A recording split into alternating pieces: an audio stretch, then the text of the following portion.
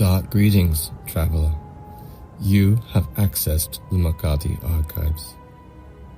Within these recordings, you will find the stories the galaxy forgot. Fan fiction and podcast deep dives that live in the shadows of the saga, told fully and without compromise. Every transmission is unabridged. Nothing has been lost. Nothing has been left out. If this reaches you, subscribe to the channel, leave a like, and let your voice be heard in the comments. It is what keeps the archives alive and stories coming. For those called to serve more fully, channel membership awaits, with exclusive benefits for the devoted few. Your presence here is not by accident. Now, settle in, open yourself to the Force, and let the story take you where it will. May the Force be with you, always.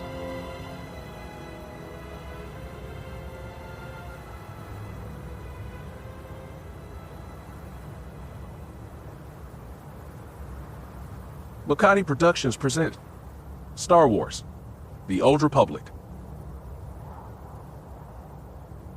A New Sith. Written by Dominic Grimm. 5 years have passed since the signing of the Treaty of Coruscant. The galaxy exists in a tense state of peace, awaiting the coming of the next great war. Inside the Sith Empire, the Dark Lord's battle of supremacy, gathering strength for the next war. Darth Daverus, Lord of the Sith and Master of any system, has fallen. Now his rival, the cunning Darth Feer, seeks to seize his fallen rival's holdings, expanding his power base and his place within the Empire. Seeking to crush all resistance, the Dark Lord dispatches enforcers to rein in any possible threat to their master's power. On the planet Oridanna, a farm world within Daverus' former holdings, one such enforcer has come, eager to bring his master's will to his humble people, never realizing that darkness can spring from anywhere, and revenge is never far from one who follows the will of the dark side. Chapter 1. The Sith warship emerged from hyperspace, its slate-gray hull casting a shadow upon the world below. Like some great predator, it floated above the surface. For many long years, the people of Oridanna had bowed to the strength of Lord Daverus, offering not only what they grew in the fields, but the lives of their children to fill the needs of the Empire. As the battleship achieved high orbit, a single shuttle dropped from its launch bay, beginning its long descent to the surface. 2 Sith starfighters offering escort as the landing craft made its way towards the largest of the planet's small settlements. It had been a long time since a Sith had walked Oridanna's surface. Daverus had always preferred a hands-off approach to his holdings, as long as his servants met their quotas and paid tribute to the Empire. Their lord and master had always preferred to leave them alone, but now that was about to change.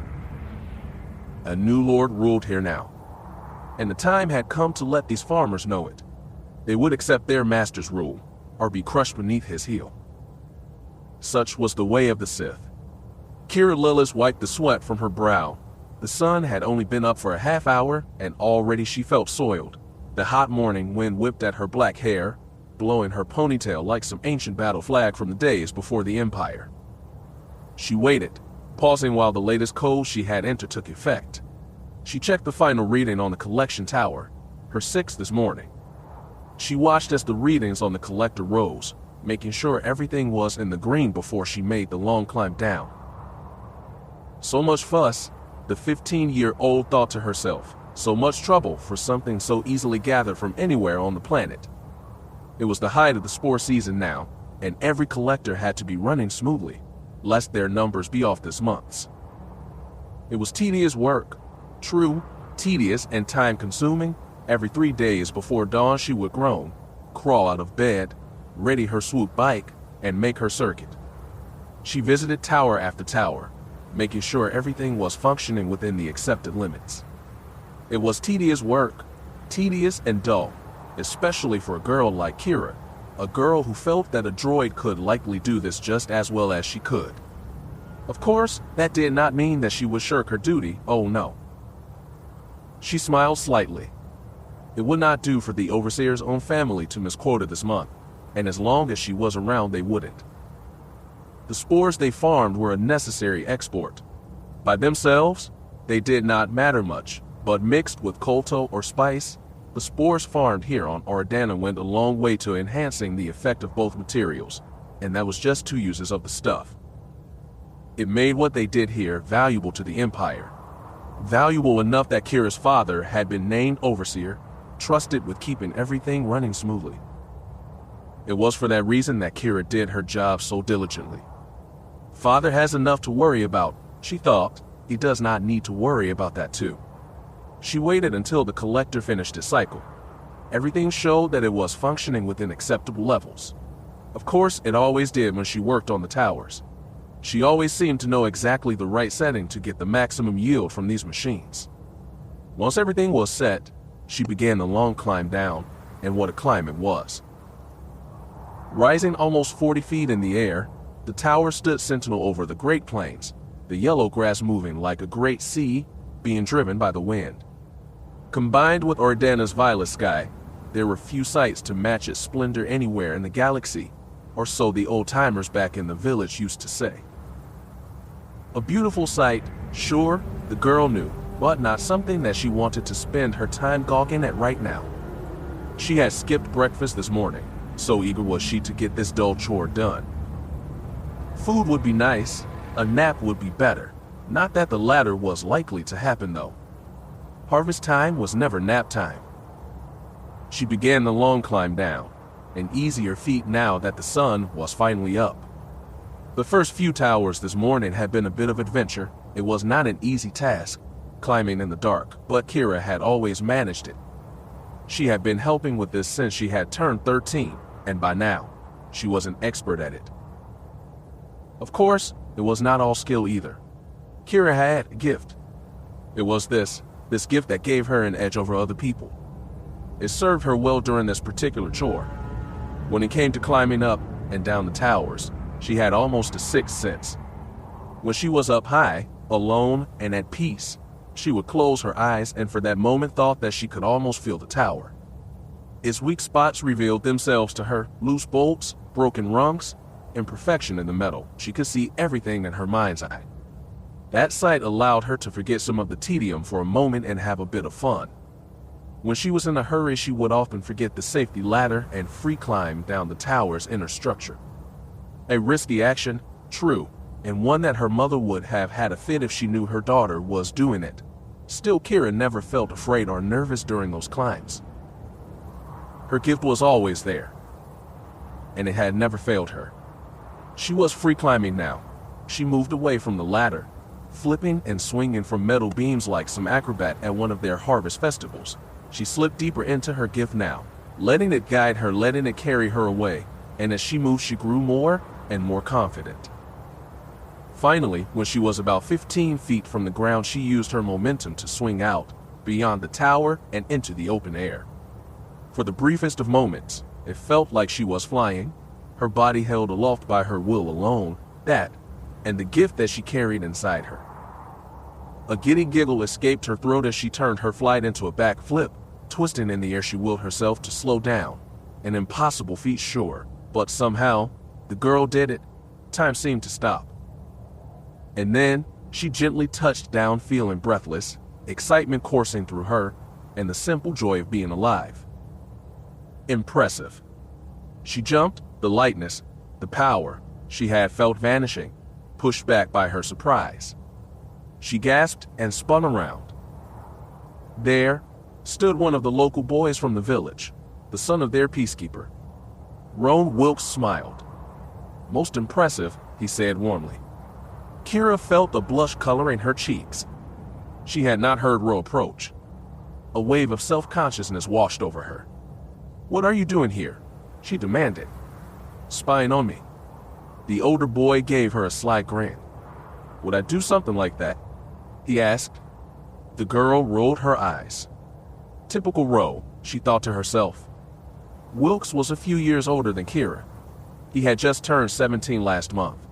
He had been a torment to her in her younger days, always teasing the gawky overseer's daughter, But lately, in the last year or so, that teasing had changed, just as Keera had changed. She felt Wilk's eyes upon her, drinking in her form. Gone was the skinny boyish girl from 5 years past. In her place stood a young woman, athletic of form, but curvy just the same. Her blue eyes were clear and intelligent, daring, brash and fiery. A proper young lady now, her mother had proclaimed, though there were times that Keera had felt like anything but a lady. Rose seemed to enjoy staring at her. Probably, she hated to admit, as much as she had come to enjoy staring at him. Dark of hair and green of eye, he was handsome in the way that typical farm boys were. His shoulders were broad, his arms muscular. He was attractive, she did not deny that, but that did not mean that she would just fall into his arms, oh no. She had too much pride to fall so easily, especially to Golan Wilk's son. He wants me, she thought to herself. She could sense it. Several times in the past year she had heard her father mention, when he thought she was out of earshot, that Golan Wilkes thought that their children should marry. On Oridanna, such a union was a father's right to make, but that did not mean that Keera had no say. So far, she had not consented to the match, and neither had father. He still held out hope to see her married to one of the rich landowners in the southern provinces.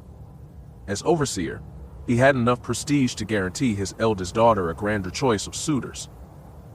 He wanted her to marry up. Ro would have been a good choice, she supposed, but such a union would bring little prestige to the family. The Wilkes may not have liked it, but that was the way life was. Besides, Keera was not sure she wanted to become Wilkes' wife. They had a long history after all. They had known each other for years, their fathers having grown up together, even having served together in the Sith army. Both had served during the sacking of Coruscant. Both men having won spoils during the raid that had finally forced the distant, and hated, Republic to its knees. Their fathers had both enjoyed the generosity of Lord Daverus. Both men had returned as conquering heroes, Ro's father having been appointed peacekeeper, while Keera's became overseer for their village and the surrounding towns. Never had Keera been so proud. Shaking off her surprise at having been discovered, Keera made for her swoop, surprised that she had not heard Roan approach, his own swoop having been parked beside hers. That was impressive, he repeated. What you did, coming down from that tower. His expression turned serious. You need to be careful, he advised, as someone from the Imperial mission saw that little display. Ro did not need to finish that sentence, everyone here knew what the Imperial mission was. Keera frowned. She had not thought of that. Oridanna was small, almost beyond the notice of the Empire. Yet that did not mean that the Empire had no presence here. The Imperial mission was part of that. A group of priests out of Drahman caste, the Imperial throne world. Teachers of the dark side, they called themselves representatives of the Sith Lords, teachers who preached the superiority of the Sith Masters, proclaiming the Emperor all but a god. Strange folk, at least they seemed that way to people of a simple farming world.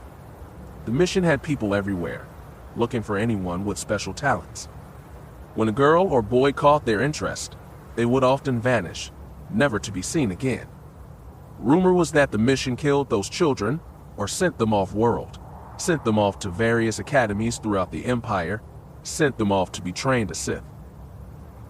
All that was certain was this: when the mission noticed you, you were never seen again.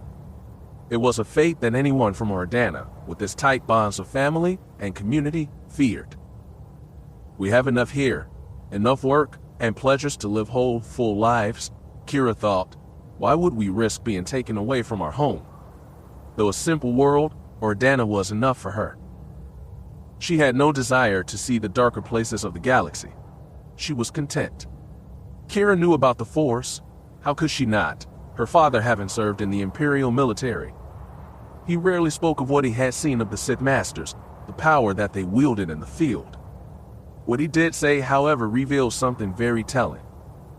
Despite his pride in serving the Empire, her father, likely the bravest man she had ever known, feared the Sith Masters. That was enough to even give Keera Lylos pause. The two made it back to their vehicles. The wide open plain stretched before them. In the distance they could see the smoke from Orid, the largest settlement on the planet. Normally, Keera would be on her way there now, on her way to school. The harvest took precedence, however. Most schools remained canceled, at least until harvest was done. "Would you like to grab some food?" Ro asked her.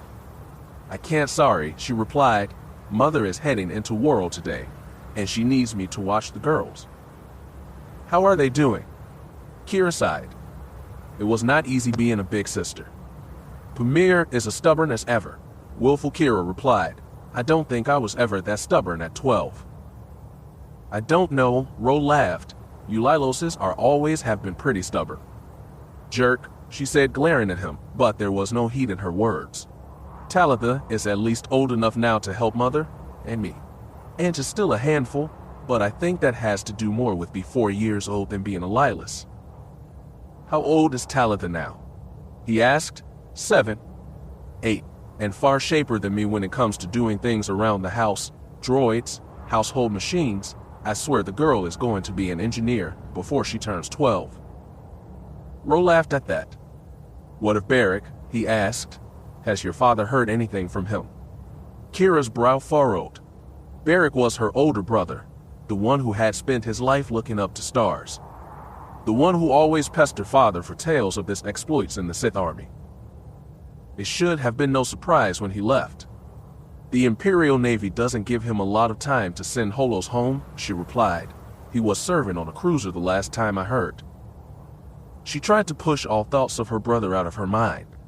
Father had been angry when he heard of his son's plans to enlist. He had seen enough of war and hoped that his children would never need face it themselves. Her brother had not listened, and now he was off doing who knew what. Such was life within the Sith Empire. She had just boarded her swoop when something large appeared on the horizon, a dark shape against the violet sky. Keera blinked. Starships were not uncommon here, but never one so large.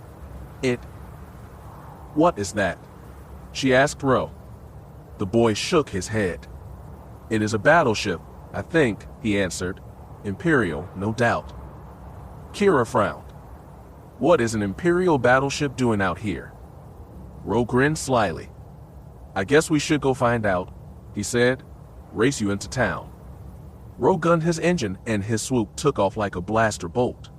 Normally, his challenge would have had Keera do the same, but she continued to stare at the sky, at the distant warship. A shudder ran down her spine. They were a small settlement she knew, one that never failed to pay tribute or meet their quotas. The Imperial Navy had no cause to be here, no cause at all. Something twisted in her, her gift perhaps, warning her of danger. She swallowed hard, trying to moisten her throat, and powered up her vehicle. She should have headed home, but instead found her vehicle pointed towards Orid, towards town. It would not hurt to take a look, she thought. Father would be there by now. He might even know what was going on.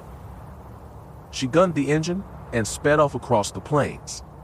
It is nothing, she assured herself. That ship had likely needed to stop for repairs. Besides, whatever had happened, it did not really concern them.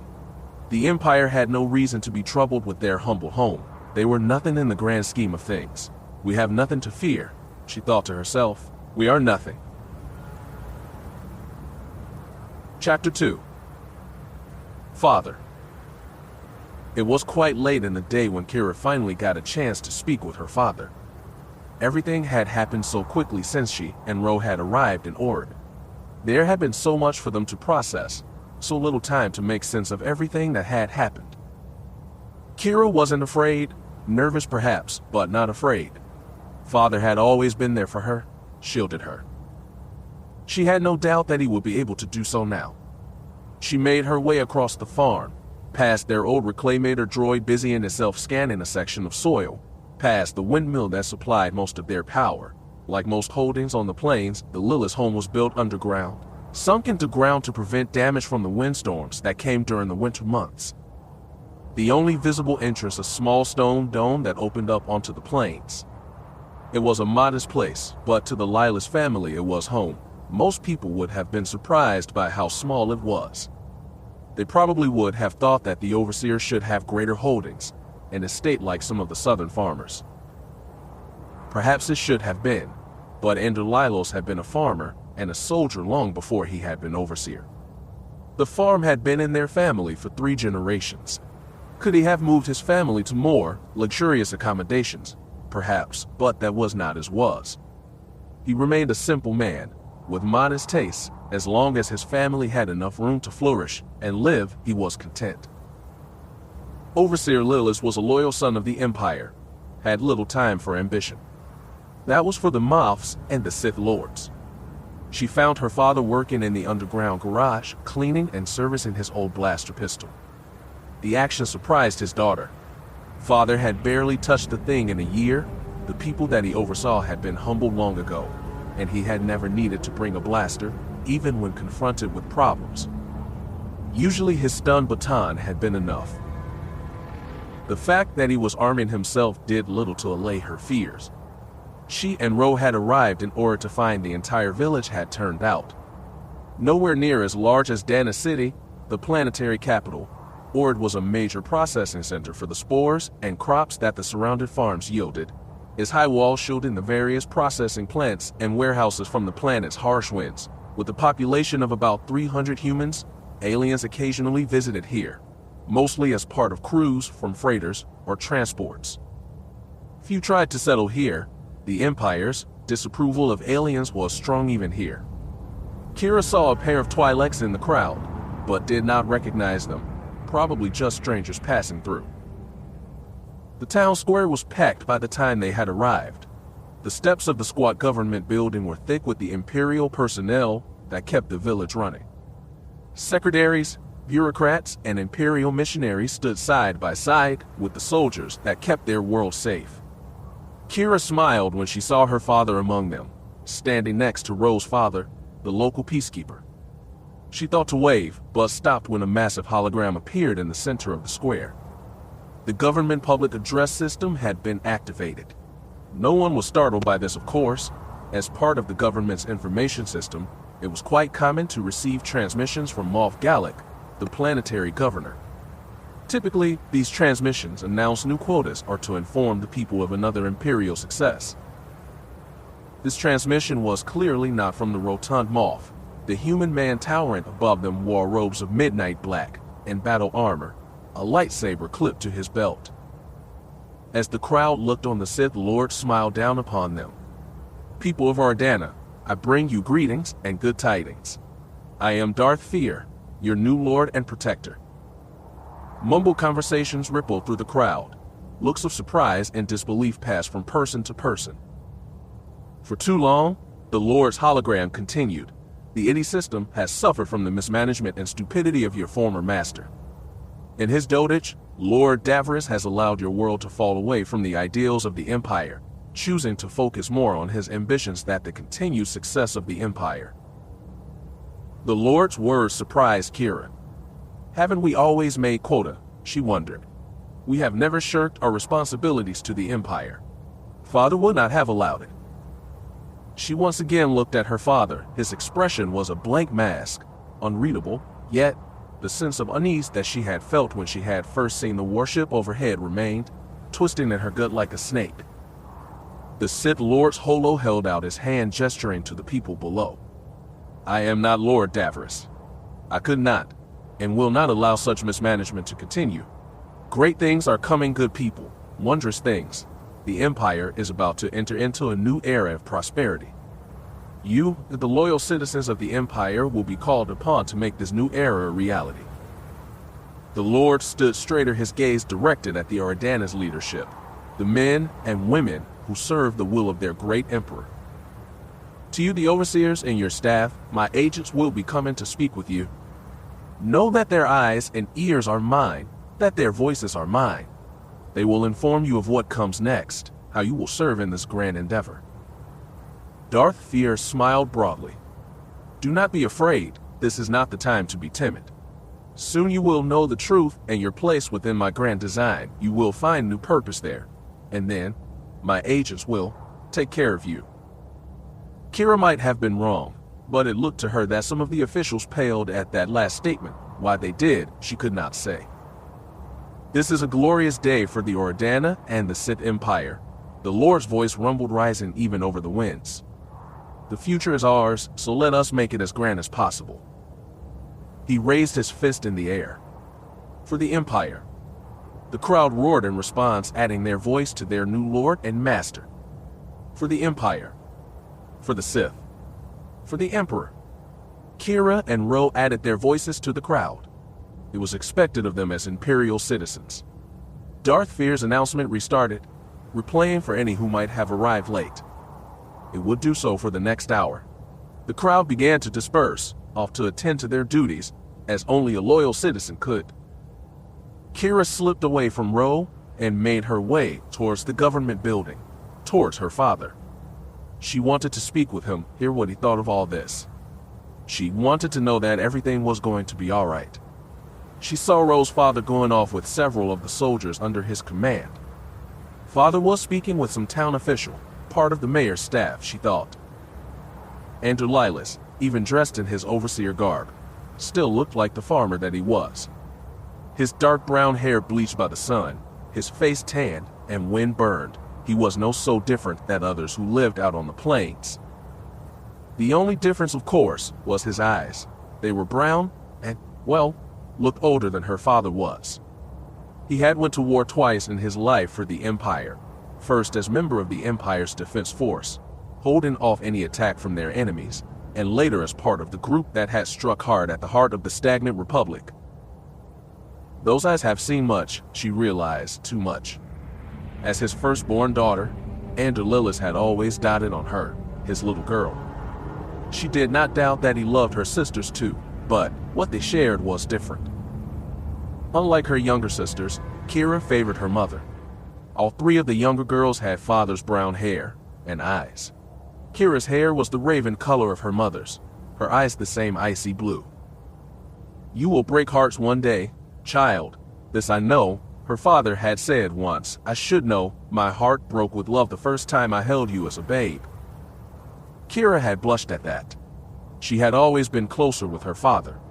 Her sisters always looked to mother for guidance, but not her. She was her father's girl, and she always would be. When he noticed her, he looked up and smiled. He pulled her into a tight embrace. What are you doing here? Blossom, the childish nickname he had given her so long ago, warming her heart. Why are you not doing your chores? I finished with the towers, Dad, she assured him when I saw that. She gestured to the warship in the sky, and Delilah's expression turned grim. I wanted to see you, she added, make sure everything was all right. His expression remained guarded. I'm fine, Blossom, just a lot to take in today. I will be, oh, hello, Ro. Overseer, her friend said, coming up beside her. Keera felt a brief surge of frustration, wishing she had had more time alone with her father. Damn it, Ro, she thought to herself. Could you not give me 5 damn minutes? She thought that father might say more if they were alone, that he might let her in on what was truly going on. Ro's presence stopped that. I don't suppose you could see my daughter safely home, he asked her friend. I have a lot of work to do, preparing for a Lord's agent. Of course, Overseer, Ro promised with a slight bow. Dad, Keera said quickly, what? Go with Ro, Blossom, her father said, stopping her. I will likely be home late tonight. Tell your mother not to wait up. Keera nodded, not wanting to go, wanting to stay at her father's side, to help him. Ro took her by the arm and led her away. Keera was dutiful enough not to try and resist. She was not one to disobey her father. They had journeyed back in silence. About halfway back, Ro got a message from his dad, asking him to come home. He had not wanted to leave her, but Keera insisted that he should. This was not the first time she had ridden a swoop alone across the plains. She would be fine. The look on Ro's face suggested hurt. Perhaps he wanted her to ask him stay. Perhaps that was a mistake on her part. Be careful, he said before shooting off for home. Keera watched him go, feeling a bit confused. With everything going on, she really did not need this right now. She would talk to Ro tomorrow. She would set things straight with him then. Right now, she needed to get home. Mom expected her to be watching the girls. It would not do to be any later than she already was. They had just been sitting down to dinner when Father had returned. Keera and Premier set the table while Talitha chased down little Anj. Her father's expression brightened when he saw them. His ladies, as he called them, the stars in sky. Since Beric had left, Keera had taken his seat beside her father. Mother sat to his right, with Anj next to her where she could help the toddler if needed. Premier and Talitha plopped down in their seats as the family shared a meal together. Father said little during the meal, far more quiet than usual. Mother kept Anj quiet while Keira's younger sisters talked enough for 4 peoples. Mother chided Talitha for bringing her droids to the table, referring to the small cleaning droid the girl had been tinkering with all week. Premier went on and on about a boy in her class, how she hoped that he would contact her by week's end. The conversation caused Maya Lylos to turn her head, regarding her eldest daughter. In her eyes, Keera should have been more actively pursuing a match than she was. The older girl sank down into her chair, wishing she could vanish. Father wiped his mouth and excused himself from the table, leaving much of his meal untouched. Keera watched him go out the door, feeling concerned. Mother glanced at her, and Keera mentioned what had happened. Maya Lylos had seen the Sith battleship in orbit, of course, but had thought nothing of it, more focused on her chores and Waro. Keera rushed through her meal, not so much that Mother would notice, but faster than normal to be sure. She still hoped to speak with her father. She still hoped that he would tell her what was going on. The cold sense of foreboding her in good remained. She wanted to be reassured. Father had always been good at that. She wanted to hear him say everything would be all right. She needed to hear him say it. She needed to know. Her father looked up as she entered. He had not changed out of his work clothes, the uniform he wore as overseer. His jacket hung on the back of his chair, while he quickly and methodically reassembled his blaster. "Dad," she murmured. He gave her a tired look. "Is something wrong, Blossom?" he asked. She frowned. "You tell me?" Her father sighed. "It is nothing, kid," he said, "just politics and the worries of an old man." She smiled, hoping to cheer him up. "You're not that old, Dad," she reminded him. He laughed. "You used to think I was ancient. You even told me that once." "I was 5, I think. Back then the thought of being 20 seemed old." Her father snorted with amusement. "It seems so long ago now." He looked down at her blaster and frowned. "Perhaps it is good your brother is not here," he said. "I can only imagine how he would act in a time like this." Keira's brow furrowed. In a time like what? She wondered. "What isn't Dad telling me?" "I always hoped that your brother would follow me," he said.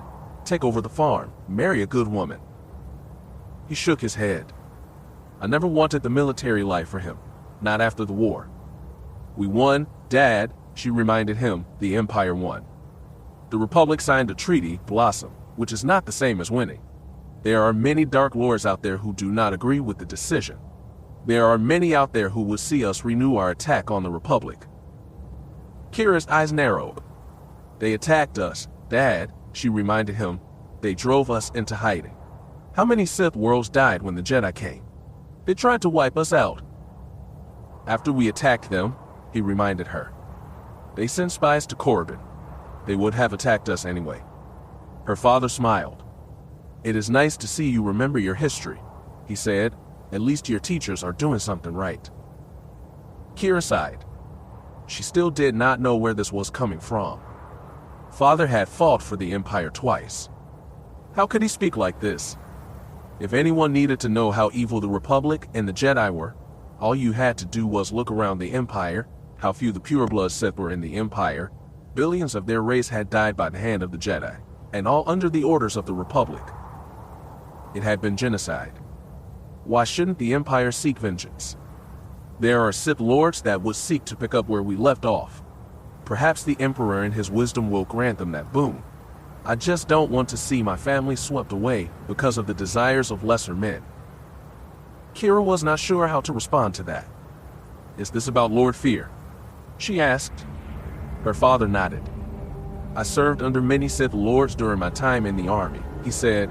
Though powerful, our masters can be fickle at times. They let their own desires get in the way of the Empire's goals. Normally the Emperor would keep them in line, but we have heard so little from him these past few years. The more ambitious Sith are starting to take notice. Dad, Keera asked, are we in danger? Life is danger, Blossom. I had hoped to shield you from that reality a little longer, but I can't, not anymore. He chuckled then. It was not a pleasant sound, not the normal laugh of her father. You have nothing to worry about, he said. The Sith have always played their games. Whether we are ruled by Darth Daverus or Darth Feer doesn't change that. They still need the crops we grow and the spores we collect. As long as we are producing, we are safe. Father finally finished his blaster. He spun it expertly before sliding it back into his holster. He rose from his chair. Keera, not really sure why, ran to him. She threw her arms around him, hugging him tightly. Dad, she murmured into his chest.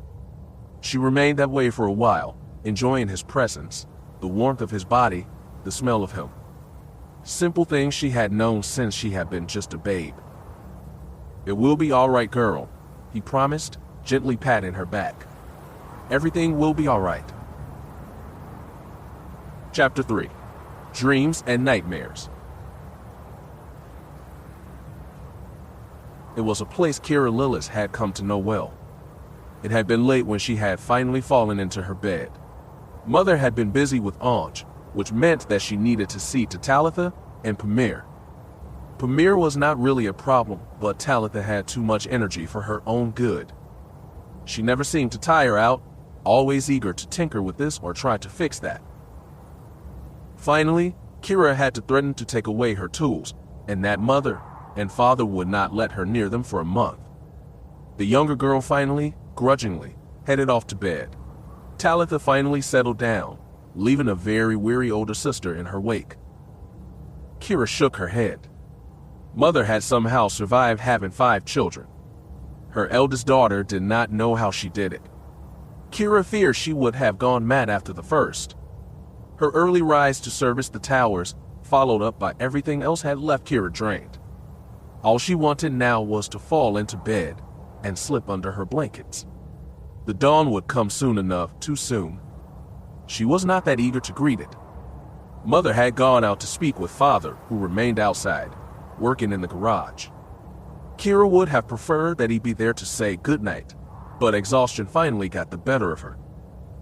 She had only just managed to slip into her nightgown and crawl into bed. She was asleep in mere moments. When the dreams finally came, they were welcomed. As she had grown, there had been several dreams that came to again and again. The one that she experienced now was the most prevalent and the most desired. She dreamed of the stars, the vast galaxy stretching out before her. She towered over it, a colossus. Yet, the void was not silent. She could hear voices, so many voices, all calling a name, her name she thought, yet it did not sound like her name. Strange, so very strange, and yet so familiar that it was as much a part of her as any of the stories she heard from her mother growing up. The voices, a mixture of cheers, wails, prayers, and curses, caressed her. It was intoxicating, fear, love, worship, and hatred. It was hard to believe that she could ever inspire such emotions in others. What could she, a simple farm girl, do to ever cause the galaxy to take notice of her? She was nothing after all. And nothing was likely all she would ever be. Sadness started to take her then, that realization that her life, though full, would likely never be more than this. An old feeling, to be sure, but one that still remained. Greatness was not for her, not for the Lyloses. What would she do with greatness if she ever found it? How could she? The dream shifted. She felt herself being pulled. She let it happen. She felt no fear, not when she knew what waited at the end of the journey. She closed her eyes, feeling warmth on her face. In the calm of her dreams, she felt suffused with light, warmed by it. It was like slipping into a warm bath on a cold evening. It was like the world stopped. She blinked her eyes and looked around. She was here. She was not sure what this place was. She had certainly never seen it on a holo or in her history lessons. Great pillars rose above her. Tall statues of hooded people dotted the great hall. Smooth, cool tiles chilled her bare feet. She passed a window. Beyond its glass, a great cityscape sprawled. Speeders of every type filled the sky, more traffic than she had ever seen, and all following each other in patterns heading to places she could not even imagine. Around her milled hundreds of humans and aliens. Some she recognized, others were a complete mystery to her, their strange faces all the colors of the rainbow. Gentle voices conversed, speaking of things that she could not really understand. All were clad in cream-colored tunics and breeches. Their brown robes swished around their feet as they walked. A strange air of calm filled the air. Warmth suffused the air, suffused Keera. She had visited this place many times in her dreams, or rather, she had visited him. She smiled and started walking. She did not need any directions. She knew the way by heart. She found herself in a great chamber, a room filled with a massive fountain, or perhaps it was many fountains, all formed into one. She made her way through the chamber feeling the cool spray of water on her face. It should have been impossible in a dream, but well, there it was. She slipped between the fronds of some great plant. That is where she found him, where she always found him. The boy had his back to her. They were the same age, but he stood a head taller. He sat on a smooth stone, surrounded by leafy plants, his body at rest, his short blonde spiky hair damp from the fountain spray, the small braid in his hair sticking to his neck. He did not acknowledge her, but she was certain he knew she was there. Her oldest friend, she thought, her first real friend. The one reason she welcomed this dream, a chance to see him. It had first come to her when she was just a toddler. There were not many children among the farmers back then, certainly not ones that were of an age with Lylos' daughter. She had wanted a friend, prayed for one. Pamir would not be born for a few more years, and Beric had been 8, with his own ideas. He certainly did not want his little sister following him around. So one night, she had dreamed of this grand place, and among the many people here, she found a boy, the same age as her, and is just as lonely. The two of them became friends almost immediately. In the dream, she had found the boy, or maybe he had found her. It was something they still did not understand, or rather, she didn't. Her friend had his own ideas. They shared a link through the Force. He had told her once a year or so ago. It was something that neither of them truly understood, but accepted. "Am I dreaming this?" she had asked him, "or are you?" He smiled at her, a warm, friendly smile. "I don't know," he said. "Does it really matter?" At the time, she felt that it did not. She was just happy to have this, to share this simple moment. It was precious. Both boy and girl had grown up together, visiting each other while they slept. As toddlers, they had played in this room, racing and chasing each other through the grand halls. As they grew older, he showed her the hidden places he had discovered here. Secret places where younglings could forget their duties for a few moments and simply be younglings. "What duties?" she had asked him once. He had shrugged. "Important ones," he said, "defending the galaxy." Keera did not understand, but that was okay. She was just grateful to be here. She was grateful to be with her friend. Strangely enough, they never found themselves in her home. From some reason, it was always her that was drawn to him. She did her best to describe her home for him. She wanted to share her world, its beauty and simplicity. He was intrigued but never found his way to her world. She wondered why not. More years passed. Boy and girl continued to grow. The pleasures of children changed as they slowly grew into adolescence. They still played, but their games became more mature. Mere tag among the fountains was not enough anymore. Prizes were offered. Prizes that Keera hoped would tempt him. "If you catch me, she offered. I might just give you a kiss. The boy tensed. Such things are not allowed, he told her. She frowned. Why? Because they are not, he repeated. Attachment is forbidden. The coolness of his words surprised her, hurt her. Why? The boy shrugged. It just is. But this is just a dream, she reminded him. Can't you enjoy the forbidden in a dream? He sighed. I'm not sure that this is just a dream. It is complicated. She did not know how to respond to that. His reaction had woken her from a sound sleep, tears running down her cheeks. She was not entirely sure why. Things had been tense between them for a while after that, but slowly, they had returned to normal, or at least as normal as these dream meetings were. Keera did not want there to be problems between them. She wanted to remain close to him. It was strange, indeed. They felt so close in the dream, and yet, neither he nor she had ever given the other their name. They had been content to simply be. It had been enough for both of them. It was hard to believe, but she felt closer to her dream friend than she ever had to Ro, and he was flesh and blood. For her to care so about a dream, someone who may not even be real, was ridiculous, but she cared. And she was not sure how to stop. She had not seen him in a long time. It had been several months since they had last spoken. Keera was not sure why. She had simply not dreamed of him for a while. That absence had been troubling. She had come to miss him. She had started to fear that she would never again find her way back to this place. She was grateful she was wrong. She was not sure that he noticed her. She stopped just a few steps behind him. She smiled shyly. Hi, she said, her voice barely a whisper. He titled his head slightly. Hello again, he murmured as he rose to greet her. Welcome back. Their eyes met her blue ones to his hazel ones. Keera's blue eyes widened with surprise. She looked away, a blush suffusing her cheeks. Oh my. She looked away, trying not to look, but at the same time unable to stop completely. I'm sorry, she gasped. I'm so sorry. Her friend was, well, he was not fully dressed. He wore his breeches, but that was it. His chest was bare, his broad shoulders and strong arms seemed somehow clearer than other things in the haze of the dream world. His flat stomach drew her eyes, the muscles there dusted with hair. Her body warmed at the sight, and no matter how hard she tried not to look, she found her eyes drawn to him. Her friend chuckled. His eyes twinkled with merriment. Is something wrong? He asked, sounding amused. She winced. Could you put a shirt on? She asked, please. He laughed again.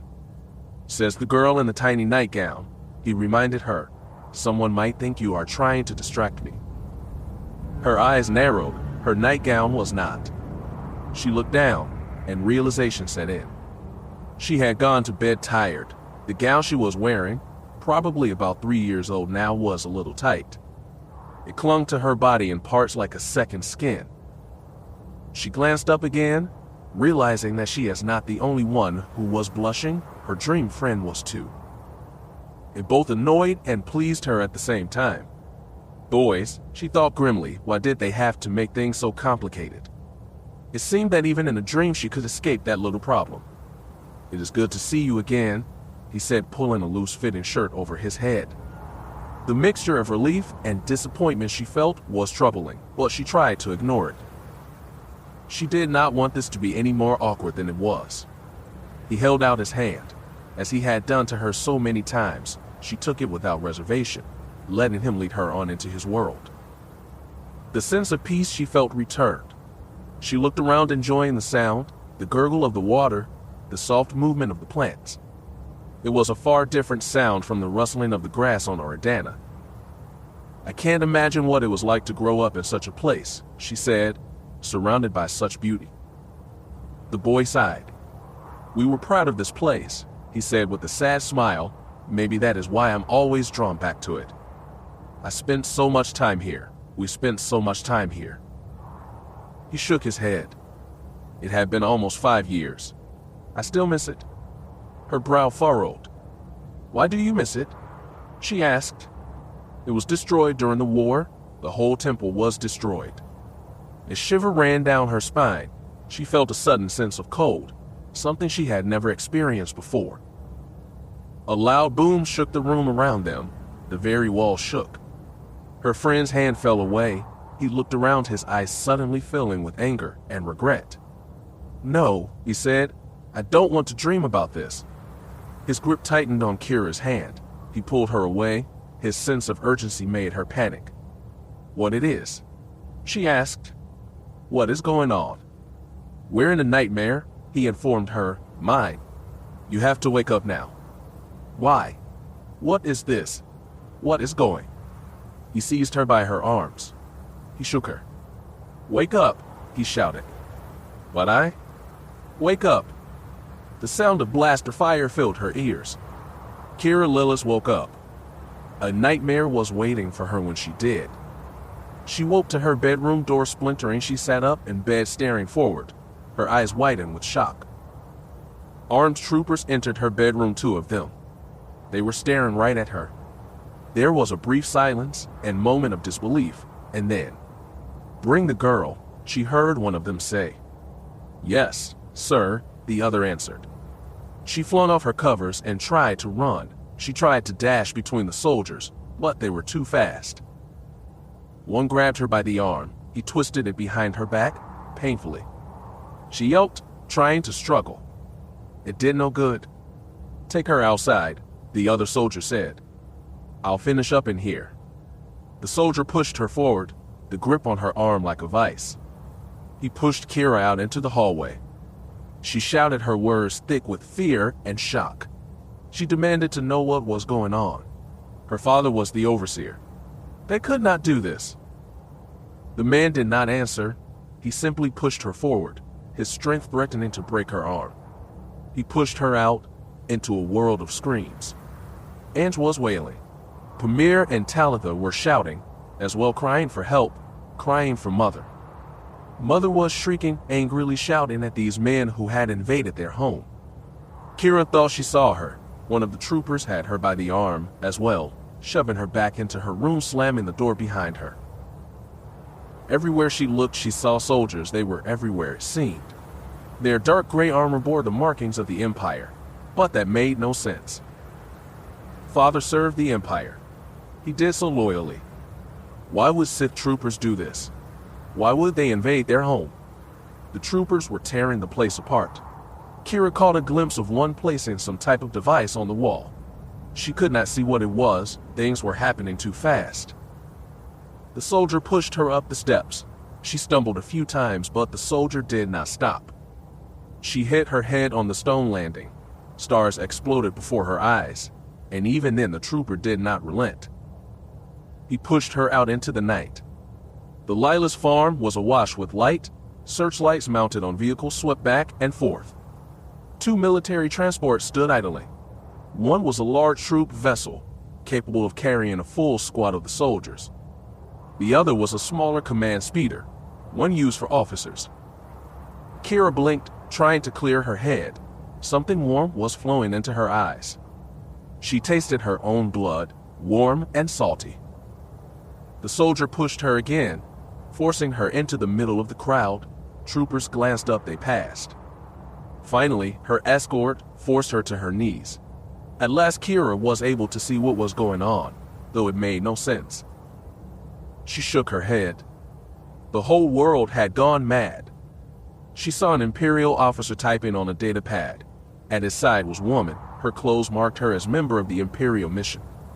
She said something to the officer and went into the transport. Yet, she saw no sign of Father. Why was he not here? Why was he not trying to stop this? "Dad!" Keera shouted. "Dad!" Something closed around her throat. She gagged, struggling for breath. "Silence, wretch!" A harsh voice growled. Her hands were suddenly free. She raised them to her throat, trying to stop what was choking her, but there was nothing there. Her fingers clawed at nothing. Spots started to dance before her eyes. "Stop it!" She heard a familiar voice cry out. "Leave my daughter alone." The pressure faded. She fell forward, coughing and sobbing both. It was only then that she saw her father. It was then that her heart broke. Andor Lylos was on his knees before the garage, his uniform coat dirty, the knees of his trousers torn. His hands were bound behind his back, 2 soldiers held him down. It was then that Keera saw him, the one responsible for this madness. A shudder went through her, frigid fear washed over her. He wore robes of black, his chest covered by a dark gray breastplate. She thought she saw a lightsaber clipped to his belt. She had only ever seen pictures of the Sith weapons, but somehow she knew that what it was. He looked human, but it looked like there was something wrong with him. His skin was pale, sickly pale, bone white in the light coming from the vehicles, but that was not the most disturbing thing. When he turned to look at her, Keera saw his eyes, fierce yellow orbs that burned with power, eyes that took in but did not give out. He smiled coldly down at her. "Welcome, my dear," he said cordially.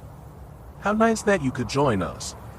The man stepped away from her, his attention once again drawn to father. Andor Lylos did not struggle. He looked up into the eyes of the man in black, the Sith that had come to their home. Over the sound of the troopers and their machines, Keera thought she could hear mother and the girl screaming, their cries muffled by the walls of their home. It was only then that the Sith spoke, his voice cutting through the din, drawing her attention. It was a cold voice, a powerful voice. "Do you know who I am, Andor Lylos?" the Sith asked father. Father sighed. He bowed his head in surrender. "I know, my lord," he said meekly. "You are Lord Feer's agent." "I am Lord Feer's enforcer," the Sith responded, his eyes and ears on this mudball. The Sith shook his head. He seemed almost bored with the carnage he had made of the Lylos family home. Perhaps he had grown used to such chaos. Perhaps it was just another day for him. "Can you guess why I have come?" the Sith asked. "Yes, my lord," father said. "And why is that?" Father sighed. "Lord Feer wishes to replace the old overseers. He believes us a threat to his rule here." The Sith laughed at that, a cold mocking laugh. "You overestimate yourself, worm. If Lord Feer was threatened by you, he simply would have had us destroy this place from orbit. Our bombers would have turned these fields to glass." The Sith stood before her father, towering over him like a colossus. When he spoke, his voice was soft, almost a whisper. Somehow Keera heard it perfectly. "This is about tradition. Sith tradition. Lord Feer fancies himself a traditionalist, you see. When a lord is defeated, his power base must be completely annihilated. There must be no chance of resistance, no chance of the past coming back to haunt." The Sith leaned in close to father. He tried to hold the man's gaze, but in the face of such power, Keera's father, the bravest man she knew, quailed. Such was the power of the Sith. "I will tell you, Lylos," the Sith hissed, "I have found this task more than tedious. All day now I have dealt with you maggots, making sure your replacement's path was clear. I must admit, I have grown bored with it, but what can I do? My master's orders must be obeyed. Is that not right?" "Yes, my lord," father agreed. "An order must be obeyed." The enforcer grinned. "I'm so glad you understand," the enforcer chuckled. "Now it is time to end this. I have 5 more overseers to deal with before dawn." The Sith rose. He walked away from father like he was nothing. Andor Lylos spoke up, trying to draw his attention back. "I am a loyal son of the Empire," he called out. "I accept our Lord's judgment. I expect no mercy. All I ask is that he spares my wife and daughters. They are simple farm folk, no threat to either our Lord or the Empire." The Sith paused mid-step. He seemed to be considering father's offer. "You wish me to let them go then?" "They are no threat to the Empire," father repeated. The enforcer's yellow eyes once again found Keera. They almost seemed to be looking into her, seeing right into her soul. She shuddered and bowed her head, offering no resistance. But inside, far down deep, a small ember was beginning to glow. "The dark-haired one has already been spoken for. I'm afraid," the Sith said. "Your replacement, Overseer Wilkes, wants this one." She is to be his son's plaything. Keera's blue eyes widened. Wilkes, she thought, Golan Wilkes. Ro's father. I am to be his. A trophy. He was father's replacement. He knew about this. Shock and horror filled Keera's mind, but beneath that was anger. It fanned a tiny ember in the dark. The flame began to grow. Keera will do her duty, she heard father say. She is a good girl. For her sake, the enforcer said, she better be. The Sith glanced down into the underground farm, the muffled screams of the rest of their family just audible over the soldiers and their equipment. And what of the rest? The enforcer pondered. I should just let them go then. They are no threat, my lord, father said again. The Sith smiled at him. Perhaps you are right, he said with a nod. He raised a small device from his belt. He held it up for father to see. Andrew Lylos' eyes widened. My lord, he gasped. And now, the Sith said with pleasure, I let your family go. You. Father screamed. The Sith pushed the button. Night turned to day. A blinding flash filled the plains. Keera froze as a huge fireball rose from their home. The ground shook from the sound of the explosion. Fire rose into the night sky, a great pillar of flame and smoke. Keera froze. Shock washed away any pain she was in. The farm had become a blazing fire pit. The screams of mother and her sisters had stopped. It was gone, she realized in horror. It was all gone. Chapter 4. The Incident.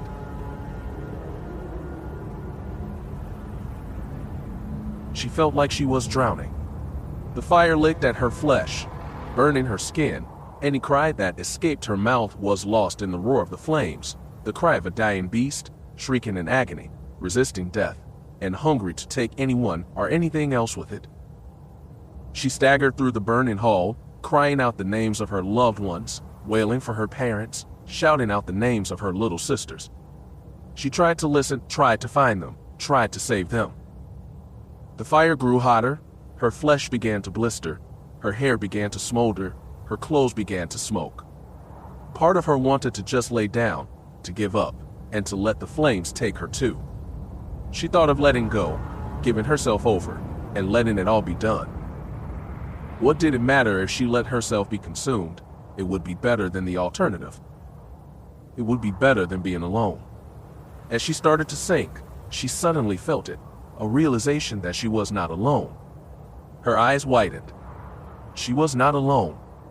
She rose again, struggling against the heat, against the fire. She would not be denied. She would make it through this. She knew they were there somehow. She could feel it. Pamir, so stubborn, so ready to be independent, so ready to seize life by throat and take everything she could from it.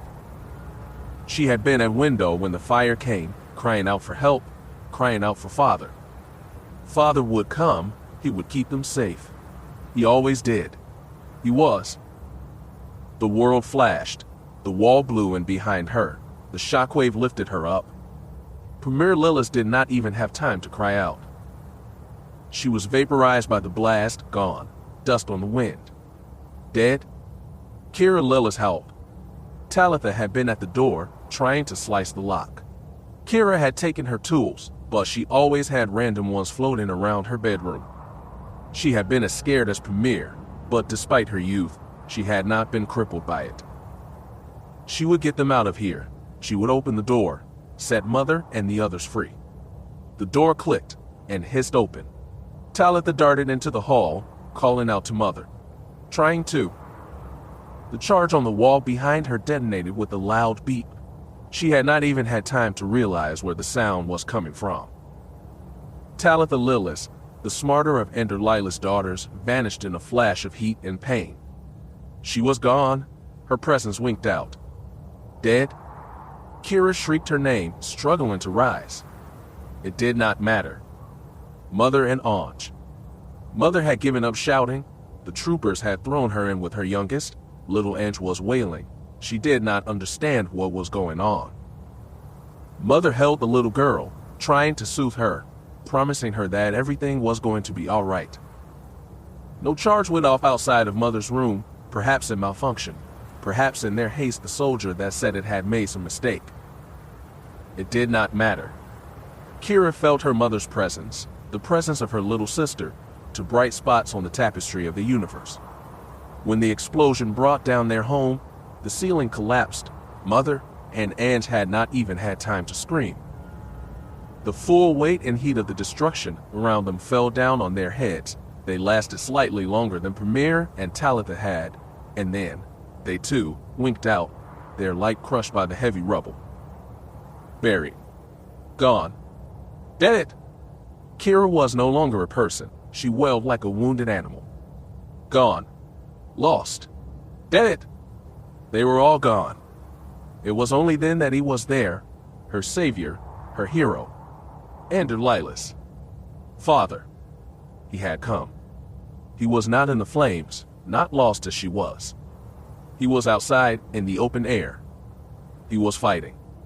He was fighting for her. And then, so was she. She was on her knees, her hands bound behind her. She watched Father get free of their captors. His hands were still bound, but they were no longer behind him. Andor Lylos had been a soldier, a loyal son of the Empire. He did not know the meaning of the word quit. Suddenly he had a blaster in his hand. He shot down the troopers trying to restrain him.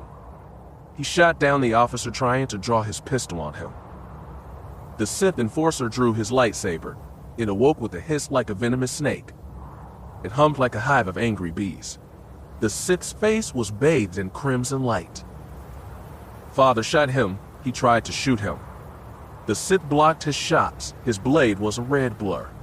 Father fired again and again. The enforcer was laughing. He began to advance on Father. Andor Lylos continued to fire. A horrible realization struck Keera. He is not afraid. She knew the Sith was toying with him. It was all a game to him, a distraction. The realization shocked Keera, shocked and enraged her. Father was a hero. He did not deserve this. They did not deserve it. The world seemed to slow down, growing slower by the second. Time flowed like tree sap in the winter. Keera watched as the Sith raised his hand. He gestured. The blaster flew from Andor Lylos' hand, flew out and away, into the darkness. She saw the surprise on his face, the surprise that quickly morphed into determined hate. Father charged the other man, eager to tear into him with his bare hands. He never reached him. The world continued to slow. The Sith did not even try to defend himself. He held his blade out before him, its glowing red tip pointed at Father's chest. The enforcer raised his hand again. He gestured inward, a pulling motion. Andor Lylos was yanked into the air, yanked forward. His chest met the red blade. It did not stop. Andor Lylos gasped, more in surprise and disbelief than actual pain. He looked into the eyes of the Sith. The enforcer's eyes blazed triumphantly. He was grinning brightly, savoring the moment. Keera stared, unable to move, unable to grasp what was happening. Father gulped. He coughed. He glanced over at his daughter, her arms still bound, blood flowing from the wound on her forehead. He gave her a sad smile. The light was fading from his eyes. He was fading. The world had stopped dead. All of reality seemed to be holding its breath. Father spoke to her, his voice so quiet it would have been missed by anyone else, anyone but his daughter, anyone but Keera. She heard it. She heard him with crystal clarity. 4 words, 4 tiny words, but in that moment they filled the universe. Keera heard them.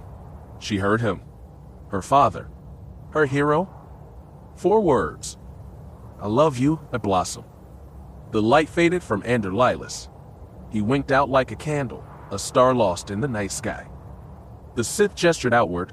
Her father's body flew back, falling into the flames that had been their home. Lost. Gone. Dead. They were all gone. They were all dead. Dead. Dead. Dead. Keera was frozen. The flames that had licked at her skin moments ago seemed light years away now. Now there was only cold, desolate, empty cold. But the cold was not empty. Something was there, hidden from sight, moving, coming, hungry. The Sith enforcer was advancing on her. He was talking, but she could not hear his words, and even if she could, she likely would not have cared. What did it matter? What did anything matter? It was gone. Everything was gone.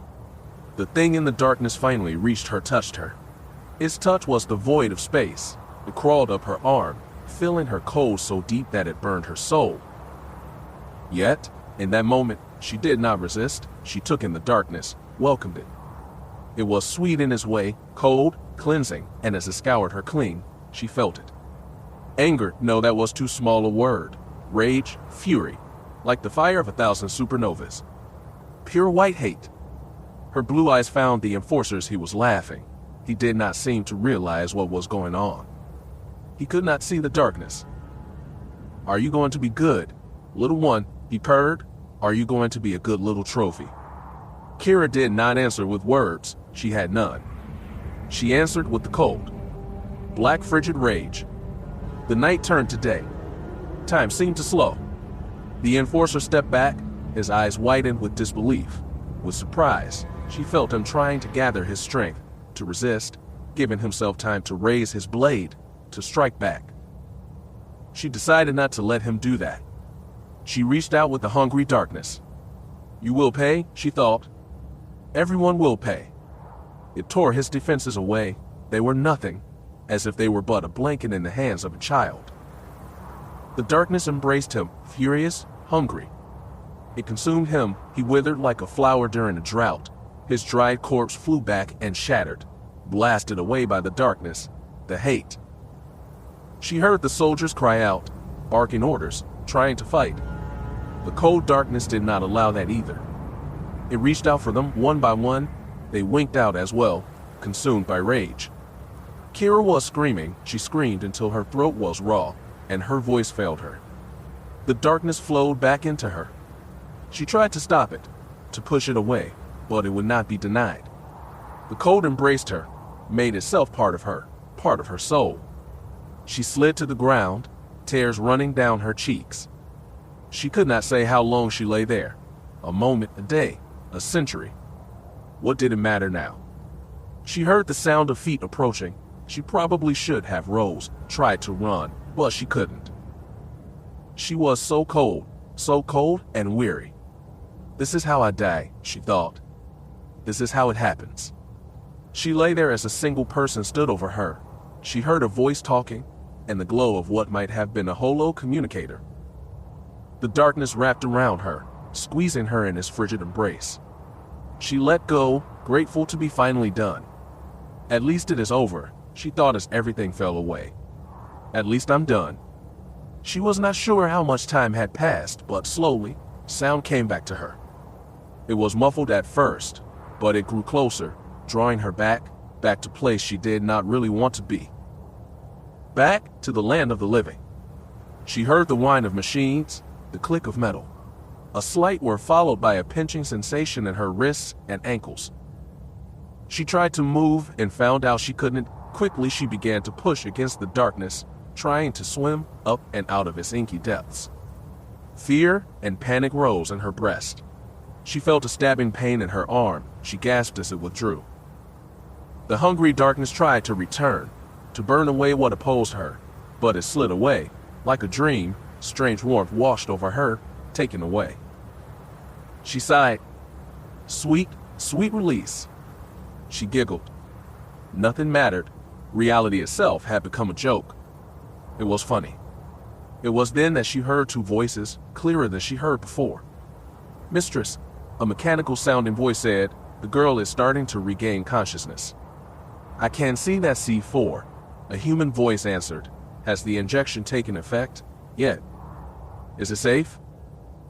Yes, mistress, the girl will be lucid, but she will be unable to summon any strong emotional response. It is safe for you to converse with her. Very good, the second voice said with satisfaction. Keep her restrained until I tell you otherwise. Yes, mistress. Keera groaned. The gentle warmth flowing from her arm suffused her entire body. It made her feel good, but did not stop her slow rise back to the waking world. Finally, Keera Lylos opened her eyes. The sight that greeted her made little sense. She was sitting in a small gray metal room, not much bigger than her room back home. The walls were unadorned, except for a large red banner bearing the symbol of the Sith Empire. Keera tried to rise only to find out that she couldn't.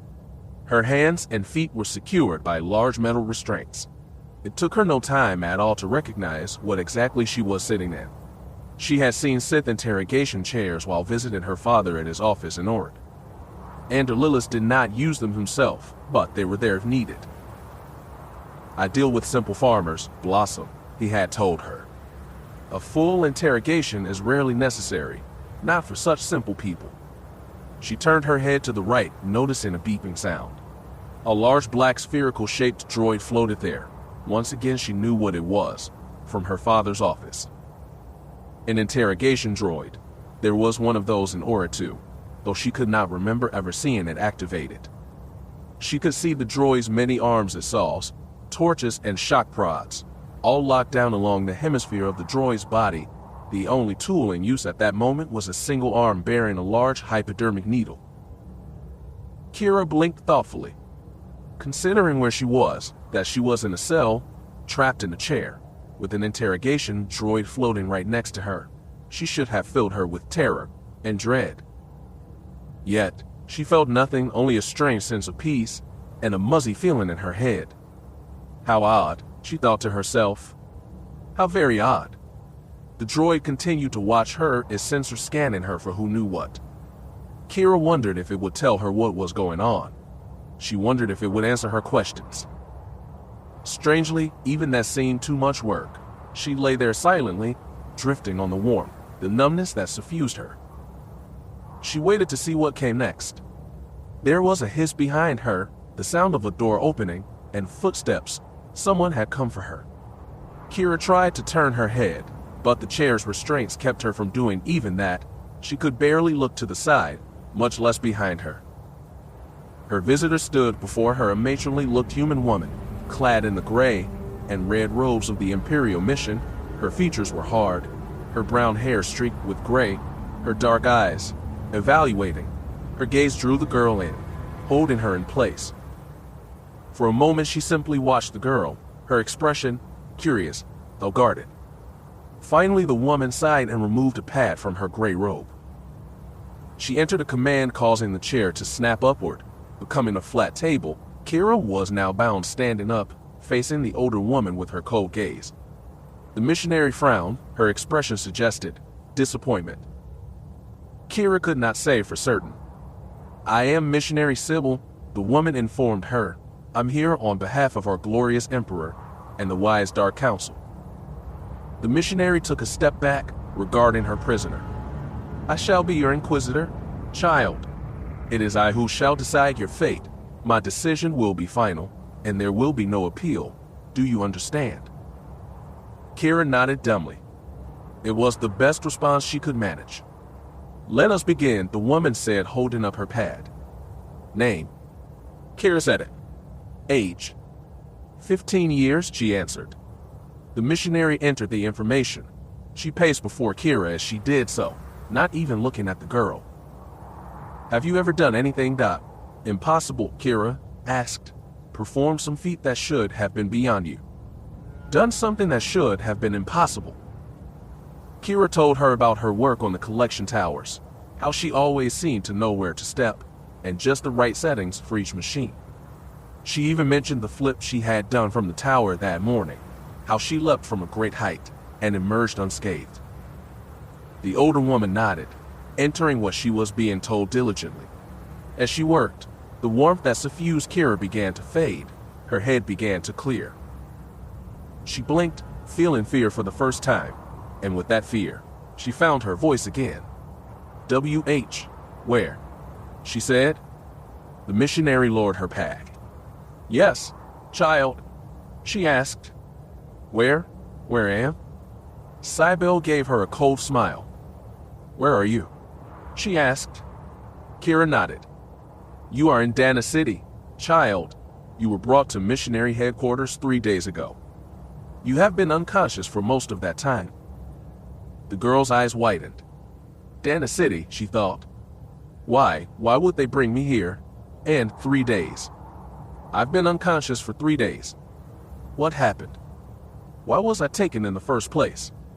She had so many questions, far too many, but one stood out above all others, one she needed to know. She had had horrible nightmares, dreams of pain and loss. She needed to know what had happened. Missionary Sybil, she asked. Yes. Is my father here? The woman looked up. Her expression was one of confusion. Droid, she said. Analysis. The interrogator beeped, analyzing his date. All of the girl's readings are normal, mistress. Sybil looked at Keera. Don't you remember what happened, child? Keera shook her head. She did not know what had happened.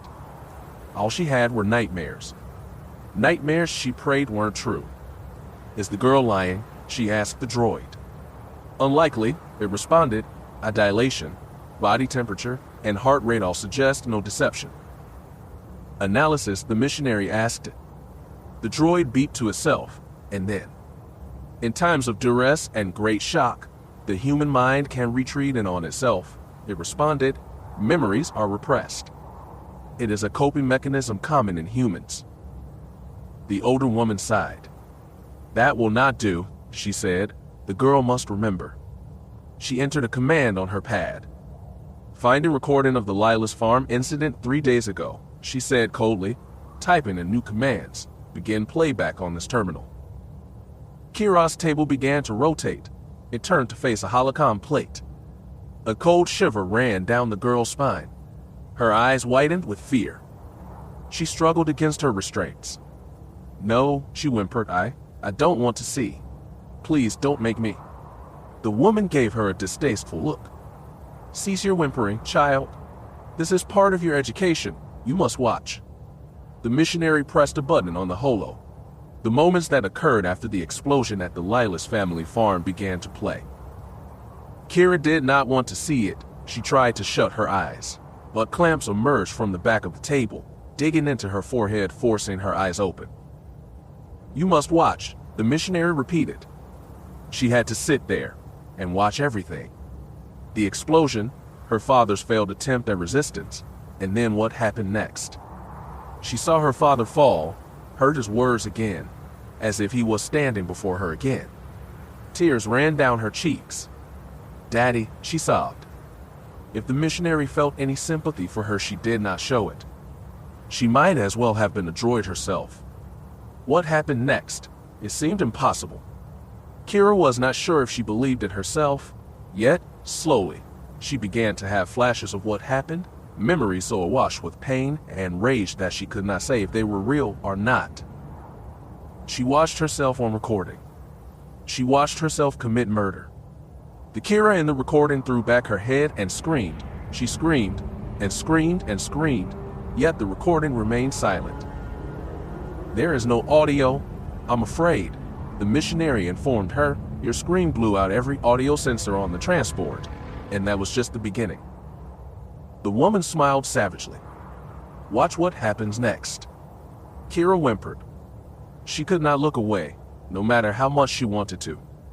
The recording continued. The girl on the recording continued to wail, and as she did, she thrust up her hands to the sky.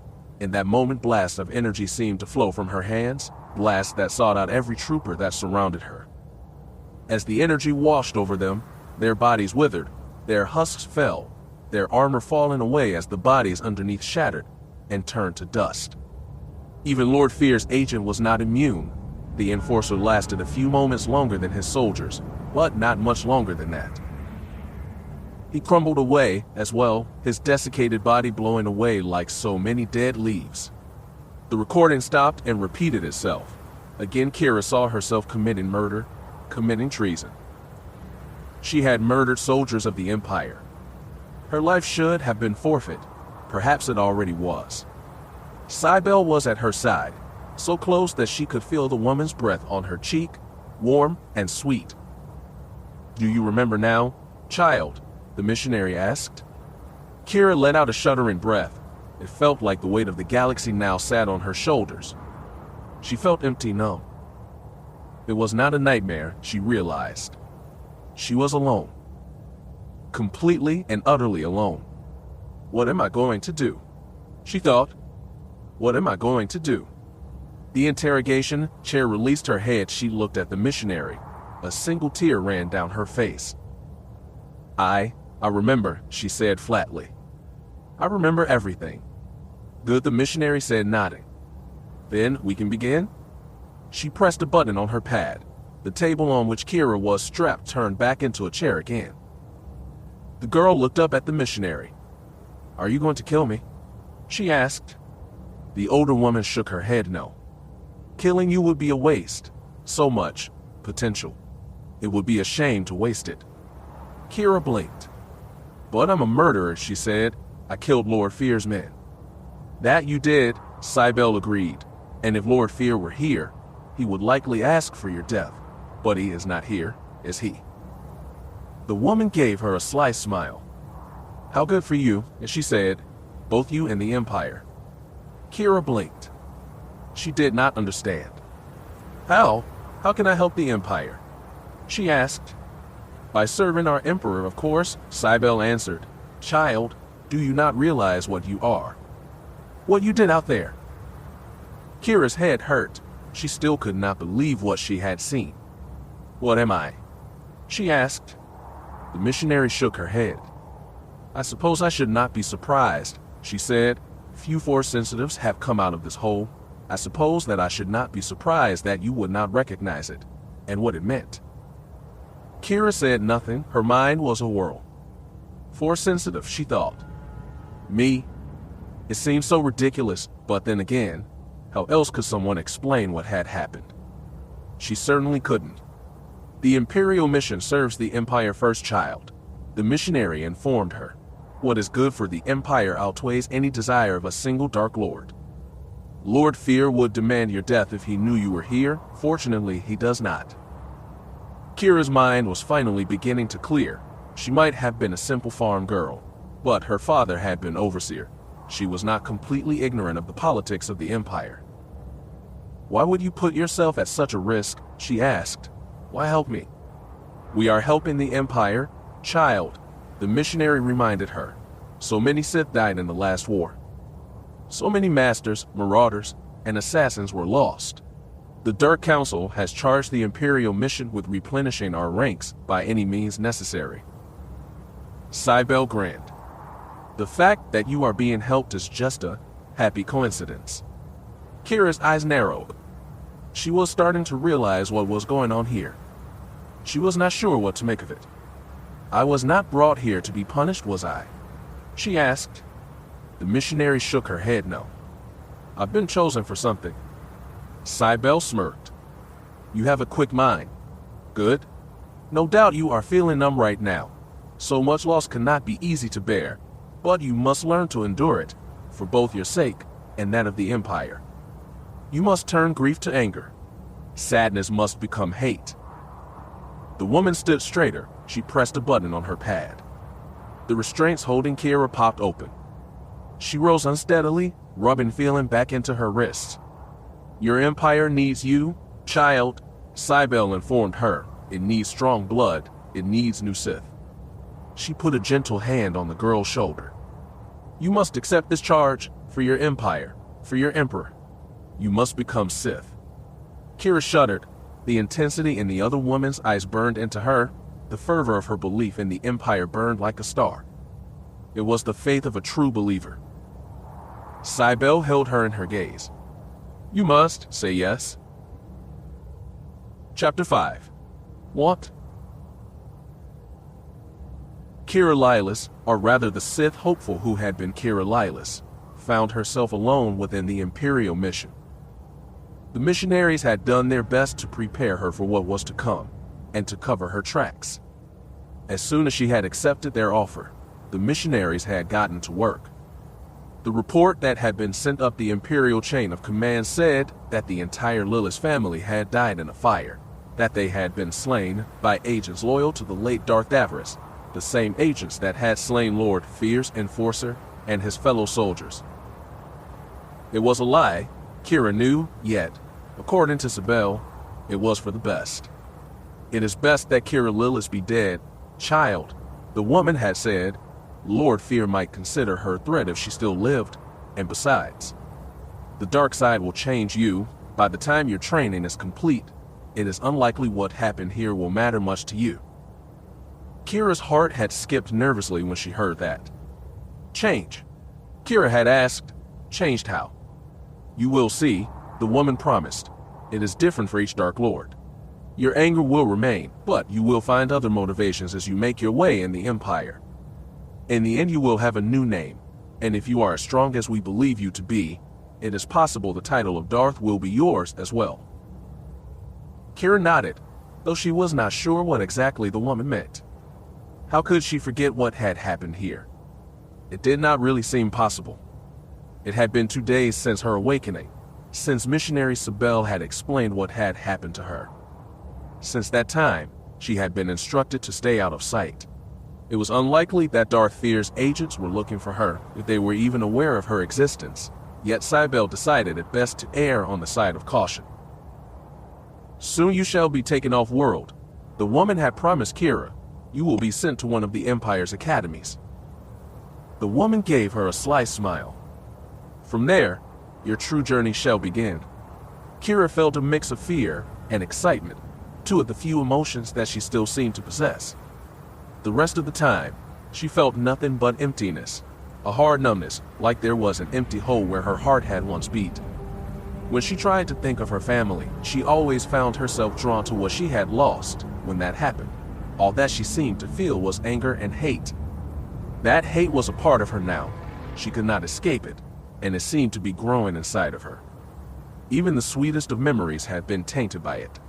She could not even picture her mother's face without wanting to hit something. I can't even enjoy thinking about them, my sisters, my parents, she thought. It was just something else that Darth Feer took from me.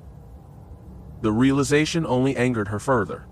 The mere thought of it filling her with hate, a desire to destroy the man who had ordered the destruction of her family, her life. She mentioned this to Sybil, wondering if there was anything that the missionary could do for her. The woman's response was not very helpful, or perhaps, for someone thinking of becoming Sith, it was.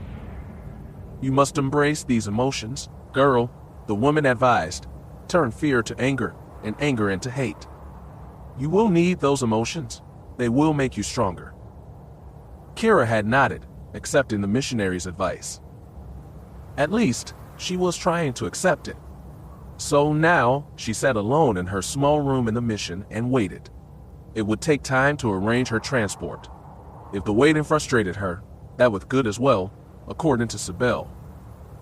It would only serve to fuel her powers. The missionaries were not Force sensitive. They admitted as much, but they did know some things about Sith training. Sybel taught Keera breathing techniques that would aid her in her meditation, techniques that would help her focus her newly awakened abilities. She was attempting such meditation now, thinking inward, trying to find the strength that had allowed her to survive Feer's enforcer and slay both him and his men. So far, she had little luck. The breathing helped, at least she thought it did. When she was at rest, when she looked deep within herself, focusing on her anger, she thought that she could almost feel the power of the dark side. It was there cold and pulsing, but at the same time, just waiting to explode. Yet, when she tried to reach for it, to claim it as her own, it seemed to slip away, like mist flowing between her fingertips.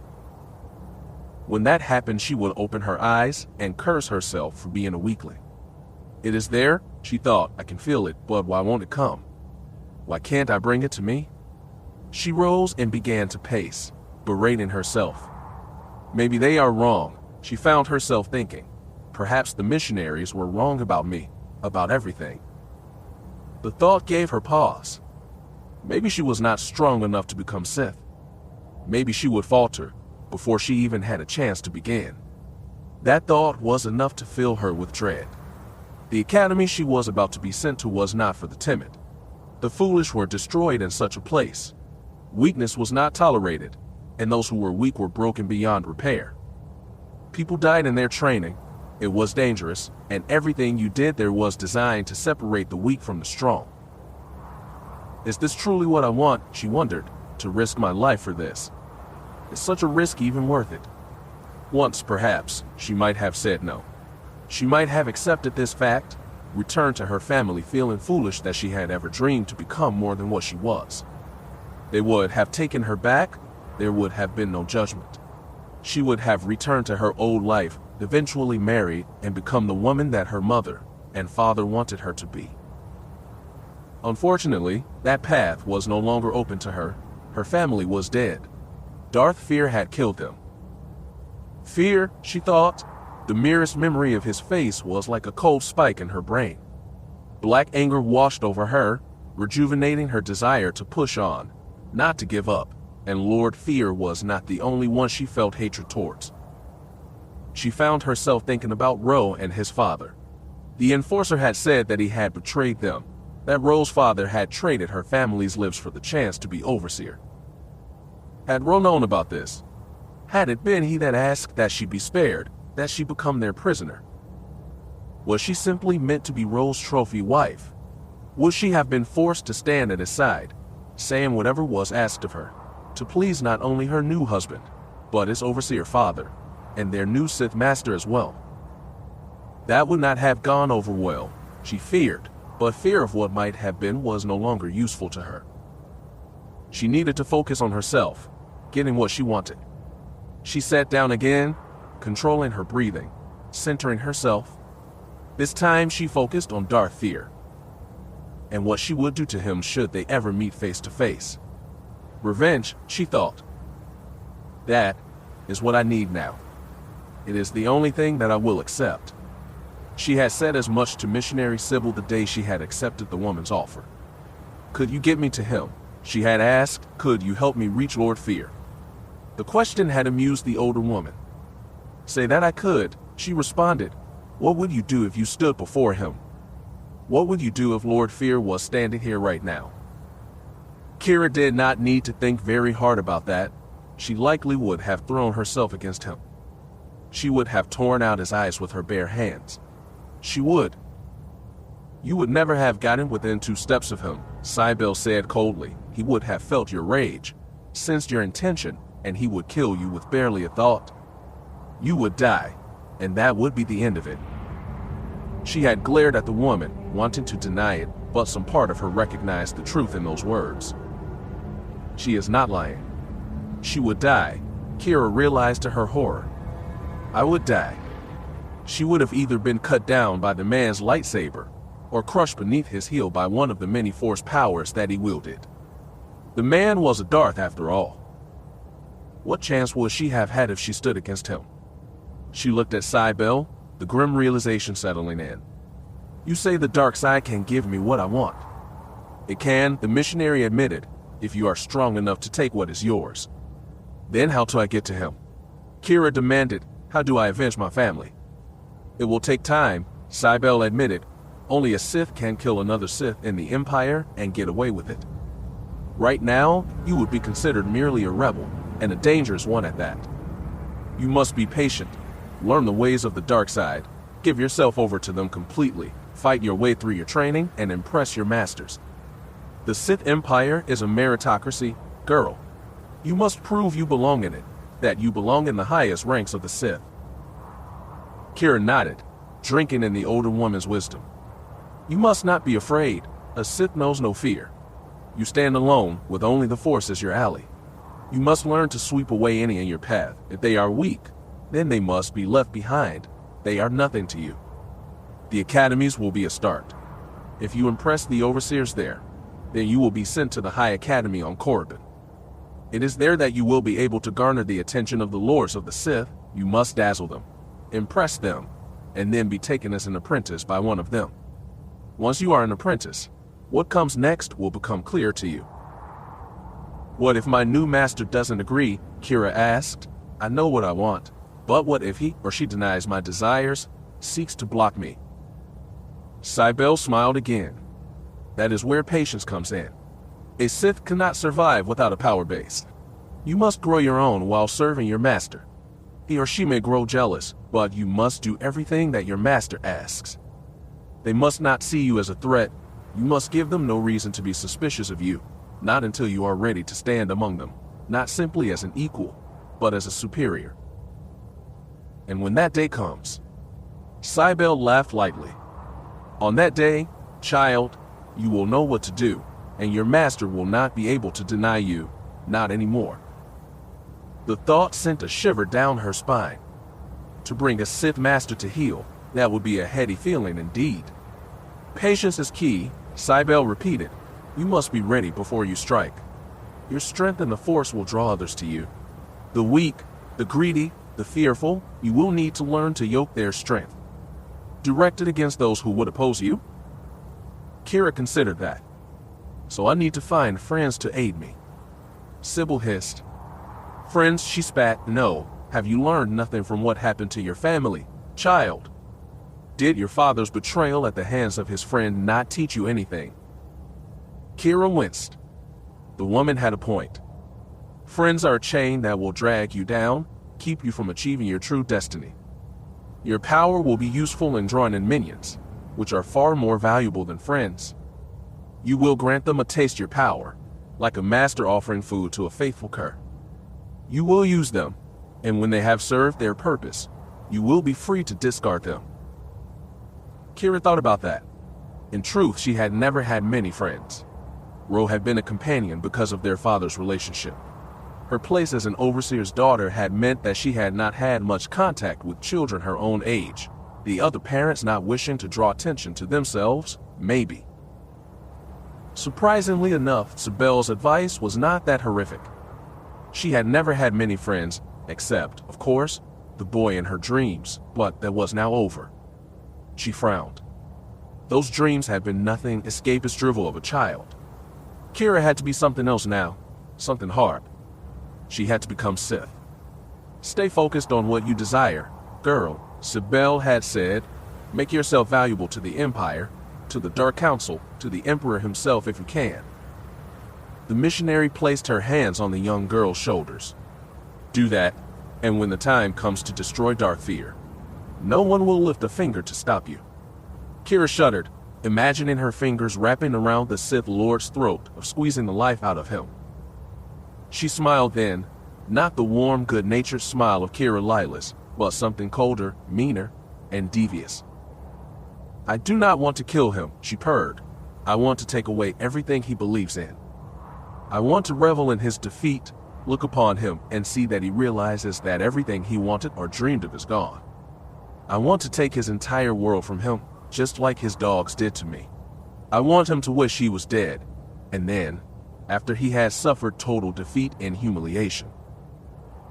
Sybil sighed. She closed her eyes and raised her head, like she was basking in the heat of a fire. Perhaps she was. Basking in the heat of the girl's anger, the power of the dark side of the Force. The missionary released her. I will tell you when the ship arrives, she promised. We will need to sneak you to the spaceport, but once in space, you should be safe. Keera smiled.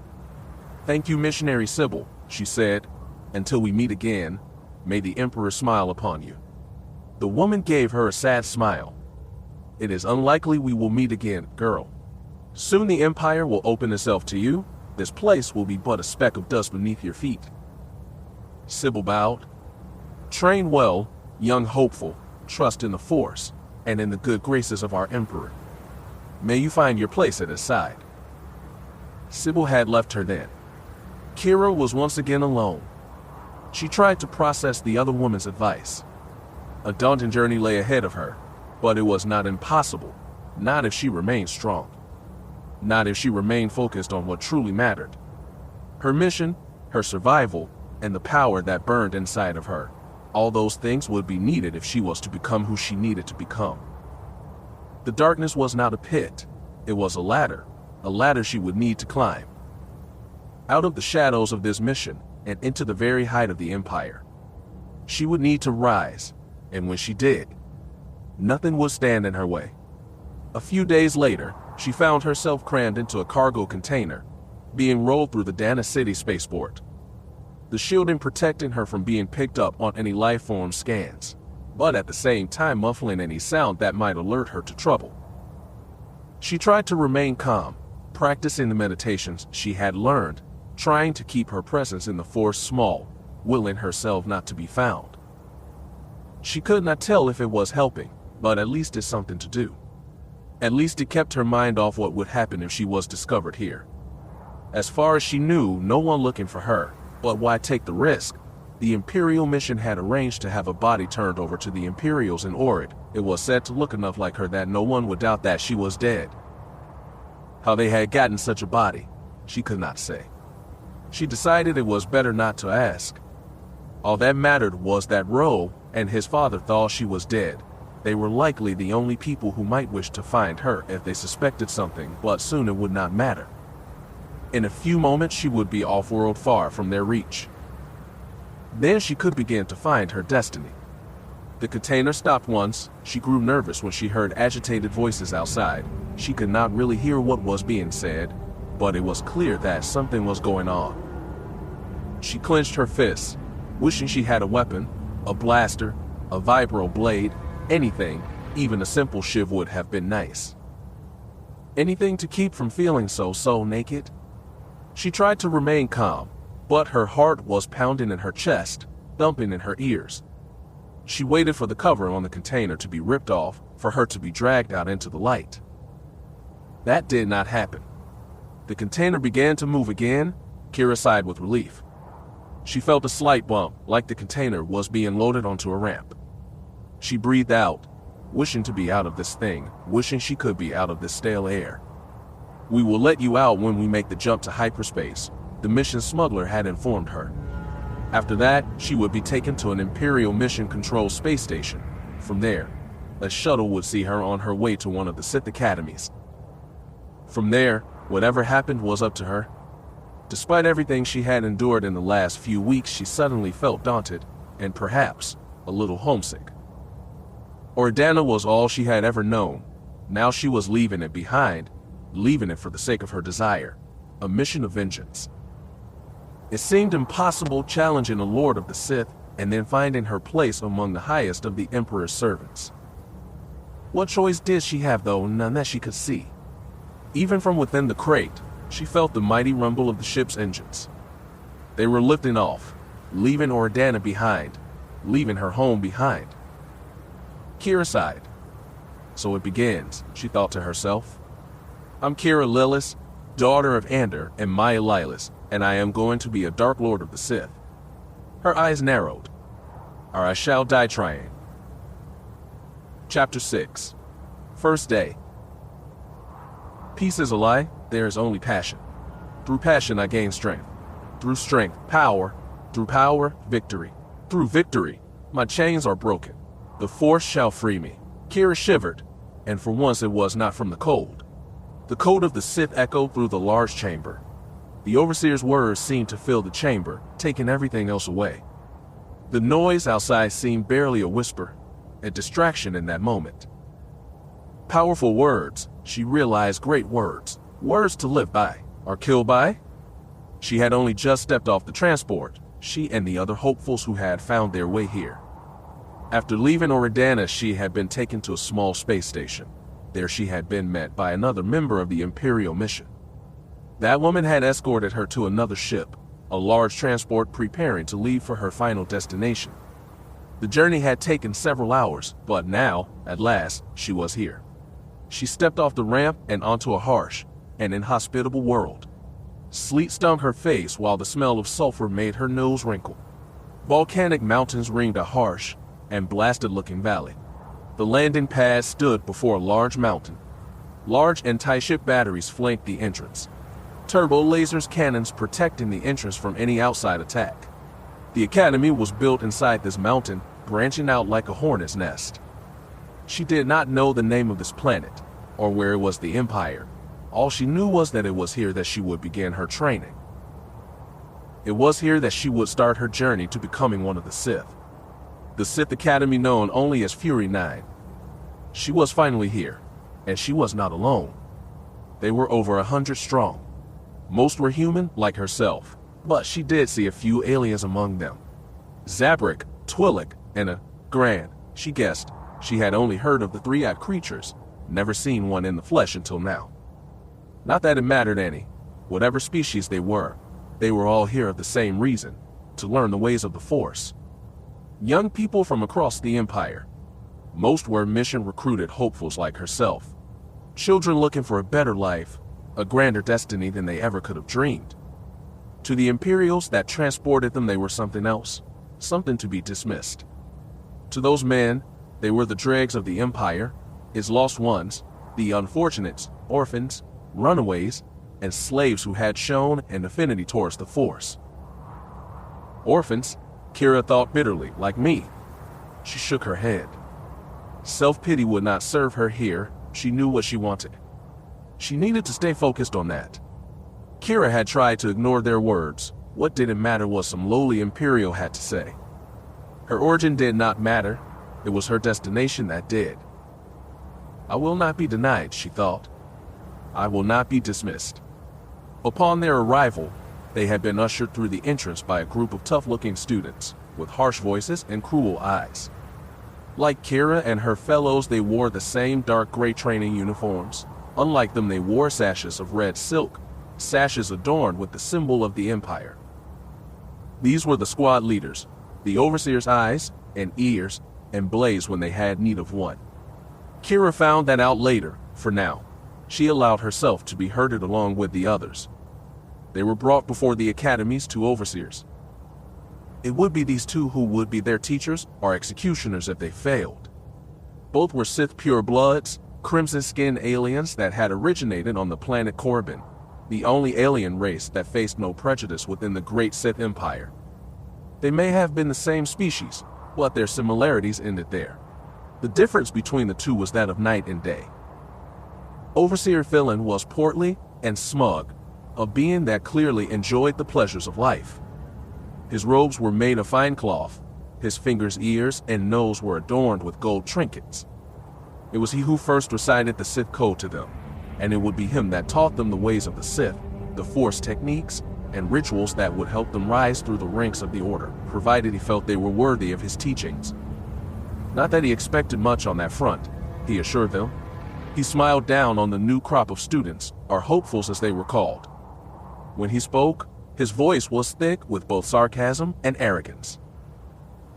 Wondrous, he said in a cultured voice, a voice dripping with venom, more garbage to burn away. If his partner shared his beliefs, he did not show it. Overseer Daz was being a few words, a swordsman of great skill, or so Philin claimed. It would be his task to teach them the art of lightsaber combat. He had little to say to the students that had just stepped off the transport. He had little to say, period. He preferred to let his actions speak for him, that in his weapon. Adaz was thin as a whip, and likely just as dangerous. The simple leather vest and breeches he wore were a stark contrast to that of his fellow overseer. His bare arms bore the scars of many battles, burns of both blaster and lightsaber. The overseer's eyes narrowed as he regarded his new charges. "There is not a good blade among you," he said with a sneer. "Most of you will break as you are sharpened. The few that don't might just amount to something." Philin had laughed at that comment. "If you are looking for praise, hopefuls, that is about all you are going to get here. Fury 9's sole goal is to weed out the weak from the strong. Most of you will not survive your time here, and of those of you that do, few will ascend to the rank of Sith Lord." The portly Sith grinned down at them. "You are the unwanted ones. Your power has made you valuable to us, but that value is limited. Most of you that survive your training will be shunted off into the army. The Imperials are always looking for good assassins and battle ragers." The man snorted with amusement. "You all have the potential to become full Sith, but that will simply not happen. The name Sith Lord is reserved for those of refined skill and the proper bloodline. The heads that make up the Imperial mission do not understand that, and so once again, Adaz and I are expected to play babysitter." The man's golden eyes narrowed, his expression became fierce, made even more so by the thick ridge of flesh that jutted out like spear points from where his eyebrows should have been. "You are all worthless and weak," he growled. You all might as well give up now. We have shovels here if you wish to dig your own graves. Keera's eyes narrowed. You don't know me, creature, she thought bitterly. You do not know what I'm capable of. Squad leaders, Avaryss barked. Get this rabble separated. 10 per squad as usual. I want you all on the course in 10. Yes, Overseer. The leaders said in unison. Avaryss grinned. Your squad leaders will guide you when we are not available, he informed them. These are students like yourself, but above you. They have pulled themselves out of the scum and shown enough promise to continue their training beyond Fury 9. A few of them may eventually find their way to Corbin if the Force wills it so. Some of you will eventually join the squad leader ranks, Philin added. What a sad day that will be. Avaryss turned slightly. For the briefest of moments, Keera thought he was glaring at his fellow overseer. Dissension between the two, she wondered. Interesting. You want power, you will have to claim it, Avaryss said. You want to rise in the ranks here, you will have to seize it. Everyone in this room is your rival, do not doubt that. The Blade Master crossed his arms over his chest. Succeed or perish, hopefuls, that is your only option. Squad leaders, Philin shouted, to your duty. Get this rabble out of my sight and on the course. Let the calling begin? Yes, Overseer. The 10 senior students shouted.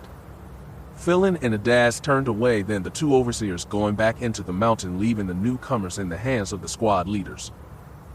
Lucky us, Keera thought. Once again, she let herself be herded by the squad leaders, separated into a training group. From there they were marched outside, back out into the sleet and cold.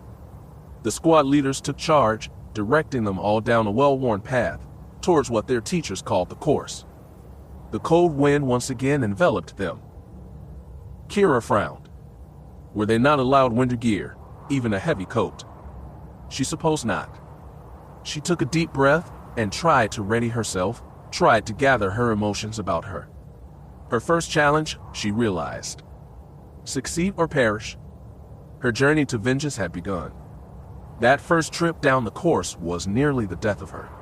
Its paths rocky and uneven, sleet stung her face and blinded her.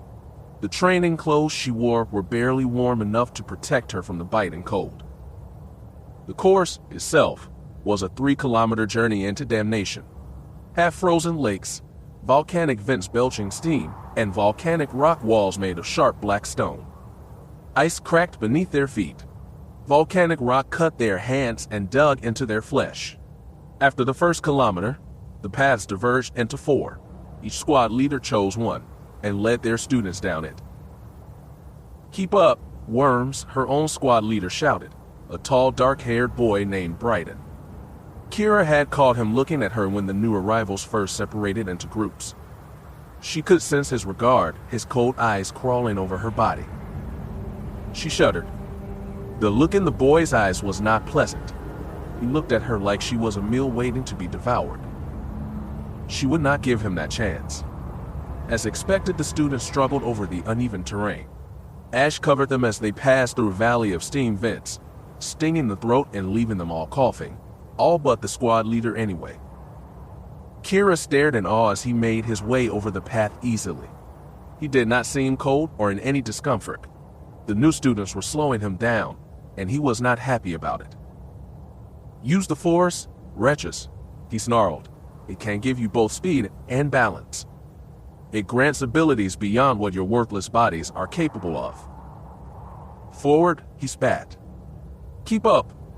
Keera glared. We have only just got here, she wanted to shout. We have barely begun our training. You expect too much of us. Then she remembered Overseer Phylon's words. Succeed or perish. Keera held her tongue and pushed forward. She tried to focus on her emotions, to summon their power, the anger and hate inside, the loss of her parents and sisters, the frustration she felt at trying to keep up with the squad leader. She tried to draw power from it, to find the gift she had used back on Oridanna. She was unsuccessful. She struggled along with the rest of the hopefuls. She did not feel any stronger, and the path remained hard, but at least her anger kept her focused. Keera struggled on. Succeed or perish. She needed to keep up. The dim sun was dipping behind the mountain when they finally made it back to the academy. Despite the cold, they were all soaked with sweat and covered with ash and grime. Several of the students found a corner and wretched, the smell doing little to improve the sulfur-rich air of Fury 9. Keera was on her knees gasping for breath. A pair of boots stopped before her. She glanced up into Brighton's grinning face. "Congratulations," he said dryly, "you are among the best of the worst." Her temper flared. It took all she could do not low lunge at the arrogant squad leader. In that brief moment, any exhaustion she felt vanished. Cold power washed through her, taking away her lack of breath and the pain in her bloody hands and twisted ankle. She found her feet and glared at the squad leader. His smirk grew. "So not just a pretty face after all," he said. "Not that you are very pretty right now. Hopeful. You are dirty and you stink." She said nothing. She merely held his gaze, wishing for a weapon, and he would have done in that moment. Brighton glanced over her shoulder. Keera turned. The last of the training groups had arrived back, and not a moment too soon. Night was quickly falling. The huge blast doors that protected the academy began to shut. Keera blinked in surprise. She glanced around. The sight shocked her. They had been 100 strong when they first had gone onto the course. Now they were fewer. Had she had to guess, she would guess that they had lost at 2 or 3 from every training group. She looked at her own squad leader. "What about those that didn't make it back?" she asked him. "What about them?" he said with a shrug. His dismissal shocked her. "Shouldn't we leave the door open for them to catch up?" Her question had been heard by several of the other squad leaders. Both they and Brighton laughed. "The days are short on this rock, hopeful," he informed her. "At night the temperature drops to at least 60 or 70 below zero.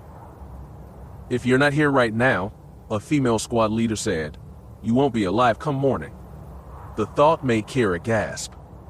Emperor save us, she thought. The true Sith, with the dark side as his ally, might survive the night, the squad leader added. Those hopefuls still out there, I would not give them much of a chance. The flippancy with which the leaders dismissed their charge's death shocked Keera. "Don't we all have the potential to become Sith?" she reminded them. "Is the loss of those students not bad for the Empire? Is it not wasteful?" Brighton chuckled at that. "Let me guess," he said. "Your parents were in the Imperial military." "My father was a soldier," she admitted. "He was a farmer later, but where you come from does not matter." "Hopeful," the female leader snarled. "You are nothing now. Do not forget that." Keera fell silent. The anger in the squad leader's voice was as much a threat as anything else. If she kept pushing this, she might find herself pushed outside. So she closed her mouth. She was smart enough to know when to keep her mouth shut. Everything she had experienced up until now made that point abundantly clear. "Listen, farm girl," Brighton spat. "We are not here to coddle you. The overseers are not here to coddle you. You wish to survive this place, you look out for yourself, and no one else. To fall behind is to be forgotten, to end up frozen along the paths of the course. You will not be mourned or missed. Too many in the Empire would welcome the chance to take your place. Never forget that." Keera nodded. She did not like it, but she accepted it. "Succeed or perish," she said grimly. "Guess that is the way it is supposed to be." Brighton grinned at her. "Exactly, hopeful," he said, stroking her ash-stained cheek. His touch was that of a venomous reptile. She had to resist the urge to slap him. She stood her ground, accepting her fate, at least for now. Brighton turned to his fellow squad leader. "See that, Alana? The worms can learn." The other squad leader chuckled. Keira's cheeks burned. Her fists clenched impotently. Now is not the time, her conscience warned her. Later, be patient. Your time will come. Brighton stepped back. He called on the Force to strengthen his voice so that all may hear him. "Hopefuls, report to the duty officer for room assignments. Then hit the showers, get yourselves cleaned up, and report to the mess hall. Food will be served in an hour. If you miss IT, you go hungry. The squad leaders grouped up and left their charges. They laughed and joked at the state of the new arrivals. They seemed pleased, amused by the losses that had occurred today. Keera looked around at the survivors of their first day. She looked at her fellows, those students struggling to find their feet, fighting against the desire to collapse. The sight made her shudder. She tried not to think about those poor souls stuck outside, all those hopefuls that had fallen off the climbing walls or had run too close to a steam vent. She was not completely beyond compassion. She hoped that they had died quickly. She had heard that freezing to death was not the worst way to die, but it was not for her. The blast doors banged shut. Any chance for those left beyond them was gone. Keera felt a cold shiver run down her spine, but also a sense of gratitude. Better than me, she thought. As her anger cooled, the aches and pains of the day returned. She limped towards where the duty officer waited, wanting only to get her room assignment. Then food, though she was not really hungry. Succeed or perish, she thought. Quite a lesson for her first day. She sighed. The first, but not the last. Chapter 7. 2 months later. Training to be a Sith was not what Keera expected. She had thought it would be like military training, expected that. The Sith were the rulers of the Empire after all, answerable only to the Emperor and the Dark Council. The Moffs and Overseers obeyed them, and if they did not, they answer for it. So she had expected something more. She expected them to prepare their future leaders better. She had thought there would be a more regimental training for those that were expected to wield so much power. Strangely, that was not the case at all. This training was nothing like the military. Her father had told her enough stories about his training to know what to expect if it was. The army did not simply empower you, it molded you, changed you to fit what it needed. They looked to maximize your strength and remove or minimize your weaknesses, and when you emerged, you would be fit to serve wherever your commander saw fit. You came out ready to fight and or die protecting the man or woman next to you. Sith training was nothing like that. It was, to put it simply, confusing as it was ruthless. There was no real organized training plan on Fury 9, no classes in the traditional sense. Aside from a daily run on the course, a Sith hopeful was granted a surprising amount of freedom. You set your own schedule and could deviate as you saw fit. You could train as hard or as easily as you desired. The only limit to their study was the one they placed on themselves. Ambition was not only prized, it was encouraged. Laziness was not tolerated, however. If you showed no improvement or desire to improve, you could be either exiled from the academy or used in a demonstration by one of the masters, demonstrations that usually ended with fatal results for the slothful hopeful. As for the overseers themselves, they held one meeting a day. 1 hour with Overseer Philin and one with Overseer Daz. It was during these meetings, and only during them, when the hopefuls could get true force training from the masters. Philin taught force skills, how to lift, push, and pull things with the force. Daz taught lightsaber training, its forms and tactics, and these meetings were open to all. It was the only time that their teachers joined them in the main training area, the only true place to get to interact with them. If a student wished any one-on-one time with their teachers, it was possible, but only if you impressed one of the overseers enough to think you were worth their time. Keera frowned. So far she had had little luck garnering any attention from the masters. She was just one of many lowly hopefuls. She had had no luck rediscovering the power she had used the night her family had died. As a result, her training had faltered. Philin despised her, just as he despised all of rest. He saw her being beneath him, dirt beneath his nails. Daz remained aloof and indifferent. She found no help there. She supposed that could have turned to her squad leader for help, but she felt that might be a bad idea. Considering how he had looked at her on that first day, and continued to look at her as time went on, she thought it a smart idea not to approach him. That hungry look in his eyes, it made her uncomfortable, and not in a good way. Just thinking about it now made her shiver. She suspected that if she did go to him for help, He would ask something of her, something that she was not prepared to give, at least not yet. Unacceptable, she would not do it. She was not ready to surrender that part of herself yet. So she kept to herself, content to try to make her way here on her own. It was the best and likely safest possible choice. The first week had seen their numbers dwindle quickly. The 10 training groups were soon reduced to 6, with the last 2 having 2 extra students as the numbers no longer allowed for another group. Some of these died on the course, others disappeared. Perhaps they had fled, tried to find a way off planet. Any hopeful is welcome to leave at any time. Phelan had chortled when asked about desertion. Of course, if you do, you need to spend your nights outside. This academy is for hopefuls. The rotund alien grinned savagely. I'm sure the cold night air will be just delightful. Keera, not wishing to test that herself, remained silent. If anyone was foolish enough to try and desert, that was their business. She had her own goals, and they did not involve freezing to death.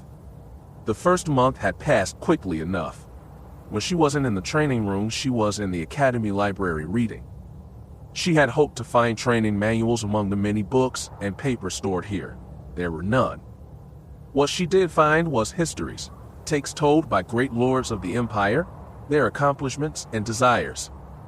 Useless in the grand scheme of things, perhaps, but at the same time provided some insight, words of wisdom from those that had brought the Empire to this part, who carried out their glorious Emperor's will. Keera read them every night, seeking to absorb even the smallest detail on those pages. It might not have been the same as learning from one of the overseers, but it was learning. She would stay there for hours, until the lights in the academy began to dim. There was no night inside the mountain, no morning either, but it came regardless. With a weary sigh, she returned to her quarters, returned and tried to find her rest. She had no worry of disturbing a roommate. The students all had private rooms, but that was more about safety than comfort. Having so many students of the dark side under the same roof was risky business. There were so many powerful emotions raging here, anger and hate chief among them. Rivalries were the norm, so having one's own room with a strong lockable door cut down on accidental deaths among the student population. It was against the rules to kill a fellow student, or rather to get caught killing a fellow student. Deaths were investigated, but without a witness the masters would usually let such deaths pass. Their duty was to the living, not the dead. You died, you were of no use. You were forgotten, part of the past. The Empire chose to focus on the now. At night she would return to her room and lock the door behind her. She would slip out of her training clothes and collapse on the bed. Yet, she did not sleep. She did not want to. In truth, she had come to fear it. Sleep brought no rest, only nightmares. She fought against, struggling to stay awake, but in the end, that battle always ended in defeat. When she closed her eyes, nightmares were there to greet her. Sometimes she dreamed of being trapped in the farm with her sisters and mother trying to find a way out while everything burned around her. Other times she dreamed that it was she that was the enforcer, that she had been sent to slay her family, that she was the one who plunged a red lightsaber through her father's chest. That dream was the worst. She could smell the smoke, feel the heat from the fire behind her. When father was impaled, she could smell the stench of burning cloth and meat. She would find herself staring into his eyes, unable to look away. Eyes that had always looked upon her with love now looked with shock and disbelief. Blossom, he would murmur, why? In the dream she would turn off the lightsaber and he would fall and fall and fall. She would wake then, sitting up in bed, barely stifling a scream, her heart pounding in her ears, bile rising in her throat. She awoke feeling lost, completely and utterly lost. What am I doing here? She thought to herself. What was I thinking? The icy fingers of fear wrapped around her heart. Panic threatened to overwhelm her. It took all her self-control to remain where she was, to stay calm, at least on the outside. Inside her mind, a storm was raging, a storm that would likely never end. Unable to sleep, unable to escape, she would climb out of bed and kneel on the hard, cold floor. She slowed her breathing and focused on meditation. It was not as restful as sleep, but at least it seemed to keep her going. She needed that right now. The morning would bring another day of harsh treatment and dangerous lessons. I need to do something, she thought. She needed to advance. So far, no one had noticed her weakness, her inability to find what had brought her here in the first place, when they did. She did not like to think about what would happen then. I need to do something soon. Mornings found her in the mess hall, carrying her tray of food to one of the empty tables. Any exhaustion she might have felt held at bay by her mediations from the night before, that in her will. She refused to show any weakness. No one could know how conflicted she was. She did not fraternize with her fellow hopefuls. She kept her distance. Given their training, it was safer not to let someone get too close. The other hopefuls were many things, but what they would never be was friends. The students here were not the most stable of beings. In fact, she feared that some were psychotic. She had seen ample enough evidence for that during the group training sessions. For now, she simply sat and listened, during both the training sessions and during meals. She listened to the plots and tales of the trysts that happened when the lights went out at night, those and promises of death and blood. Alliances among the students formed and fell apart just as quickly. Most of these alliances were meant to protect from the squad leaders or other hopefuls, and all had the potential to end in violence. The mere realization was enough to make Keera shake her head. All the more reason to go it alone, she thought. Far better to be on my own than be dragged down when some idiot ally's plot gets discovered. She knew how many of the other students saw her. They thought her arrogant, that she felt that she was better than them. Some might have even been plotting to see her removed, viewing her distance as a slight. I need to be careful, she realized. Death is never far away in a place like this. She did not seek to walk eagerly to its embrace. Lock your wrists, hopeful, Ada snarled. Take a blow like that, and you will not need to worry about your opponent. Your own blade will end up going through your chest.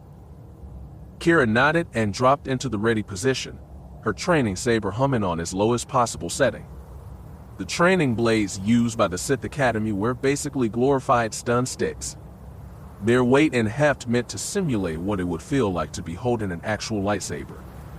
A strike to a limb on one of the lower settings made said limb go numb for half an hour at least. At maximum, the blades could kill, the jolt powerful enough to stop a person's heart, that are completely overload their nervous system. Keera never raised her sword setting that high. There was already enough ways to die here. She did not need her sword to another. The overseer grasped her arm and helped her find the proper grip. Once she was ready, he stepped back and watched her. Her training saber swished back and forth as she performed the sequence he had just taught them. Ada did not leave until he was satisfied she had corrected her mistake. When he was, he nodded and moved on down the line, correcting the next student who needed his guidance. Unlike his fellow overseer, Ada did not shirk his responsibility to his students. As a master of blade combat, he took it as point of pride that the students left here able to defend themselves with the lightsaber. If you're going to die for the Empire, you at least should die well, he told them. If it is your destiny to fall in battle, you will damn well know enough to take at least a few Jedi with you. Keera worked her way through the new sequence of moves and did not stop until she felt completely comfortable with them. When she was confident that she could repeat them, from muscle memory alone, she began to work in the moves she had learned in previous lessons, trying to incorporate them into her own fighting style. Each sequence gives me more options with a blade, she thought to herself, and each new set of options makes me better. Or so Overseer Ada said. She fell back then, spinning her blade defensively, imagining that she was under fire from enemy blasters. In combat, such moves would shield her against such an attack. Ada called it Form 3, or Sarisu, sometimes called the Defender style. He thought it would serve her best in her training. She remembered standing in the training room early in her first month here. Ada walked around her, watching as she performed the basic feints, parries, and strikes of lightsaber combat. She was a fast learner and quickly grasped the basics. Now that he had seen what she could do, he offered her his recommendations, if any. He did that with each student, and when they finished, he informed them what style he thought would serve them best in their training. They could ignore him if they chose, but few did. Adaz was not the type of Sith that you ignored. You don't have the size to bully someone on the battlefield. Girl, he had told Keera, Surisu for you, I think. Once you have mastered it, I would suggest studying Sheen and Mukashi. The Blade Master nodded grimly. Yes, he said, I think those three will serve you best. She had nodded, but still felt a bit confused. Surisu is not the most aggressive of forms, Overseer, she had said. I don't see myself besting many enemies with it. From the look on his face, she thought he was about to yell at her for daring to question his suggestion, but after a moment, his expression turned thoughtful. Perhaps he was surprised that she recognized Form 3 for what it was. Of course, few students spend as much time in the library than her. One of the first papers she had read there was about lightsaber combat and its various forms. Her knowledge impressed him, she felt, at least she thought it did. That is true, he agreed, but as I said, you do not have the size or the strength to meet an enemy with brute force. Surisu will allow you to weave an almost perfect defense. Your enemy will attack, but find himself blocked by a wall of ruby light. The Blade Master smirked. Most Jedi and their Republic lapdogs are unprepared for a long fight. They seek to end a battle with a single stroke or a quick blaster shot. You deny them that, you make them play your game, they will start to get frustrated. For a Jedi, that means his grip on the light may flicker, and then... Adaz shivered in anticipation. In that moment, they are yours, and then all that is left is for you to close in and make the kill. Keera considered that. What it meant, at the time she had not fully grasped what he was telling her. Now, almost 2 months later, she finally did. The thought made her smile. The thought of controlling the battlefield in such a way excited her. Perhaps her journey was not so pointless after all. Now as she practiced the newest sequence, working it in with the rest of her move, she felt a sense of surety wash over her. Usually Adaz had to stay longer with her, helping her get her sequences just right. Today, he was keeping his distance, watching her succeed. It gave her a sense of purpose. She did not wish to mess up. She wanted to show him that he had not wasted his time with her. She wanted to prove that she was worthy, and she did not care who knew it. In that moment she let everything go, lost herself in a moment of pure moving mediation. Nothing existed but her and the blade. It was part of her arm, part of her. Everything else went away, her fear, her doubt, her exhaustion. It all melted away with the twirling, humming sword, and when it did, something new rushed in to take its place. Something powerful. 10 weeks of fear and frustration were burned away in that moment. The insecurities of a farm girl from Oridanna faded, replaced by a new emotion, pure black, inescapable rage, that in white-hot hate. Hate for Darth Feer. Hate for Ro and his father. Hate for the people of Oridanna that did nothing but bow down to the man who murdered her family. Hate for the other hopefuls, the scum that whispered and plotted behind her back. Hate for Adaz and Philin, who did nothing to aid her, to help her join the ranks of the Sith. And then in that one singular moment, that moment of perfect dark clarity, she found what she was looking for. Keera Lylos gasped in surprise. In that moment she finally felt the dark side of the Force for the first time. She did not simply brush against it as she had in the past. No, this was sharper, clearer. She felt the dark side's call, and this time she did not back away. She let it in, and in that moment, everything changed. It was glorious. Her senses spread out for the first time. It was as if she had been born blind and deaf, and finally had found a way to hear and see. When she opened her eyes, she saw things with crystal clarity. She could feel the dark emotions of her fellow hopefuls churning around her. She could sense the gentle hum of the rock beneath her. So many had studied the dark side here. It had left its mark, and now, she was a part of it. It was magnificent. She brought her blade down and around, imagining the head of Darth Feer being bent before her. The blade came down hard, so hard that it sparked when it touched the stone floor. Finally, out of breath, but feeling exalted, she paused. She glanced around her. Most of her fellow students were watching her. Had they felt the change? Did they sense that she had finally made the connection she sought? Did it really matter? Did they matter anymore? After 2 months lost in darkness, her eyes had finally adjusted. She had finally adjusted. She could finally see. It was the sweetest relief. She saw Overseer Da staring at her, his hat stroking his chin thoughtfully, and that was not all. She glanced up, noticing for the first time the walkways that crisscrossed above the training area. Overseer Philin was there. He gave her a curious look. She grinned fiercely at him. "I can sense you now, you arrogant bloat," she thought. "Try saying I'm worthless now." Philin said nothing. He nodded, turned, and walked away. That night, over dinner, she received a letter from him. He was offering her a chance to train with him, to explore the mysteries of the Force. She grinned. Finally, she thought, now it begins. Chapter 8. Lightning and Shadow. "Hold the attack, girl," Overseer Philin said hungrily, his golden eyes blazing with pleasure. "Let's see what kind of damage you can do." Keera nodded and continued, a blue and lavender corona encircling her face. Her brow furrowed with concentration as she light-bit her lower lip. Such power, she thought, such wondrous power. She grinned brightly. And it was all hers. All hers. She almost laughed. If only her parents could see her now. She stood before a training dummy in Master Philin's private training room, her left hand outstretched, as she let the Force sing through her. Blue-violet lightning leaped from her fingertips. 5 slender bolts slammed into the target, causing it to rock back with each new salvo. Each small turn of her fingers brought a fresh blast of lightning and sent it into her target. "Yes, girl," Overseer Philin crowed. "Use your aggressive feelings. Let the rage burn. Let the hate flow through you."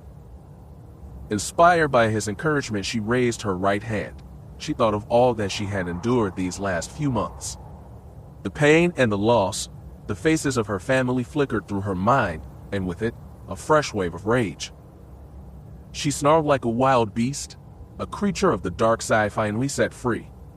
Lightning flew from her right hand. Its fury almost a match for the power she had already summoned. It struck the dummy in the chest. The metal glowed from the heat of her anger, her fury given physical form. It was amazing, exquisite, intoxicating. The power of the dark side. If this was only her first true lesson, what else was she capable of? Did she have limits? Did the power of the Force have limits? She did not think so. As she continued to blast away, Philin's words to her faded, lost in the crackling power of the lightning, the hum of raw, pure power. Limitless power, she thought, unlimited power. All for me? She almost laughed at the thought. It is all for me. She had been understandably nervous about her session with Overseer Philin. Fury 9's Force instructor had barely given her the time of day during her first few weeks. In the rotund pure blood's eyes was just another random hopeful, a nobody with just enough Force potential that she might be able to do some good for the Empire. His invitation suggested that she had become something more. Tread lightly, her conscience warned. Rumors around the academy said that the Overseer had unseemly appetites. The warnings her mother had given her over the years came back, warning her about powerful men who did not take no for an answer. It was enough to make her hesitate as she stood outside of his chambers, wondering if he had some other motive than improving her skills with the Force. "Stop it," a voice inside her head said coldly. "You have nothing to be afraid of. Reach out with your emotions if you don't believe that. Reach out. Try to sense the Master's intent." She did just that, finding Philin's presence in the Force quite easily. It was quite dark, no surprise there, but there was more as well. She sensed boredom irradiated off him like the waves of a star. She could also sense his frustration. Clearly this posting was not to his liking. She could only imagine what must have happened for him to be given such a post.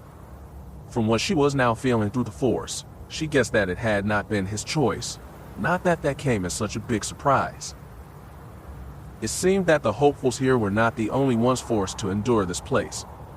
The Overseer shared their distaste with it. She took mental note of those feelings. They might come in handy later on. The ease with how she had done that shocked her. For weeks she had fought with herself, trying to will herself to hold onto her anger, to let it fuel her power.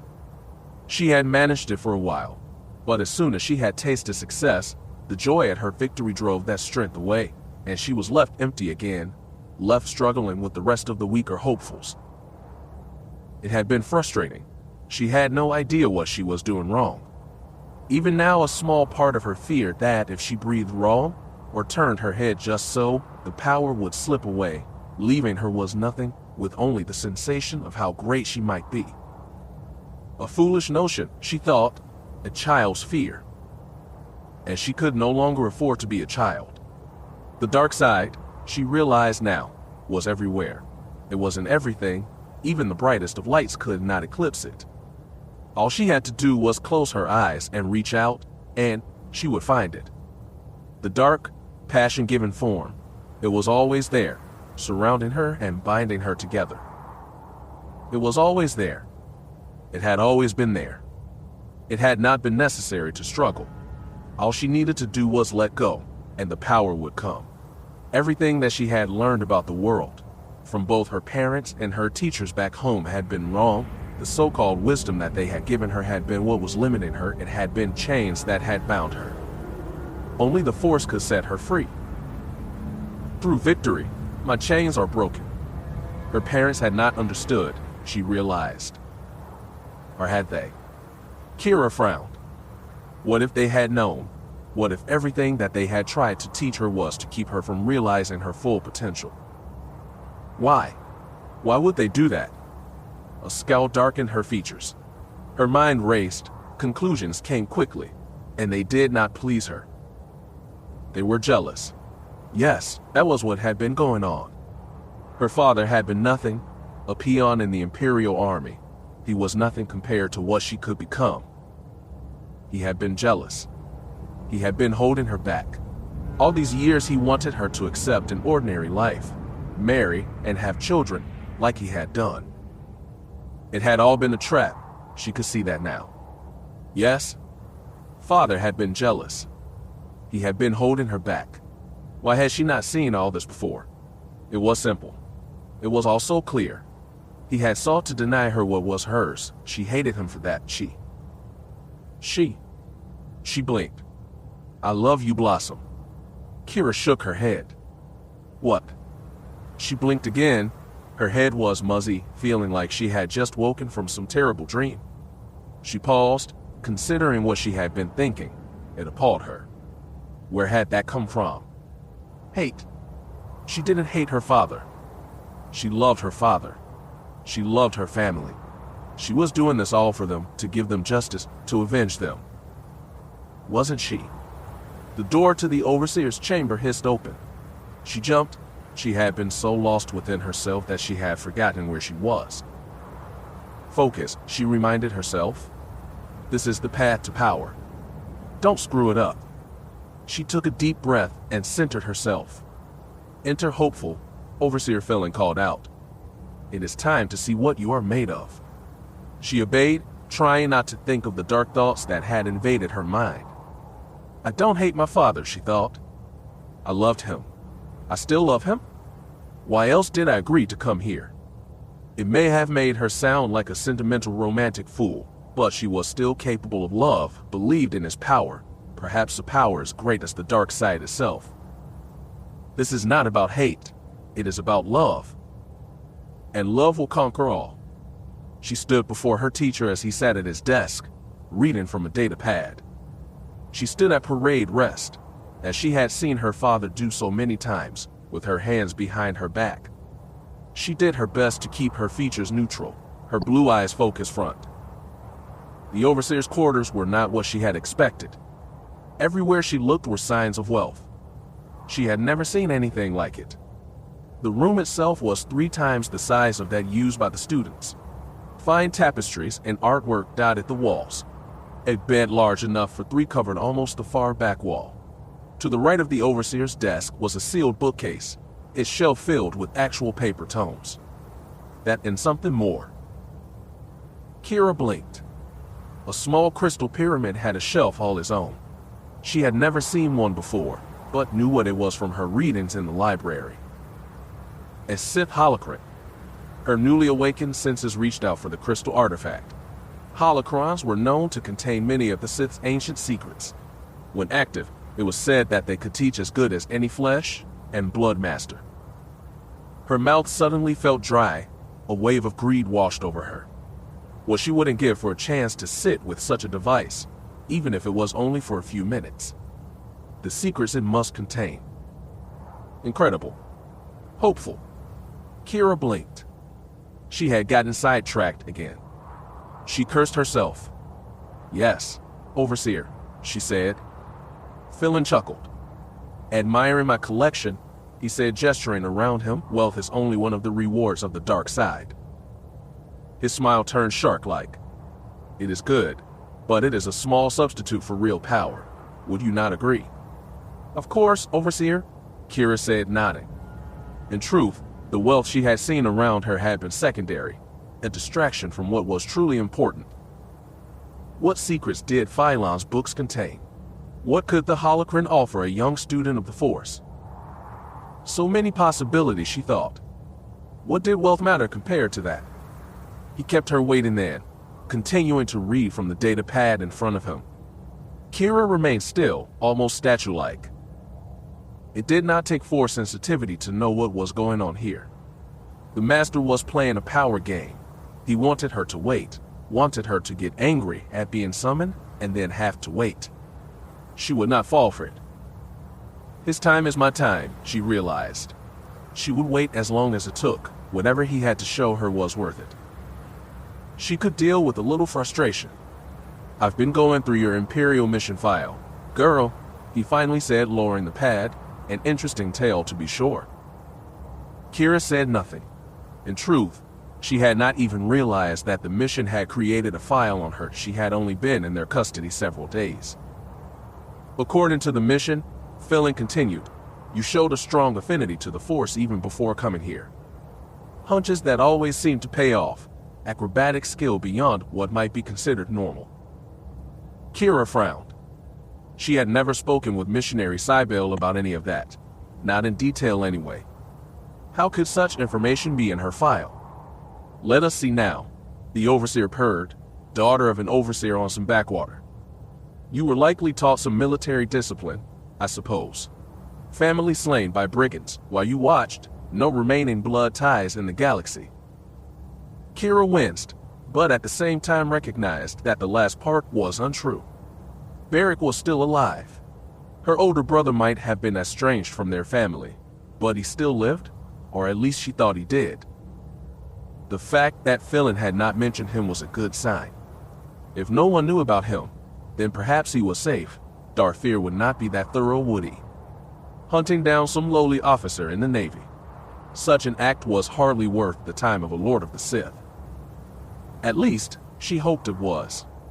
It also says here that when threatened with death, in a moment of extreme emotion, you conjured a death field, an extremely powerful Sith discipline, and you did it with no training, that you used it to kill over a dozen people. Is this also true? Keera could hear the skepticism in the man's voice. In this, however, she was on safe ground. Philin respected power. Surely he would respect what she had done. "It is true, Overseer," she said, grinning. "I crushed my enemies." The pure blood frowned. She felt a sudden surge of disgust. "Wipe that smirk off your face, girl," he spat. "You did not crush your enemies. The Force did. What you did that day was not the actions of a Sith. It was the reaction of a desperate animal. A creature caught in a trap trying to claw its way out." He shook his head. "A Sith must always be in command of his or her abilities. What you did in desperation is of no interest to me. It shows your potential, but that is it." He glared at her. "You might as well be a common battle rager." At least in their ranks you could justify such a loss of control. Keera's cheeks burned. She felt intense shame, though she did not really understand why. Her dislike for the Overseer grew. You were not there, she wanted to snarl. How dare you judge me? In spite of her rage, she remained silent. Unfortunately, he was not wrong. Could she summon such power again? She doubted that. Not right now anyway. With more training perhaps, but not now. Her survival that night had been as much about luck as it had been about of her abilities. If she could not control her power, she had no place here. But wasn't that why she was here? To learn. He wants you to be angry, she realized. Do not give him the satisfaction. Feed his ego, you need his knowledge, his wisdom. For now, she took a deep breath and regained her focus. She bowed her head humbly. You are not wrong, Overseer, she said. Philin snorted with amusement. I'm so pleased you agree, he said dryly. Keera did not take offense. She would not rise to that bait. She gave him a sheepish smile. I have so much to learn, she said, but under your superior tutelage, I'm certain that I will not fail.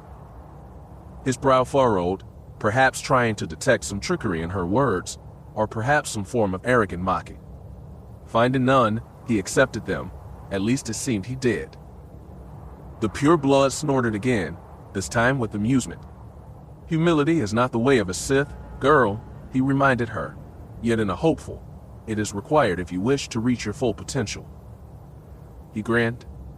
Treat your superiors with the proper respect and you will go far, I promise. She smiled again, trying to mask her emotions. She had no desire to have him figure out how she truly felt. He has used, her conscience chided. Focus on that. His smile sickened her, but she did her best to hide her dislike, her disgust with the arrogant bloat.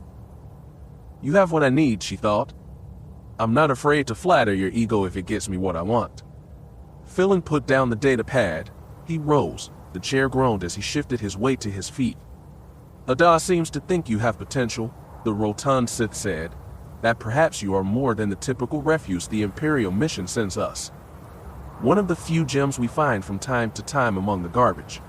Adaz believes that you may be worthy of being placed on the command track, and that you desire to train to be a Sith Lord.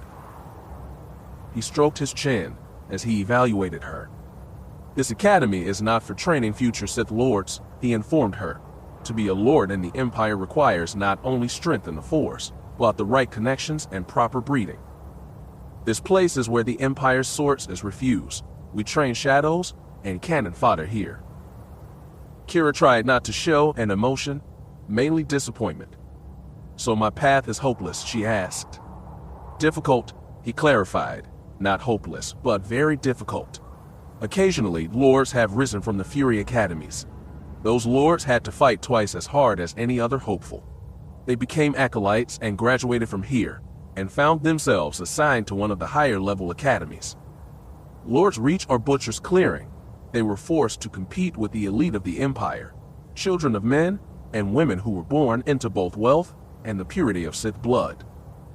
Those lucky enough to survive ended up being sent to the High Academy on Korriban. Only there can you gain the attention of a true Sith Lord, earn your place as a Sith apprentice. Only in that place can someone like you find the goal you seek. Keera nodded. At least now she knew what she was shooting for, the path she would need to walk to reach her destination. It would be difficult, but so what? What path to greatness wasn't?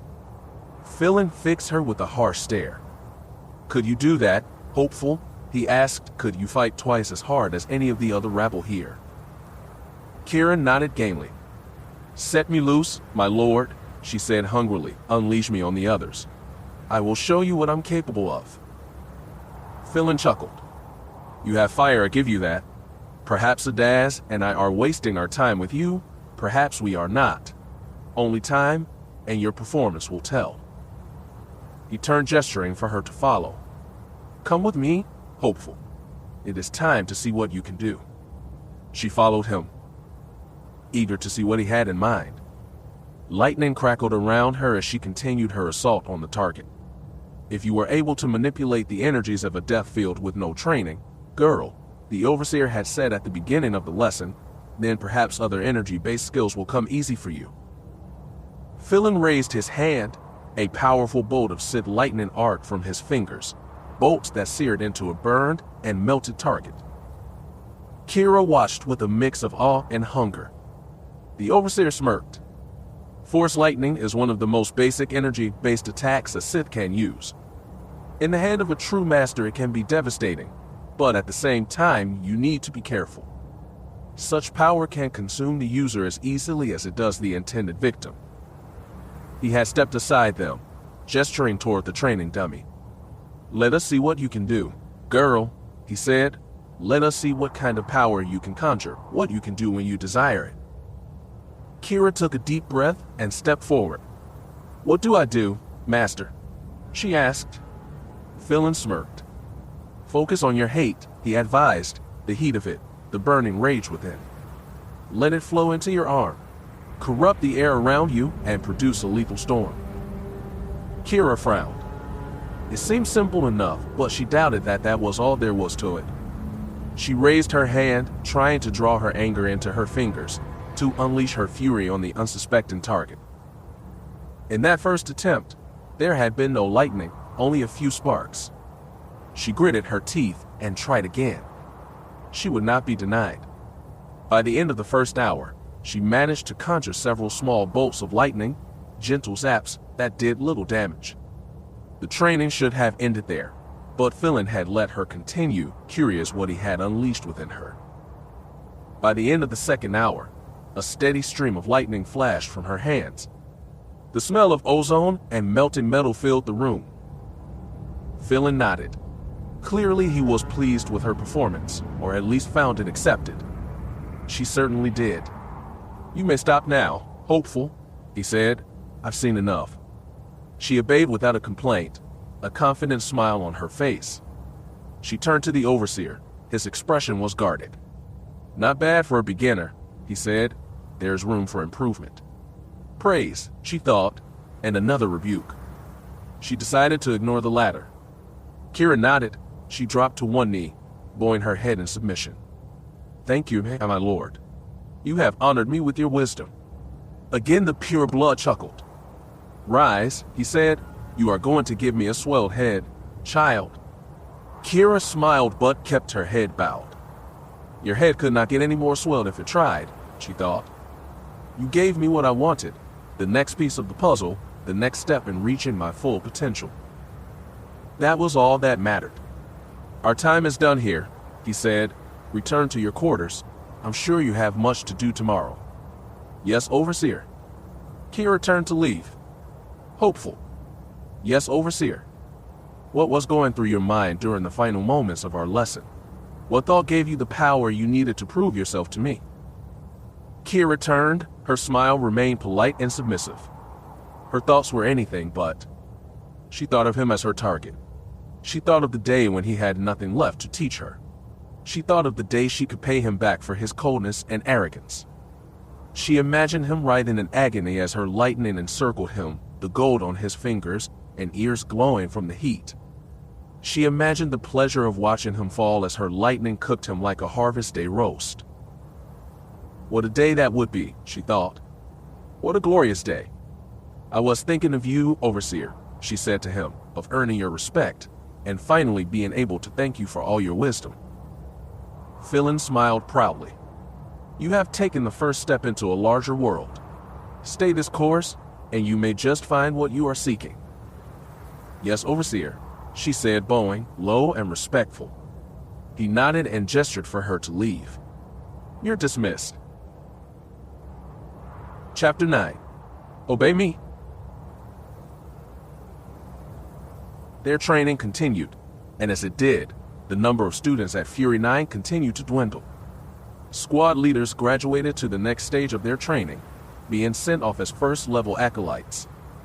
Students with the talent for secrecy and deception were reassigned to the intelligence academies. Their skills would serve them well there. Those who possessed a talent for violence and unchecked rage were sent off to army camps. They would study under the Sith's army of battle ragers their fury a fiery blade at the heart of the Empire's enemies. After 5 months of training, Keera found herself among a group of 20 hopefuls, the best of those who had arrived with her. These students had showed enough promise to be considered for the command track, those who would serve as Fury 9's next group of squad leaders and from there be sent off as first-level acolytes. These were the most powerful of Academy's hopefuls. They had learned to embrace their emotions, but also to make contacts necessary to advance their goals. The training groups were disbanded, and a new paradigm was formed. The students split down the middle, half supporting Philin, the other supporting Adas. These hopefuls had become the favorites of the two overseers, the ones that they had decided deserved to succeed. As expected, the rivalry among the remaining students intensified. Intrigue became the order of the day as the remaining few plotted the next step in their advancement. Keera was but one such student, a loyalist to Overseer Adas. She had also become a skilled tactician and talented duelist. She also learned quickly not to leave her training blade behind, even when she was outrunning the course. One day, one of the students, a Zabrak, murdered one of his human fellows in the hall. She didn't know why, but had been there when it happened. He had just walked up on the other student, drew his blade and cut him down. The alien had gone mad. Some said that his treatment by his fellows had finally pushed him into insanity.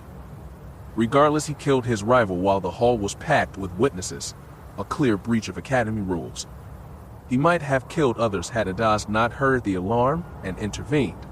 The Zabrak, she had never gotten to know his name, had been skilled. Keera could see that by the way he fought.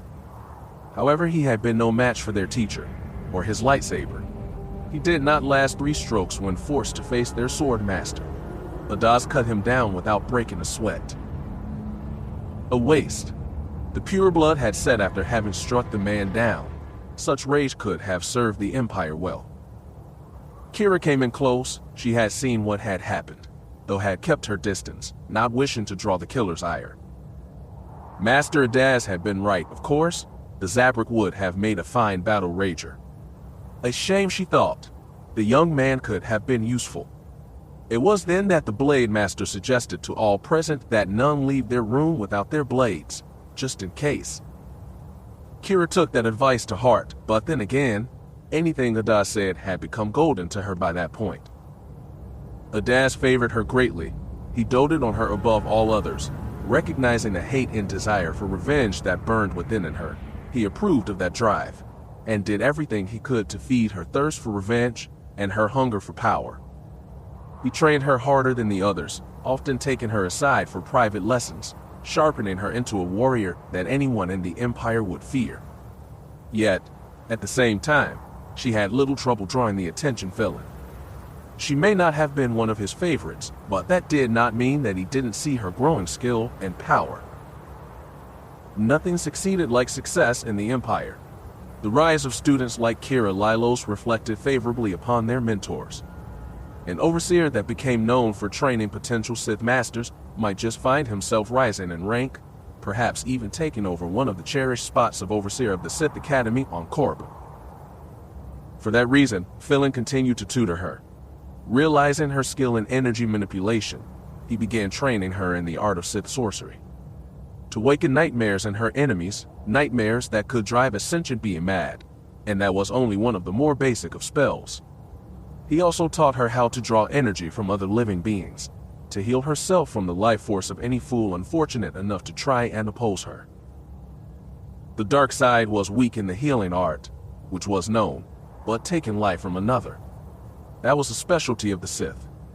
Keera consumed those lessons like a Gamorrean trooper at a feeding trough, eagerly returning to her room each night with a new sheet of flimsy. Often she would stay up all night, trying to absorb every kernel of information on those pages. It seemed that she did not need sleep anymore. She was feeding off the Force so heavily now. An hour or two of mediation was often enough to keep her mind fresh and alert. Nightmares remained a problem for her, but so far, she had been able to ignore them and remain focused on her training. What did sleep matter in the face of gathering more power? Of course, she tended to be quicker to anger when she went a few days without sleep. It might have fed her powers, but still. Her fellows had quickly learned to avoid her when she entered the mess hall with a haggard look, and it was not simply bags under her eyes either. In the last few months, her tan farmer skin had begun to grow paler and paler. Sometimes she feared that she might be falling ill, that she might be pushing herself too hard. Yet, I feel fine, she thought. She had never felt stronger. She dismissed it. So I'm turning pale. Big deal. All that matters is that my power continues to grow.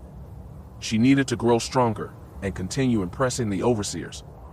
That was all that mattered, and the quickest way to do that was to master all that they had to teach her. Adaza's training and Phylon's spells were a step in the right direction. Many of the spells that Phylon taught her gave her pause, others terrified her. The risk of using them, it could be as dangerous to her as her would-be victims. And these were still only low-level spells. She could only imagine what secrets awaited her in the libraries on Korriban. Spells and rituals that were beyond anything she could imagine. Regardless of her fear, she studied each one, each of the lessons she had been given, did her best to master them, the theory of them anyway. Even if she never used such power, knowing such secrets, having such power in her arsenal, being able to draw on it in her hour of need would be important. It might even save her life one day, or end the lives of others, those who blocked her path. She smiled slightly at the thought. It was a most pleasing thought, to be sure. As her knowledge grew, so grew her power. When she walked down the near-empty halls of the academy, she was constantly assaulted by her fellow hopefuls' emotions. Many envied her now. She could almost smell it, like the scent of some spicy dish. The attention she was able to draw so easily from the masters drew much resentment. Some students feared her, what she might do if they dared try and oppose her. Most had seen her skill with the blade. Adaz often had her battle fellow students, if for no other reason to show them what training one-on-one with him could grant a student. Her place as Adaz's star pupil protected her from any plots her rivals might have been hatching, at least for now. None wanted to risk the pure blood blade master's wrath.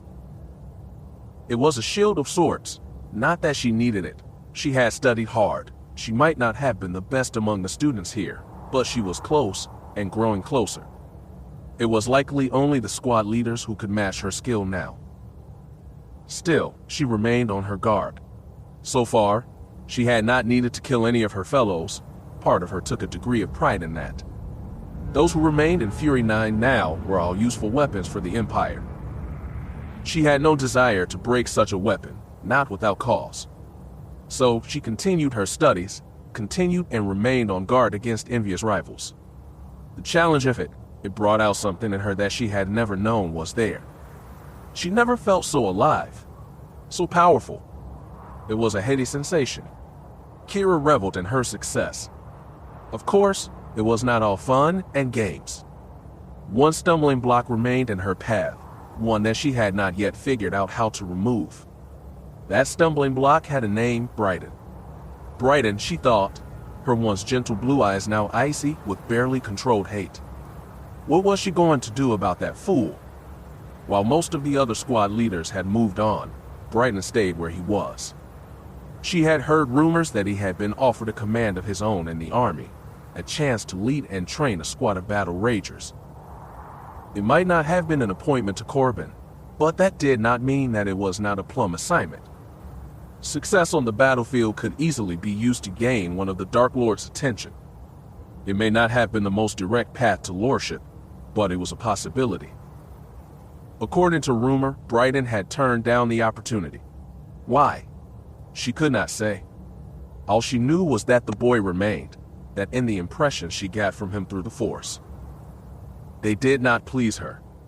He had been interested in her since the first day she had arrived. She had not needed the Force to know that. Over the months that she had been here, that interest had grown. She did her best to avoid him, but that only seemed to entice him further. What had started as interest had grown into full-blown obsession. It washed over her like water from a sewer pipe, leaving her feeling dirty and sickened. Keeping her distance was becoming harder and harder. Fewer students meant that she had fewer shields to distract her former squad leader. "What are you waiting for?" A dark voice inside her spoke up. You know what you must do. If he will not stand aside, he must be removed." She frowned. It was the only way. Her eyes narrowed grimly. Brayden was a great crony of Overseer Philin. From the way the fat fool talked, Brayden was Exar Kun reborn. Any attempt to remove him might distract the Force Master from giving her what she desired. She had no wish to see him distracted. So she endured Brayden for now. Soon, she thought, I must do something soon. Be patient, the dark voice inside her said. Your chance will come. A few days later, she had been in the training room, sparring with Tolim, the Grand Apprentice. Their blades flashing, even on the lower setting the air was electric with battle.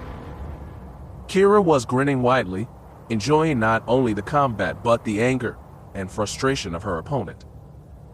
The fight was actually quite challenging. It left her feeling giddy even as she drew her opponent ever and ever closer to making an error.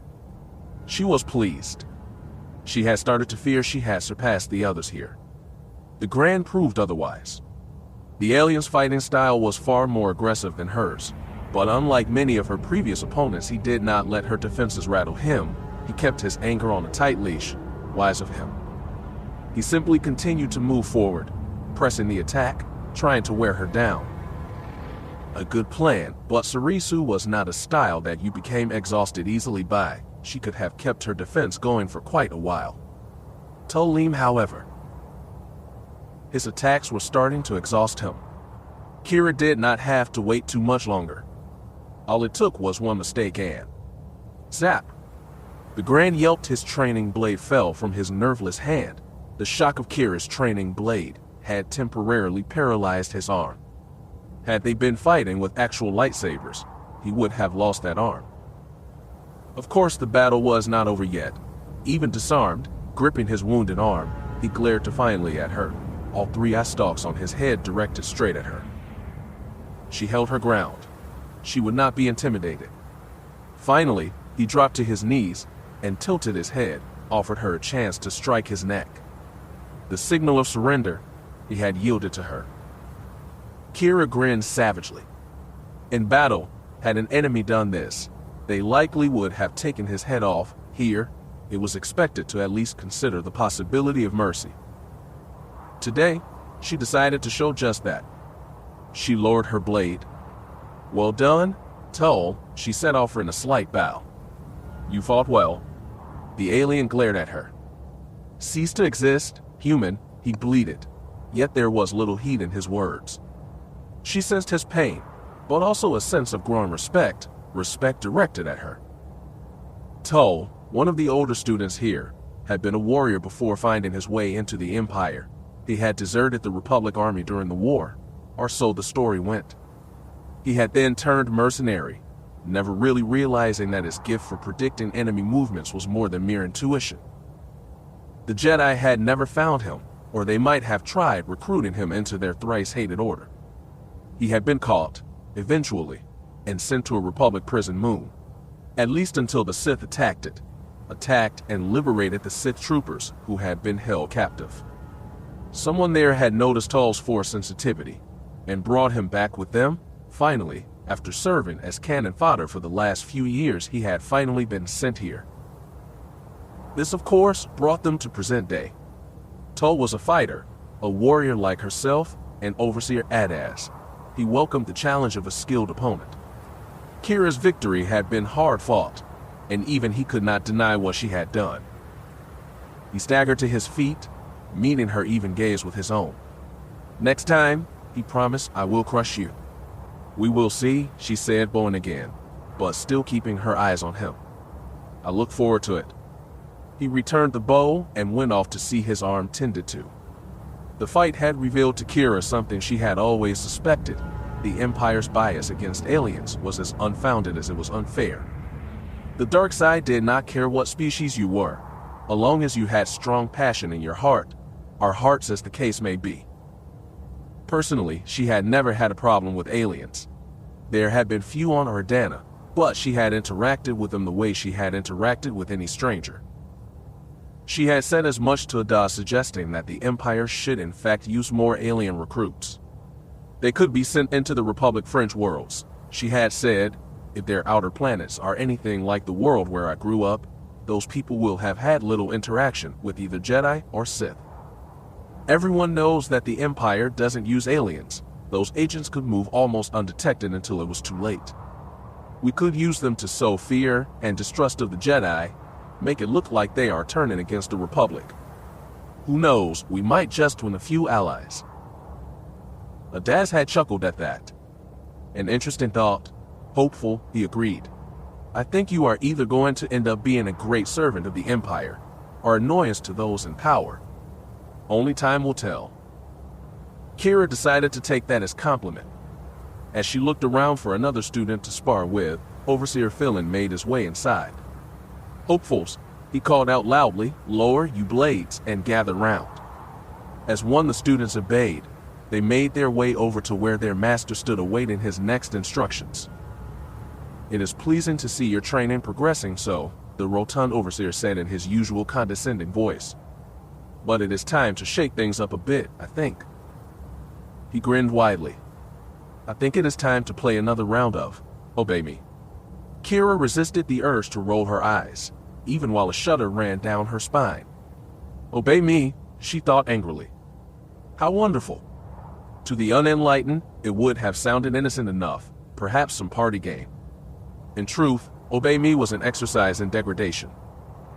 Obey Me was meant to train hopefuls in force persuasion. A student would face another and attempt to use the force to make them perform certain acts. If you failed, the one you were trying to manipulate had the right to punish you. Like all things with the Sith, success was rewarded and failure punished. What the act entailed depended entirely upon the hopeful, and could be as embarrassing or degrading as they wished it to be. Keera despised the game. Early in her training, she had become aware that she had little or no talent for force persuasion. No matter how hard she tried, she simply could not gather enough power to influence the mind of another, no matter how weak their will. At first she had figured the students here were too strong for such manipulation, but after seeing the squad leaders perform so effortlessly, she realized that it had nothing to do with them. It was her, and that weakness, that crack in her armor annoyed her. She had spoken with Overseer Phelan about it, wondering if there was anything that could be done. His words were not encouraging. Your ability to manipulate energy is beyond that of your fellow students, he reminded her. No matter how hard they train, they would never be able to match your power in this. He gave her an oily smile. That is their limitation. Yours, clearly, is force persuasion. Then I'm vulnerable, she had complained. If the Force has not granted me that gift then you must compensate with what the Force has given you. His smile turned predatory. So you cannot convince the rabble to do menial tasks, so what? Force lightning, your spells, even a lightsaber can be equally as persuasive, if used effectively. Keera considered that, and finally smiled. He did have a point. Now as she formed up with others for the game, she began the mental exercises necessary to shield herself from the persuasive power of her fellows. Though not weak-minded herself, she had been unprepared for the game the first time they had played 4 months ago. Bryden had embarrassed her that day, badly. He had volunteered to be her partner, had promised to take it easy on her. She had still been naive at that point, and had underestimated his desire to dominate her. She had paid the price. She remembered forming up beside him, thinking she was ready for anything. The next thing she knew, she was in his arms, kissing him passionately. Greet me, as you would a lover, he had purred. Show me your favor. Through the Force she had been compelled to do just that. Her own strength had reasserted itself mid-kiss. His mouth clamped over hers, his tongue in her mouth, his hands crawling over her body like a hut grasping at credits. She had pushed him away, glaring angrily. Bryden and the rest of the students had laughed how easily she had been compelled. For Keera it felt like a violation, like he had stolen something precious from her. Her first kiss has been stolen by this hut spawn. She had been furious. Since then she had worked to shield her mind against any such attempts, working her mental shield until it was as strong as her saber defense. Today she realized she would need it. Once again she stood across for Bryden, He had a hungry smile on his cruel face. Clearly, he expected to embarrass her again. "We meet again," he said with a smirk. "Have you missed me, darling?" "Drop dead," she spat. He chuckled. He raised his hand. She imagined a wall between them, a Durasteel soundproof wall. A wall bound with the power of the dark side itself. She would not be compelled. Around her, the other students faced similar challenges. Most resisted. The weak-willed had been mostly culled from their ranks by now. A few obeyed without complaint. These would likely find themselves culled on the morrow, sent off to intelligence or the army. She did not intend to be one of them. She glared at Bryden. "Take your best shot, darling," she thought. "I'm ready this time." He waved his hand before her. "Take off your clothes," he said. "I wish to see you in all your glory." A wave of dark side energy washed over her. It left her breathless, for a moment at least. She felt a slight desire to start taking off her tunic, her hands moving to her top, but she resisted. Bryden was strong, there was no doubt of that. She shuddered, willing her fingers to move away from her shirt. "No," she said coldly. "I don't think so." He glared angrily at her. Surprised by her resistance, of all the students here, he seemed the least willing to accept that she had changed, grown. That was his mistake, and he would regret it. He moved his hand in front of her again. "You want to kiss me?" he commanded. "I am everything you have ever wanted." His failed first attempt only fueled her anger. It burned away any sense of wanting to obey him. Her hands clenched into fists. Everything she had ever wanted, that is what he said. She sneered. All she wanted now was power, and to see Lord Darth Feer suffer for what his agents had done to her family. She shuddered. Darth Feer was far away, but at least she could take her aggression out on another person she had grown to hate. There was catharsis in that. And took a step towards Bryden. He grinned, expecting her to fall into his arms as she had done during their first encounter. He also let down his guard, his own forced defenses lowering. She smiled. Foolish of you, as she thought, raising her own hand. Very foolish. She had not given him any time to resist. Lightning blasted from her fingers. The squad leader flew back, crying out in pain. He rose, gasping, his eyes filled with both shock and fury. She sneered at him. "Stay down," she warned. "Which?" He snarled, drawing his training blade. Keera fell back, drawing her own, dropping into her Sarisu guard. Her blade over her head, its point at her opponent. Her left had pointed, as well, either to try a push or more lightning. Bryden's blade flared to life. From the glow she could tell his weapon was now at maximum. Killing power. Her eyes narrowed. She followed his example. Her sword's blade brightened. The training room had fallen silent. Tension was thick in the air. Girl and boy faced each other, their weapons drawn. "Come on," Keera hissed. "I'm waiting, Hut Spawn. Come on." It was at that moment that Adaz and Philin appeared. They did not get between the two, but they were close enough to discourage any further escalation. "Is there a problem, hopefuls?" the Force Master asked pleasantly. It was almost as if he did not see the two powered weapons ready to engage. Before she could answer, her enemy spoke up. "She struck with me with lightning, Overseer," Bryden snarled. "I'll see the witch answer for it." "Yes, I saw," the rotund Sith said dryly. "An impressive display, to be sure." He turned to Keera. "I do not remember lightning being a part of this game, Keera." Her eyes never left Bryden, or his blade, though she had to say she was surprised. She did not realize that Philin even knew her name. Sadly, she had no time to ponder that. All her attention was right now directed at her opponent, her rival. If he struck her while she was addressing the Masters, could be fatal. "I've grown weary of his clumsy advances, Overseer," she responded. "He sought to embarrass me again." She smirked evilly. Lightning can be quite persuasive, if it is used correctly. Her comment, his own words, amused Philin. The Overseer laughed.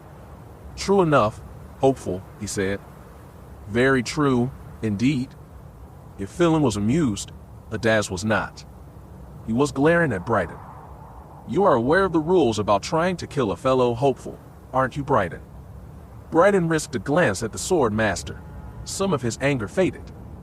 "She struck first, Overseer," he replied. "No," she responded, to your failed attempt to dominate her.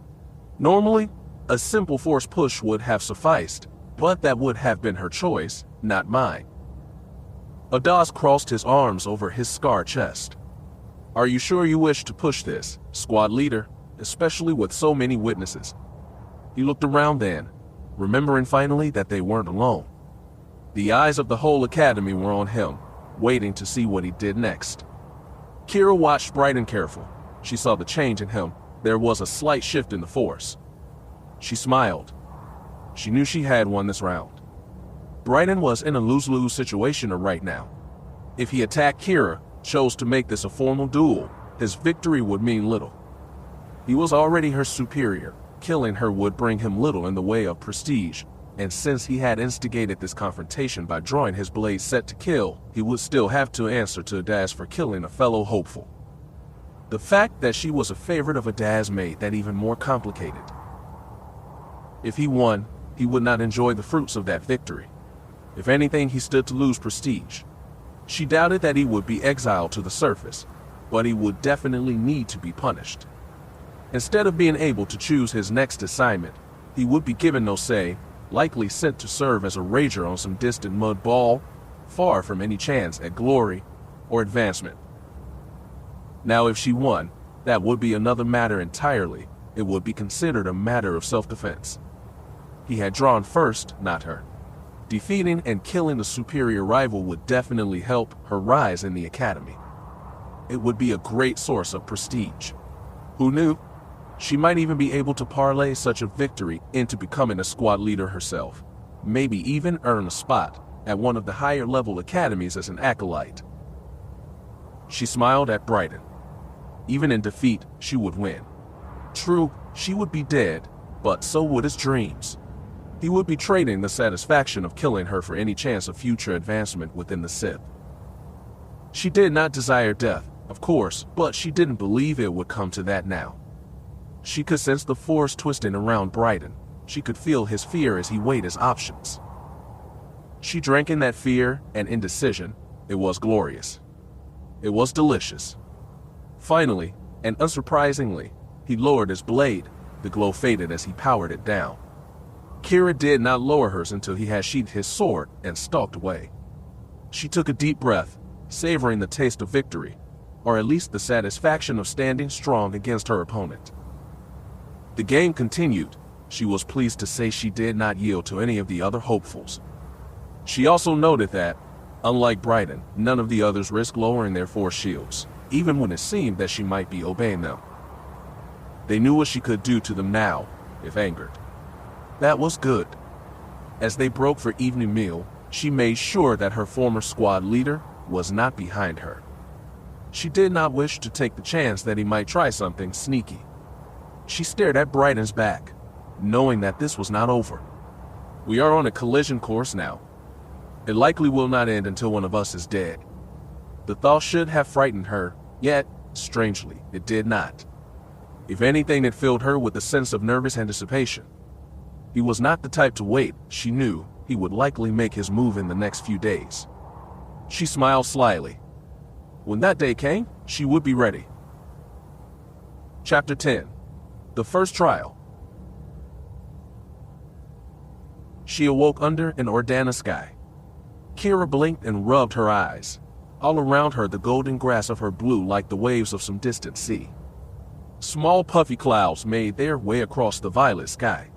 The girl stretched her bare arms, tingled slightly, hinting at the sunburn that would likely blossom across her bare shoulders tomorrow.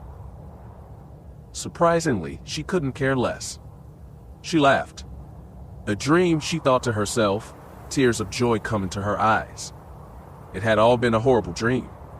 Grinning like a fool, she grabbed a floppy straw hat from where she had left it. To her right row, Wilkes slept peacefully, snoring softly. She chuckled. Some people simply could not hold their wine, she thought. They had finished the harvest yesterday. Their quotas met, what was owed to the Empire loaded and on its way. For a brief time, the people of Oridanna could rest and enjoy their peaceful world. It was a time that Keera Lylos intended to enjoy to the fullest. She and Ro had borrowed a bottle of wine from his father's stores. They had come up here to have a picnic and had lost track of time. Though still warm, the sun was already starting to set. Keera leaned over her friend and whispered in his ear to wake up. "We got to get home," she reminded him. "It is getting late." He groaned and waved her off, murmuring that he was awake. She smirked and scooped up her shoes. She had taken them off to enjoy the feel of the soft grass between her toes. It would have been nice to stay here a while longer. Sadly, she simply could not do it. She had to get home. Her father might have doted on her, but that did not mean that he would not punish her if she missed her curfew, besides after that horrible nightmare. She wanted to see her family again. She needed to see them. She made for her swoop, beginning to start up in record time. The bike took off like a blaster bolt. Keera shot off across the plains, heading straight for home. Straight for her family, back to where she belonged. The sun dipped quickly below the horizon. Keera did not slow down. She had to make it home. She had to see them. She had to make sure they were all right. Father, Mother, Aunt, Talitha, and even Pamir. She would pick up Pamir and hug her until she couldn't breathe. That was how much Keera missed them. How glad she was that it had all been a horrible nightmare. She wanted to help Mom put Ange to bed. Then she would stay up and help Talitha with that stupid little cleaning droid she insisted she could fix. Her little sister was tenacious. No one could deny that. Keera got annoyed with her sometimes, but that did not mean that she did not love her. She did. She loved them all so very much. Night settled over the land faster than she had ever remembered. Keera's heart began to beat faster. Something was wrong. She could feel it. Over the last hill, home finally came into view. She sighed with relief. It was still here, she thought. Praise the Emperor, it was still here. They were all outside, her family, her people waiting for her. She brought her swoop skidding to a stop. She leapt off, eager to run to her mother's arms, to hear her father call her Blossom and chuckle at the story she had dreamed up thanks to too much wine. She hurried to them, a strong gust of wind blowing off her straw hat. She called out to them, letting them know she was home. Her family saw her, and then Keera blinked. Mother grabbed Ange. Pamir pulled Talitha down into the house. The girl dropped her droid, screaming to her sister that they had to stop. Keera stopped. Father stood before her. The love that had always been in his eyes was gone. In its place, only cold, hard resolve. He held a blaster rifle, its point directed at her. She froze. "Dad," she wanted to say. "What is going on?" "Stay away from them," he shouted, aiming his blaster at her head. "Stay away from my family." Keera whimpered. "Dad," she tried to say. "Daddy, what is going on?" "It is Keera, Daddy. I'm your little Blossom, remember?" "It is me. It is Keera." Her father did not hear her. "I will go with you if that is what it takes, my lord," her father said. "I will go, but please, I beg of you, leave my family be." It was then that Keera looked down at herself. Bile rose in her throat. She was dressed in robes of midnight black. Her armor was coat gray with red highlights. The robes of a Sith, the armor of an enforcer. She tried to cry out, to deny what was happening. No, this was a dream. It was a nightmare. "This is not me," she wanted to wail. "This is not me." When she did speak, her voice sounded different, older, colder, and as cruel as the vacuum of space. She laughed at her father. "Those who ask for mercy," she purred, "are unworthy of it." Grinning, her hand went to her belt. She drew her lightsaber. It ignited with the hiss of a venomous snake. The world turned red, bathed in the blood shine of a Sith blade, of her blade. She could see the fear in her father's eyes. It sickened her, disgusted her. Tiny little rodent, she thought to herself. Destroying this place will be a mercy. not to mention a break from the monotony of this task. What? No, she tried to scream. No! She raised her sword in mocking salute. Then she raised her left hand. A small detonator rested in the palm of her hand. No, she tried to shriek. The enforcer that had been Keera Lylos sneered and pressed the button. The Lylos family home, the Lylos family itself vanished in a ball of red flame. Keera wailed in horror.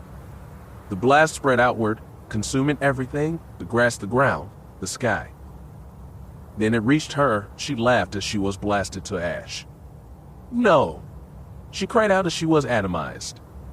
No! Her eyes snapped open, her final cry still on her lips. She sat up in bed, gasping for breath, tears streaming down her face. She struggled against the panic. The walls of her room in the Fury 9 Academy seemed to be closing in. Not a dream, she realized, stifling a sob. Not a dream? She willed her heart to slow. She reached out to the Force. The dark side was there, waiting for her. It wrapped her in its cold, comforting embrace. She took a deep, shuddering breath. The fear retreated, anger flowed in, washing away the self-pity that continued to haunt her. She cursed under her breath. Fool girl, she thought. Why do you keep torturing yourself like this? The answer was not that surprising. A Sith killed my family, she thought. Now, I'm turning into a Sith. She shuddered. I'm no better than the man who killed my family. I'm no better. The realization was like a bucket of cold water on her head. No, she thought, it was not that simple. It never had been. The world was not black and white. A mere farm girl from Oridanna could not find justice on her own. A Sith Lord was untouchable in the Empire, untouchable to all but another Sith. She would not become what she fought. The Force would free her. She would find victory, thought her passion. Darth Feer would answer for what he had done. And then, Keera swallowed. What would happen after her revenge was complete?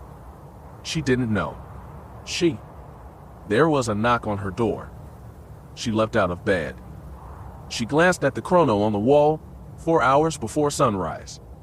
No student would be up right now. She went to the door, undoing the lock. Overseer Daz stood before her, his golden eyes as cold as night outside the mountain.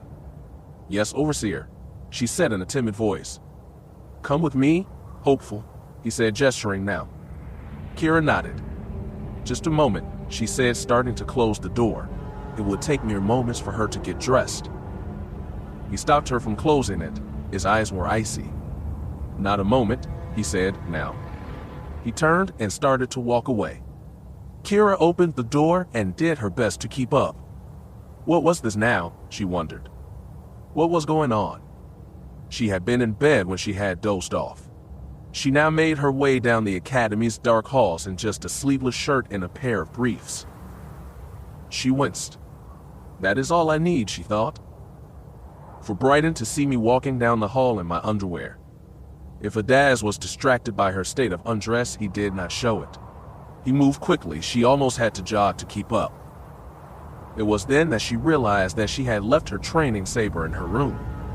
She thought of asking if she could go back for it, but the Blade Master was moving too fast. It was all she could do to keep up. When he did finally speak, there was no affection in his voice, no pride. Through the Force, all she could feel was anger radiating off of him. Anger and disappointment. Why is Brighton still alive? He asked her. Keera winced. Overseer. I don't understand the question. He glared at her. It is a simple question. Hopeful, he said. Brighton drew his weapon on you. Why is he still alive? The question surprised her. What was this now, she wondered. The last few months of training took over. She frowned, seeking to armor herself. There were too many witnesses, she said automatically. It would not have been clean. Clean, he spat. I was there, hopeful. You had your rival down. He was struggling to his feet, wobbly from your attack. As soon as he pulled his weapon, you were free to attack. Why didn't you? You could have used your lightning. You could have used one of the tricks that Philin taught you. You could have turned Brighton's mind inside out, yet you hesitated, waited for us to step in. Why? He stopped frowning down at her. She squirmed under his cold regard. I want an answer, hopeful now. She cringed under those hard golden eyes, the anger in them. She had no good answer. Adaz had become a mentor to her. She respected him, and she thought that he had come to respect her. Feeling his displeasure through the Force, seeing that cold look in his eyes made her feel small, insignificant. As insignificant as a farm girl from Oridanna. Fight back, the dark voice in her head said. Defend yourself, you little fool. This could very well be your last and only chance. She stood up straighter, met him eye to eye. As much as I hate him, she began, Brighton is still a servant of the Empire. He is weapon of the Emperor. Killing him would have denied the Empire his skills.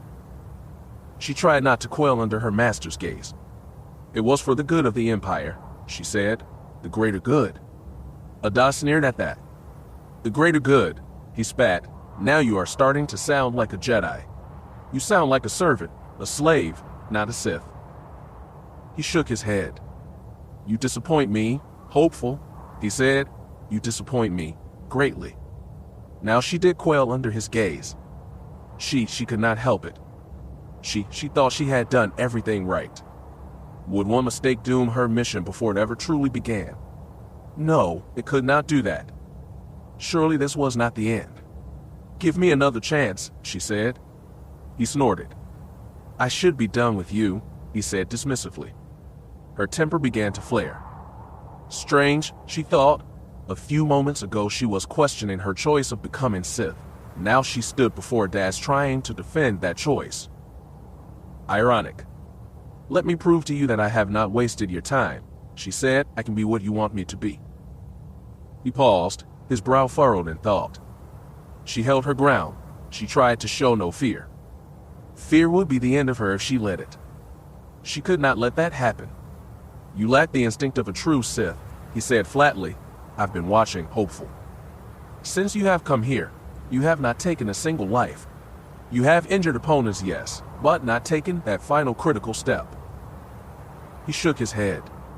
I fear you may not have it in you to take a life. Keera's eyes narrowed. I killed the men that slew my family, she reminded him. In a moment of rage, he reminded her, you weren't in control. It was not a conscious decision. That was emotion, not command. He frowned down on her. A Sith must always be ready to take command. She started to protest, only to realize that he had a point. She had always considered her self-control to a point of pride, but had she gone too far? Had that self-control turned into a weakness? In the Sith, she realized it could be. He looked on her, his lip curling into a sneer. I can sense your fear, he said. You're afraid to truly let go. You're afraid to let the dark side scour you clean. You still cling to the weak little farm girl from that hole you crawled out of. Keera hissed with anger. It is Keera's mission that drives my anger. It is Keera Lylos that is holding you back. Her innocence is dragging you down. It is a chain, choking the life out of you. You must let her go, let the dark side burn away that last bit of weakness, free yourself from the shackles of the path. His eyes flared with fury. If you don't, you are doomed. You will never survive your next trial. I will, she promised. I can. He sighed with disgust, started to turn away. She grabbed his arm and forced him to look upon her. I can, she growled. The sword master snarled and backhanded her. She took a step back, but did not fall. She turned glaring at him, her cheek already starting to bruise from the strike. I can, she repeated. I can. He snorted and gestured for her to follow. She did, the dark side churning inside her. Bubbling, burning, it felt like some explosive chemical roiling under extreme heat. Ready to ignite? Ready to explode. You have one final chance, Adaz said. One last chance to prove yourself worthy. I'm ready, Master, she said. Turn me loose, unleash me. I'm ready. She followed him down a hall that was usually restricted to students, He said nothing more, and again she had to break into a jog to try and keep up. No one observed their passing. There were too few students left in the academy now to notice. He led her down a hall lit only with 4 sputtering torches. At the end stood Overseer Philin. The rotund Sith smirked as he saw her approach. "Nice outfit, hopeful," he said, grinning lecherously. She glared at him, part of her wishing she could knock that smirk off his face, pop his eyeballs out for staring at her in such a state of undress. She was grateful for her anger in that moment. It kept her from blushing with embarrassment. Adaz stood before his fellow overseer. His expression was grim, unyielding. "This is the trial of blood," he said. "You will either survive it or die suffering." He stood up straighter. "There is no other way." Keera took a deep breath, tried to center herself. She reached down and let the darkness flow into her. She would need his power tonight. Philin smiled at her. "Are you aware, hopeful," he began, "that this academy is not the only Sith-controlled installation on this planet?" She shook her head no. He continued, his amusement growing. "It is what you might call a prison of sorts. A nasty place to be sure, populated by only the most degenerate and cruel of the Empire. They are scum," Adaz added, "no force potential, and no interest in serving the Empire, even if it could mean their freedom."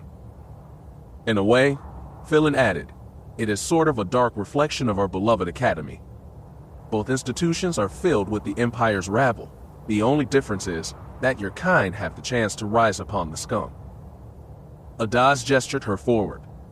"On occasion," he said, "we have requested inmates be brought here. The vile are chosen for that duty." "Slime versus slime," Philin said. "Filth versus filth. The hopeful either takes the next step or they are brutalized, slain, cast down, and forgotten." Keera stepped forward. She stood before the door that the 2 overseers had blocked from her view. Both of them stepped back.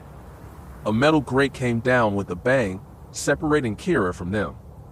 She spun with a cry of surprise and grasped the bars. "What is this?" she demanded. "Let me out." Adaz sighed. "This is the trial of blood," he said. "It begins now." Philin chuckled. "May the Force serve you well," he said. A loud buzzer sounded overhead. The door before her did not open. The floor beneath vanished. She shrieked and fell down a shaft. "Die well, hopeful," Philin called down to her. "Die well." She was still shrieking when tumbled onto a hard stone floor. She came down, rung on her shoulder, possibly dislocating it. She cried out in agony. Above her a red light flashed on and off. Through the pain, through watery eyes, she looked around. What she saw terrified her. A large round room, a plain sand floor, no weapons, no way out except the chute that she had fallen down at the start of her trial. That is when she heard the giggling. A shudder ran down her spine. She realized that she was not alone. She looked up. A cry of horror escaped her throat. There were 4 of them. 2 humans, a Zabrak, and what might have been a Twi'lek. She could not really tell with all the burns. One of his head tails was all but gone. They were staring at her, the look in their eyes, one of hunger, of lust, and amusement. "Pretty," one of the humans giggled. "Very pretty." Keera backpedaled, trying to regain her feet. All 4 were armed, she noticed. A shiv, a club, a stun stick, and what might have been a vibrasor. "Look at this little slice of cake, boys," the Zabrak snarled, smiling with a mouth of rotting teeth. "No," whimpered Keera. "No." The Zabrak raised his shiv. "Let's have a slice," he said. All 4 rushed her. They knocked her down, tearing at her shirt, pulling her hair. She felt something hard strike her left thigh. The 4 of them forced her down. She cried out, wailed in agony. This was not a trial, she thought. This was a violation, and she was the victim. She shrieked, calling out for Overseer Adaz, but he did not come. He had abandoned her. Now it was over. Now she was dead. One of the humans tried to pull her legs apart. The world turned red. Keera well turned into something more, something worse. The prisoners let her go, covering their ears. She flung her hands out. One of the humans and the Zabrak went flying. She sat up, snarling with fury.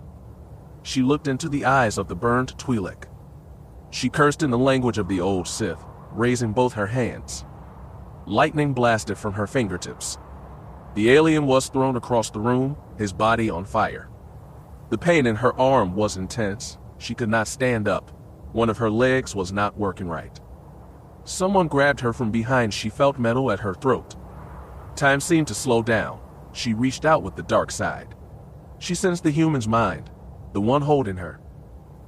She cast a spell, the first one that came to mind, one of the more nasty ones, if she was being honest. The spell tore into his mind, unleashing everything he had ever been afraid of, one long terrifying fall into madness. He let her go, howling in terror, his fingers dug into his own eyes, trying to stop the visions that danced before his eyes. That would not work, she knew. This was one journey the beast would not be coming back from. She somehow found her feet. Only the Zabrak and one of the humans remained. Not for long, she thought. Not for long. She gestured. The abandoned vibro sword leapt into her hands. The two prisoners tried to rush her again. She did not give them the chance. She reached out with the force again. She caught the Zabrak in a crushing grip. She could have simply collapsed his windpipe, but she was not feeling that merciful. Her hand began a fist. The man's whole body compacted. She threw the mess away. Only one remained, one of the humans. He got in close. She had been too slow with her guard. He swatted her sword away. He tried to stab her with a shiv. She caught his hand with the force. He struggled mightily against her, but it was no use. She had him now, and she was not going to let go. Keera could not persuade him that power was beyond her, but she didn't really need to. She used the force to push his arm back. He had been in such shock that he had not even thought to drop his knife. It caught him in the throat. He fell gurgling. Keera was not done. She leapt on top of him, screaming in fury, curses that would have made most space pirates blush. She stabbed him with his own knife. She stabbed him again, and again, and again. She did not stop until he stopped twitching. Even then it was a very near thing. A buzzer sounded overhead. The red flashing light stopped. The ceiling arised open. Keera blinked and looked up. Overseer Adaz and Overseer Philin were looking down on her. Their expressions a mix of pity and disappointment. Less than well done, hopeful, the Force Master said, shaking his head. Definitely subpar. She passed, Adaz said. Barely, Philin answered. The Sword Master sighed with disappointment. Yes, he agreed, barely. Keera had no words. She could not stand. She was covered in blood, her nightclothes torn, more rags than anything else. She looked up at Adaz, her mentor. She was furious. You could have warned me, she shouted. He shook his head no. This was your lesson, he reminded her, not mine. Indeed, Philin said, sounding happier than she ever heard him, you chose to come here in a state of undress and unarmed. All you could see was proving yourself to your beloved master. He smiled and looked at Adaz. You trusted him, Philin said. That was your first mistake, and almost your last. Keera looked at Adaz. He did not even look ashamed. She had almost been violated and murdered, and he did not even care. She thought he respected her. He was her mentor, like a father to her.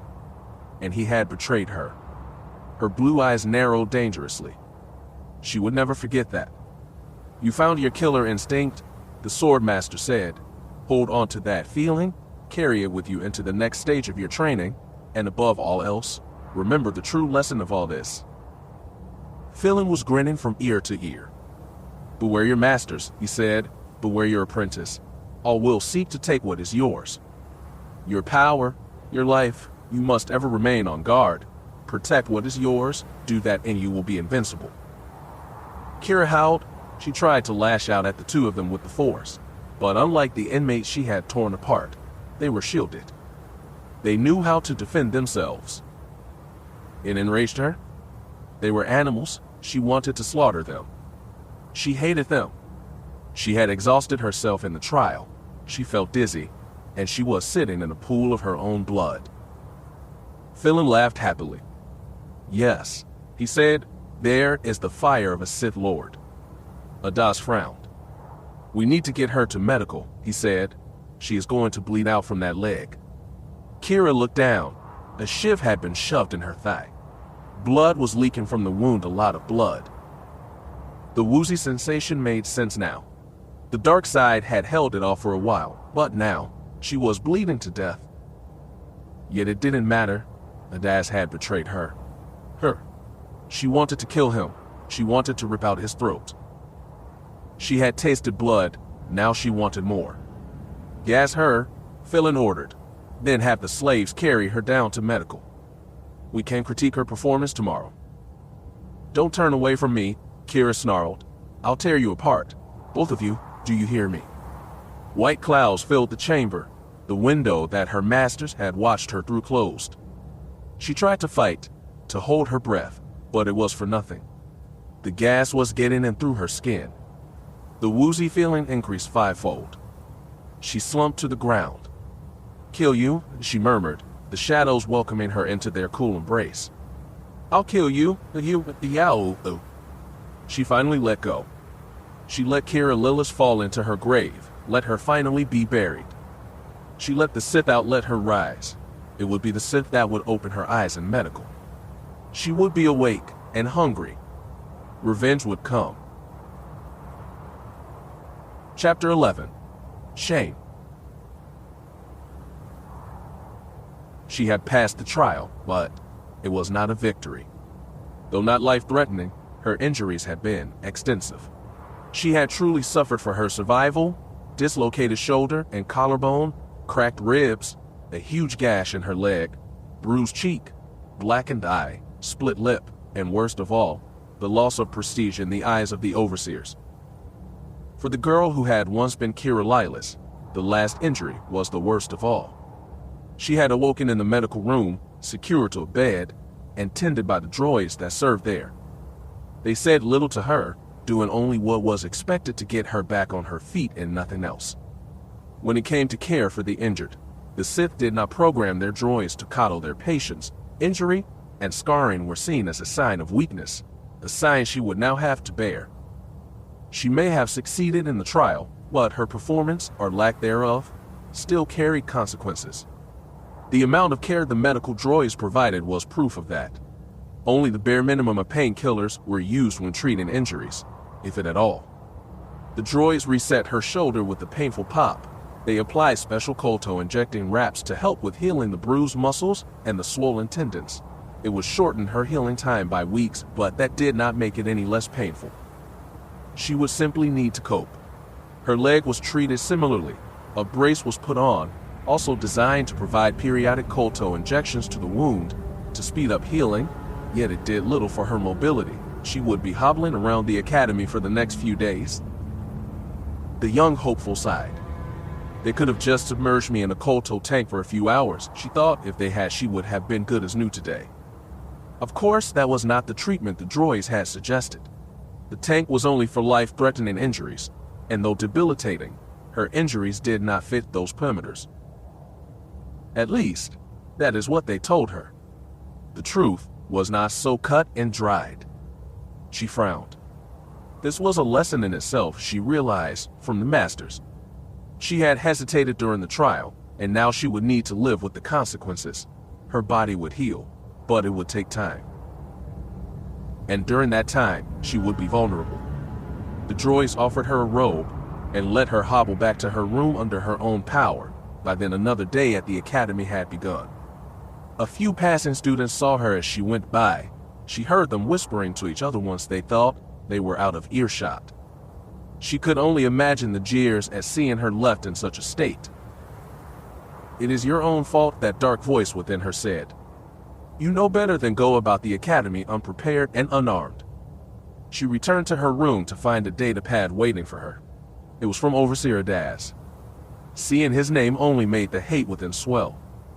She had been excused from her run on the course today, a small favor, but would still be required to attend the group class with the rest of the hopefuls, which gave her a few hours to rest and try to heal. Not that that would help much, she knew. She limped over to her bed and sat down. She could have tried to sleep, but her mind was too busy to allow it. She could have tried to meditate, but the brace on her leg made that difficult. So, she simply sat there, feeling both angry at herself and at the state that she had been left in. It wasn't fair, she thought morosely. I have done everything that was expected of me since coming here, and now, I end up like this. Being Sith is not about being fair, the dark voice reminded her. It is about seizing control, taking what is yours, blazing your own path to victory. She shuddered. Through victory, my chains are broken. Those were the words, but this victory did not feel like one. She had been left wounded, vulnerable. Her blue eyes narrowed at the thought. The next few days would not be pleasant. There was blood in the water now, her blood. She shook her head. The sharks would be coming soon. All of them. Saber training that day went as bad as she had expected. A hopeful that she had defeated weeks ago took one look at her and offered to spar. She could have refused, but thought that if she needed to, she could use the Force to turn the bout to her advantage. This hopeful was no real threat. He was so far beneath her in skill that she had not even bothered to learn his name. He made her pay for that arrogance. Her shoulder made holding a saber difficult. Her brace made her footwork slow and clumsy. Both Sarisu and Makishi relied as much on the user's speed and agility as it did the Force. Her Force connection was strong, but her body simply could not keep up. She tried to draw on the dark side, her anger and all this to compensate, but it was just not enough. The dark side might be limitless, but she was not. Her defenses were slow, and trying to keep up with her healthy opponent tired her out quickly. After a few exchanges, she realized that the battle was lost. She could have lowered her blade and kneeled, but her pride would not allow it. His blade got through her defenses, caught her on her injured leg. She cried out in pain as the training sword burned through her leggings and left an angry red burn right above where her leg brace began, and as she did, she lost her connection to the dark side.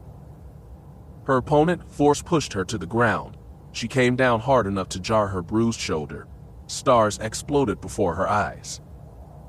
She found herself looking up into her opponent's face, his eyes alight with victory. His training blade was at her throat. She looked up at him, her eyes defiant. Go ahead, she wanted to shout. Finish it, see what happens if you do. Despite her feelings, she found herself looking for Overseer Daz. Surely he would not want to see his star pupil humbled so. What she saw broke her heart. The Blade Master was barely paying attention. He did not even acknowledge that she had been beaten. Through the Force, all she could feel was apathy and indifference. How could this have happened? She wondered. How could it have gone so wrong so quickly? Her eyes once again turned to her opponent. She considered trying to spell or lightning, but the blade was pressed far too close to her throat, and she could hear the hum of blade's highest setting, the kill setting. If she tried anything, she would die, and unlike what had happened between her and Bryden, her opponent had no qualms about finishing this permanently. Keera shuddered, knowing what needed to be done, and hating herself for it just the same. She let go of her blade, closed her eyes, and offered him her neck. One strike, and it would all be over. He had won, now all he had to do was claim his prize. Not so tough now, are you, farm girl? He spat. She said nothing, she was angry, but there was little she could do. The boy withdrew his blade with an arrogant smile, no doubt now thinking that his original loss to her had been a fluke. He left her then, turned his back on her like she was nothing. She took a shuddering breath. She was alive, but only because another hopeful thought that she was not worth killing. She glanced over at Adaz again. He barely even acknowledged her presence. It was as if she no longer mattered, that she no longer existed. She saw no sign of feeling on the walkways above, but did not doubt the rotund overseer was aware of what just happened. Now not only was she wounded, but she had been defeated by a lesser student. As she struggled to her feet, she saw Brighton grinning at her, clearly having enjoyed watching her fail. She glared back, but that in itself was more for show than anything else. She suppressed a shudder. Her life here was suddenly in free fall. She could only imagine where it would go from here. The next few days were a constant struggle, a world of pain. The shoulder wrap had come off after the second day, but her arm remained stiff, her ability to swing her training saber muted. Her runs on the course were equally troubling.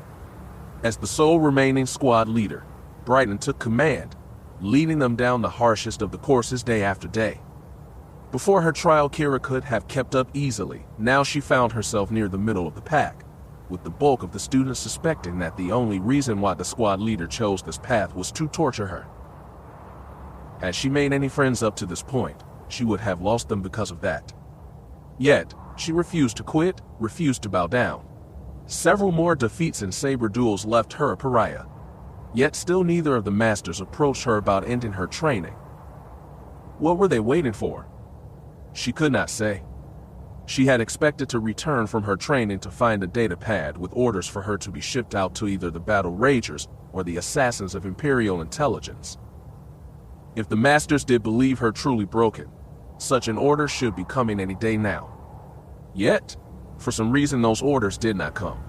She was stuck here now, caught in a form of dark limbo, no longer accepted among the ranks of her fellow hopefuls.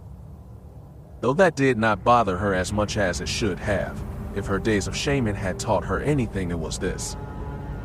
She despised everyone here, their cruelty, their arrogance. The whole lot of them could die for all she cared, especially the two overseers. They had broken her, broken and abandoned her. Whatever happened, they deserved what they got. So she stuck to her isolation, emerging only to attend group lessons, eating alone, and studying alone. She sought shelter among the stories of the past, the wisdom of the Dark Lords of the past. That may have been the end of her, but one day, a week after her disastrous trial, she returned to find something out of place. She hobbled into her room and turned on the lights. There, sitting on her bed, was a book she had never seen before. She looked around in surprise. Nothing appeared to have been touched. She reached out with her senses, trying to feel if anything else was amiss. She searched and searched, but nothing. Nothing had been taken, only the book had been left behind. Her eyes narrowed. What sort of trick could this be? She made her way to the bed and sat down, grateful to be finally off her feet. The brace would, at last, be off tomorrow, which was good, but she still feared that it would come too late. She did not think it possible to pull herself back from the brink now. She picked up the book and inspected it. The bindings were fairly new, but it was clear that the pages had seen a lot of travel and abuse. It was not from the library, though. She would have noticed it before if it was. It seemed, well, almost in too good of shape to be in the library of Fury 9. She looked at the cover, not recognizing the title, The Lord of Corruption, The Rule and Times of Darth Feer. Keera's brow furrowed. She had never heard of a Darth Feer. The name did not ring any bells. Having nothing left to do but sleep, she decided to open it up and explore what knowledge might be inside. Several of the pages had been marked, she noticed. Apparently, whoever left this tome thought that she might find what was inscribed there useful. She decided to give her mysterious benefactor the benefit of the doubt. What did she have to lose? It was not like she could fall any further. Who knew, perhaps Lord Feer might have some wisdom to offer, a way to help herself. It couldn't hurt. The least she could do was read. Perhaps she would be inspired. At the very least, it would keep the self-pity at bay. She opened to the first marked section. What more did she have to lose? She needed help. And as it turned out, she found it. The next day came far too quickly. She had barely slept at all the night before, pausing only once to replenish herself with an hour of meditation. Yet, in that time, she found a renewed sense of purpose, a renewed desire to succeed. And all because of a few passages in an old book. Keera said nothing as she sat down to her morning meal. After her performance the last few days, none of the students seemed to notice her anymore. They certainly did not see her as a threat. She smiled to herself. Today, that was about to change. She rubbed her formerly wounded leg. Even through her light trousers, she could feel the scar there. The koto had done its work, but she would carry the mark of the trail of blood for the rest of her days. As I should, she realized she had been distracted, foolish, and naive. Whenever she looked at that mark, she would remember what such weaknesses had cost her. Of course, there was a chance that everything that had happened was not all bad. She now found herself in an interesting position, an opportunity waiting for her to seize it. She might have missed it if not for the writings of Darth Feer. She nodded grimly. It was an opportunity that she would not allow to pass her by. The book, like many others in the library in Fury 9, focused mainly on the successes of the Lord who had written it. The main difference between Feer and other Sith Lords was that he had actually trained at Fury 9 when he was young. His success was intriguing to say the least. Known as the Gentleman of Drum Cass, the Dark Lord had reinvented himself late in life. In his youth he had been a brute, a battle rager that had helped the Empire prepare for his return to deal with the Republic and their Jedi lapdog. By the time he was a full Darth, he had been considered a man of great wealth and fine breeding.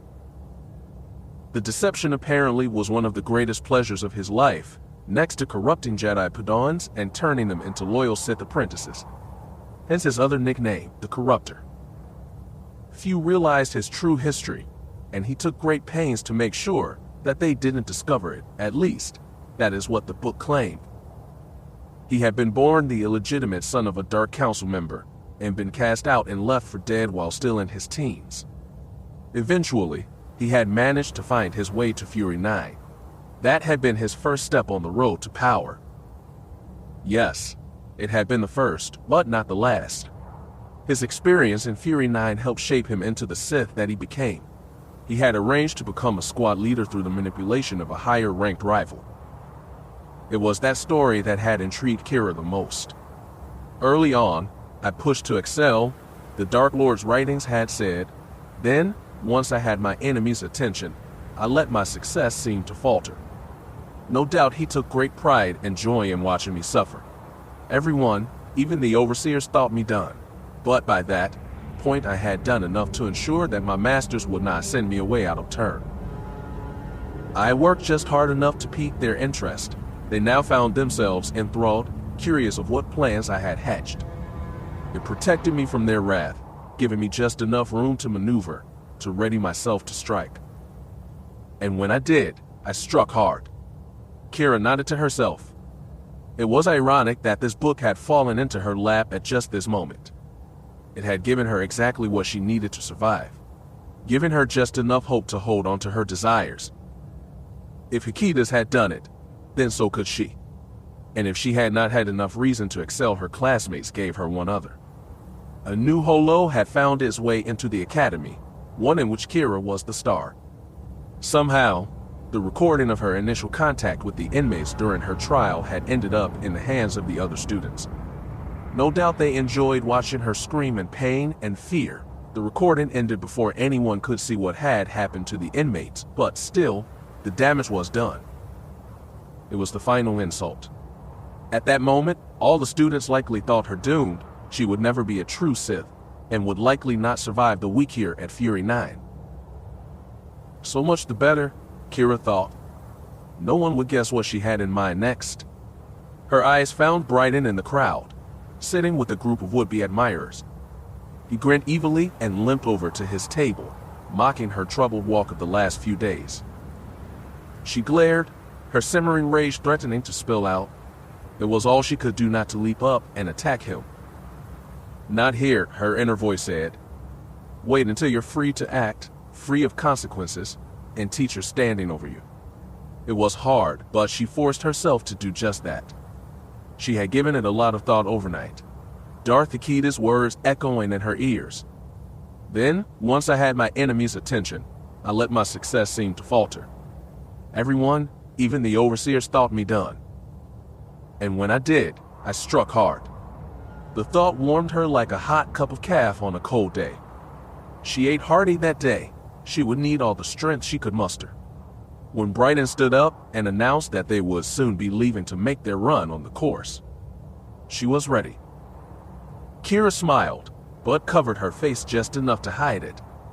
No doubt Brighton would choose the hardest path of the course. He had done so every day since her injury. Perhaps he had hoped that the course itself would end her, which would have made things easy for him. Keera was ready for that, and if by some quirk he decided to take a different path, she was ready for that too. She had run all those paths enough time to know when the perfect time to strike was. For now, she simply had to be patient and ready. A Sith does not merely react, she takes control of the situation. She nodded grimly. Today she would take control. If she failed, she would die. She would be left on the course broken and forgotten. But if she didn't, if everything went as planned, she rubbed her injured thigh. It should be up to what she had planned. She had been shamed long enough. The time had come to go on the offense. One thing was for certain, someone here in the academy would die today. It will not be me, she thought. It will not be me. Chapter 12. Taking Command.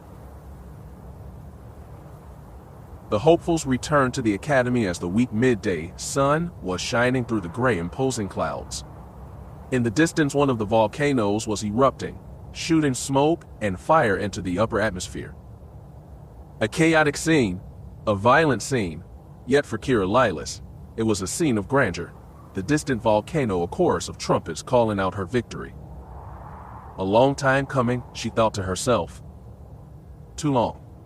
She had left this morning in the middle of the pack, a nobody, a ghost of a girl limping beside the rest of the rabble. She returned at the front, leading the group, an alpha predator, her stride strong, her head held high. Through victory, my chains are broken. Had there ever been truer words spoken in the universe? She could sense the emotions of the others behind her. She could sense their shame, their jealousy, and more importantly, their fear. Not a one had dared raise a blade against her and her little coup. A few had thought about it, she suspected, but none had been willing to roll the dice and see if the Force favored their endeavor this day. She drank in those emotions, even as she reveled in her own. Guilt of getting caught, the elation of success, the thrill of the kill, fear of punishment, pride in finally ending the rivalry. So many wondrous emotions, and they warred inside her, lifting her up as she led the others down the final leg of the training course. She could have gone easy on them, she knew, tried to win back some support when they reached home base. She did not do that, foolish some might say, but in her eyes necessary. They've seen me as nothing for too long, she knew. She had to be hard on them now, lest they think her weak, despite what she had just accomplished, and besides, they all deserved this. She had not forgotten how they had laughed at her suffering, her struggle. They all deserved to answer for that. It had been a justice that she had been eager to carry out. She grinned as she saw the open doors of Fury 9 coming into view. She could sense the two overseers, awaiting their return. She did not intend to keep them waiting. She set a leisurely pace as they jogged the last leg of the course. They stepped through the blast doors and finally came to a stop, most of them winded, but none collapsing or retching on the floor as they had done on the first day all those months ago. Those that remained were the strongest of their original 100, physically anyway. Some might question the intelligence of trying to become Sith. True power is not about dominating the weak. Any fool with a blade or a blaster could do that. Power, true power, was about inspiring the strong to serve your ends. One of the many lessons she had learned studying in the Sith archives here. The ancient Sith may not have conquered the galaxy, but they had laid the groundwork for the Empire of today, an empire on the verge of triumph. That was why the ancients should not be forgotten. It was through their sacrifice that the Sith were now here, and one day would be triumphant, just as she was triumphant now.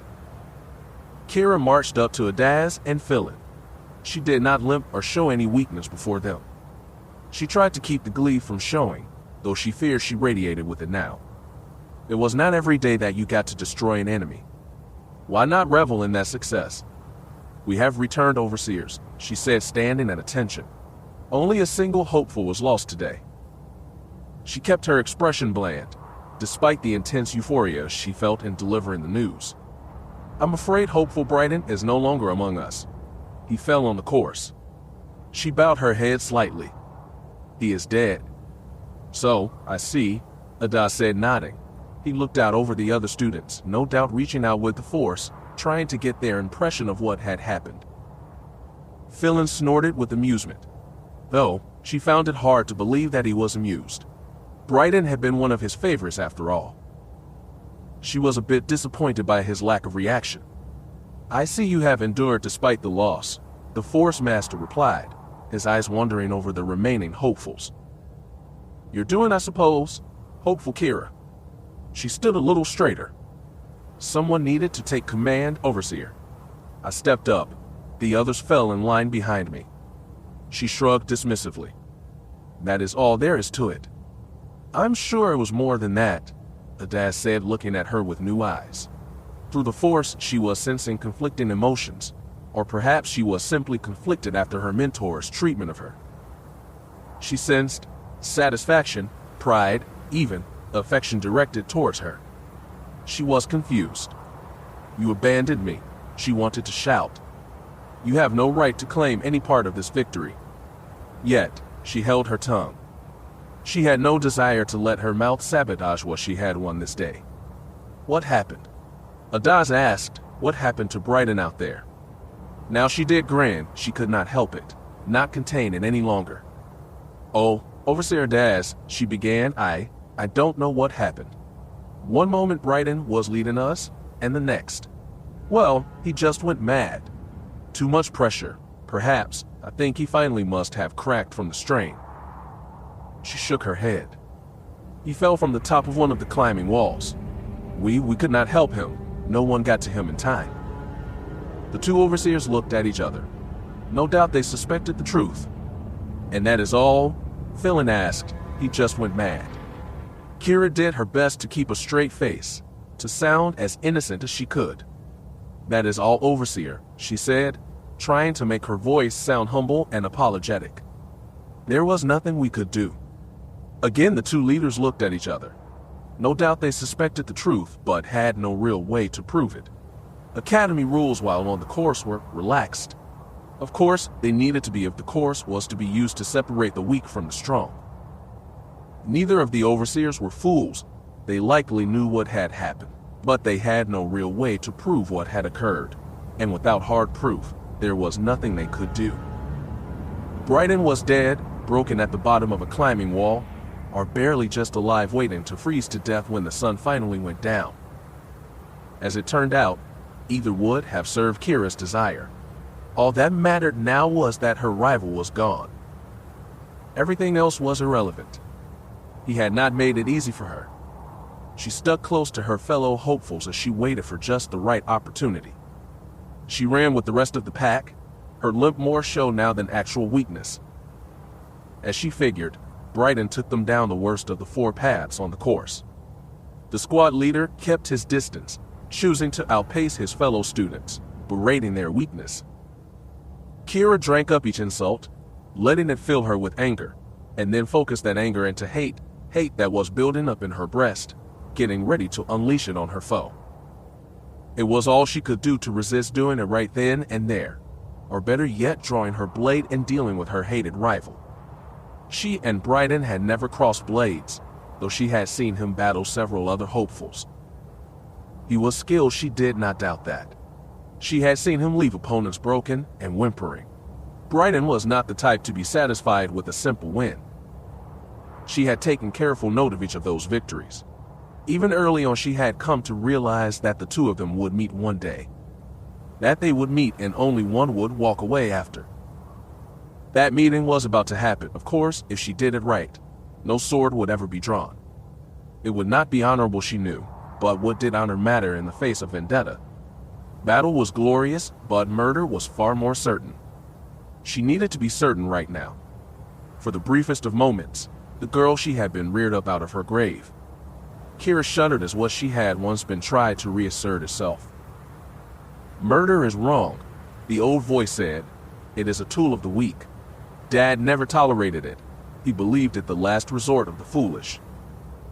There had been very few murders in the villages that he had overseen, and when there were he had punished the culprit to the full extent of the law. "It was foolish to commit such a crime in my district," she heard him say once.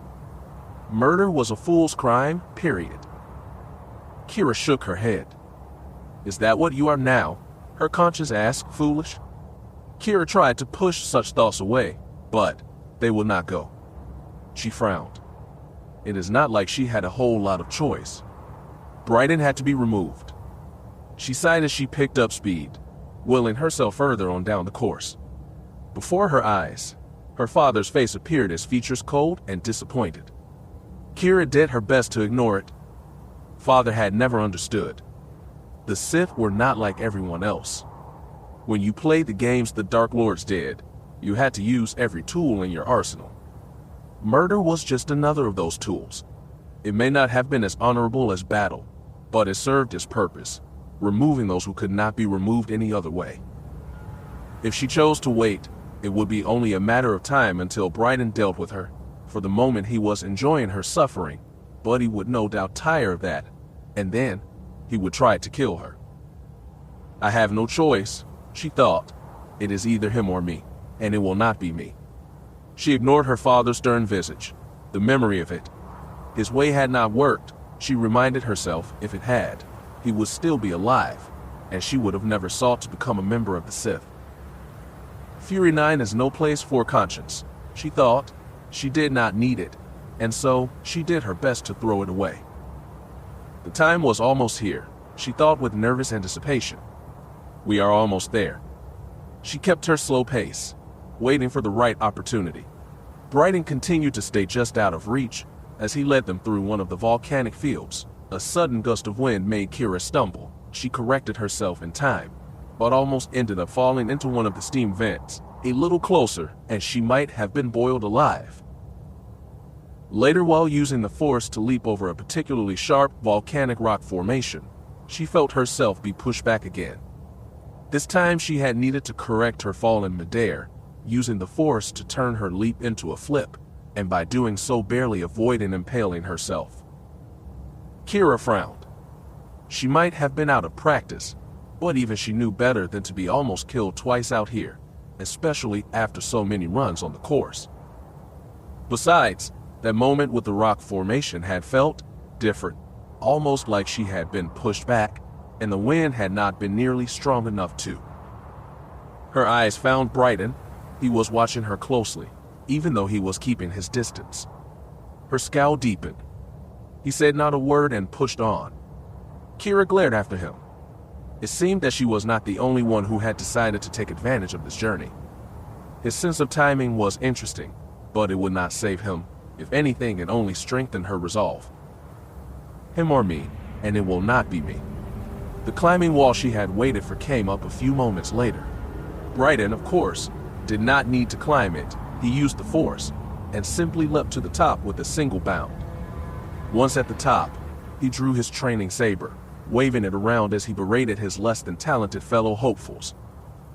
Keera watched him carefully, watched as he paced above her, watching him move oh so close to the edge. We're here, she thought with a barely concealed smile. It is time.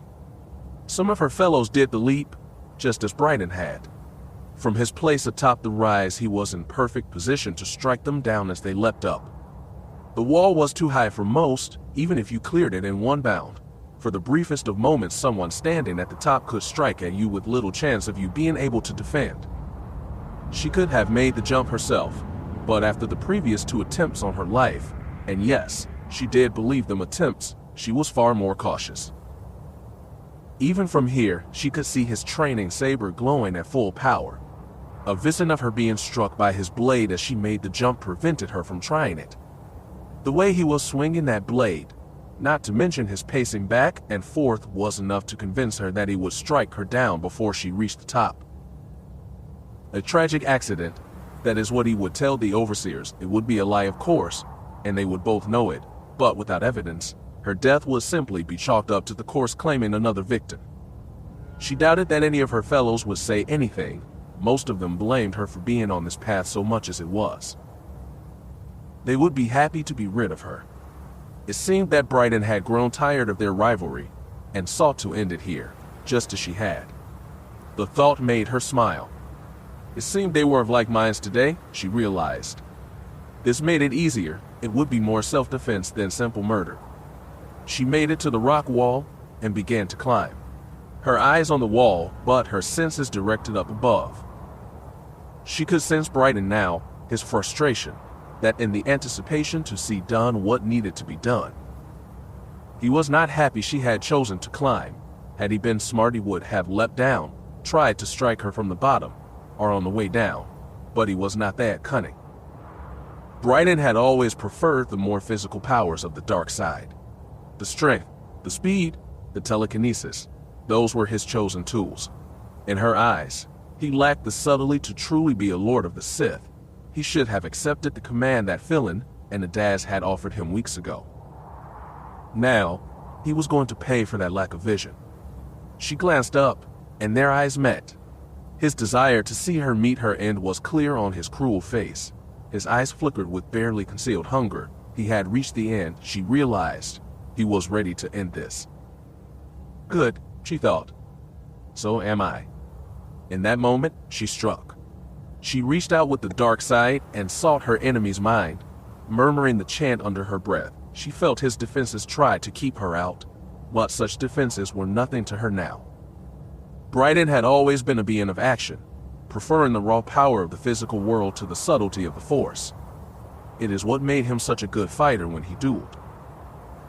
Against her type of attack, however, he had little defense. She tore through his force shield. It was nothing but an inconvenience. It was in that moment that she cast a spell, one of Phylon's personal favorites. The result was instantaneous. One moment Brighton was berating them, and the next, he was out of his mind. Hallucinations assaulted him, his fears given form.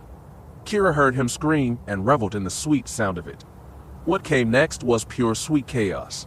The cries of the other hopefuls, their curiosity turning to fear as the maddened squad leader fell upon them with his training blade, trying to slay the ghostly enemies that now assaulted him.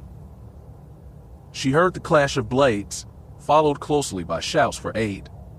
Brighton's panicked voice rose above them all, shrieking for them to stay away, that they were all dead. His words amused Keera. So, it seemed their squad leader had a guilty conscience after all.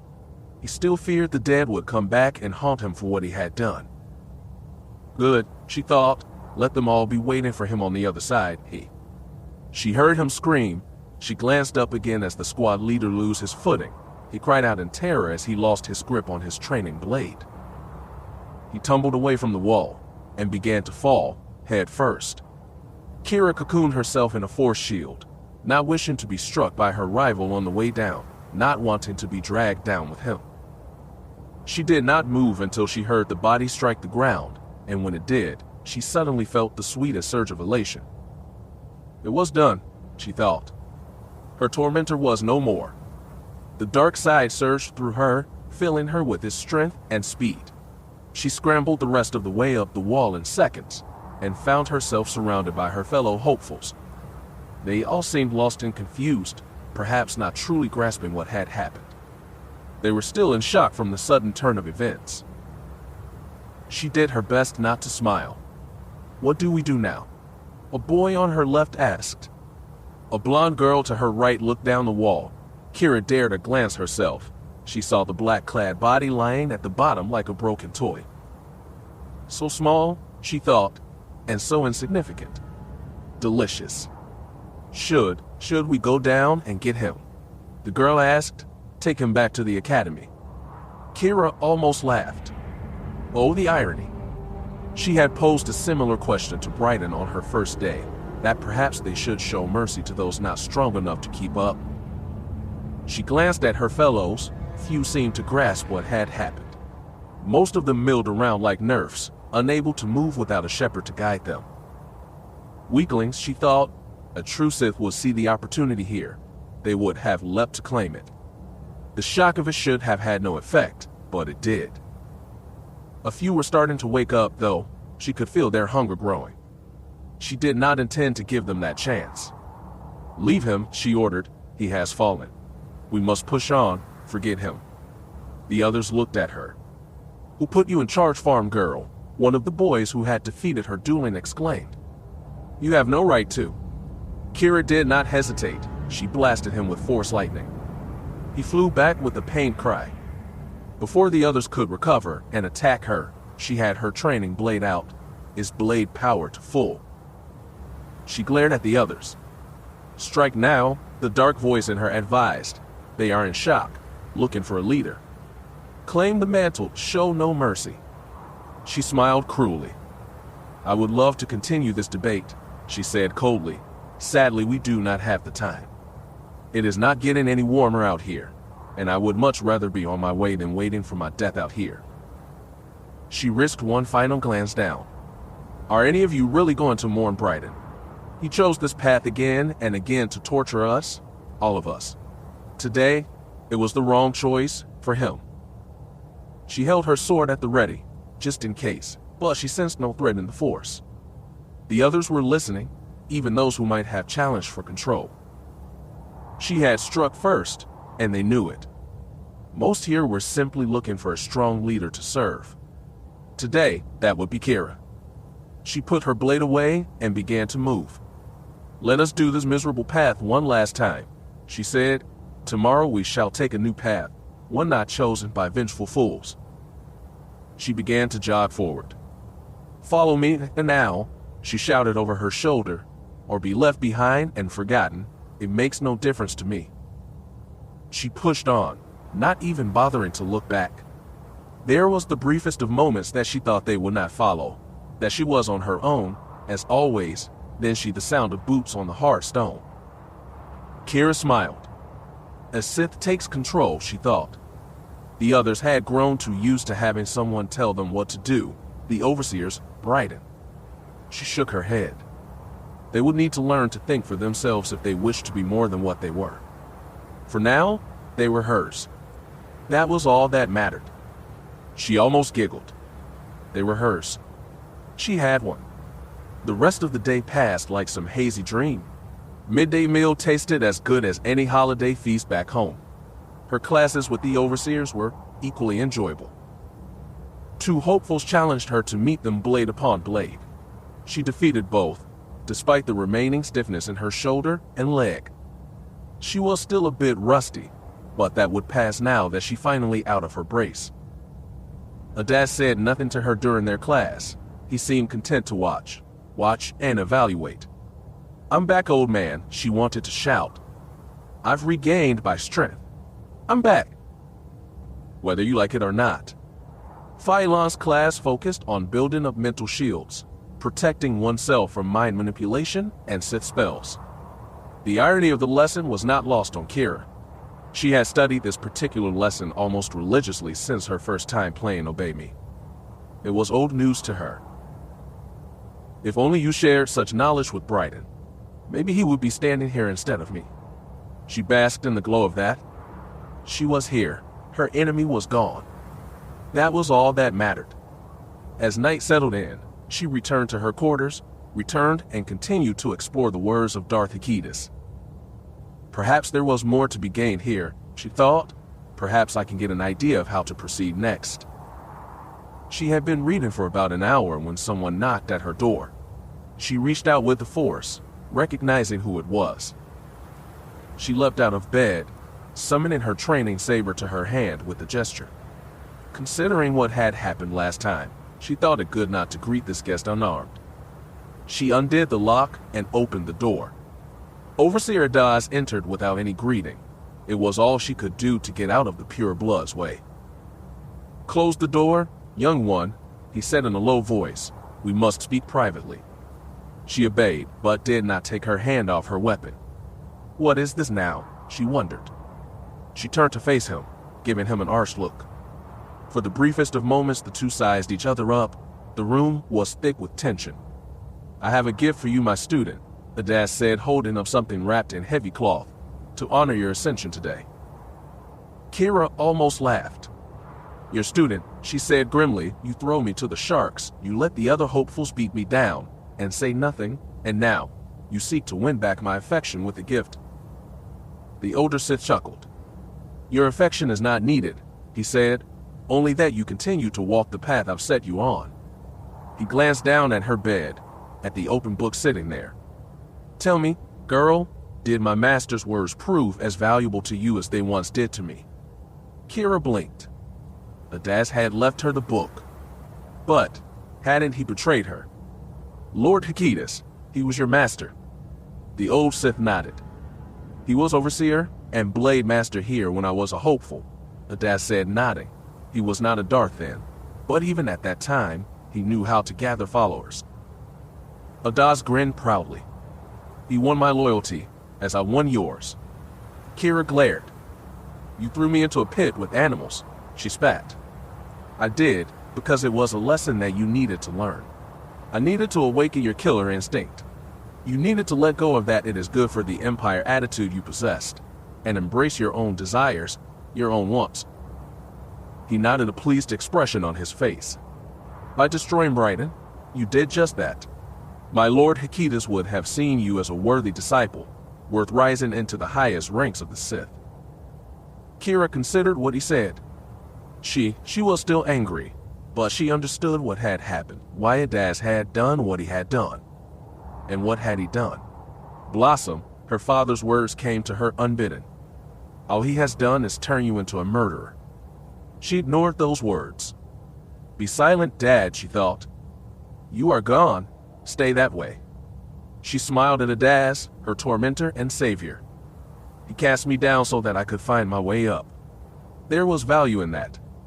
What became of Lord Hakitas, Master? She asked. The book ends without saying. Avaryss sighed. He reached too high, some say, the Blade Master answered. He rose high enough that he thought himself ready to challenge a member of the Dark Council, tried to take his rival's seat. Avaryss shook his head. Darth Mar proved too strong that day. He killed my lord in single combat. We few disciples scattered, doing what we could to preserve our Lord's vision. We waited, training young people such as you to carry on our master's work and vision. And what vision is that? Avaryss sneered. Corruption. Hakitas did not wish to see the Jedi destroyed. He wanted them converted. Like Exar Kun so long ago, he sought to bring as many Padawans over to our side as possible. He wished them all to go forth and slay their masters. He wanted to remake the Jedi Order in our image. Keera shivered. The thought setting the Jedi against themselves appealed to her as well. Make them fall, she thought. Imagine what it would feel like for a master to have to face his own student, someone he loved and trusted. To feel the betrayal, the loss, and know that if they failed, their apprentice would go on to slay many of their Jedi brothers and sisters. What a grand idea, she thought. What a grand vision. Keera grinned. She wanted to be a part of that. I will need to be a lord to help with that mission, she said. Avaryss nodded. I know, he said. Allow me to offer you something to aid you on your journey. The Blade Master undid the cloth wrappings, opening the package he held. Keera's blue eyes widened at what he held. A Sith war blade, formed the days before lightsabers had been the Sith's weapon of choice. Oh, Master, she purred. It is beautiful. He offered it to her. She took the hilt with her left hand as she set down her training saber with her right. The blade far thinner than most such weapons she had seen. Of course, those had all been pictures and books. To hold the real thing was something more. The hilt fit her hand like a glove. Do you like it? Avaryss asked. She nodded. He beamed with pride. It has been in my family for generations. Made for a female warrior of my bloodline in ancient times, and passed down from parent to child ever since. Avaryss' golden eyes darkened. I have no children, my line will die with me, but this blade must continue. Your bloodline is just beginning. I welcome the knowledge that it will pass to your offspring, and theirs. Keera nodded, though the thought of having offspring did not seem certain. She still had a long ways to go in her training. Anything could happen. She did not say this. She accepted the gift for what it was. Thank you, my master. she said, bowing in gratitude. Her smile then turned evil. I can't wait to bloody it. You will get your chance soon enough, he promised. We have a transport coming in tomorrow. It will take the last of the rabble off-world, those unworthy to be squad leaders. 100 new hopefuls will be arriving as well, students with the potential to become Sith. Keera's smile widened. You and Master Phelan will need someone to guide them. We will indeed. Training groups will be needed to separate the weak from the strong. He removed something else from the cloth that had hid her new sword. A red squad leader sash. Congratulations, my young student, he said, or should I say squad leader. Squad leader Keera bowed her head as she took the sash from his hand. I will make you proud, master, he said. I will sift through this rabble, find the gems hidden among them. I know you will, my dear, he said, for the Empire. She almost laughed. Yes, my master, for the Empire. Chapter 13. What's in the name? Squad leader. It was not a position that Keera had thought much about. The squad leaders were simply an obstacle to be endured her first few months at the academy. She did her best to stay out of their way and off their scanners. She had lost count of all the hopefuls she had seen the squad leaders humble. All those left crawling, almost to the point of begging for their lives. She had been fortunate never to find herself in such a place. Gaining the attention of a senior student at Fury 9 had not been a good idea. She had seen evidence of that again and again. So she had kept her head down, avoiding all but her own squad leader. The late and unlamented Bryden had been bad enough. She had had no desire to make any other enemies. Now, through her actions and rising power, she found herself among the senior students. She was a squad leader for a new crop of hopefuls. She did her best to be worthy of that title. She stood with her fellows as the transport carrying the next group of hopefuls arrived. No sooner had the doors opened than they advanced, herding these nerfs into the slaughterhouse that was Fury 9. The first day, she thought with a hint of a smile. Let the culling begin. How many of these students will die? How many will be left broken and forgotten on the course? It would be her job to make sure that only the best of worst made it back. It was a task she took seriously. Look at this trash, Keera, a squad leader named Obara said, with a sneer. The blonde-haired girl shook her. Have you ever seen such a waste of space? Keera chuckled. Yeah, she said dryly. Us, when we arrived 7 months ago. Her fellow squad leader snorted. Speak for yourself, farm girl. I was never so weak. Keera shrugged. Unlike many of her fellows, she could still admit how weak she had been when she had first arrived. She had been lost and in pain, still mourning her parents and the loss of her little sisters, with only the desire for revenge to keep her going. Though that desire was useful and still remained within her, other desires had grown to rival it in the past few months. She still sought to become Sith, but her motivations had changed. They had grown. It was no longer about simply slaying a powerful rival. She yearned for power, knowledge, and a high place among her fellows in the Order. Those desires had become a hunger, an almost insatiable appetite for Sith secrets, and a will to dominate those around her. She was quite eager to indulge that appetite, and latest batch of hopefuls would help sate it. She reached out with the Force as she and the others divided the 100 new students into their training groups. She was trying to sense the strongest among them, trying to find those most likely to succeed. As always, a few aliens had made the journey here, looking for more than to simply survive within the Empire's border. They had a hard road ahead of them, and it would be her place to make it hard, to force them to adapt or die. She was up to the challenge. She took 3 of these, a Zabrak female, a pink-skinned humanoid, and a blue-skinned boy with glowing red eyes. As she inspected her 10 charges, she shook her head. They were so green, none of them had any idea what they were about to face. She almost pitied them, almost. They will learn or they will die. Succeed or perish, that was the way of the Sith. She ignored their questions as they formed up behind her. It was not her place to answer. Soon these students, these pests, would stand before Daz and Philin. They would let them know what was expected of them. She led them into the mountain. Philin and Adaz stood in the same place they had the day that she and her fellows had arrived all those months ago. Philin did his welcoming speech, telling the new hopefuls how pathetic they all were, and how they would likely die here rather than become Sith. Adaz was equally as cold, but Keera now understood that was a facade. The Blade Master was already evaluating his lot, trying to pick out who might serve his needs best. Somewhere among them, her replacement was waiting, the one who would act as Adaz's next aide and top student. Keera felt no jealousy about that. She fully intended to be away from this place before Adaz picked a new favorite over her. In fact, she was determined to graduate from here before the year was out. Squad leader was nice, but the power of the position was too limited. She aspired to more than simply leading a group of hopefuls over the course every day. She had no desire to become comfortable with her new position, to be a big fish in a little pond. The next step of her training would take her far from here. She already had Adaz's blessing, now she just needed Phylon's.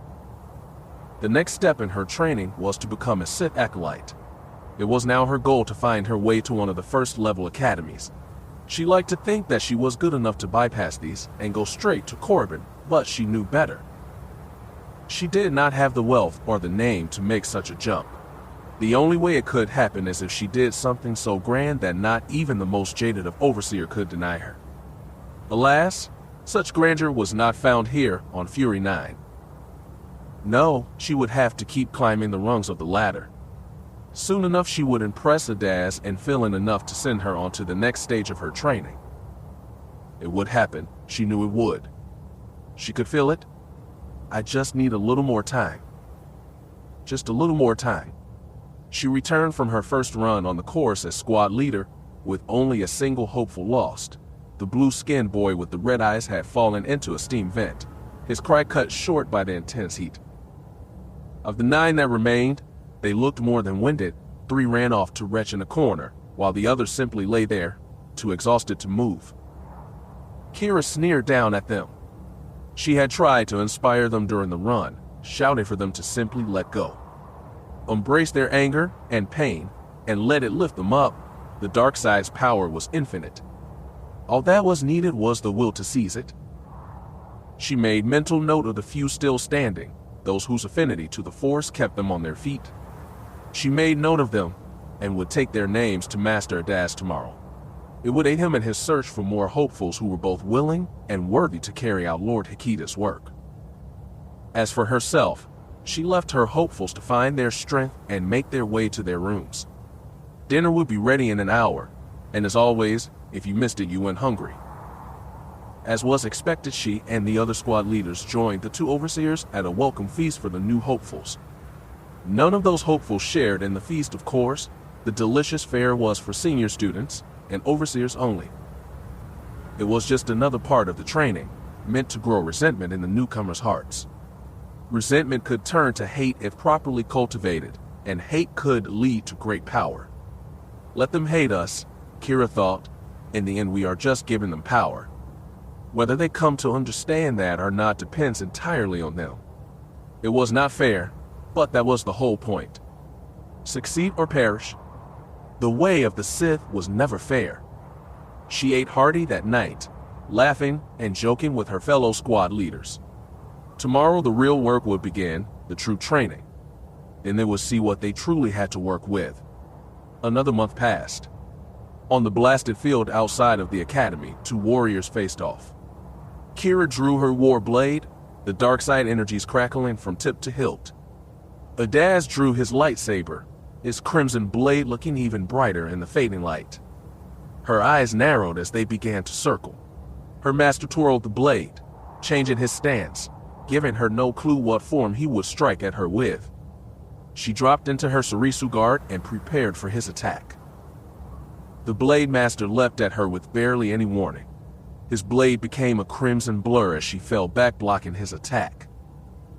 The war blade turned back each of his strikes. It still amazed her that it could do that. She was unsure what metal had been used to forge it, but whatever it was, it did have the strength to withstand a stroke from a lightsaber. That alone made the Blade Master's gift to her worth its weight in gold. In the last month, she had done her duty well for the Academy. She had lost several students to the course and random accidents, but beyond that, the survivors were making progress. After that first day, she had pulled her students aside, offering them her advice, what they needed to do if they wished to survive here. Once I stood where you stand now, she informed them, fought as feebly as you, struggled as desperately as you. She smiled fiercely.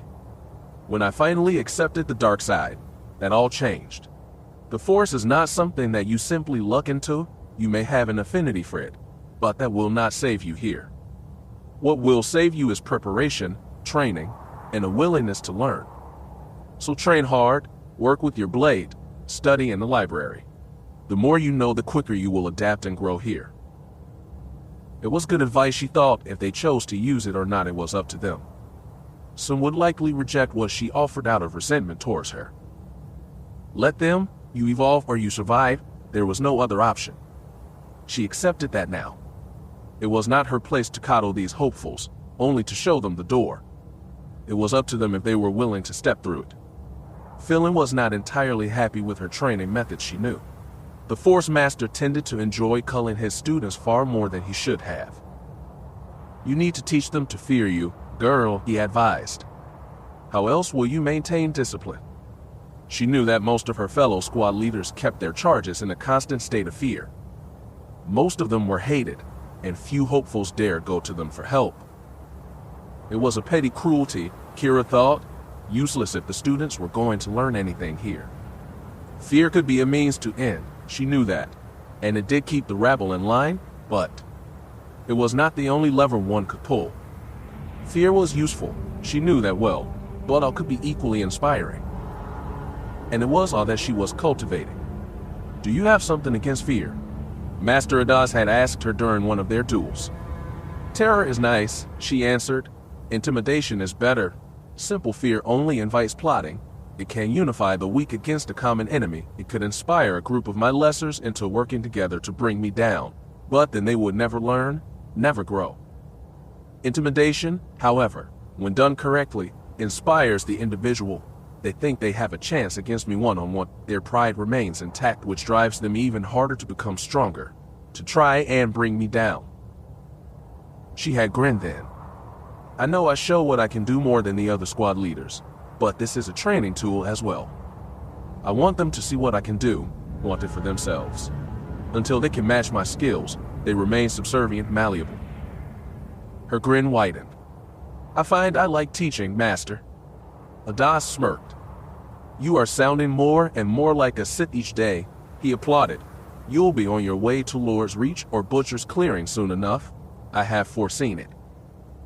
The thought of being sent to one of the higher academies made her mouth water. The secret she could learn, the prestige she could win. The thought was intoxicating. She wanted to know everything about the dark side. She wanted it all.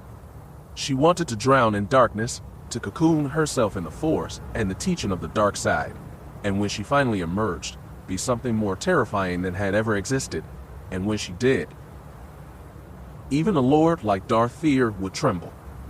Despite her higher position, Adas still offered her one-on-one lessons. Duels against those superior to her would only sharpen her skills. He held back little now, and she was in awe of his skills. Master Adas was a true Sith Master, despite only possessing the title of Overseer. She suspected that he had mastered all 7 forms of lightsaber combat. He may even been one of the best duelists of this age. Of course, that may only be her lack of experience talking. She would have to see what other Sith swordsman was capable of. If they were stronger, she would need to seek them out, learn from them. Their duels usually lasted an hour or two. They would get lost in the hum and whirl of blades, and be left sweating and breathless, despite the cold. Keera never landed a blow on her master. He was too good for that. Yet she had only suffered minor burns as well. Her skill had progressed enough that he had not landed any successful attacks on her. He could be holding back, she thought. If so, that was his choice. He wanted her to leave this rock and make her mark on the Empire. In this, they shared a common goal. The duel ended as it always did. She felt her responses slowing, her defense no longer as crisp as it had been in the beginning. Sighing, she lowered her blade and offered her neck in submission. Adaz nodded and powered down his blade. "Another excellent duel, my student," he said with no small amount of pride. "You hold your own, but are not afraid to withdraw when you sense the battle turning against you. You continue to impress." She basked under his praise.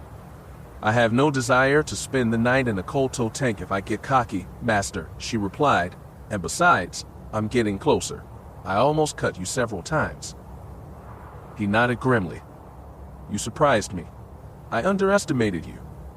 I will not make that mistake again." They returned to the academy as the blast door first began to rumble shut for the night. Master and pupil had little to say to each other. They had grown comfortable in each other's presence. Both had come to respect the other's power. The animosity she had felt after her trial of blood was gone. She had not forgotten, but she had come to accept why he had done what he did. Typically, a Sith student was expected to destroy their master when they grew strong enough to prove that they had truly advanced to the next level. Here on Fury 9, that was not necessary. Adaz's place, his task was to make sure that his students left stronger than he, or at least have the potential to be more prepared to face the challenges of the Empire. Keera felt no need to compete with the one who had given her so much. She respected him, and would only try to harm him if he gave her no other choice. Soon she would be allowed to leave. Adaz would remain behind, training the next group of future acolytes. She would always be grateful to him, both for herself and the Empire. Brave men were always needed in the Emperor's service, and they always would. They passed several hopefuls as they made their way towards the living quarters. She heard the hushed whispers as they passed. Keera had recently made a name for herself by maiming one of her students during a duel. The fight had ended, and the hopeful had surrendered. She had lowered her blade and just begun to walk away, showing her dominance, when he used the force to chuck a piece of rubble at her head. If it had struck home, with the speed that he had thrown it, she likely would have ended up with a broken skull. She likely would have been dead in minutes. She had only just sensed it, and managed to dodge. She spun on the student, her eyes blazing. How dare a mere hopeful attack her from behind? He would be punished. She blasted him with force lightning, making him writhe in agony. Yet, still, she knew that was not enough. She stood over him, her war blade drawn. "That was not nice, worm," she snarled. He spat on her boots. She sneered and raised her blade. "Your force throw was impressive," she said. "It shows both finesse and determination. Congratulations, you have shown initiative." Her smile widened. "For that reason, I shall show restraint." The blade fell. She had been content to simply cut off his hand. He howled in pain as the other students watched in horror. She smirked and leaned down so that only he would be able to hear her. "I could have taken your fool head," she growled. "Remember that." She had left him then to limp down to the medical room. A war blade did not cauterize like a lightsaber. The droids were able to reattach the hand, but the hopeful would be hurt and vulnerable for at least a week. Keera knew what that was like, what an informative experience it could be, to be injured at Fury 9. She had come back stronger. She was eager to see how the boy came back from it. As they walked, Adaz's features became thoughtful. Keera could sense her master had something on his mind. "Master," she asked. He sighed. "Have you decided on a name yet?" he asked. Keera blinked, unsure of exactly what he meant. She laughed dismissively. "Are we referring to those hypothetical offspring of mine?" she said dryly. "We are referring to you, my student," he clarified. "You are aware of our tradition? Yes, that a hopeful takes a new name when he or she graduates and becomes an acolyte. That a student lets go of the weakness of their past life and embraces the strength of the new." Keera nodded. She had been given it some thought. A thought of choosing a variation of Lord Hikita's name," she said, "to show my willingness to advance his work, but the more I thought of it, I think not. I mean no offense to your master. She smiled sheepishly. "I believe that a Sith needs to follow her own star." He nodded in agreement. "That is true," he agreed. "A Sith should blaze her own path." He shook his head. "I met many fellow Sith during our invasion of the Republic. Many of them never found the strength to truly cast their old selves aside. In some small corner of their mind, they still held on to who they had once been and what they had lost during their journey to become Sith." His eyes narrowed dangerously. It was a failure on their master's part. They thought leaving that one tiny kernel of the past would keep their apprentice subservient. All it did was make them into a ticking bomb. When confronted by something from their past, a friend, a loved one, these failures would turn violently on their masters and ought to protect something that no longer existed. It was pathetic. Keera considered his words. His eyes found hers. His expression was as hard as stone. "Are you prepared to do that?" he asked. "Are you prepared to let Keera Lylos die and be reborn as a true member of the Sith Order?" Keera bit her lip as she considered how best to answer. She was not entirely sure that she was ready. It was Keera's pain that had brought her here. It was Keera's quest for vengeance that had brought her to the dark side. Was she truly ready to cast Keera aside? She found herself thinking of what he had said, of the dangers of the past coming back to haunt. Her belly twisted. What if she encountered Beric on her journey? What would she say to her older brother when they met? As always, the dark side provided an answer. You would be wise to kill him. The love you bear for him would be a chain that would drag you down. When you finally face your enemy, there must be no weakness within, no doubt or fear.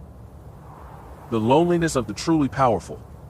The thought was she thought of as best. It frightened her. It sickened her. Kill my own brother. The last member of my family. His death will fuel you as never before. The knowledge that you did this to be strong when you face your enemy will make you stronger than even you can imagine. She had started down this path for justice, and in the name of love. Did she have to kill that same love to achieve her goal? Was that the sacrifice that the dark side demanded? Was that the price of true freedom? The Force shall free me. That is what the Sith Code promised. Did she have the strength to break that last chain? Did she dare? She looked at her master, her mentor. "I will do what is necessary, my master," she answered. "What you would expect of me." She tried to smile evilly. "I will make you proud." He snorted, perhaps sensing the lie in her words. "The moment of truth approaches, girl. There is no place for second guessing among the Sith. Put your past to rest, cast off the girl from Oridanna, and be prepared to move on. Take your new name, your Sith name, and move forward, towards your destiny." Keera nodded. As always, Adaz had offered her good advice. Let it go, let it all go. It was the only way forward. "What will my final trial be, master?" He smiled slyly. "You will see soon enough, my eager student." Chapter 14. Rebirth. Keera's final trial at Fury 9 came a day after her 16th birthday. It had almost passed unnoticed. Days and weeks tended to blend together at the academy. Survival and the gather of power took precedence over remembering what day it was. The only way she had known at all was that she heard some of the academy staff talking, going over what they would need to requisition from the Sith Ministry of Supply before the next transport came. The realization of it gave Keera pause. She spent much of the day reflecting on what had occurred, and what might have been had the Force been kinder. My birthday, she thought to herself. This is not how I imagined it would be. The fact that she had reached it at all was significant. She had come close to death several times here. The fact that she was here and had endured. It sent a powerful message. Had she stayed on Oridanna, the 16th birthday on her homeworld was big deal to be sure. 16 was the age of adulthood on Oridanna. It was the age that she was expected to finally take interest in the future, and decide what she would do with her life. Beric had celebrated his 16th by sneaking out of the house that night and enlisting in the Imperial Navy. Father had been furious, but by that point there had been nothing he could do. The deed was done, and Beric was of age. In the end, he had been forced to accept his eldest son's choice. Keera's destiny would not have been so cut and dried. Had Beric stayed, he would have begun training to take his father's place as overseer one day. It would have been expected. Keera would not necessarily have been expected to take up the role herself. As a young woman, father would have still had a say in who she would eventually marry. Had he had his choice, it would have been one of the wealthy landowners.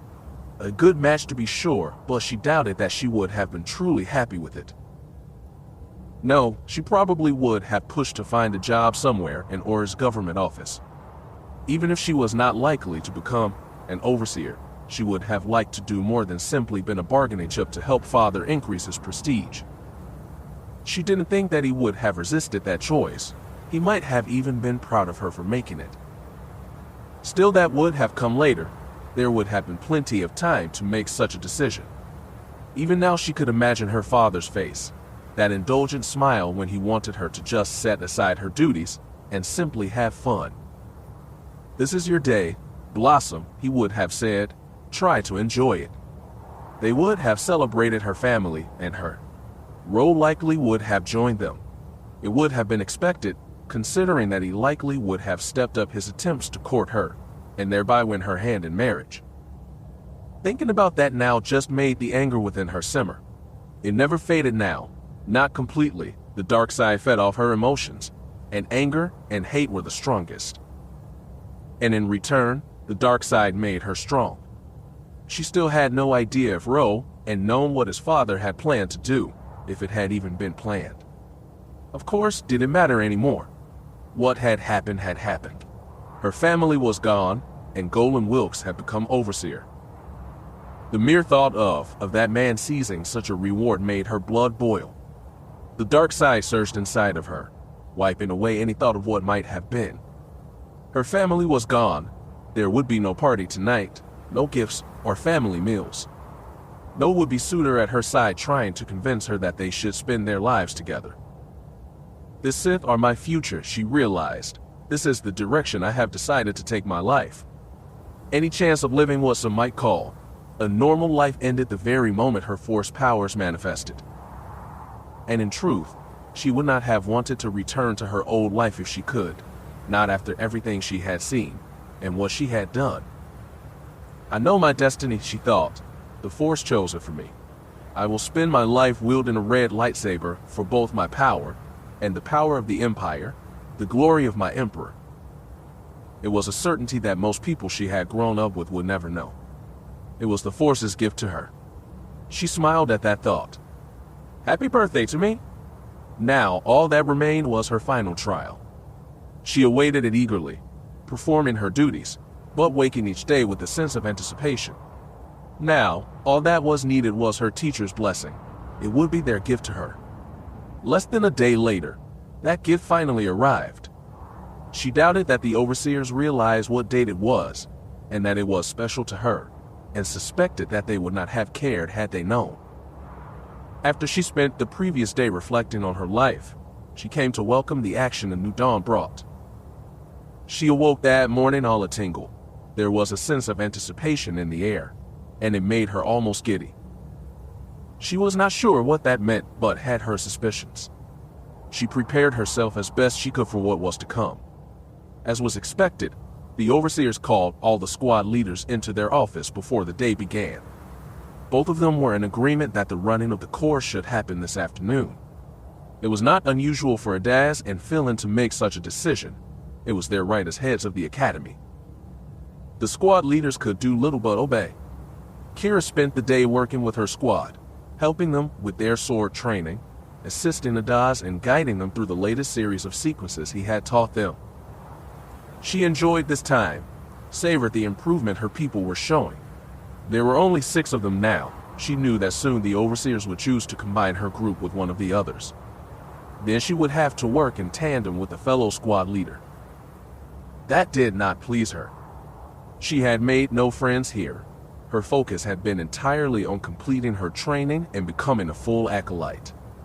That and her shaming after her trial of blood had left her with little warmth towards her fellow students. No, she would not enjoy pooling her resources with another. She hated sharing. You need to learn to work with others, Philin had advised her. After all, if you do become a lord, you will have to work with your fellows if the Emperor calls on you to do so. Keera had agreed, grudgingly. The Force Master had laughed then. Your greed will get you in trouble one day, child. Do try to keep it under control. She acknowledged his advice, but was still not pleased about it. Why shouldn't she be protective of her power? Was it not the way of the Sith to seize power from those not strong enough to hold it? Why should she not seek to keep what was hers? After midday meal, the squad leaders took their charges out on the course.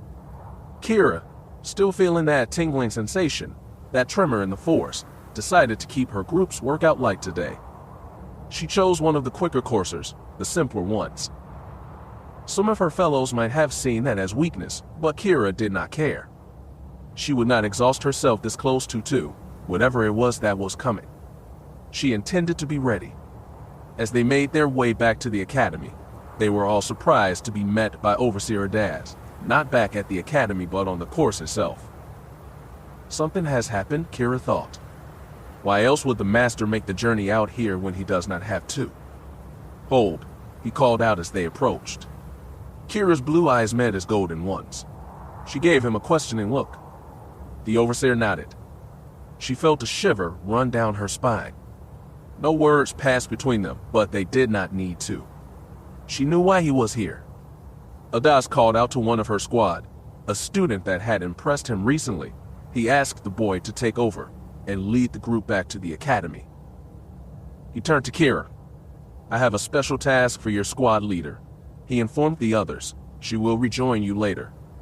The overseer said nothing more until the other students were out of earshot. He looked down on her, his eyes blazing with barely contained anticipation. Is it time? She asked. He nodded. Yes, he said. This is a day you shall remember for the rest of your life. She nodded, feeling the excitement building in her. Her final trial, her graduation trial. She could hardly wait. He handed her a data pad and a large bag. She took both, not quite sure what he expected of her. She quickly scanned the date pad. It contained a map with a marked-off location, not far from where the course emptied out into the valley that led back to the academy. She gave her master an arch look. I head to these coordinates, yes? She inquired. He nodded. Then what? What is this place? His expression remained grim. The place described on the map is a Sith shrine, built by the first lords to have settled here, the ones that founded this academy. You shall go to the shrine, sit before it, bask in the power of the dark side, and wait. She nodded. And what exactly am I waiting for? For the last squad to return from the course. It should not take long, he replied. You shall remain hidden from all prying eyes. Wait until all but a single hopeful remains outside of the academy. He smiled slyly. There is always one, after all, one that has still not embraced what we are trying to teach, one who still struggles to understand what he or she might become. And when I come across this hopeful, Adas chuckled, his smile turning into something ugly and cruel. I think you can guess what happens next, my student, he said.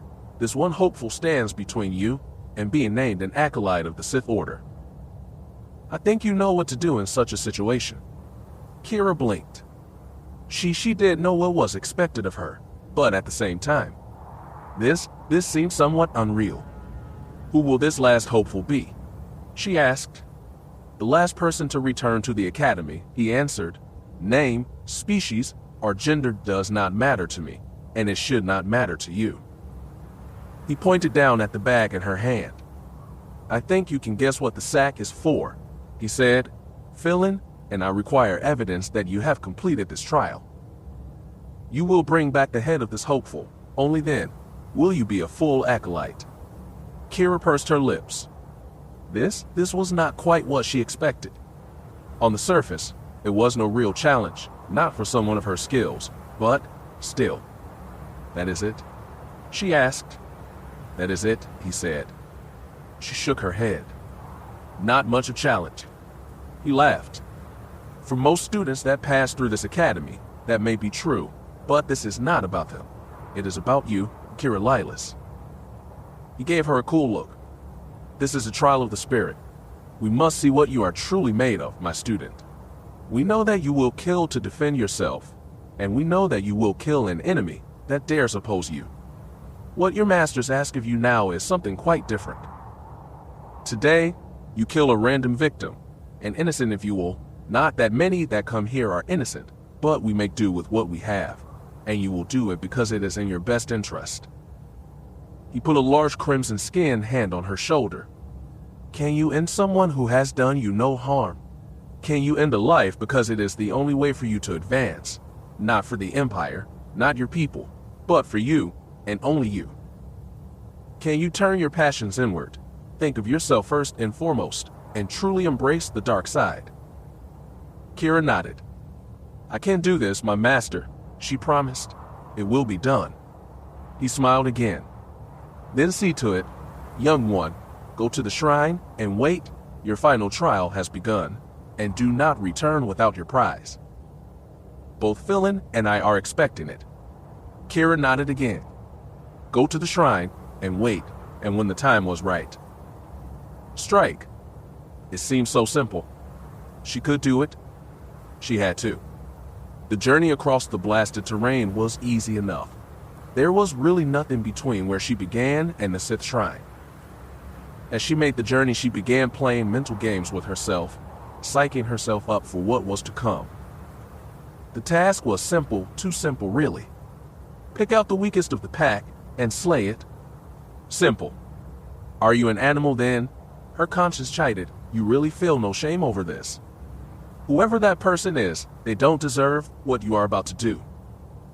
She tried to ignore that voice, focus on the trial, and what was needed to complete it. She used the Force to increase her speed. It was getting late. The sun was starting to dip below the horizon. The temperature was already starting to drop to uncomfortable levels. She would not have much time. She found the Sith shrine the master described easy enough, a tall rocky tower, built in the middle of the blasted lands, Sith glyphs emblazoned on its base. The area around it was littered with bones and bodies, most of them humanoid. From the way they had fallen, she guessed that they had died from the cold, curled up, fighting to stay warm, only to surrender and die in their sleep. She tried to ignore the fact that most of them wore the remains of hopeful training clothes. A few even wore the faded red sashes of squad leaders. The sight made her shudder. The price a hopeful paid for failure. Still, these deaths had contributed something. She felt a heady feeling as she came within only a few feet of shrine.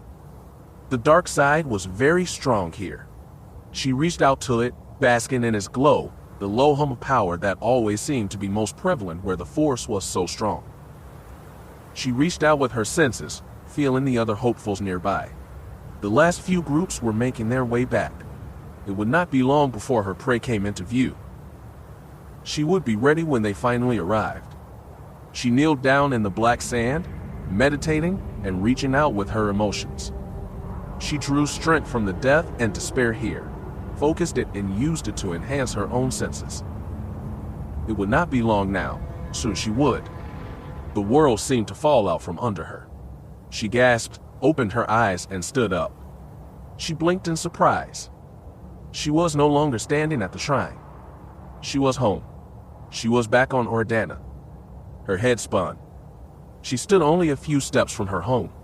If this was a dream, it was the most lifelike dream she had ever experienced. She could smell food cooking. She felt the warm wind on her face, the gentle sound of the long grass as it swayed in the breeze. Then another sound drew her attention, drew it to their tiny garage, the sound of tools and metal. She walked towards it, somehow knowing what she was going to find within. Knowing who she would find. Her father was there, bent over his old swoop bike, trying to fix the stabilizer again. She smiled slightly. He never could get it calibrated just right. He must have heard her approach. He looked up when she entered. His expression was warm but guarded. "Daddy," she called out. He smiled sadly at her. "Hello, Blossom," he said. "It has been a while." Part of her wanted to run to him, to fall crying into his arms. She could not believe this. She was so grateful to see him again after all this time.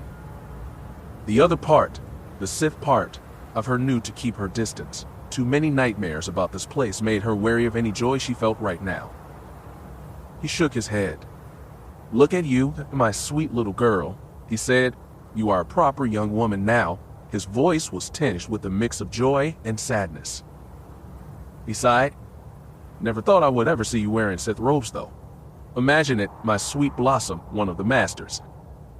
She looked down. She was indeed clad in robes of the Sith, a lightsaber clipped to her belt. The sight disturbed her.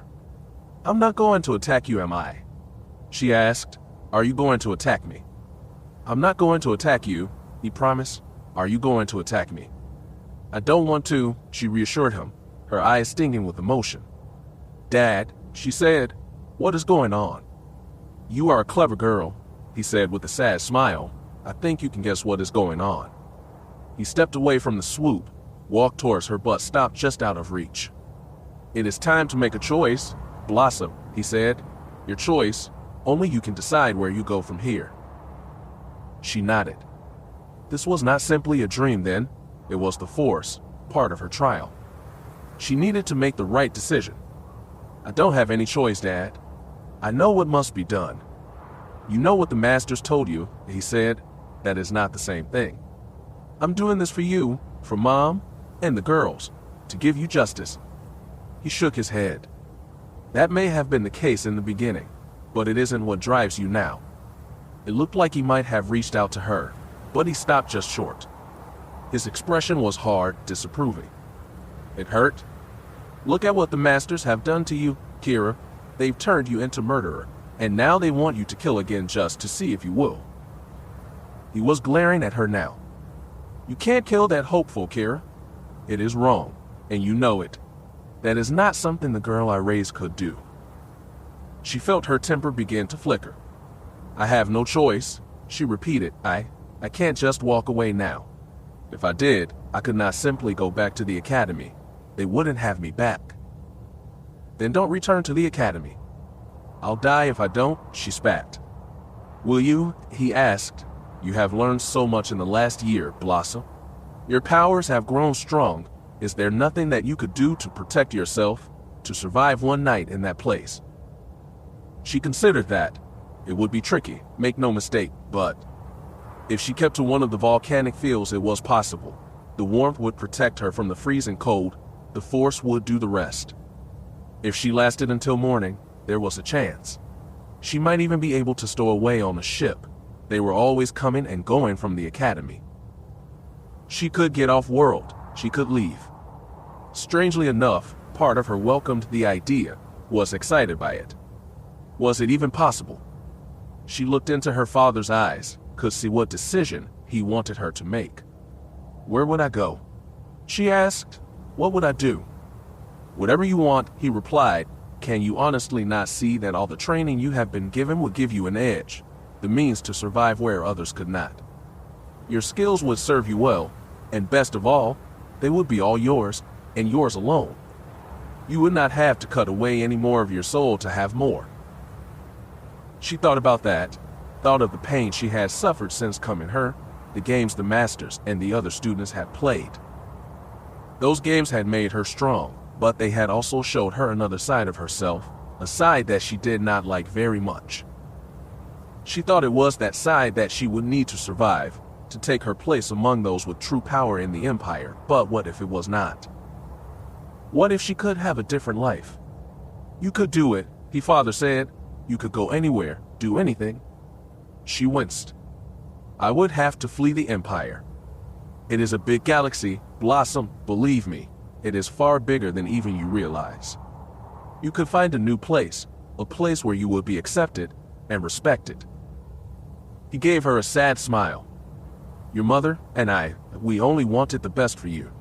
It is all we ever wanted." and yet you seek to deny her what is hers by right." Keera jumped. Her father looked over her shoulder, his eyes suddenly cold and angry. "She doesn't need you," he growled. "Leave my daughter alone." She turned. The man standing before her was familiar, though they had never met. Though he had gone gray, he still carried himself with both power and grace. His clothes marked him as a man of great wealth, a fine coat, breeches, and silken shirt. A lightsaber was clipped to his belt, held there by a dark blue sash. He spoke like the Imperials that sometimes visited Oridanna, what the old-timers had called a Dromon-cast accent. Yet, despite this, his eyes were anything but refined and gentlemanly. They were cold, hard golden orbs that blazed with power, disdain, and hate. Keera knew him, though they had never met. She had seen his picture in Overseer Daz's book. Darth Feer. The long Death Sith Lord looked around the garage with disdain. His eyes once again fell on Keera and her father. He did not look pleased. "Would you toss it away, child?" he asked her. "The power you have gained, the opportunities that are yours to claim." He shook his head. "My slave thought you stronger than this." Keira's eyes narrowed, her respect for Overseer Daz overriding her fear and surprise at seeing the Sith Lord here. "You're dead," she snarled. "I am indeed," Feer said, "but that does not mean that I cannot guide you, that I cannot stop you from making a terrible mistake." "She does not belong to you, my lord," Keira's father said, trying to push his daughter behind him. The Sith smiled. "She does not belong to you either," he replied. "She is a disciple of the dark side now, and beyond your petty ambitions." Feer looked at Keira, his gold eyes burning into hers. "This man is beneath you. You are stronger than he ever was, and ever could be. You are a god among ants. Do not let anyone else tell you different." He smiled then, a sly wicked smile. "You read my words, know what I attempted. My defeat was not failure, merely a lack of good timing. I was not the right person to complete my grand work, but you, dear girl, you may just be the one." Keira shook her head. It suddenly felt muzzy again. The dark side washed over her. "You could be the one, child," Feer continued. "You could be the one that ends the accursed Republic and the Jedi for all time. And if you did, the whole Empire would sing your name." The Sith Master's eyes almost seemed to glow with anticipation.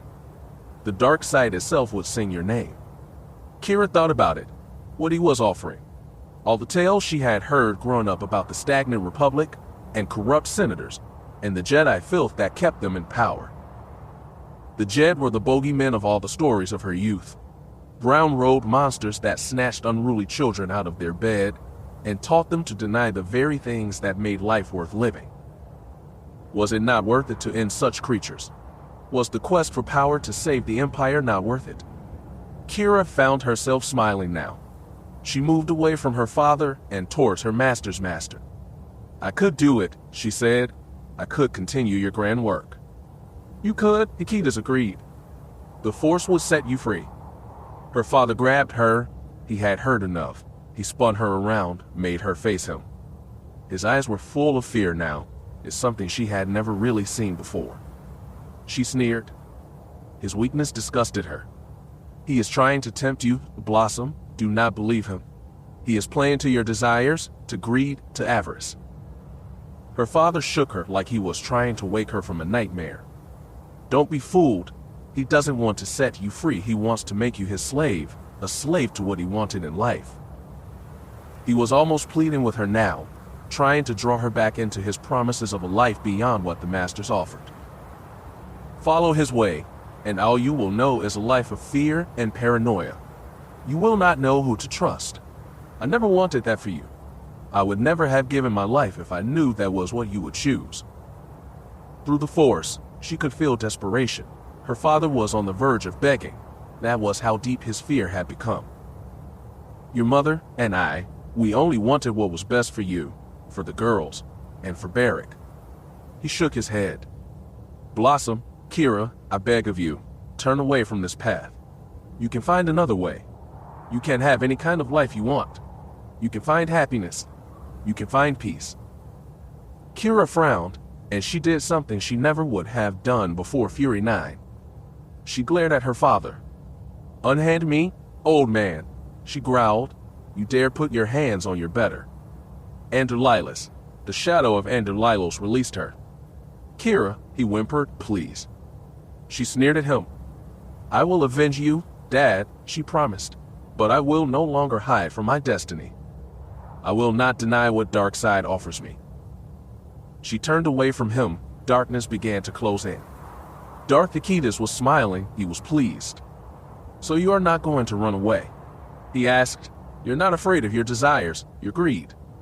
He chuckled. "Avaryss does not scare you." She smiled triumphantly.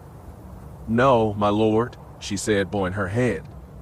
"It does not." The garage began to fade to black.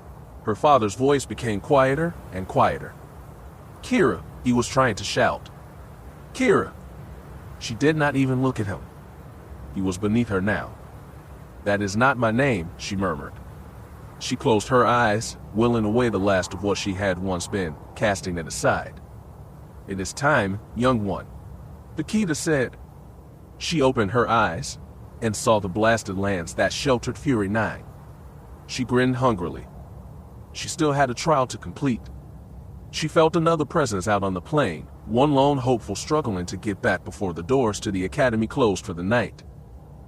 She moved, drawing her war blade, the dark side energies crackling up the full length of the blade. Her master's master was right. It was time. An hour later, she slipped through the academy door just before it slammed shut for the night. In her right hand, she held the bag that Avaryss had given her. She smiled as she walked past her fellow students. She did not even offer them a nod in greeting. They were beneath her now. She was no longer a hopeful. She had passed her final trial. She strode right up to Phylon's quarters. She could sense the two masters inside, waiting for her. She did not bother knocking. She simply triggered the lock with the force. The door slid open. She strode in like she owned the place. Avaryss and Phylon looked up from their discussion. Any angry retort they might have had died when they saw what she carried. Avaryss grinned fiercely. "Well done, young one," he proclaimed. "Well done, indeed." She smirked. "The fool forgot his training saber," she informed them. "Someone should have warned him how risky that is." She shook her head. He had tried to resist, and then he had tried begging. Both were ineffective. Both fell on deaf ears. She knew what was expected of her, and she did not hesitate. She showed no mercy. She dropped the bag on Phylon's desk. It thumped heavily when it struck.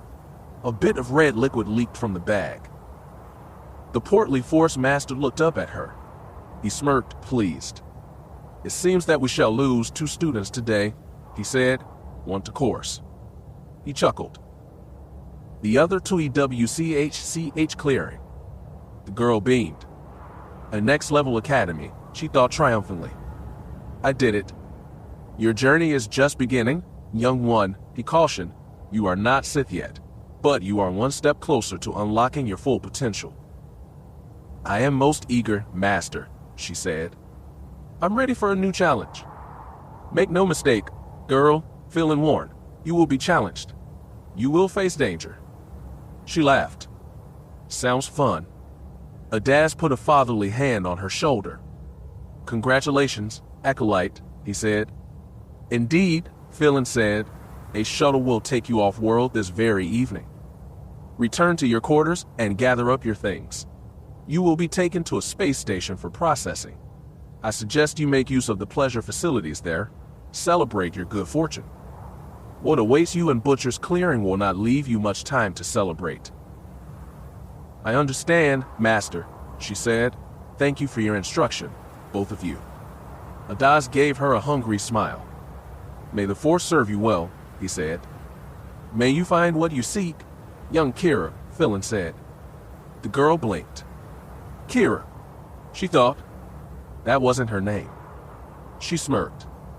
She thought about her meeting with her father and Lord Hikidus. The Dark Lord warned her not to be afraid of her desire, of greed, and of avarice. she would not be. In fact, she would embrace them. Avaryss. She bowed humbly to them for the last time. Keera is gone, she informed them. My name is Avaryss. I am Avaryss of the Sith. Lylos nodded, pleased with her choice. Philin smirked. If we should meet again, girl, perhaps it will be Lord Avaryss. She shrugged. Why not? Lord Avaryss, she thought. Why stop there? She shivered. Why not Darth Daverus? Yes, she thought. Darth Daverus, Dark Lord of the Sith. Chapter 15. Pleasure. Avaryss was spellbound. That was only the word to describe it. She had only just arrived on the space station, finally leaving the Fury 9 Academy behind. Her meager belongings, a change of clothes, a training saber, and her war blade were safely at her side. She had not known what to expect when she reached this place. She certainly would not have expected this. The shuttle had left the academy in the dead of night. The hangar built into the side of the mountain opened, and from there they had flown into the snowy night, and from there, back into the even colder blackness of space. After the ship had made the jump to hyperspace, the young acolyte had dozed in her chair, lulled to sleep by the hum of the engines, the excitement of the day, and the softness of the shuttle seat. She had left the planet far more respected than when she had first arrived. None of the techs or soldiers that saw her pass said anything, no snide remarks, no jokes about her origin. As a full acolyte, even a first level one, she was only a small step below a full Sith. Sith did not take kindly to being gossiped about, or to be the butt of a common Imperial's jokes. Those that did gossip or joke lost either their tongue or their lives. Clearly these Imperials were smart enough not to risk it. She had watched the planet fall away from one of the shuttle's windows, looked down on the drab, ugly gray world where her new life had begun. She smiled slightly. It may have been hard to believe, but she would miss it. It had been there that she had first started to realize her full potential. Such events would not be easily forgotten. No longer clad in the garb of a hopeful, she now wore the uniform of a first-level acolyte, a royal blue tunic with black leggings. The uniform alone was enough to garner either fear or respect. She accepted both as her due. She had worked hard to reach her current status. They had damn well better respect her.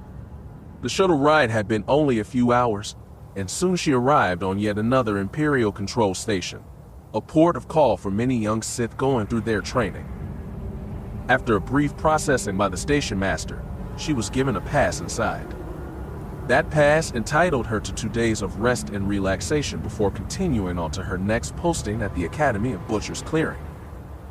Enjoy yourself, Philin had said. The next stage of your training will require much of you. Best to take your diversions when you can. It was good advice, she knew.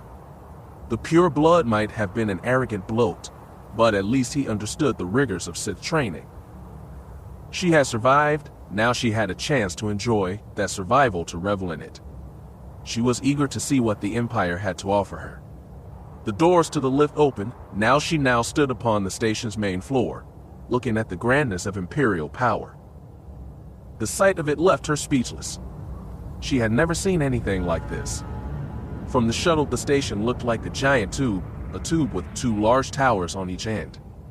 Now that she was aboard, she could see that the bulk of the station, the long section between the 2 towers, housed one long promenade dedicated to pleasure. Imperial soldiers may have patrolled the walkways above, but for the most part this station seemed to belong to the Sith acolytes. They were everywhere, debauching like mad. Pleasure houses, cantinas, and gambling halls stretched as far as she could see. Holo screens broadcast gladiator fights, either warriors fighting each other, or dangerous beasts. Loud music blasted from every establishment. Blue-clad acolytes were everywhere, enjoying the brief respite in their harsh training. All of this, she thought to herself, all for me and others like me. She smiled brightly. Now this was more like it. Avaryss' senses were overloaded. There was so much emotion here. Elation, fury, lust. The air practically vibrated. A young Force user could drown in it if they were not careful. It drew her in, her pulse quickening. After so much hardship, she welcomed the chance to blow off some steam, to give herself over to all the pleasures that the dark side had to offer. I've trained hard, she thought. Why should I not play harder? The thought made her pulse race even more. Back on Oridanna, she never would have felt comfortable in such a place. She would have been constantly looking over her shoulder, wondering what her father would say, and not wishing to bring shame upon him or their family. Even now, those old worries threatened to rise up and consume her. And they might have, had the darkness not came to her again. You do not have to worry about that now, the dark voice inside her said. Those worries, those insecurities, that family, they belong to farm girl named Keera. Keera is gone now, buried in the sands outside of Fury 9. You are Avaryss now, Avaryss of the Sith. And the Sith has a right to celebrate without guilt or doubt. The thought washed away any thought of holding back. I'm free for 2 days, she reminded herself, 2 days until I have to return to my training. 2 days? She grinned. Time to make the best of it. She wove her way into the crowd, letting the emotions pick her up and carry her away. Her heart raced and her blood seemed to hum. It was wonderful, euphoric. This place is a feast, she thought. The time has come to gorge myself, and so she did. Mercy, girl, mercy. The Rodian wearing the remains of a Republic ensign's uniform cowered before her, his long green fingers clasped before him as he pleaded for his life. Avaryss smirked as she looked down upon him, her war blade slick with blood of his companions. Her head was buzzing with Oridanna wine, and her blood burning with adrenaline. Mercy, she laughed, reveling in his fear. Do you know where you are, Greenie? Laughter from the crowd above drew her attention. She raised her blade.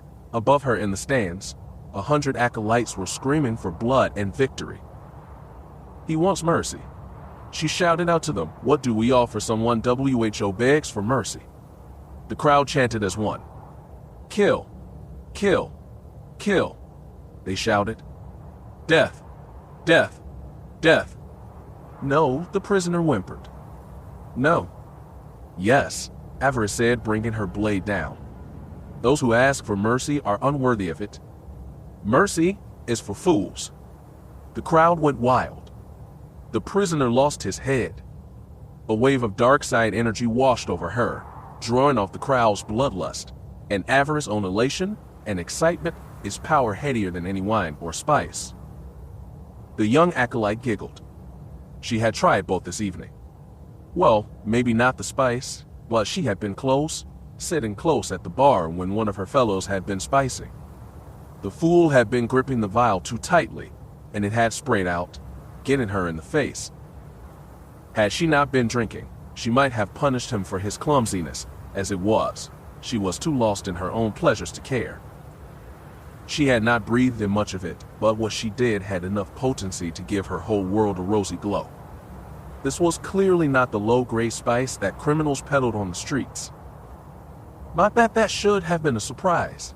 Many of the acolytes here came from wealthy families, the heirs of lords and merchants who lived and worked on Drummond Kaz and the surrounding systems. Their children would not have had to rely on street trash when the pure stuff was available, and this felt like the pure stuff. Avaryss could have used her power to burn away the substance. She had learned the technique from Darth Hikita's book. The Lord had been extremely worried about poison during his life.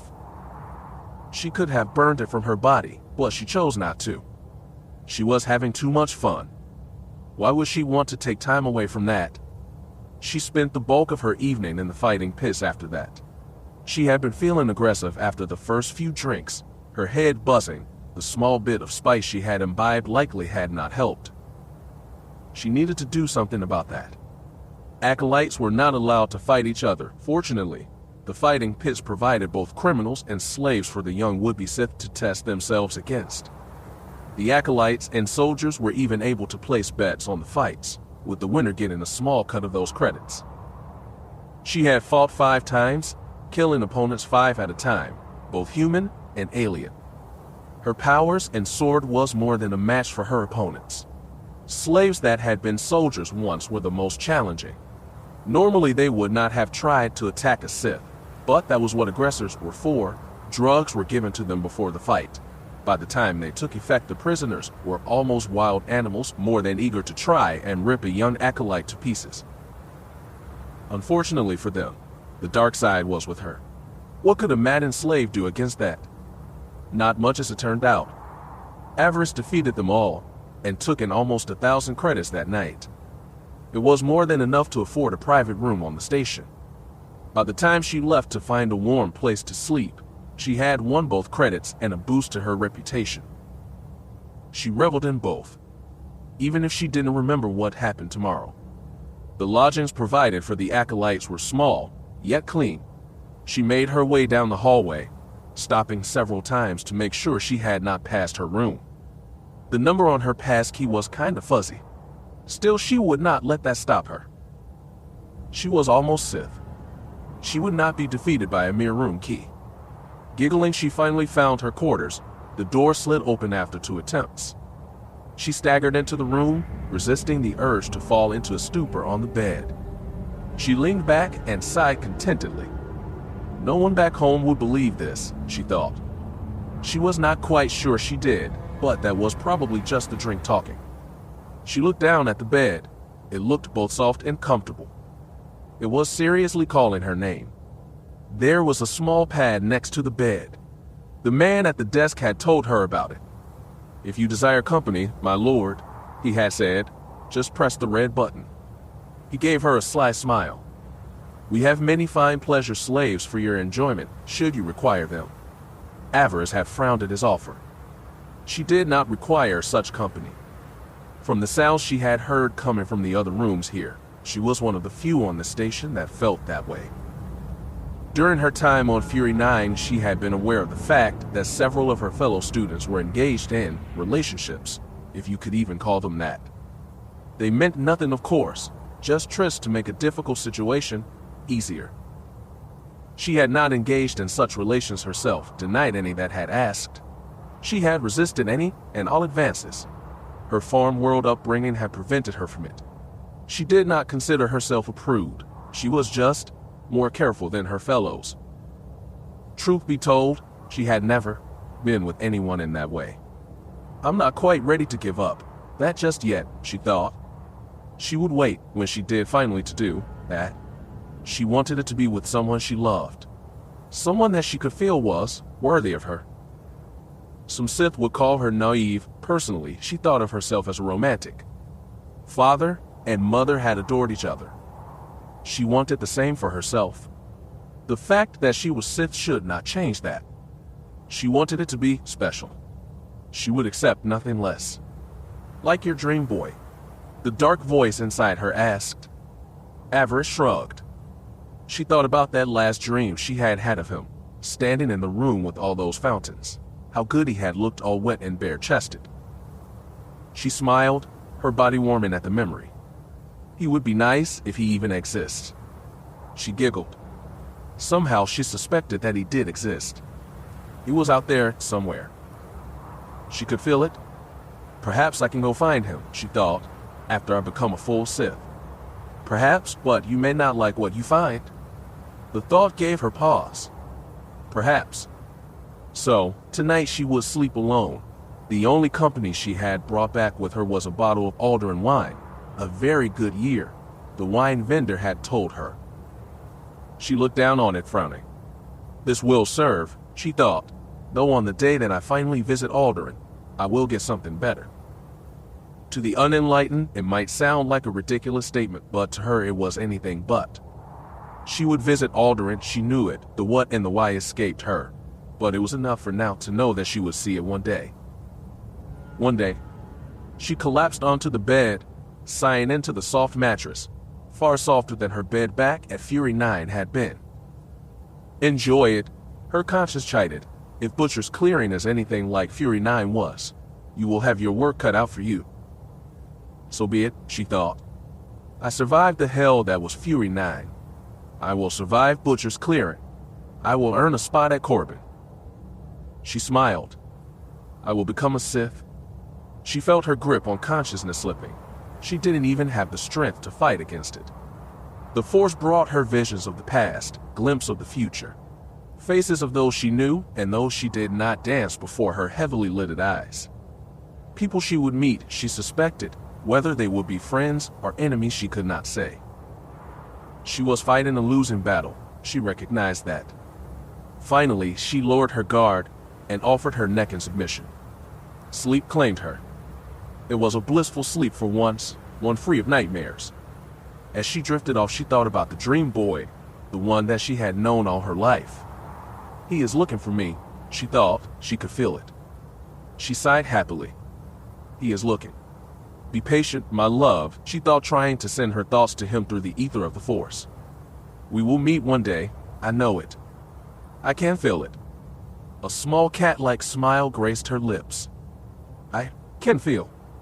A sweet darkness claimed her. She found her rest. Pleasure.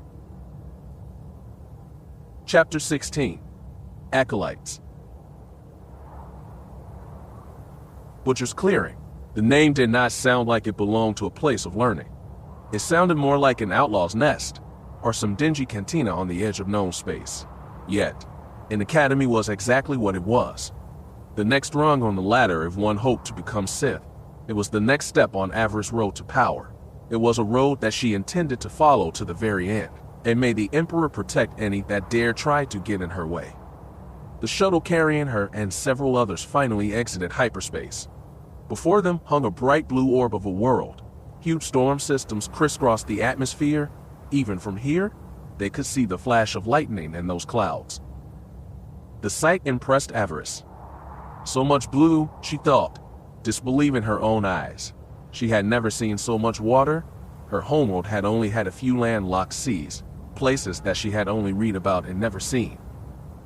The storms looked terrifying, that they could leave even the strongest of outposts in ruins. Yet for some reason the Sith had chosen this place to build an academy. They must have had their reasons. She shook her head. Perhaps it was the danger that had first drawn her people to this world. Despite its ugly blasted look, the world where Fury 9 had been built had been strong in the dark side. Perhaps this world was too. Power and danger were close cousins. A wise and strong Sith always sought out both. The shuttle began its descent into orbit. She now noticed 2 warships floating there, likely protecting this place from attack, or to serve as a means to evacuate, should the storms get too bad. Either reason made sense, though she did not see much chance of a Sith choosing to run, even from a powerful storm. Whatever the reason, it did not matter. She was here now. She needed to prepare for what was to come. Avaryss readied herself, drawing on the Force, trying to bring her powers to full bloom, so that the leaders here would be able to sense them. She wished only to make a good impression, to dazzle the overseers that ran this place. It is them that I need to impress, she knew. It was only they that could send me on, to the academy on Korriban. It was a goal she hoped to see realized, very soon. Instead of proceeding to the surface, the shuttle made its first stop at a small, orbital station. Once aboard, she and her fellow acolytes were given a series of injections by the medical droid stationed here. She had never been fond of injections, or medical droids for that matter. Her nervousness manifested as anger. "What are you poking and prodding us for?" she asked in her most imperious-sounding voice. "What is the meaning of this?" The lead droid's photoreceptors blinked as he met her cool gaze. "It is for your own good, O mighty mistress of darkness," it said quickly. "We exist to serve." "Oh really?" she said dryly. "And would you still think that way while I'm tearing you apart for daring to paw me like you have been?" She did not think it possible for a droid to look nervous, but this one certainly did. Sith droids had a tendency to be either cold and indifferent, or function in an almost constant state of simulated fear of being disassembled while they were online. Not that droids felt fear, she supposed. Such reaction was more for the Sith speaking to the droid than for the droid's benefit. Some Sith simply liked to elicit fear in all their followers. That included droids. It seemed foolish, but she could appreciate that fear, real or not. For Avaryss, at that moment it was simply a small amusement. It had been a long shuttle ride. It for your benefit entirely, mistress, the droid repeated. And why is that? She demanded. She was so focused on the first that she never saw the second come up behind her, this one armed with an injection gun. She never knew it was there until she felt the sharp pain as it fired into her neck. She gasped and spun around, murder flashing in her eyes. The droid stood firm, unmoved. There are many dangerous bacteria and viruses in the jungles below, O merciful mistress, the droid who injected her said quickly, before she had chance to punish it. It would not do for a student such as yourself to fall ill from any of them. You would likely not last long if you did. A sound came out of the droid's vocoder. It might have been a sigh, if droids were capable of such things. So rip me apart, O master. It is the least I deserve for trying to protect your life. Avaryss winced from the pain. She glared at the droid who had distracted her while his counterpart had given her the injection. He stepped back, raising his arm slightly. She suspected that she was not the first acolyte to respond this way. She wondered how many times these two had needed to be put back together after a student decided to act on his or her displeasure. Her anger faded, her self-control kicked in. They were just doing what that were programmed for after all. She let out a harsh hissing breath. Any remaining anger went with it. The two had nothing to worry about this time. She was not so fickle to lash out over something as small as being given a shot, but that did not mean she was above enjoying the mechanical being's reaction, especially the more nervous of the two. She might as well enjoy herself while she still could. She continued to glare coldly at it. She let the droid process what she might do for a moment before nodding grimly. Very well, she said. It looks like you get to keep your limbs, droid, for now. The automaton bowed and backed away quickly, eager to be out of her sight, just in case she changed her mind. The more stoic of the two remained for a few moments more. This vaccine will protect you from the worst of the sicknesses here, it added. You may feel a little feverish for a few days and suffer a lack of appetite, but you will recover. Dark One, be sure of that. Be thankful, and know that it's better than the alternative. She rubbed her neck, nodding, trying not to think about what it was they just injected her with. She also wished it had not mentioned the side effects. She put her hand to her forehead. Maybe she was wrong, but it already felt warmer. She tried not to think about it, not to show any weakness. Showing weakness was never a good idea when surrounded by disciples of the dark side. She looked over at her fellow acolytes, all of them now dealing with the effects of their own injections. None of them looked pleased. There were 5 others that had accompanied her on this journey, all human, 3 male and 2 female. The boys looked like any other bruisers she might have seen back at Fury 9, the kind she would have enjoyed stomping during saber practice. The women were different. The first thing she noticed was the red tunics they were wearing, both bearing the symbol of the Korriban Academy. She knew it well from her studies over the last year. Adaz had warned her that she might encounter second-level acolytes when she reached Butcher's Clearing. It was not unusual that students from Korriban would be sent here as they continued their studies. Some trials could not be performed on Korriban after all. The student needed to go off-world for a time, and that is where places like Butcher's Clearing came in. They also had stayed close to each other since they had boarded the shuttle. Clearly these two had some kind of an alliance going. I need to be cautious, she thought. Attack one, the other might take offense. Plus she could only imagine what secrets that these two had access to during their studies. Plus as students from Korriban, their status alone made them her superior, at least for now. She would need to treat them accordingly. They certainly seemed superior. Both of them carried themselves far different than other Sith students she had met. Every movement seemed to suggest a sense of entitlement, of power. The first was a little shorter than Avaryss, slim yet muscular, athletic some might call it. Her chestnut brown hair cut short and spiky. She might even have been considered cute with her slightly pug nose and large brown eyes, especially if she smiled. Yet, even pretty features did not hide the arrogance radiating off of her, that in the sense of coldness.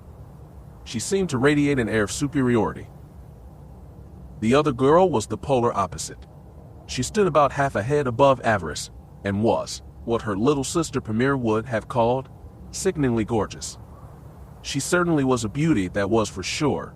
Long blonde hair, slender figure, a heart-shaped face, with blue eyes, and a wide, generous mouth, a mouth that seemed always ready to break into a smile. She was smiling now. Apparently she had been enjoying the exchange between Avaryss and the two droids. The girl who had once been Keera Lylos tried not to feel self-conscious. "I don't think the overseers would approve of us tearing their droids apart," the blonde said to her. "I'm sure they get enough of that as it is." "Probably," Avaryss agreed with a shrug, "but after such a boring journey it would serve as a distraction." Avaryss grinned at her. "It would be fun." The blonde girl giggled. The brown-haired one rolled her eyes. She was clearly not so easily amused. "If you're feeling a desire to destroy something," she suggested, "you should probably wait until we are on the planet. The clearing has some of the finest hunting in the Empire, creatures worth real prestige, not simply a brief moment of amusement." The girl shook her head. "I would not expect someone trained at one of the Fury academies to understand." Avaryss gave her an arch look. "How do you know I trained at one of the Furies?" she asked. The other girl shrugged. "Your accent for a start," she replied. "That is no proper Dromon-Koss accent, French systems. I suspect your kind rarely get to begin your training on Korriban." Avaryss glared at her. "My kind?" Her temper sparked. The fire began to grow. The shorter girl sized her up, her eyes dissecting her. "Let me guess, mining colony. A space station maybe. Sith stop at space stations all the time, enjoy themselves with local girls." The brown-haired girl smirked at her. "Daughter of a pleasure slave, perhaps. Maybe even a slave yourself, if you have force sensitivity. It is possible that one of the Furies would have taken you. They've always been more accepting than most." "I was born a free citizen of the Empire," Avaryss said in a glacially calm voice, trying to hold her temper in check. How dare this acolyte talk down to her, and for what? Because she did not sound like she came from the capital. "She is a second level," her conscience warned. "Be careful." So what? She had been strong enough to become a full acolyte, which this girl would learn if she kept pushing Avaryss buttons. "I was the daughter of an overseer," she growled. "It may have been only a farm world, but what we contributed to the Empire was well known." The blonde smile widened. "A farm girl, then," she said, quickly moving between the two, trying to kill any argument between Avaryss and the other girl. Avaryss winced. Farm girl? That had been her nickname on Fury 9 as well, Keera's nickname. She had been looking forward to ridding herself of it, and now she had just announced it to these two. Wonderful, she thought. The whole academy would be using it within a week. The blonde looked at her companion. "We're all acolytes here," she reminded her. "We've all passed our first trials, and are on our way to becoming Sith." She gave Avaryss a warm smile. "I think we can all respect each other for that, yes." Avaryss sighed. She did not like it, but... "Yes," she said, nodding. "I can respect that." The blonde looked at her ally, who also nodded, begrudging. "Wonderful," the taller girl said, holding out her hand to Avaryss. "I'm Taya," she said. "This is Nas. We're both from Korriban, here to continue our training." Grudgingly, Avaryss shook it. "I figured that," she said. "My name is Avaryss, and yes, I did graduate from one of the Furies, Fury 9 to be exact." "Avaryss, huh?" Taya said jovially. "It is a pleasure to meet you, Avi." The girl who had been Keera winced. Avi.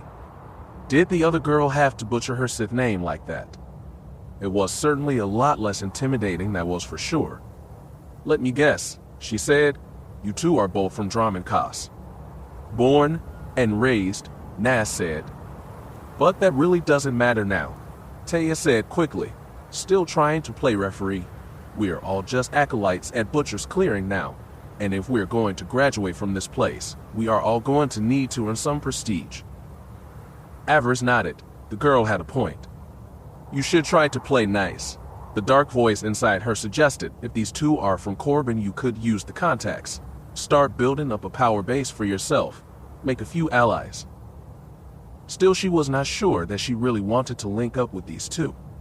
Nas had insulted her, and eventually, she would need to answer for that slight. Through the Force, Avaryss could sense the girl's darkness. It radiated outward like a neutron star. Such a sense was comforting, familiar.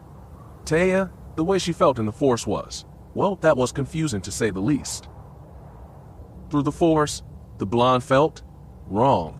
There was darkness there, greed, passion, hate, but at the same time the darkness was not complete. It was like looking at a storm cloud on a sunny day. Before the storm hit, rays of light shining through it, blackness. Avaryss' eyes narrowed. Sensing such a thing made her wary. The light side was the power of the accursed Jedi. She was not sure she could be comfortable working with someone that may or may not have dabbled in it. It was possible for a Sith to fall to the light side, she knew. Such Sith were hunted down and killed by the Emperor's Inquisitors. Be cautious with this one, the dark voice within warned. You don't want to be dragged down with her. For now, play nice. Who knows, you might earn some prestige by turning her in later. Remain mindful and watch. Avaryss smiled, putting on a false face. She could do that. The droid soon pronounced them all fully inoculated against the various viruses and diseases on the planet and sent them on their way. Instead of returning to her original seat, Avaryss sat across from Nas and Taya, making sure to keep a close eye on both. Taya was still smiling, the excitement and eagerness for what they would all soon face radiated out of her like a beacon. Avaryss kept quiet, watchful. She would need to be more wary now, more than ever. The shuttle detached from the station with a loud clang and continued its journey down to the academy. Avaryss watched as the atmosphere seemed to rise up to meet them. Cloud cover seemed to wrap its way around the shuttle, and then after several long moments flying through white nothingness, they were through and found themselves flying over choppy seas. The shuttle dipped lower as it made its approach to the academy. She continued to stare down into the ocean. She was not sure, but she thought she caught sight of something moving among those waves. Large animals, perhaps, she thought, surfacing briefly only to dive just as quickly below the waves. Taya noticed them too. What do you suppose those things are? She asked. A very good reason not to go for a moonlight swim, Avaryss suggested dryly.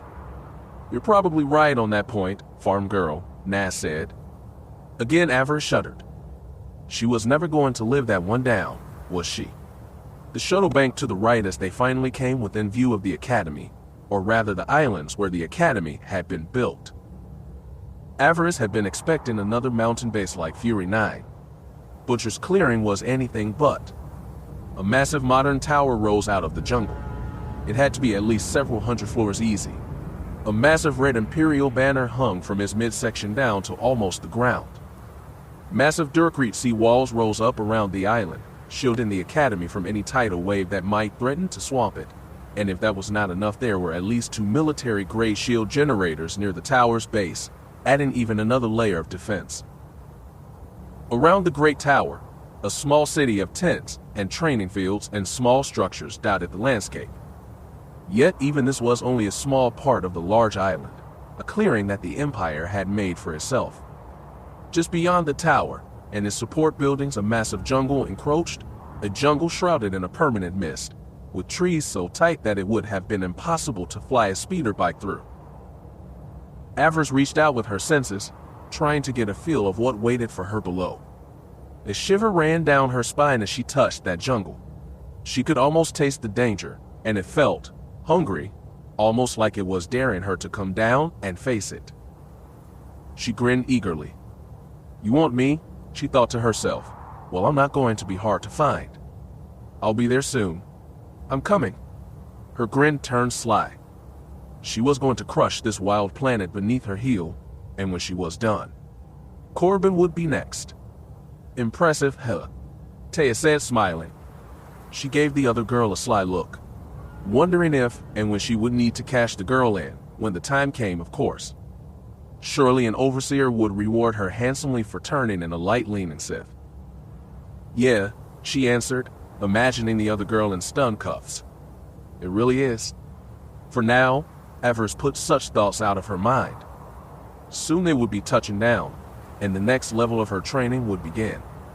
She wanted to see what made this planet spin before she committed to any real plan. She wanted to get the measure of the overseers here. Adaz had been an ally. She wondered how this overseer would compare to him, or if he, or she, would be like that fat fool villain. So many possible levers to pull, so many threats. She would need to face them all. She felt giddy. She never felt more alive. New place, new challenges. Her smile widened. This was going to be fun. Chapter 17. Dark Magic. Butcher's clearing continued to push Avaryss' resolve, testing her desire to become a full Sith. She, like so many of the other acolytes here, were left to question if the goal was truly worth it. Did they truly wish to become Sith? For the girl who had once been Keera Lylos, the answer was yes. For the other students, she could not say. The academy seemed to thrive on brutality. It was a miracle that anyone graduated from here. Beyond the academy's gleaming tower existed only thick tropical forests and harsh swampy marshlands, filled with poisonous plants and carnivorous wildlife. While the overseer and her staff lived in temperature-controlled comfort, the students were forced to live in the tent city outside the tower's walls.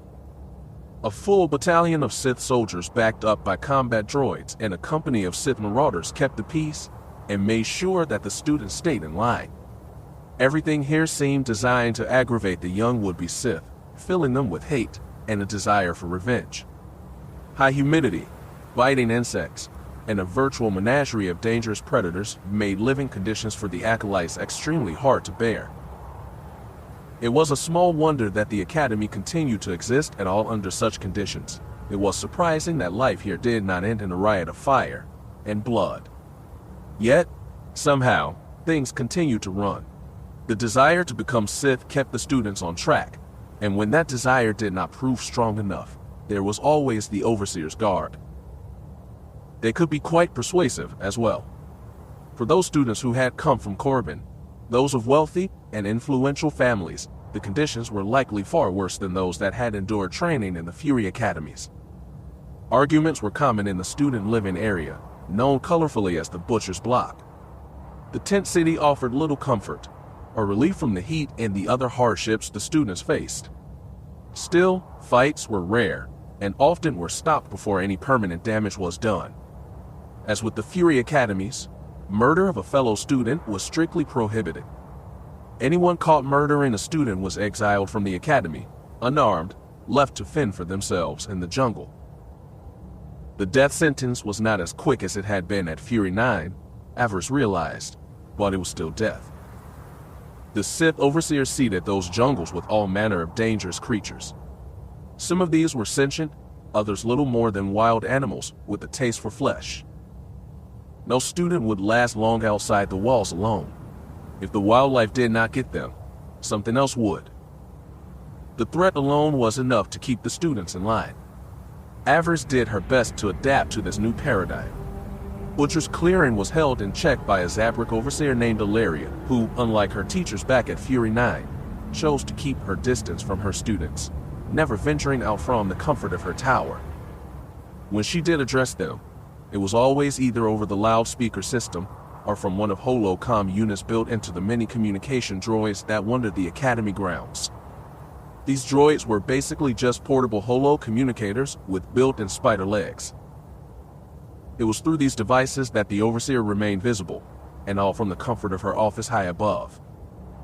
Yet another reason for the students to resent her, Avaryss could not deny her own desire to pick up one of the droids with the Force and smash it to scrap. The only reason she did not do it was that she did not wish to risk the Overseer's displeasure.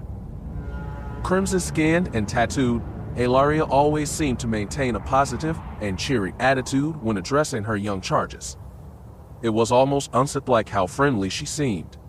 Always was she encouraging them to do better, to train hard and embrace the dark side.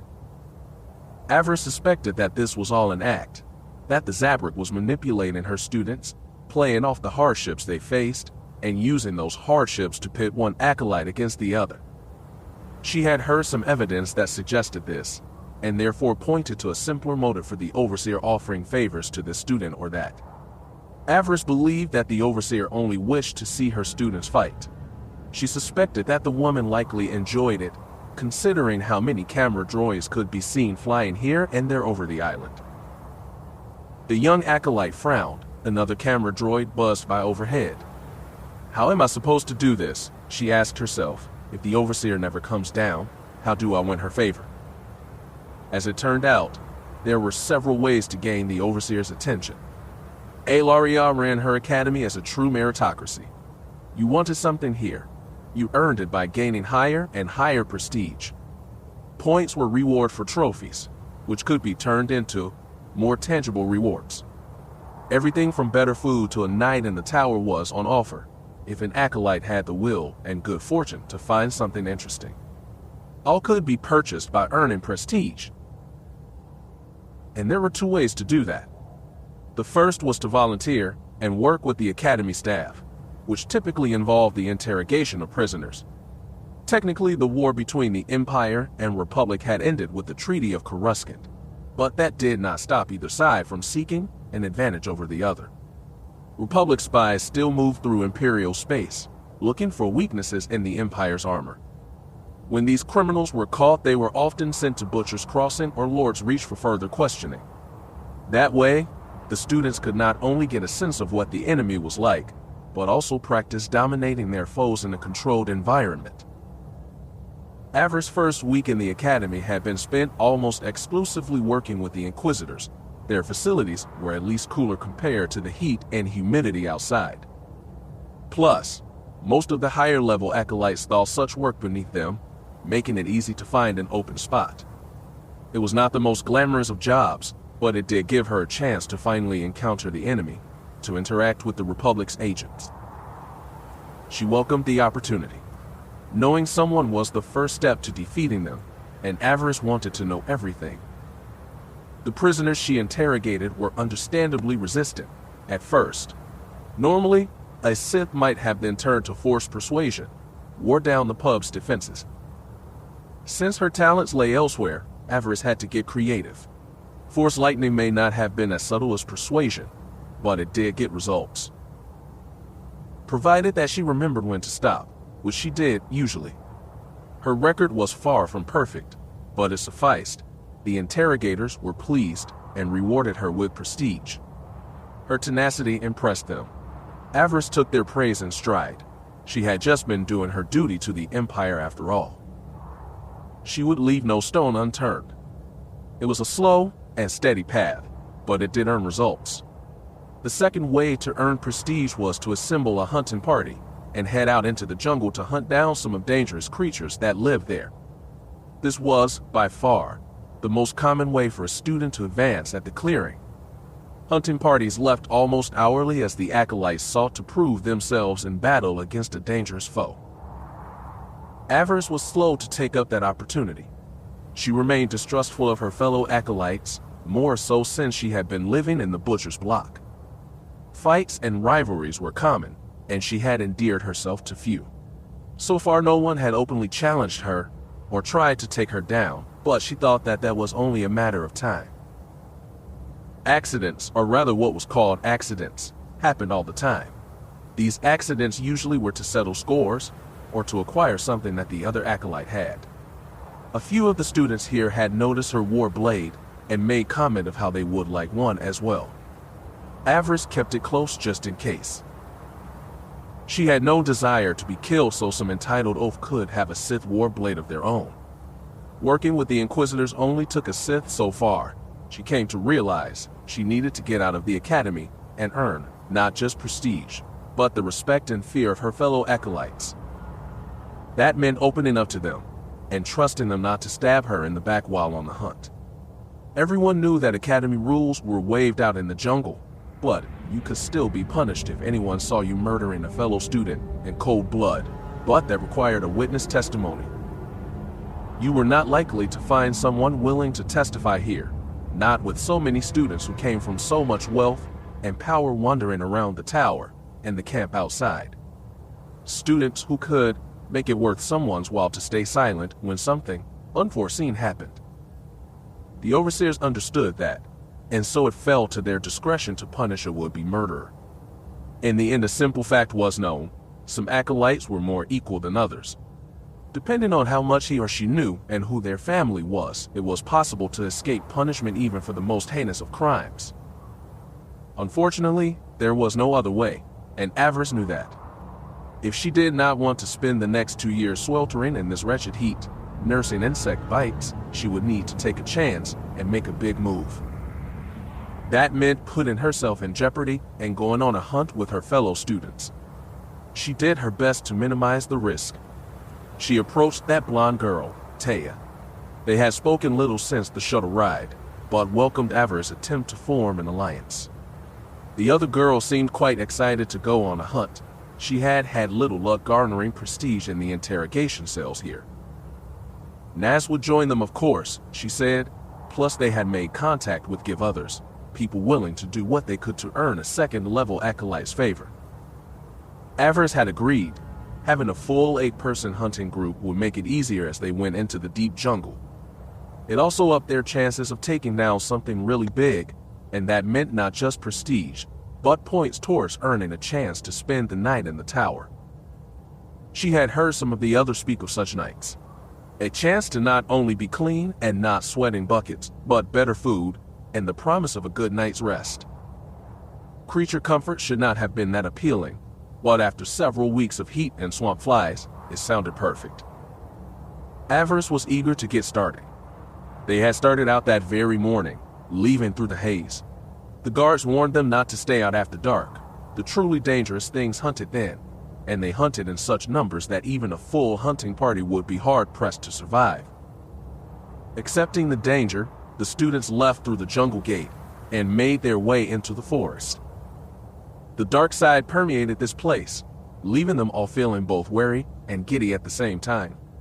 You could almost taste the danger on the air. It was not long until they found it. It was a danger that ended the lives of 5 acolytes, but in turn gave Avaryss a chance to excel. She would later come to be grateful for it, but at the time, she was simply grateful to have survived. The beast fell upon them only an hour or so into their hunt. They dropped down from the trees howling war cries and swinging weapons.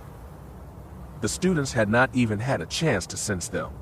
They had been caught completely unaware. The killing began in earnest. Almost 7 feet tall and covered in dirty, matted shaggy fur, the brutes tore into the acolytes like they were nothing. The first to fall had his arms ripped off before he even had a chance to respond. The second was slashed across the face by wicked claws that left him incoherent. Avaryss drew her blade and called on the force, flinging one of the beasts hard against a tree. It struck like a missile, likely shattering all the bones in its brutish body. It did not rise again.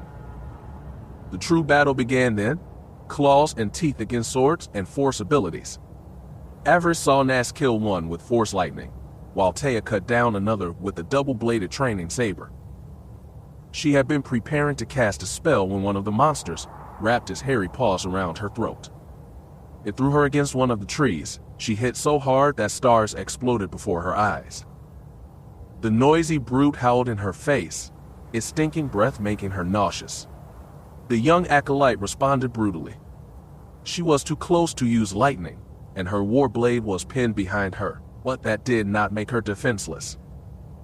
She reached out with the force and seized the monster's hairy throat. It gasped and coughed, slamming her several times against the tree, trying to break her concentration. The blows knocked the wind out of her, but she did not release her grip.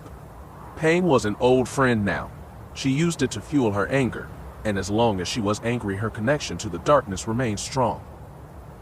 She tightened her grip, squeezing the alien's throat tighter and tighter.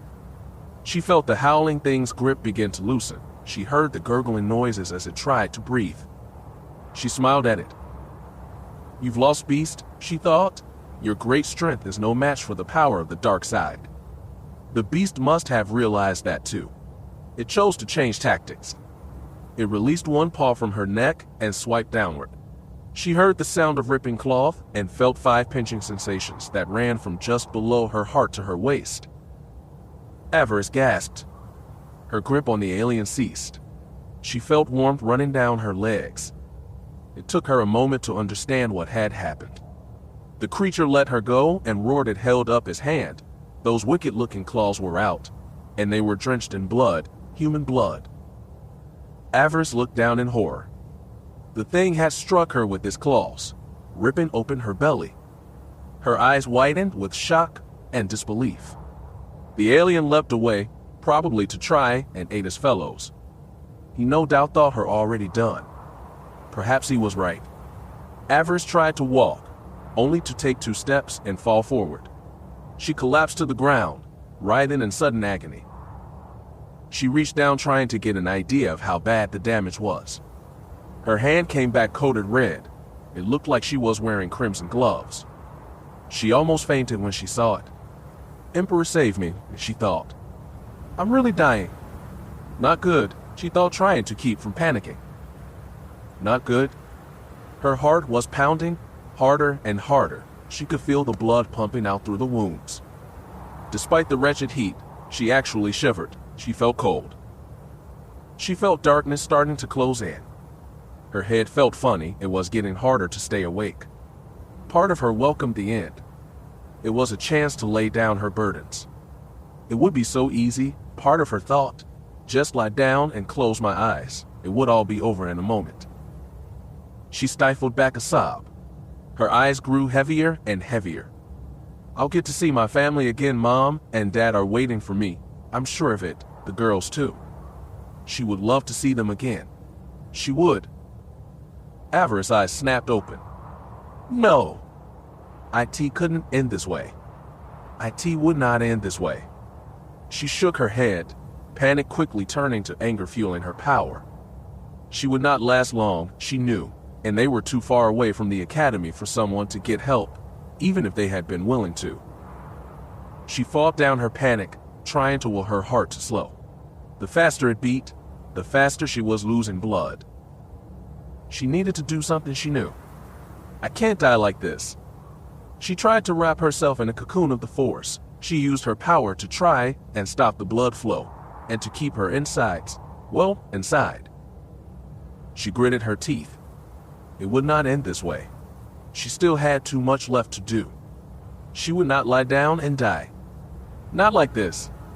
She tried to sit up, but found that impossible, so instead she lay where she had fallen, drawing deeper and deeper on the dark side. The power is mine, she thought.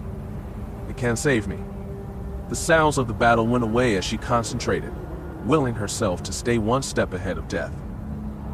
Her pain and the death around her kept her focused. The dark side was strong enough here that she could hold herself in this moment, but for how long, she could not say. She needed to do something now. She took a deep breath and started. She did not have much time. Remember, she thought, remember, damn you. The incantation is simple enough. Draw on the death around you and let it fuel the fire within. Remember? Remember, and cast the spell. She suddenly realized that she was no longer alone. 4 shadows fell over her. She could see 4 pairs of boots. She ignored them. They could not help her now. The only person she could count on now was herself. She would not fail. She's done for, she heard Nass say. Avaryss shook her head. No, I'm not. She wanted to say that, but all that came out was a pained groan. She was running out of time. You think we should put her out of her misery? She heard Taya ask. She must be in terrible pain. Don't you dare, Avaryss wanted to shout. It would be a mercy, Nass said. She heard the sound of a training blade powering up. No. Get away from me. Avaryss snarled at her fellow students. Get back. She heard one of the boys that had come with them chuckle. You're a history girl, he said. Just let go so we can get out of here. I want her war blade, she heard another voice say. It is too nice to leave here. Avaryss had heard enough. Her anger turned to white-hot hate. How dare they talk about her like she was already dead? How dare they conspire to steal from her before her body was even cold? They will pay, she thought, still focusing on the spell. They will all pay. She tried to remember the gestures. They helped with the spell. It was getting hard to think, but the fury she was feeling helped. She was almost done. We're almost there. What is she saying? I don't know. Sounds like gibberish to me. I think she is hallucinating. Just keep on thinking that, Avaryss thought. Not long now. I'm almost done. She felt the dark side wrapping around her, warping to her will. The tiny hairs on the back of her neck stood up. Things might have been going dark, but it was not just the blood loss. It was the dark side itself being shaped by her will. And it was hungry. That is not gibberish, she heard one of the acolytes say. Well, what is it that? A wave of fear washed over the group. Run. But. Run. Avaryss felt two of the acolytes break away. She almost laughed. Don't run away, she wanted to say. You're going to miss the surprise. She shook her head. Oh well, I'm out of time. Time to do this. She croaked out the final words, the last part of the spell. They were not necessary for the casting, but they did help the caster focus her power where it needed to be.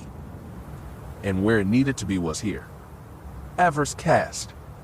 The world exploded. The forest was suddenly filled with violet-colored light. Avaryss heard someone screaming, a sound of pure unrefined agony. It took her a few moments to realize that the voice was her own. Not that it mattered now. The spell had been cast. What was done was done. The death field she had conjured was here, and it showed no signs of stopping. The dark side was weak in the healing arts, everyone knew that, but this was not healing, not really. It was the transfer of energy of essence. And it probably one of the most painful experiences of the girl's young life. Healing was natural, the light side of the force could be compelled to accelerate it. This was not healing, it was using the dark side to literally force the body back together.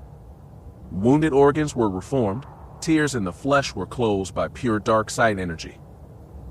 It was an intense experience, somewhere between agony and ecstasy, but radically both. Avaryss arched her back and howled. This is the only way, she thought, the only way. The pain. The pain. She screamed as the death field took life after life and forced it into her damaged body, forcing it to be whole once more. She rose off the jungle floor floating above it, caught in a web of dark side energy. The pain finally transitioned to pleasure. She was gorging herself on life energy. It saturated her cells, and every molecule of her body was alive and active. Yes. She moaned more. Yes. Yes. Yes. She threw back her head. Yes. For that one brief euphoric moment, she was one with dark side of the force. She felt everything, every life on the planet, every life on 100 planets. It is mine, she thought. I will consume it all. It must all be mine. A voice came to her then, two voices. She could not tell if they were from the past or the future, if they would be or they wouldn't, but they were there nonetheless. The dark side of the force is the pathway to many abilities, some might consider to be unnatural. Is it possible to learn this power? Not from a Jedi. Avaryss laughed. Is it possible to learn this power? Yes, it was, she knew. She shook her head. Poor little hopeful, he was already ensnared, and he did not know it. She gasped. She felt her connection faded. The dark side was limitless, she was not. She was being pulled back to the mortal world, the realm of crude flesh. Part of her did not want to go. She tried to hold on, to hold all the life energy she had drawn into herself, but it was slipping away, like water slipping through her fingers no matter how hard she tried to hold onto it.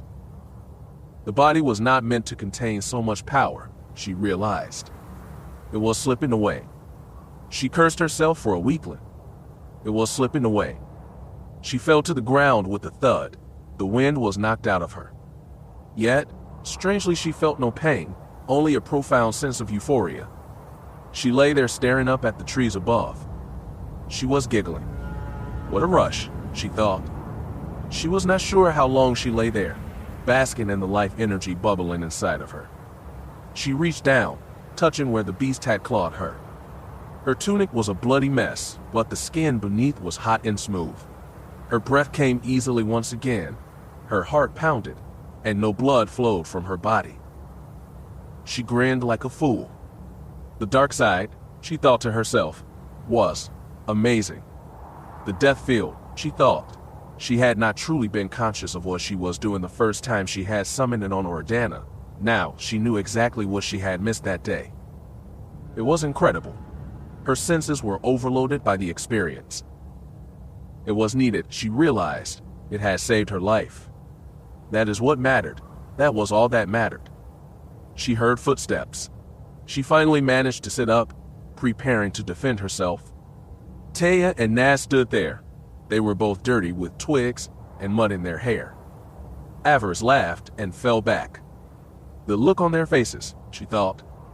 Priceless. You all right, Avi? She heard Taya say. She could not answer. She was lost in another fit of giggles. Can you hear us, farm girl? Naz said. Say something. She managed to hold back her giggles long enough. Avaryss grinned at the sky. Something, she said, and broke into another fit of giggles. She could not help it. It was funny. Taya chuckled. She sounds drunk. Drunk, Avaryss said. I am drunk, drunk on life. Drunk on power. She used the force to stand, to put herself upright and stand before her fellow acolytes. It was then that Avaryss finally got a look at what she had done, what the death field had done. She was speechless. For almost 15 feet around her, everything was dead, trees, grass plants, even the soil that she had been laying on.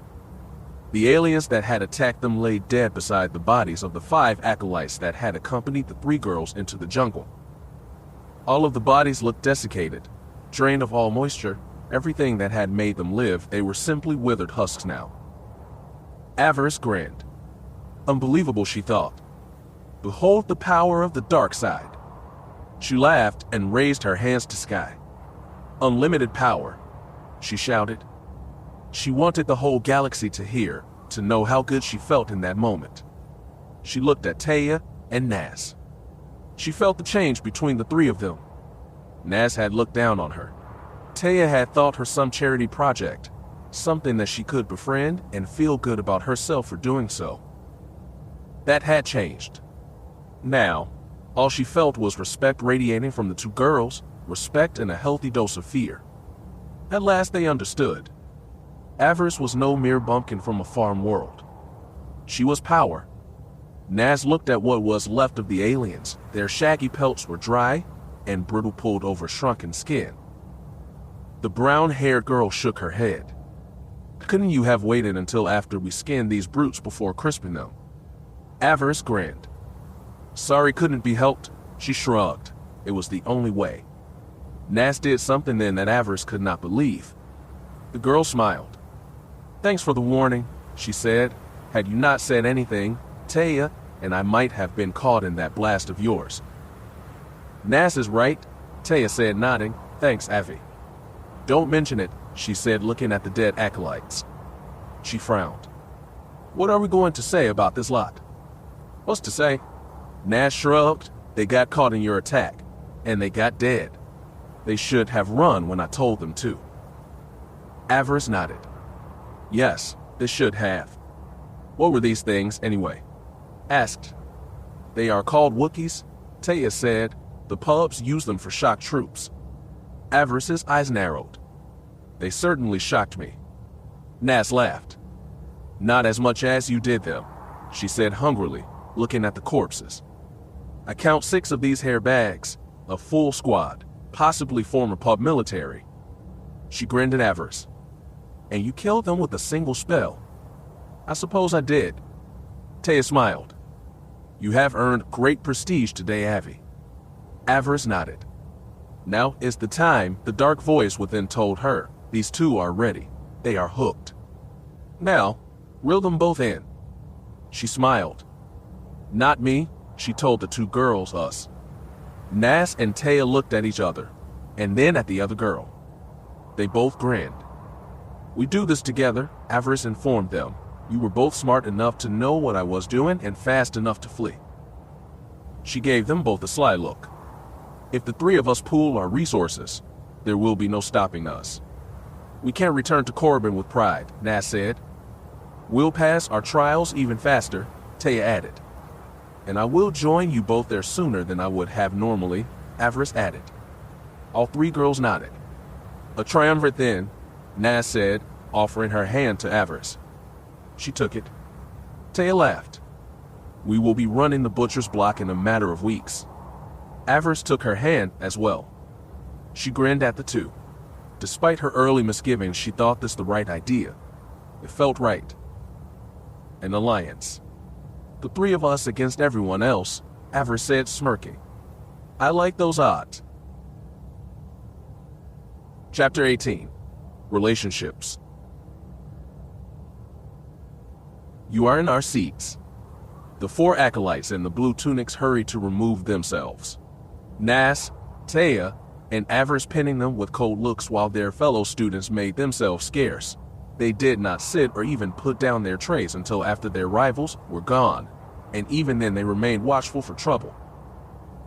To an outsider, it might have seemed ridiculous, but to one training to become a Sith, it was a necessary display of power.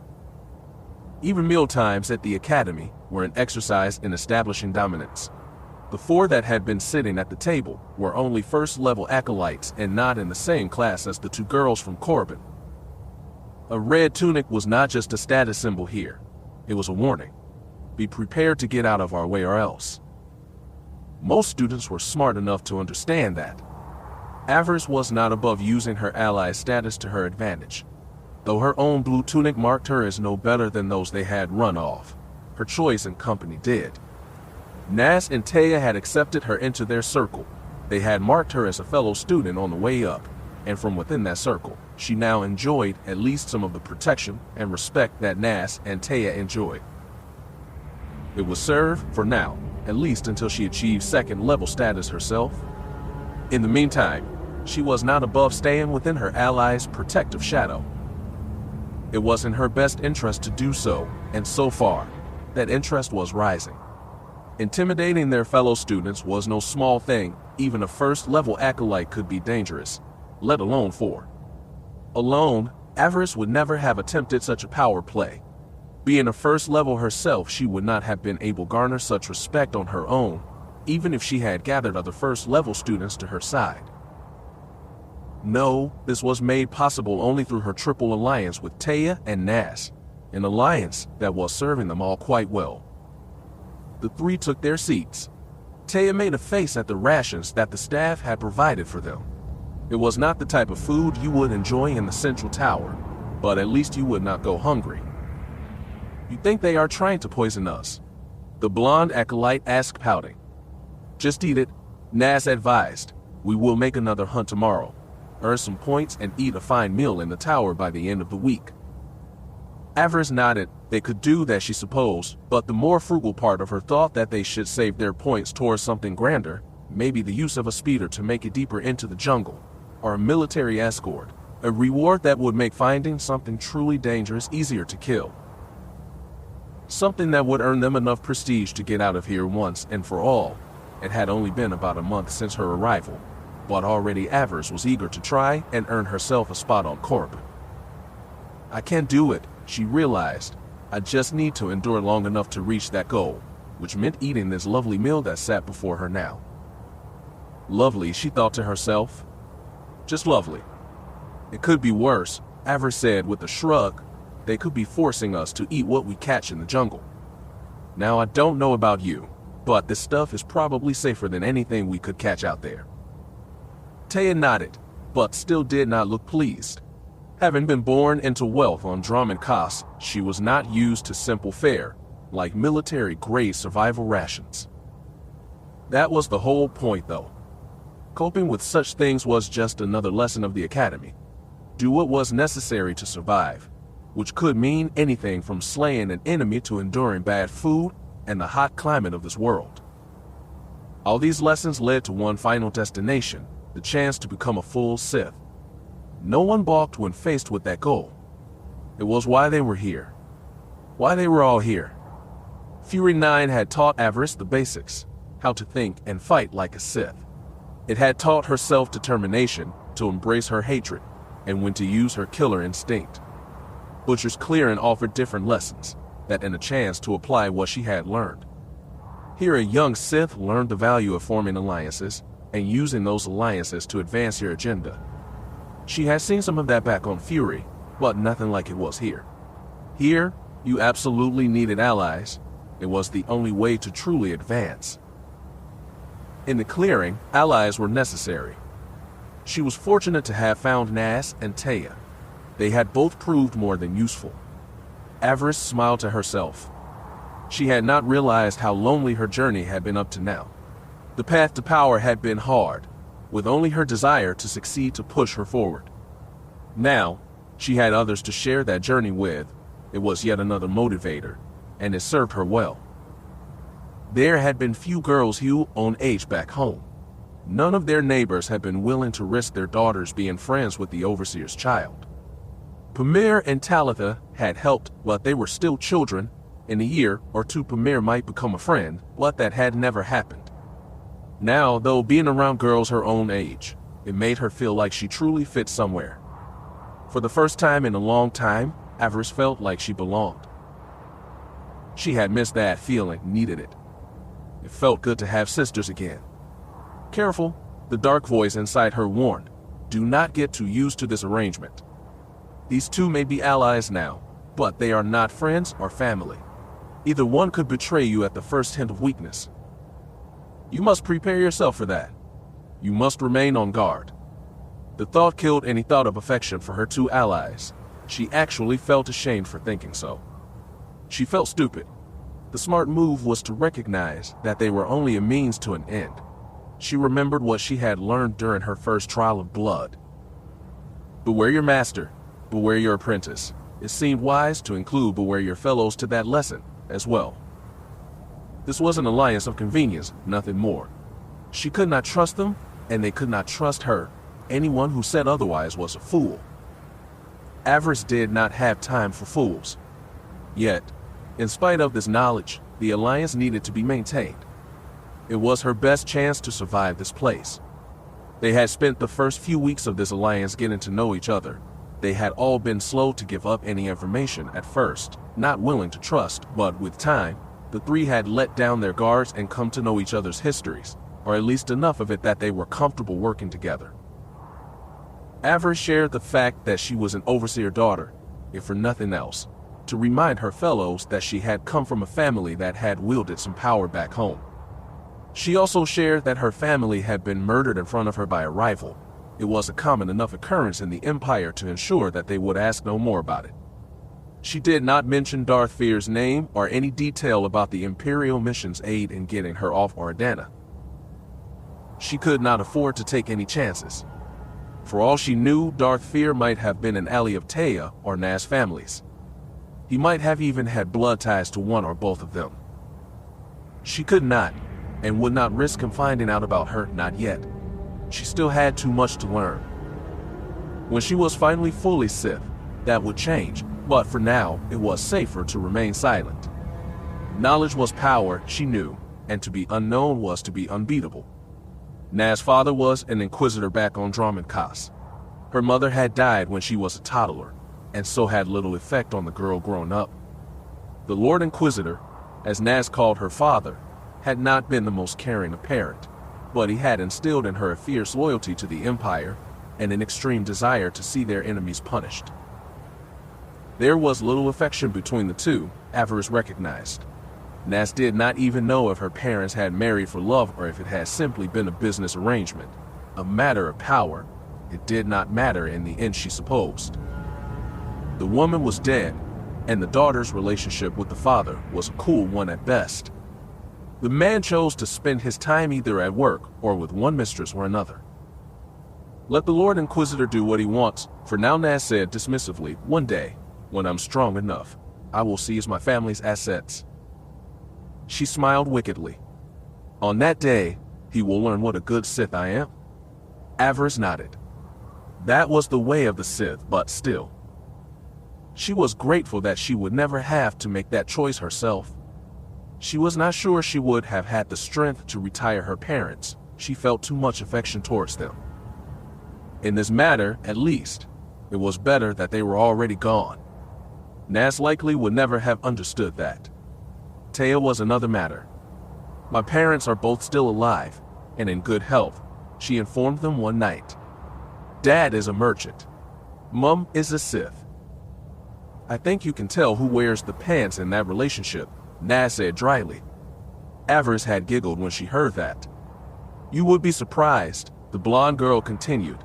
My parents have a strange connection to each other through the Force. Dad is not Force sensitive, but the link they share is quite strong. He probably is one of the few people who can calm Mum down when she gets worked up. She has a fierce temper, but she loves my father just as fiercely. Their marriage was more than just a business arrangement. Their work keeps them apart for long periods, but as a result, their affection for each other remains strong, even after 18 years of marriage. Even today they are strongly attracted to each other. Taya smiled. We should all be so lucky to find such love one day. Avaryss frowned. She was not sure what to make of that. Peace is a lie, there is only passion. Through passion I gain strength. That was the Sith code, but at the same time, love could be a chain, attachment could hold you back. How strong would Taya's mother have become had she not been so attached to her husband? The whole thing seemed contradictory to her. Attachment could lead to great passion, but it could be a weakness if discovered by an enemy. Do your parents quarrel? She asked. I can't imagine your mum would back down during an argument. They are like any other married couple, Taya shrugged. They fight sometimes, but it never goes beyond words. Mum has too much self-control to lose her temper and use her powers on father. He and his business are the center of our family's entire power base. Have there ever been any serious problems between them? Nas asked. Taya gave her an arch look. That is a little inappropriate, don't you think? Can't blame me for being curious, she replied. Most Sith marriages are rarely completely blissful. Taya sighed. They did have one issue a few years back, more than a few really. I think I was about 8 at the time. Mother got it into her head that father might have a mistress somewhere. He is a bit of a rogue, you see, and quite charming, but that is part of his job. Anyway, Mum was worried that when he was gone on his business trips that he was actually going to see another woman, perhaps more than one. Did she confront him about it? Avaryss asked. She could have, I suppose, but she decided to be more proactive instead. She put a tracer on his ship and followed him discreetly. She wanted to be sure she was right before she chose to act. What was she planning to do if she confirmed her suspicions? Nas asked. I don't know, Taya admitted. I don't think that even Mum knew. It probably would not have been good, Avaryss said. In that we are in agreement, Taya said, nodding. It likely would have been very bad. Avaryss' heart beat a little faster. Suddenly she was very interested in this story. What would a Sith wife do if she caught her husband with another woman? What would she do in such a situation? Was he cheating? Nas asked. Did she catch him with anyone? Taya grinned. No, she replied. Father surprised her by being completely and utterly loyal. Mother was so touched that she contacted him on his final stop, asked that they have dinner together, and so that she could apologize for thinking so less of him. I imagine your dad enjoyed that, Avaryss chuckled. It was not often that a Sith swallowed her pride and admitted that she had been wrong. I'm sure he did, Taya giggled. Mum came home from that trip pregnant with my little brother. Avaryss laughed. So your dad got an apology and a son out of the deal, she said, grinning. Lucky him. I suppose so, Taya said, smiling fondly. I was not pleased at the time, though. I had liked being an only child. Taya's story gave Avaryss pause. Perhaps it was possible to find love, even for a disciple of the dark side. Perhaps the love of a spouse was strong enough to endure, even in the darkest shadows. Maybe she would find a love like that one day. Is your mom a lord? She asked Taya. She never rose that far, I'm afraid, Taya admitted. She is content to be a warrior in the service of the Empire, still is quite lethal even today. Is that who taught you the double blade? The blonde nodded. I grew up watching her train with her sword. When I was a baby, she would put the crib in her training room so that she could make sure I was all right. Taya smiled fondly. My first lullaby was the hum of a lightsaber and 2 dancing ruby lights. Why did she not take you to apprentice? Nas asked. It sounds like she would have been a fine master. Mum wanted me to have a more formal education. Her training on Korriban was quite brief. The war was going on at the time, and Sith warriors were needed on the battlefield. She ever fight any Jedi? Avaryss asked. Of course, her first kill was a Jedi Master, or so I've heard. She was quite young at the time, maybe about our age. The old fool thought he could turn her, get her to fall to the light. He underestimated Mum's commitment to the Empire. The story made Avaryss' blood boil. Jedi filth, she thought. Was there no end to their corruption? Anyway, Mum wanted me to go through the full training program on Korriban. She hopes that I might become a lord, that I might take our family up the next rung of the social ladder. Is she going to complete your training after Korriban? I don't think so. Taya frowned. The master and apprentice relationship between Sith is adversarial, perhaps too adversarial for Mum to risk. In other words, Nas said, smiling wickedly, she would rather you kill a stranger and expand your family's power base, rather than risk her sweet little girl slipping into her bedroom one night and slaying her in her sleep. Both Avaryss and Taya winced at that remark. Taya even turned a little pale, clearly considering what being her mum's apprentice would mean. You put it rather bluntly, Nas, but yeah, she admitted, Mum has no desire to put me in such a position. Or more likely, herself, Nas added, grinning triumphantly. I suppose so, Taya said meekly. Avaryss touched the blonde girl's shoulder, offering her support. She smiled weakly, grateful for the attempt. Still, Avaryss had no words.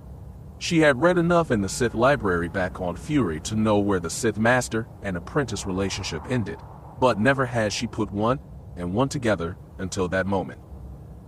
The apprentice kills the master to prove his or her dominance. That was their way. The thought of bringing family ties into that relationship. It was enough to give anyone pause. If she was to reach her goal, she would have to attract a master, someone willing to teach her and complete her training. Training in the Force was an intimate experience. Strong bonds were created through that training, bonds that bound both master and apprentice. She might even grow to respect her master, to care for him or her as a surrogate parent, similar to the way she had come to feel about Master Daz. Remember the trial of blood, the dark voice said. The Daz hurt you so you would not be soft, that you would do what was necessary when the time came. Do not forget your lesson. Beware your master, beware your apprentice. The final result of that relationship was clear. Eventually she would have to challenge her master. She would either kill him or her, or he or she would kill her. It was that willingness to cut the bonds between teacher and student that made the Sith strong. When the time came, there would be no allies or tricks. When an apprentice reached that final defining moment, they stood truly alone. Master versus apprentice, and it would only end in death, by a single stroke of a lightsaber. The master is dead. Long live the new master. It was daunting, but it was the path she had chosen. She had no right to question it. It had served the Empire well in one form or another for thousands of years. Who was she to question their ways? She simply had to accept it. Nas clearly had, and Taya should, considering her origin. Avaryss sighed. It is not for me to question. I'm still just a student, she thought. And I still have much to learn. Chapter 19. The Ambush. How bad is it, farm girl? Avaryss sighed as she inspected Nas' injuries. They were not good, to be sure. A series of angry red welts on her back and shoulders. She carefully peeled off one of the medical patches the droid had placed on the other girl's back. The medicine seemed to be doing little to heal the bright red angry bump. Not that she and Taya were doing much better. They all had their share of stings to deal with. Avaryss herself had a very nasty one on her neck and 2 more on her shoulders. Taya had 2 on her face, 1 on her cheek and 1 on her forehead.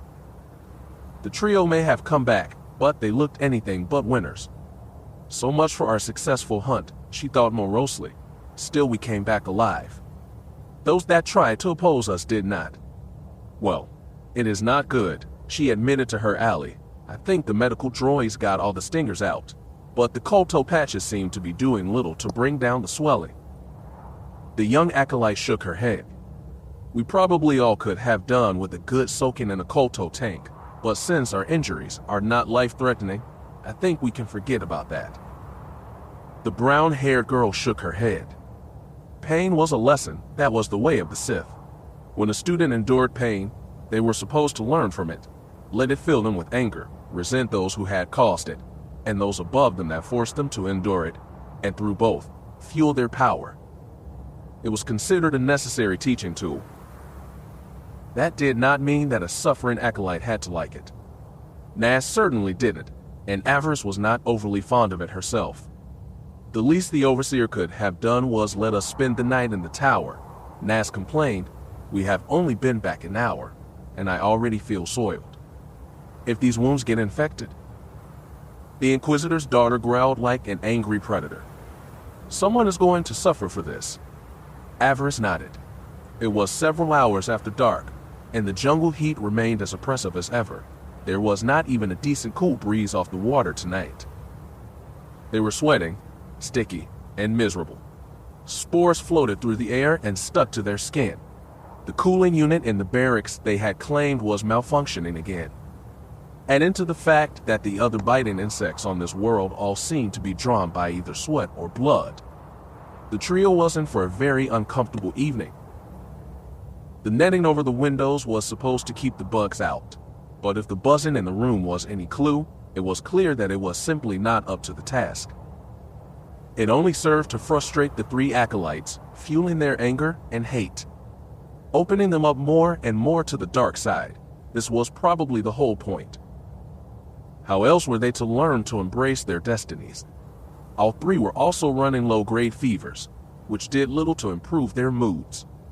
The Force had saved them from the worst effects of Shadow Wasp's sting, burning away much of the poison that had been delivered into them by creatures. Thank the Emperor for that small miracle.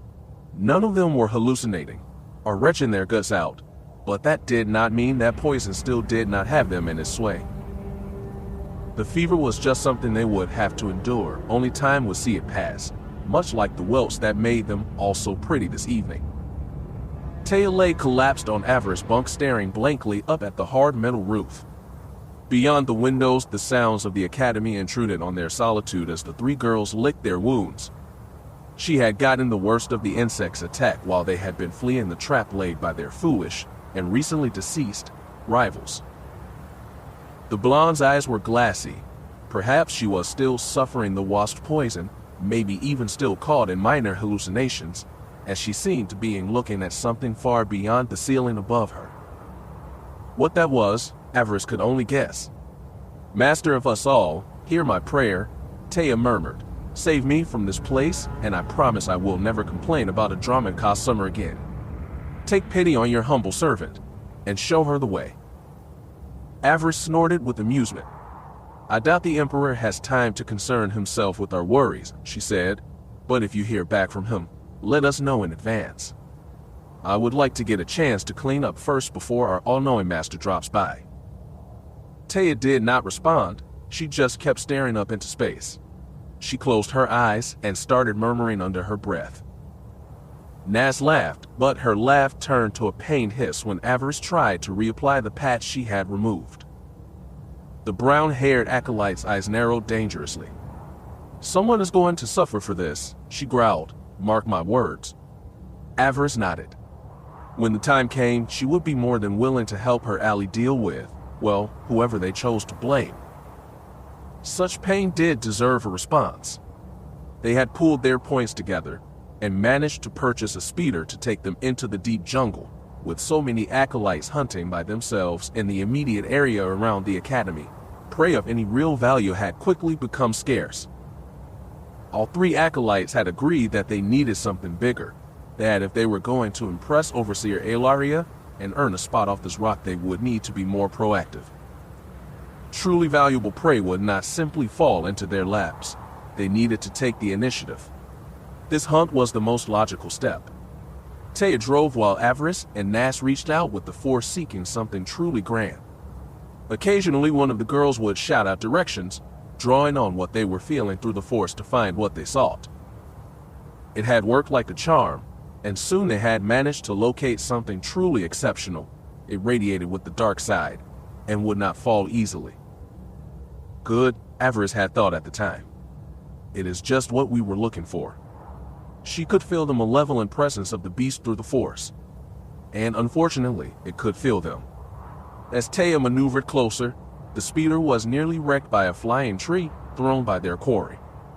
The beast had caught their scent and was already taking steps to defend itself. Taya brought the speeder down with a skid, and the three acolytes leapt out, blades at the ready. The monster stood outside its cave, roaring a challenge. Avaryss pushed down the fear that rose up at the sight of the beast. She needed to remain focused. A creature like this would not fall easily. It towered above them, 10, perhaps 12 feet tall. Its pale mottled skin blended in with the pale rock that jutted out from the jungle floor. Its large clam-like mouth was filled with jagged meter-long spike-like teeth. Red baleful eyes glared out from beneath the heavy brow as the beast raised its long arms, its short stubby fingers ending in sword-like yellow claws. Avaryss had never heard of anything like it, not even during her studies in the library back on Fury. The creature was likely some alchemically created beast, something the ancient Sith seemed to enjoy leaving on their holdings to menace those who dared trespass, a quick death to the untrained or unenlightened. Fortunately, the three girls were trained and hungry for prestige. The beast's teeth and claws would make excellent trophies. Killing such a thing would be more than enough to prove to all that the three acolytes were ready to proceed to the next stage of their training. Nas and Taya darted in with their blades, while Avaryss stood back trying to use her dark side abilities to confuse and weaken the great predator. The two girls from Drum and Kaz were red and black blurs, the Force enhancing their speed as they engaged their larger, more savage opponent. Training blades sparked as they delivered heavy electrical charges into the monster's flesh, charges that would have shorted out the nervous system of any smaller life form. On this thing, though, all it seemed to be doing was pissing the monster off. Avaryss moved in. Her power should be more than enough to tip the scales in their favor. They attacked the body, she thought. I'll get his mind. She dove into the Force, looking for a weakness to exploit. She nearly staggered back when she first made contact. The monster had nothing that could be called conscious thought. It was almost pure rage. It lunged forward, trying to scoop her up in his clawed hands. Avaryss danced away, drawing her war blade and slashing deep into its thick skin. The monster roared, whirling around, seeking to flay her bloody for daring to attack it. She let the dark side lift her up, letting herself be guided by its rhythm as she and her fellows continued to assault the beast with both blades and lightning. They harried the beast. Despite its great size and strength, it could not match their speed, at least that it is how it started. In the beginning, the attacks seemed to be nothing. They only seemed to enrage the monster further, and the more enraged it became, the quicker and more savage its strikes became. In short, the fight was not going well. Nas only just avoided being impaled on those claws. Avaryss was almost squashed twice as the monster brought down hammer-like blows on the three acolytes. This is not working, Avaryss realized. If only we had lightsabers, this fight would be going entirely different. Of course, they did not have lightsabers, and the wounds that her war blade and her fellows' training blades were making were simply not doing enough damage. They needed to change tactics. Nas flipped away from the beast and began using the Force to hurl rocks at it. These were not large enough to do any lasting damage, but that was not the point. They were all going towards the monster's face's eyes, distracting it. "Farm girl," Nas shouted, "there is a cut on that thing's neck, below the jaw. Do you see it?" She looked, seeing exactly what her ally was talking about. She nodded. On my command, try to stick your sword in that wound. Get it in as deep as you can. Then fall back. I got an idea. Though she did not like the idea of letting go of her weapon, she nodded. If Nas had an idea that would bring them victory, she was willing to listen. Simply attacking the thing wasn't working. Maybe something more subtle was called for. Taya, bring it over here. Get it facing us. The blonde complied with Nas' orders. She moved between the great beast's legs, striking out with her double-bladed sword as she went. The monster whirled towards them, roaring in both pain and defiance. Nas increased the barrage of rocks and debris into the creature's eyes. It took a step back, raising its mighty head. It was what she had been waiting for. Now, Avaryss lunged forward. She leapt into the air and buried her war blade deep into the pale creature's neck, right where the wound was slowly leaking dark red blood. She buried the blade almost up to its hilt. Part of her had hoped that would be the end of it. That the monster, with its thick hide pierced, might be ready to take its final fall. That did not happen. It reached down with its huge hands. It was only through the will of the Force that she managed to avoid getting impaled. Those monstrous blades tore her tunic, leaving small bloody scratches across her shoulder and back. She leaped back, landing next to Nas as Taya joined them. The monster staggered back, trying to remove Avaryss' blade from his neck. Lightning, Nas shouted to her companions. Now, all three acolytes raised their hands. Blue-violet lightning exploded from their fingertips. The creature's thick hide had proven resistant to their lightning earlier. No matter how many jolts they sent into it, the beast just seemed to shrug it off. Of course, that was before it had a Sith war blade buried in his neck. The three sent their blasts into the blade's hilt, and from there deep into his flesh. A single attack, it might have been able to shrug off, but all three acolytes striking as one, their lightning turning the hilt of the war blade white hot. The monster's body tensed. It shuddered as the lightning assaulted his brain and his nervous system. The next cry to escape his throat was not one of anger but of agony. It writhed in pain. Its agony was like mother's milk to the three would-be Sith. The dark side rolled over them, the creature's pain bolstering their attacks. All three were drawn on the darkness around them, using it to fuel their power. Glorious, Avaryss thought. As she tired, she dipped deeper into the flow of darkness around them. As she fed off it, her attack did not only continue, they intensified. The dark side was truly wondrous. The monster tried to advance, its cries now more whimpers than roars. It raised one clawed hand, reaching for those that were causing it such pain. The three did not back down. They put all their strength into one last great blast. The monster flew back, its eyes exploding from the sheer voltage that was running through its body. It crashed down hard, shaking the very ground where it struck. The trio ceased their attack. They were all winded, but grinning, basking in the power of the dark side. They did not have a chance to enjoy their victory. As soon as the beast fell, they found themselves under attack. It was almost the end of them. A large black mass flew through the air, dropping in front of them. Having exhausted themselves bringing down the monster, none of girls had any chance to dodge or fall back. The mass split open before them like an egg. There was only the briefest of moments to register what had happened, and then it was too late. The shadow wasp nest broke, and an entire swarm of the things took to the air. The acolytes were caught in the middle of full-blown attack. They shrieked and scattered. Shadow wasps were indigenous to this island. They were large black stinging insects about the size of a human pinky. Sith soldiers went out every day with flamethrowers to clear any forming nests away from the academy grounds, but out here, in the jungle, they were numerous. The only thing that saved them was the fact that they had still been shielding themselves with the Force when the ambush came. Had their attackers waited only a few moments more, all three would have been stung so badly that they would not have been able to stand, much less retaliate. It had been a fatal blunder on the attacker's part. Despite the pain of multiple stings, Avaryss still had the will to use the Force to push the swarm back. Using the pain to fuel her, She sent a wave of telekinetic force to crush the life from many of the insects that were assaulting her. She glanced over and saw Naz doing the same.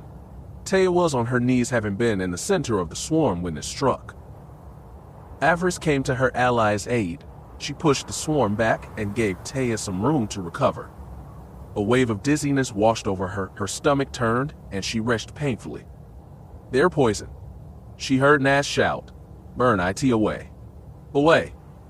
Avaryss only partially heard her over the sound of her own guts emptying, but she still had enough composure left to obey. She called on her anger. His fury rushed through her like a cleansing flame, burning away the toxin the shadow wasps carried. She was still dizzy, but her head was clearing, and she no longer felt like she wanted to simply lie down and empty the full contents of her stomach. In that brief moment, through the horrible pain of many stings, she saw the ones responsible. The world turned red around her. There were 6 of them, all first-level acolytes like herself. She recognized some of them. She realized the 4 fools that they had removed from their place at dinner several days ago. Apparently, they must have held a grudge to remain aboard their craft while their 4 fellows dropped down, moving over the carcass of the slain monster like parasites summoned to feast on a corpse. "That is what they are, parasites," the dark voice within her said. "They must have followed you out here. They must have thrown down that nest upon you." Her hands curled into angry fists. Her mouth turned upwards in an angry snarl. "They thought to use the bugs to murder you and steal your kill, the prestige of killing that mighty beast." Good plan, part of her thought. I wish we would have thought of it. Of course, if they had, they would not have made the mistake these first-level acolytes had. They would have waited until just the right time to release the wasps. That was their mistake, she thought. It was their final mistake. They would answer. Her war blade was still buried in the monster's throat, but that did not mean she was defenseless. She reached out with the force towards their attacker speeder. She was not strong enough to fling it down, or crush it like an egg, but that was not her goal. She crushed the vehicle's fuel cell. Liquid fuel began to spray out over the hot engine parts. The speeder disappeared in a ball of flame. The surviving ambushers had been so busy trying to collect their prize that they had not bothered to make sure Avaryss and her allies were dead. They had assumed their trick with the shadow wasps would do it for them. It had been a poor assumption on their part. She targeted the one closest to her. He had supposed to have been standing guard, his training saber held loosely in his hand. It was child's play for her to wrench it from his grip and send it flying into her hand. Letting her hate guide her, she leapt into air, powering the blade to maximum. She came down hard on the fool's skull, the blade destroying his brain in seconds. He fell without a whimper. It was only then that his remaining allies turned. They powered up their own blades, preparing to attack. Avaryss dropped back into her Sarisu guard, preparing to meet their attack. She was not alone. Naz leapt to her aid, followed closely by Taya. Both had weathered the ambush, and despite the pain they were all clearly in, were hungry for blood. Hungry for vengeance. As Avaryss deflected an attack by one of their enemies, Sarisu gave her a chance to truly witness her allies' fighting style firsthand. She fell back as her opponent rained down blows upon her. His style, though, was only the basic Shiaicho, with a bit of Makashi thrown in. Predictable, she thought, sloppy. Master Adaz would have killed a student who allowed his form to become so inept. So what she realized, though not all at once. She grinned. She would have a bit of fun before she ended this one. Let him think he had a chance. Her fellows were not so generous. Despite her smaller height, Naz was a bit more muscular than her 2 companions. It aided her well in her chosen style of Jimso, the aggressor style. Her attacks were straightforward, bullying, and brutal. Taya was more elegant. Her double blade aided her in the use of Adaru, the acrobat style. She flipped and tumbled around her enemy, her double blade whirling every time he tried to get in close. The shadow wasps might have slowed her slightly, but with her anger lifting her up, she was still quite lethal. In single one-on-one duel, the first levels were no match for Avaryss and her allies. Nas finished hers off first, ending it with a cut across the neck, leaving a black burn scar as the acolyte fell. Taya stabbed out with her training sword, striking her opponent in chest, likely breaking ribs, and stopping his heart with a jolt of pure electricity. He fell back with barely a cry, which of course left Avaryss and her dance partner. They were all but done as well. Her opponent had grown more and more desperate as their duel continued. His attacks became more and more sloppy, trying desperately to break her defense. Enough toying, the dark voice within her said, "Finish it." She did just that.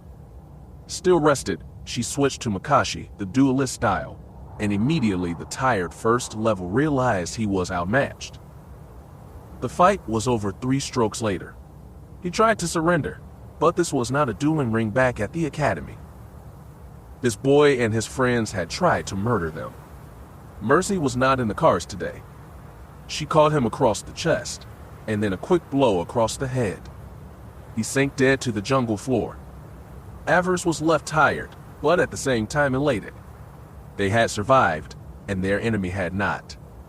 She drank in the despair that the fallen boy had felt in his final moments. She turned to Taya and Nas. Both were still alive, and they both looked as bad as she would no doubt feel when the adrenaline from the fight finally started to wear off. They were all out of breath, and something more. Avaryss blinked. "It seems we pushed ourselves a little too hard today." All 3 girls' eyes had changed. No longer were they the color they had been born with, but the glowing gold of true Sith. Such change was quite common after a year or more of training. The dark side could exact a high physical toll on its user. Avaryss caught a glimpse of herself in a small pond on the way back to their speeder, those strange yellow eyes staring back at her. She felt a brief twinge of sadness. "I was born with my mother's eyes," she thought. "A shame to lose them." Of course, that thought died as quickly as it was born. No, Keera Lylos was born with her mother's eyes. She thought, Avaryss is a Sith. It is only natural that she would have the eyes of a Sith, eventually. She nodded that was true. Still, it was a shame. She did not like giving up anything, even something as simple as her mother's eyes. It was sad, but expected. Nothing lasted forever. They finally made their way back to the academy, the trophies of their hunt on their backs. Though impressed by what they brought, the injuries that the 3 had sustained from the shadow wasps kept them from enjoying the fruits of their labor. They spent the rest of the afternoon in medical being checked out by the droids serving there. If anyone knew anything about the acolytes that had ambushed them, they chose to say nothing. What had happened and whose idea it had been would remain a mystery for now. This of course led them back to where they were now, licking their wounds and trying to endure the heat. Not the best end to a successful day. Avaryss stood and stretched. The stings burned, but the swelling should be better by morning. Taya had passed out in her bed. She should have kicked the other girl out, but decided to be merciful. Just this once, she would let her ally sleep. It was the least she could do. She glanced over at Nas, who was looking at herself in the mirror at the ugly red wounds left by the ambush. She was not happy. "How do you think those first levels earned enough prestige to take out a speeder, farm girl?" she asked. "I don't know," she replied. "I don't remember seeing them among the rest of the earners we've seen." Nas nodded. It was clear that the ambush they had survived may not have been as simple as it appeared. "I asked around while you 2 were in medical," the brown-haired girl said. "According to one of the inquisitors here, only 2 speeders were checked out today, one to us, and the other by an outside source." Avaryss' brow furrowed. "What kind of outside source?" Nas shrugged. "It happens sometimes. Some wealthy fool from Corbin decides to take out a rival during their trials here. Pays a bunch of nobodies to try and carry it out. It works sometimes, and even when it doesn't, it sends a message." Avaryss gave her ally a curious look. "You think someone was targeting you or Taya?" "Probably, though I can't think of anyone who would wish to go to all the trouble. We're good, but we're not that good. I can't think of anyone who would want to test us." Nas shook her head. "What about you, farm girl?" "Me? Yeah, make any powerful enemies lately. She shook her head no. As far as she knew, nobody from her past knew she was here. Not anyone with the power or the will to do what Nas suggested anyway. The Imperial mission had no grudge against her. Overseer Phelan had not really liked her, but she doubted that he would go to all the trouble of having her attacked now that she was out of his hair. Adaz might have done it to test her resolve, but that was not really his style, and besides he had wanted her to succeed. Sending killers against her would do nothing to help achieve that goal. No, she told Nas. Nothing springs to mind. The brown-haired girl sighed and nodded. Maybe I'm reading too much into this, she said. Maybe it was just a few acolytes with a grudge. Maybe, Avaryss thought, staring into the mirror in the corner of their room. Her eyes had returned to normal, no longer were they glowing yellow. Keera's eyes, she thought to herself, and probably Keera's problems. She sighed, feeling both pain and exhaustion. Maybe Nas was right. Maybe it was nothing but a few acolytes with a grudge that threw their lives away trying to steal a big score. Then again, she thought with a deepening frown. Maybe not. Chapter 20. The Opportunity. Your master orders you to seek out the Pyramid of Knowledge. To which lord do you go? Avaryss' brow furrowed in thought. She had only learned about the pyramid last night. She struggled to remember what Nas had said. There were exercises that allowed a Sith to enhance their memory. To aid in recall, she had learned them on Fury, and now used them to try and remember what the Inquisitor's daughter had said. The cyborg and the Dark Lord, who was both old and young. It took her a moment, and then... Scotia, she answered quickly, or Lord Zam. Zash, her ally corrected. Scotia or Lord Zash, they are two of the most well-known members of the pyramid. Avaryss cursed under her breath. Zash, she thought angrily, of course. I should have remembered that. The two acolytes were sitting on the floor of Avaryss' quarters. Nas had agreed to teach her about the politics of the Empire, and more importantly the rivalries she knew about on Dromund. As an Inquisitor's daughter, she had had the opportunity to hear much about the various rivalries and strife that swirled around the Empire's leadership. As part of their alliance, Avaryss had convinced her to share what she knew. Thus, her education continued, despite the lack of curriculum that she had found in the Butcher's Clearing Academy. It was not nearly enough to hunt and work with the staff here. She had so much more to learn. For that reason, she turned to her fellows. Nas and Taya were a wellspring of information. She intended to exploit it. Could you approach them both? Nas asked. How would that work out for you? Not well, they are currently rivals, or so you told me last night. Mentioning one to the other would not be very smart. However, if I wish to prod either into helping, it might be wise to bring up my desire to harm their rival to them. It might motivate them to be more forthcoming with their knowledge. It might indeed, Nas said, smirking cruelly. Never waste the chance to use a rivalry to your advantage. If you wanted to go over them, to which lord would you speak with? Darth Thanaton, she answered confidently. The exercise she had used earlier finally really taken effect. He is staunch traditionalist though, so that might be tricky. Tradition must be followed. Good, Nas said, grinning. Very good. We will make a political animal out of you yet, farm girl. Avaryss smiled slyly. Knowledge was power, and she was working hard on expanding hers. If she could not win the attention of the Overseer, she needed to seek knowledge elsewhere. Her two allies had spent their whole lives on Dromund and knew much of what it meant to survive there. She would need that knowledge as she moved forward. Command of the Force was good, but understanding the game of politics was equally useful, especially if she wished to excel.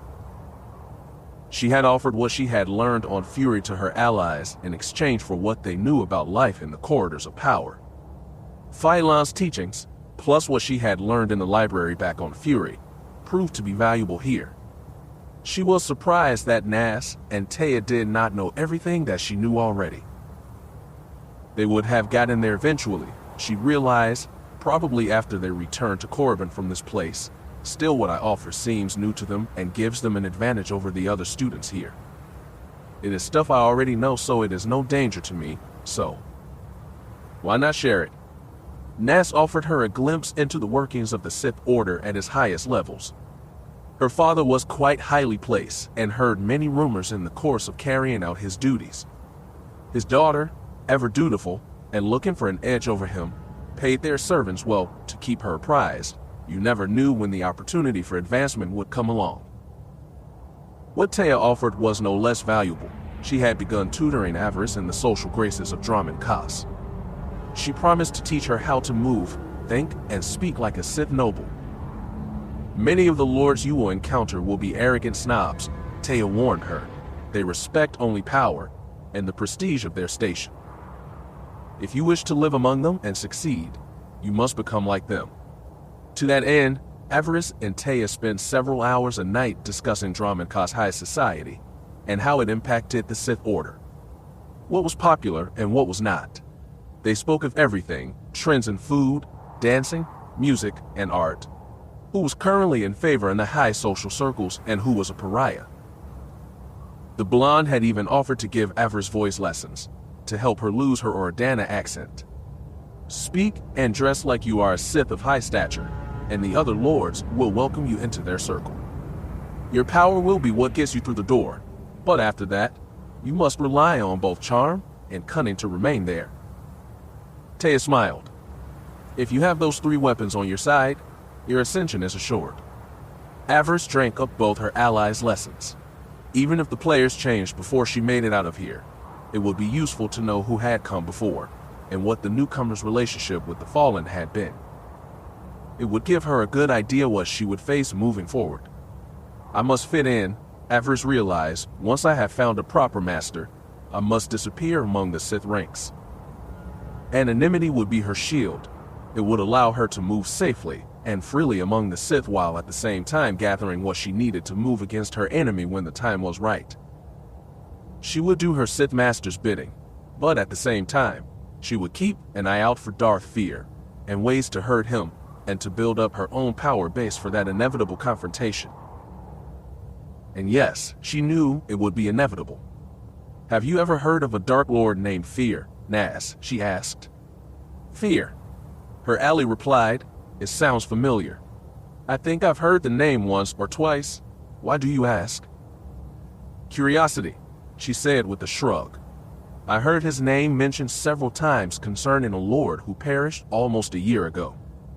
Lord Feer took over his holdings. She gave her friend a sly smile. If you have heard anything juicy, I would like to know. Nas' brow furrowed with thought. As I've said, I've heard the name before. I will ask around, see if anyone else knows more. I would appreciate that, Avaryss said, bowing her head in gratitude. It would be a large load off my mind. She had tried to keep her questions about Lord Feer as conversational as possible. She did not wish Nas to know how important it was that she learn about the Dark Lord who now ruled over her home system. One day, she hoped to oppose him. When that day came, she would need a strong power base to back her up. She would need both allies and resources. It was not an easy thing trying to take down a Darth. The matter would have to be handled delicately. She dared not even consider striking until everything was in readiness. When it was, she would not hesitate. On that day, it would be either her or Lord Feer, and it was not going to be her. 2 would enter their battle, and only one would leave, and when she left, everything the man who murdered her family possessed would be hers, to rule over herself, or to destroy as she saw fit. Such was the way of the dark side. A rival could not be tolerated for long. He would need to be destroyed. It was the only way she would ever be truly free. It was a freedom she intended to seek out. Through victory, my chains are broken, the Force shall free me. And it would, she thought, suppressing a smile. Once Lord Feer and everything he loved was obliterated. Only then would she finally be free. She and Nas had just started discussing Darth Daverus and his rumored network of invisible spies when Taya returned. The blonde had been summoned that morning to the tower by Overseer Laria. I hope it is nothing bad, Avaryss thought. She had not had a chance to glean everything she wanted from the other girl yet. It would be sad to lose such a resource before she had gotten everything she wanted, before it was finally time to discard her. Taya still had her uses. Avaryss knew it to be true. She did not wish to lose her, not yet. Both she and Nas barely acknowledged their ally as she entered. They pretended to barely notice at all. They waited until Taya had started to relax before making their move. It would be easier that way. How was the tower? Nas asked. As well as to be expected, Taya said, grinning. Did you meet with the Overseer? Avaryss inquired. Taya nodded. It was not bad news, I hope. Are you worried about me, Avi? She asked, untouched. Avaryss frowned. I merely wished to know what the Zabrak wanted. Taya giggled. I'm sure you both do, she said. Nas rolled her eyes and sighed heavily. Taya was a good ally, a welcome blade in a fight, but sometimes she could be more than annoying. In that moment, she was annoying both of her allies, and they did not like it. Are you going to tell us what she said or not? Taya's grin widened. We've made an impression, all three of us, she began.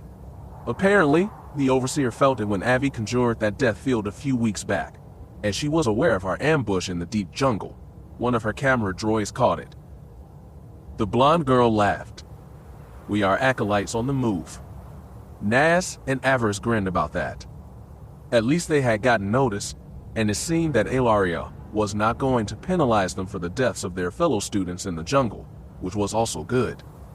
Academy rules in the jungle were waived, but that did not mean that the Overseer or a member of the staff might not hold a grudge if one of their favorites had been killed. So she brought you in there to simply praise our performance? Avaryss asked. Yes and no.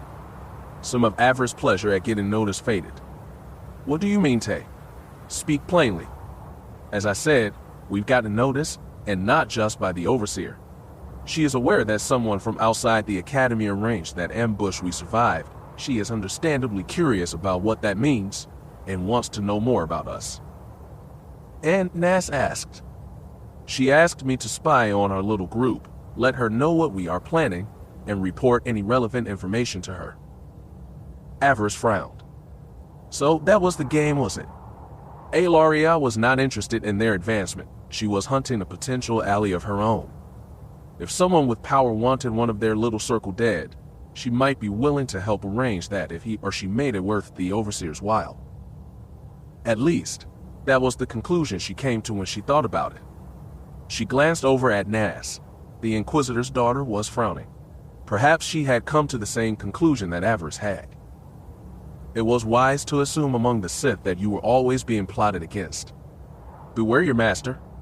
She had learned that lesson well during her first trial of blood. Did you accept the offer? She asked. I did. Both Avaryss and Nas looked at each other, both girls' eyes widening. You agreed to spy on us, and now you're telling us. Of course, Taya responded. That way we can all come up with what we're going to tell the Overseer. Make us all appear in the best possible light. Taya smiled proudly. It is not every day that you get a chance to manipulate an Overseer. Avaryss snorted with amusement. Taya did have a point. That did not mean that she had made the smart move, however. It was good that Taya was looking out for the group, but at the same time it was not the smartest of moves. A true Sith would have looked out for herself first. Winning an Overseer's favor was nothing to sneeze at. She might even have found a way off of this rock. By choosing the group over herself, she has shown attachment weakness. Avaryss frowned. A good Sith would try to exploit that. She looked at Nas. Would you have taken the Overseer's deal? Sure, the brown-haired girl shrugged. Me too, she confessed, though she probably would not have been so open about it with her allies. Then we are in a good spot, Taya beamed. We can use this to our advantage and continue our rise as planned. They could, Avaryss thought, but it was also possible that Ellaria was testing Taya. She might have suspected what the girl would do with the offer, and may have been waiting for Avaryss or Nas to turn her in for it.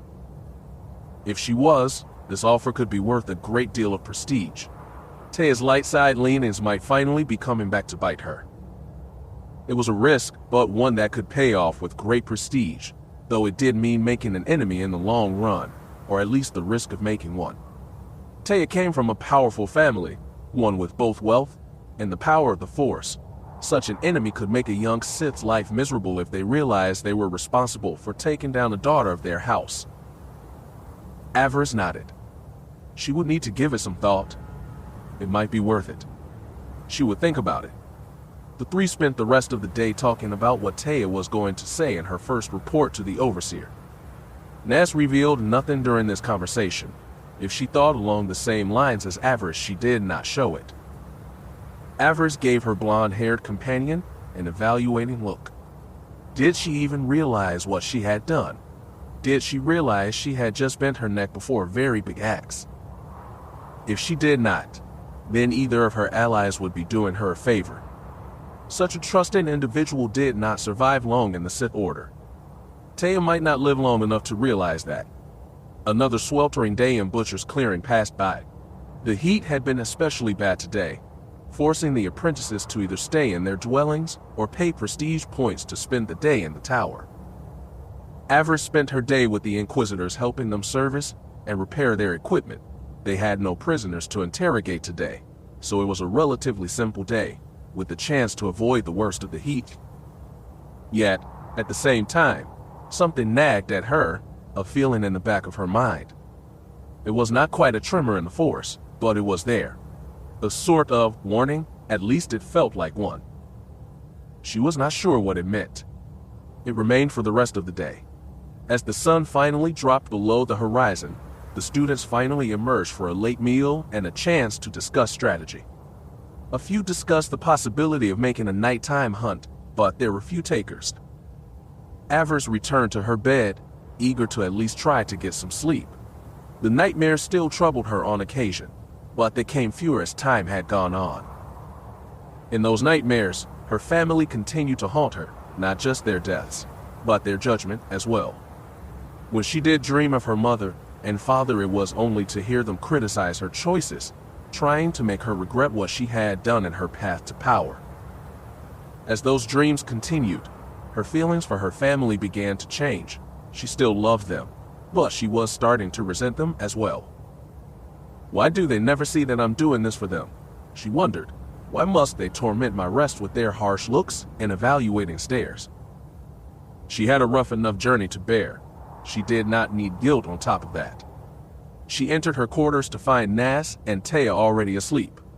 Their choice to claim this place and live together for protection had seemed a good idea at the time. Now, knowing what the Overseer was planning with Taya, Avaryss was no longer sure this alliance was a good idea. What if Taya was more cunning than she let on? What if she was lying to them? What if she tried to kill me and Nas in our sleep? What if? Avaryss shook her head. She needed to stop it. She was turning paranoid.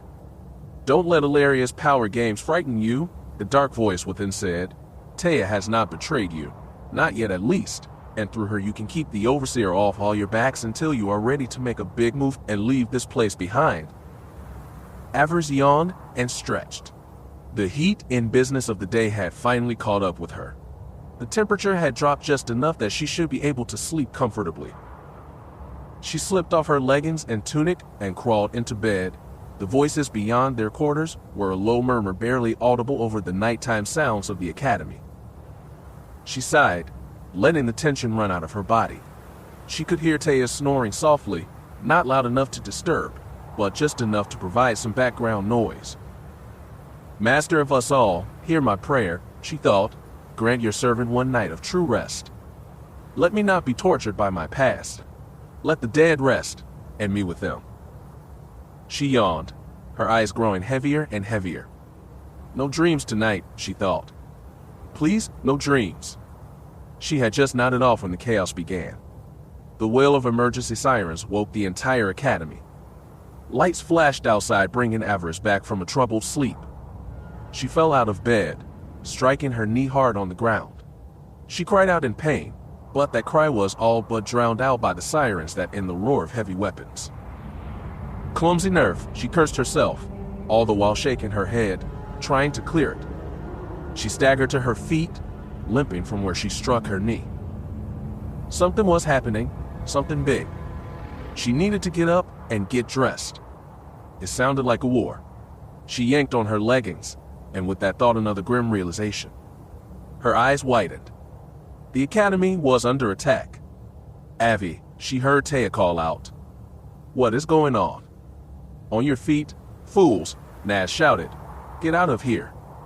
They could blow up the whole butcher's block."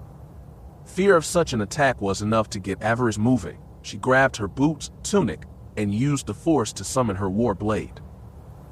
She leapt out of their quarters and turned her eyes skyward. The night had turned to day. The Academy's anti-ship batteries were firing up into the night sky. It did not look like the Overseer had activated the shield yet. No bubble of energy surrounded them, protecting them from attacks from the air. Avaryss looked around, confused. Why had the Overseer not raised the shield? They were all doomed if that shield was down. Overhead, a squadron of Sith fighters screamed.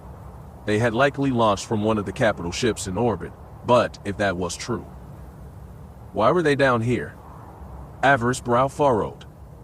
Shouldn't the fighters be in orbit harrying the enemy? What were they doing down here? She emerged to find the butcher's block in a state of pure confusion. Students stumbled out of their rooms looking around, trying to figure out what was going on. The alarms still blared. Avaryss glared up at one of the towers, an angry glower on her face. "Shut up," she wanted to shout. "We know we are in trouble. You can't turn off the bloody alarms." She looked over to find Taya and Naz at her side. Both were armed and looked as angry and confused as she felt. They looked skyward, expecting to find Republic warships engaging the Imperial ships in orbit. It was a clear night. In the distance, the massive warship in high orbit looked like a small knife. No flashes, Avaryss realized, no explosions. The ships were not under attack. So what was going on? Why all the bloody alarms? Another squad of fighters roared by, heading west after the first group. What is going on? Are we under attack or not? In answer, every one of the Overseer's holodroids kicked on at the same time. Life-size holograms of Overseer Ellaria appeared to them. The Zabrak was grinning broadly, but it was clear from her stance she was anything but happy. In fact, she looked a little pissed. Avaryss took that as a good sign. It was nice to know that the woman could get angry. She was Sith after all. Avaryss did not trust anyone without a temper. "Attention, students. Attention. The Overseer's hologram said as one, we have an emergency, and all of you are needed." The Zabrak grinned, flashing them a smile full of bright white teeth. "There has been an escape. A fugitive has made it out of the tower and managed to grab a ship." The image changed, showing an Imperial shuttle on fire and losing altitude fast. The image of Ellaria returned. "Our Imperial friends have shot down the stolen shuttle. It has gone down in the jungle, but we cannot rest on our laurels. This prisoner needs to be recaptured or killed now." She gave them all wicked looks. "It falls to you to do this. This prisoner must not escape." Avaryss' heart quickened. She did not know what this was, but she was determined to make the best of it. Opportunity was knocking. They would answer it. Again the image changed, this time showing an alien she had never seen before, green-skinned, with large dark eyes, a basic humanoid face, and a massive head tendrils where the alien's hair should have been. "This is our prisoner," Ellaria continued. "He is both armed and dangerous, and you should use extreme caution in apprehending him." Again the image of the Overseer reappeared. "To the one of you that finds him, I'm offering great prestige. Corbin awaits the acolyte that brings this creature back. I would prefer alive, but if that is not possible, I will understand." Avaryss felt a stirring in her blood. Finally, she thought, "This is what we have been waiting for. Our Imperial allies are sending down more search vessels to aid us. You will form up into teams and begin the hunt. It may be wise to start at the crash site. He could not have gone far. The dangers of the jungle are many." Ellaria bowed her head slightly. "Good luck, acolytes. May the force serve you well." The holo vanished. The butcher's block exploded with activity, everyone rushing around grabbing weapons, clothes, and gear. The hunt was on, and with the prize at stake, it would not be good to be left behind. Avaryss glanced at her allies. Both Taya and Naz wore expression of grim determination. They would not fail her. Seems like overkill, Taya pouted. With the whole academy looking the prisoner, will be found too easily. Maybe, Avaryss agreed, but that does not mean that we shouldn't join the hunt. I think this hunt will be more challenging than anyone suspects, Naz said, smiling slyly. What makes you think so? Taya asked. It is just one prisoner. Yes, one prisoner that somehow found a way to escape the tower and steal a ship right out from under the overseer's nose. Naz shook her head. This is no ordinary prisoner, she said, grinning, turning to gather her things in their quarters. I wonder if he retrieved his lightsaber, she said over her shoulder. That would make this hunt really fun. Avaryss blinked, realization struck her. Somehow, she knew Naz was right. This was no ordinary prisoner, no Republic deserter that turned bounty hunter. Only one being could have escaped the tower, and all the Sith inside. Only one thing could have escaped. Her eyes narrowed dangerously. Jedi. It had to be. It was the only possibility that made sense. This creature was a Jedi. She glanced over at Taya. The blonde did not look fully awake yet. She might not have realized. Another strike against her, Avaryss thought. Come on, Taya, she said, grinning fiercely. We have a Jedi to kill. Chapter 21. The Prize. Watch out. Taya gasped as she swung the speeder into a hard left. The speeder's tilting sudden shift nearly causing Avaryss to lose her balance, to fall over the side and into the jungle below, and likely to her death. She saved herself, barely. Between the Force and her own skill, she managed to hang on until the speeder righted itself. To the right of them, another Acolyte team speeder swung its searchlights back and forth. Over the roar of the engines, Avaryss thought she could hear the occupants of the other speeder cursing them, blaming them for nearly causing a crash that would have doomed both teams. Us, Avaryss thought, U.S. She stood up as Taya finally managed to get control of their vehicle. She started to raise her hand. What are you doing? Naz asked. Avaryss grinned. I'm going to shove a lightning bolt up there. The Inquisitor's daughter was on her feet in moments, forcing her ally's hand down. No, she shouted. Avaryss glared at her. Her temper was up, and the dark side with it. She wanted to destroy someone. No, she replied in her most venomously sweet voice. It was not wise to stand between the Sith and the reason for their rage. Naz remained unmoved. She glared defiantly up at her ally. That is not what we are here for, she spat. The escaped prisoner. Remember him. Avaryss snarled, angry that the other girl had robbed her of her prey. Still, she did have a point. Killing the occupants of the other speeder would not bring them any closer to their goal. In fact, it would likely have made the escapee's life even easier. She shook her head and took a deep breath, counting to 10. The anger faded, and with it, the desire to destroy, at least where the other speeder was concerned. She would save that for their quarry. You are right, she told Naz. The hunt is what matters. Avaryss sat down, returning her attention to the sensor station in the small speeder. She had a job to do, and unlike her fellow students, she had no desire to make things easier for the escapee. If only the rest of their fellow acolytes felt the same. If they did, this hunt would likely already be done. Alas, that was not the case. This is not a search, Avaryss thought morosely. This is anarchy. The skies over the jungle were filled with light and the rumble of airspeeder engines. The transports that the Imperials had provided should have made the hunt easy, what with their life-form scanners and enhanced maneuvering capabilities, and they might have if not for all the backstabbing and infighting going on. As far as she knew, at least 4 search teams had been lost already. She had seen the explosions in the distance. None of these had been lost because of the prisoner. It had all been because the acolytes aboard were too willing to fight each other for either a promising lead or taking advantage of what they saw was the perfect time to rid themselves of a rival. And into that all the light and noise was stirring up every predator for a mile around the crash site. Over the comm they could hear acolytes shouting for help because they were being attacked by this monster or that one. The students were having as much trouble dealing with the local wildlife as they were trying to search for the prisoner. Avaryss shook her head. Overseer Elaria had made a grave error.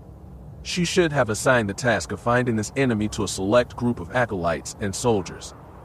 People that could work together and focus on the job at hand. By declaring this an open hunt, far too many of the Academy's less talented students were getting in the way of their more powerful brethren. The comm system was alive with arguing and oaths of vengeance as the students fought for the right to seek their quarry. The airspace over where the shuttle had gone down was filled with speeders, many coming within mere meters of a full head-on, mid-air collision. The hunt continued, but with so much anger and greed in the air, it had been only a matter of time until things started falling apart. Fools, Avaryss thought to herself. If the Overseer did not put leashes on some of these dogs, half the student body of Butcher's Clearing could be dead by sunup. And in the meantime, their quarry remained hidden, elusive. It did little to help cool the mood of so many overly ambitious acolytes. Many were just looking for an excuse to annihilate their various rivals. Even a minor slight, at the wrong moment, might be enough to do that, and that would be the end of the hunt. That is when this hunt turned into a bloodbath, and any chance of finding the alien would fade away like a puff of smoke. Though she would not miss many of her fellows, Avaryss knew the danger of that. They did not have the time to be settling old scores right now. They had a job to do. And even a minor infraction would be enough to make that job impossible. For that reason, they needed to be patient and listen to their overseers. It was the only way that they all might just make it through this. Make it through and rise to the next level. She stared down at the scanner in front of her. It was alive with light and activity. Trying to sort through by eyesight alone was giving her a headache, but she tried nonetheless. Anything? Taya asked. Avaryss laughed fatalistically. We're over a jungle, Taya. It is teeming with life. The scanners are overloaded. How are we going to find a single alien in the midst of all that is beyond me? From her place next to Taya, Na's brow furrowed. Avaryss had become comfortable with letting the other girl take the lead. Her strategies had led them to victory on many hunts. Now she stared at a small holo map of the Academy and the surrounding jungle, trying to figure out their next move. Where did you go? The other girl murmured. Where would you go? Taya risked a glance at the map herself. The blonde acolyte shook her head. What a mess, she said. It looks like the entire Academy is out here tonight. Mistress of the understatement, as always Taya, Na snarled with frustration. They had not been able to get near the crash site themselves, too many speeders in the way, giving them no real chance to try and pick up the prisoner's trail. They were now forced to stay on the outskirts, scanning the jungle and hoping that the prisoner might have made it this far. Avaryss growled under her breath. Where was damn thing, she wondered. They were on an island for Emperor's sake. It was not like the creature had an infinite number of places to hide.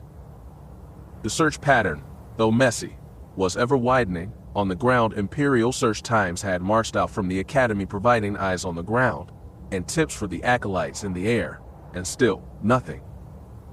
The alien was nowhere to be found. He can't get away, Nas growled, trying to figure out their next move. Even if he makes it out of the jungle to the beaches, there is nowhere to go from there. He would not last a minute in the ocean, not with all the predators there. The Inquisitor's daughter shook her head. If he is hiding, someone would have found him by now. They would have sensed him, even with everything else out here. So he must be moving, but where? Taya glanced at the map again. If he is down there, someone will find him. He must be down there somewhere, and if not, maybe something in the jungle got him. Nas glared at their ally. Let us hope not. The prisoner is worth nothing if he is inside the belly of one of those pale monsters. Avaryss shuddered. She reached out through the forest trying to sense something. She did not think that their quarry was dead. It didn't feel right. He was down there somewhere, but where? Taya was right, the whole academy had turned out for this hunt, with so many Sith and would-be Sith on the field day. Her eyes widened as the realization struck her. That's it, she thought with a cruel smile. That was it. She glanced over at the holo map. Yes, that was it, she was sure of it. A shiver of anticipation ran down her spine. Turn us around, Taya, she ordered, and kill the searchlights. Both the blonde and Nas looked at her like she had gone insane. We are going back? Taya asked. We can't just give up. Nas whined. Avaryss grinned at them both. They had been foolish, all of them. They had assumed their quarry was trying to get away. What fool didn't run from the might of the Sith? A smart fool. A fool who had no intention of running away. That had not been his plan at all. We are not giving up, we are picking up the trail, she said confidently. She turned to Nas. Are there any holes in the Imperial's net? Any spots where someone trying to go back to the academy could slip through? The other girl frowned and began to adjust the map, seeking out where their Imperial allies were. She had not figured it out yet, but she would. Nas was pretty sharp. The shuttle crashed in the deep jungle. Taya reminded her, why are we heading back? Because I don't think the prisoner was in the shuttle when it crashed. I'm guessing he bailed out before it got too far away from the academy. Avaryss grinned triumphantly. Don't you see? You said it yourselves. There is no way off this island except by ship. The shuttle was doomed from launch, and there were too many Sith in the tower to steal something better. Nas' eyes widened. She finally got it. She gave Avaryss an evil smile. Their quarry was smart. He had used the Sith's own bloodlust and desire to find their prey against them. They had all rushed forward without thinking. He wanted us to chase that shuttle. He wanted the academy to empty into the deep jungle. He wanted us fighting each other while we searched the wreckage. Because he is nowhere near the shuttle wreck, Avaryss smirked. I'm guessing he is well inside our search lines right now. Might even be back at the academy already. And with everyone out here searching for him, Nas added. His escape just became very simple indeed. Nas cursed under her breath. Clever alien, she growled hungrily. Very clever, indeed. Nas turned to Avaryss, a cruel smirk on her face. You're a genius, farm girl. Avaryss shrugged. Let us hope I'm right, she said. It feels right. I'm willing to take that chance, Nas said. It is better than waiting for some other speeder to crash into us, or one of the monsters to bring us down in the jungle with no chance of rescue. She turned to Taya. We are going back. Kill the searchlights, take us lower to the trees, and set the engines for silent running. Let us catch us a Jedi. Taya obeyed. It was still not certain that the prisoner was a Jedi, but if it was, it would make sense. It was said that Jedi were always looking for a way to avoid a fight, to trick their way to victory, rather than rely on their strength. Using the shuttle as a decoy was just the type of move that a Jedi might use. If so, it would not save him. The trio was onto him now, and they would run him down, provided they were right. The holo map pinged and it received an update from their Imperial allies. Sith and Imperial movements now showed up as red blips on the map, giving the girls the location of all forces currently deployed for the hunt. As they watched, two more speeders vanished, either destroyed by collision or brought down by wildlife. In the end, it did not matter which. Nas looked at the map, looking for any holes in the Imperial blockade. She smiled cruelly when she noticed one. The river, she said. Our quarry is following the river. I'm sure of it. Avaryss glanced at the holo map herself. She nodded. Yes, she believed her ally was right. The river. The river flowed down from the mountainous center of the island, flowing down through Butcher's clearing and all the way down to the sea. Security nets and automated defenses kept the predators from the academy, but beyond that, the route was wide and virtually undefended. Perfect if someone wanted to sneak back into the academy, provided that they could survive the amphibious predators that called the river home. Impossible, Taya said. If this alien is stupid enough to travel by the river, then he is dead. The Sith will have had him for dinner. The mention of the Sith gave all three of the girls pause. They all knew how dangerous the lizards could be. Shortly after first forming their alliance, the three had decided to hunt on the river, thinking that the water might yield some bigger prey. They had encountered and nearly been killed by the Sith, or dark side dragons as they were more commonly known. 2-meter-long reptiles that had a taste for the blood of Force sensitives. The trio had barely escaped with their lives. It is a risk, I grant you, Naz said, but it is one that I'm willing to take. She grinned at her comrades. Where is your sense of adventure, Taya? The danger just makes this hunt that much more fun. I guess, the blonde said, setting the course for the river. Avaryss grinned. Despite their allies' hesitation, she could not help but feel they were on the right track. Should we contact the other teams? Taya asked. It is a big river, we could use the extra help. Not this time, Avaryss said. We say anything, and we will have to fight our way through our own people while trying to conduct the search. Naz nodded in agreement. It was not worth it. If they were wrong, they had only wasted their time, but if they were right, great prestige awaited them with success. It is worth it, Avaryss thought. It was more than worth it. The airspeeder turned, moving slowly and silently towards the river. So far, no one had noticed what they were doing, and if anyone did, they probably thought that the girls were simply giving up. So much the better, Avaryss thought.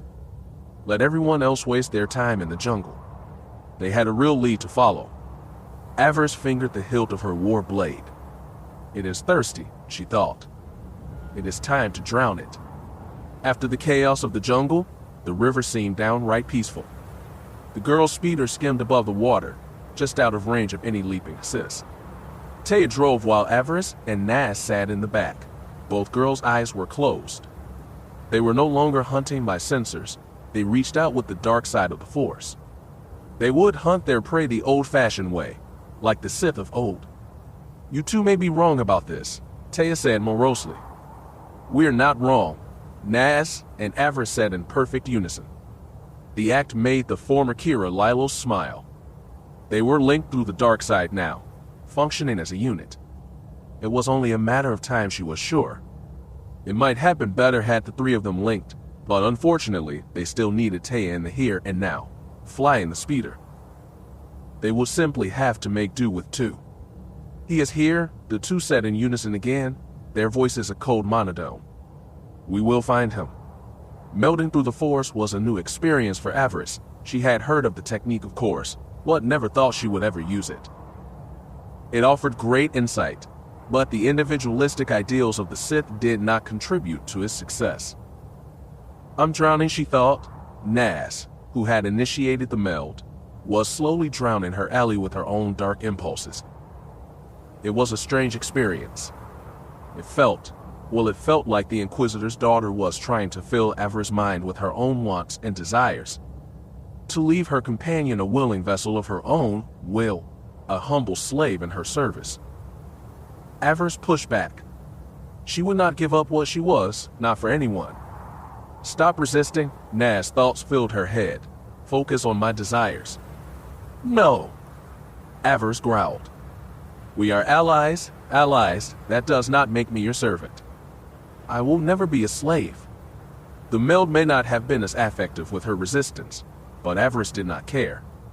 She had her own desires, her own goals. She would not give them up, The speeder tilted. Somewhere in the distance Taya screamed.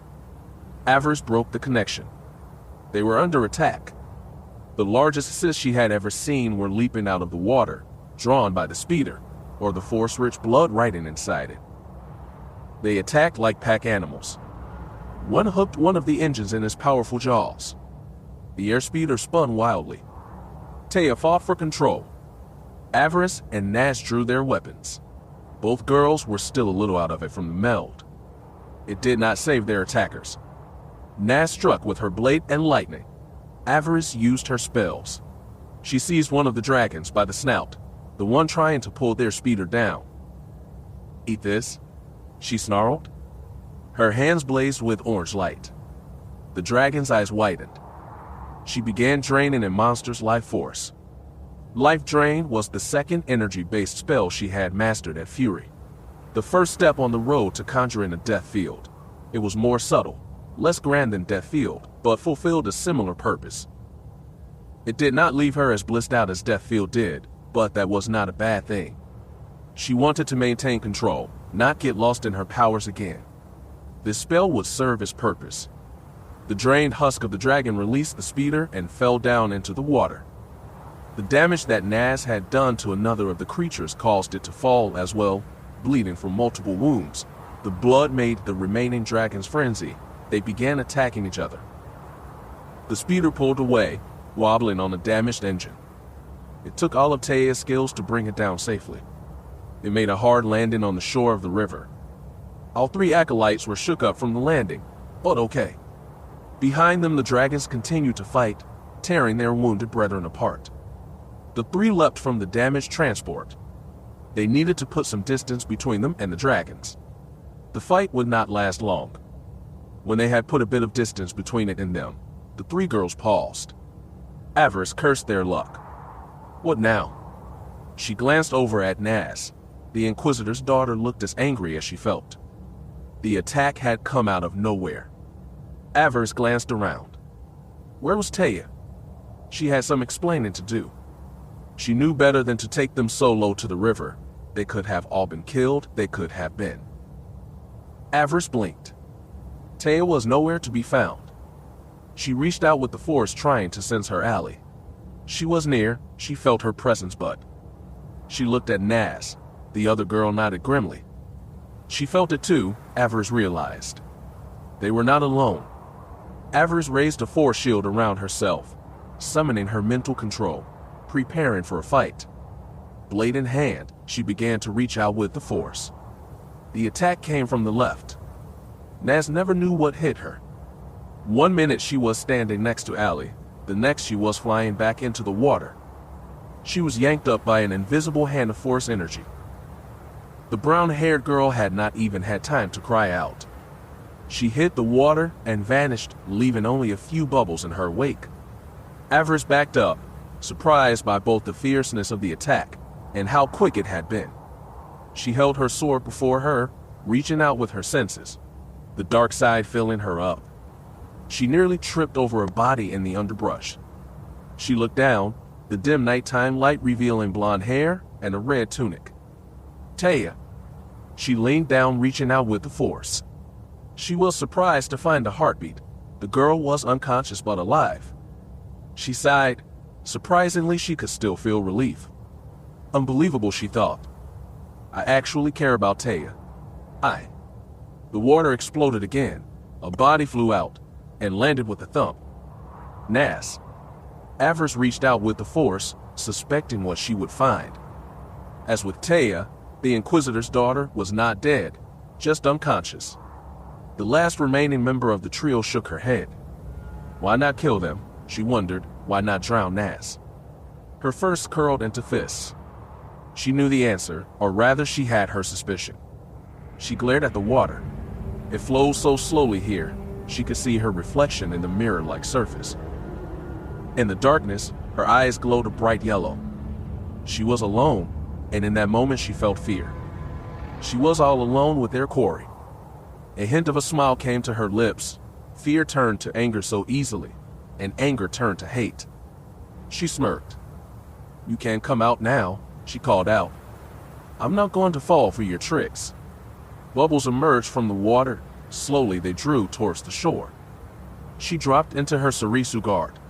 Her war blade was at the ready. He emerged from the water, his chest bare, his green skin a mess of burns, bruises, and cuts. Avaryss glared at him. She had found the escaped prisoner. Her eyes narrowed. He would not escape again. He emerged from the water and met her hard gaze with his even one. On his belt he wore a lightsaber. Avaryss fought the urge to curse. The alien could breathe underwater. It would have been nice to know that fact in the beginning. Your friends are hurt, he said in galactic basic, surprisingly good basic considering his alien tongue. They need medical attention. Avaryss laughed at him. What makes you think I give a damn, Jedi filth? The alien blinked. I can feel your concern. They may die if you don't get them help. Maybe, she shrugged, maybe not. She grinned wickedly. They don't matter, all that matters is you and me. She laughed. Surrender and I might just let you keep your hands. The tentacles on the back of the alien's head shuddered.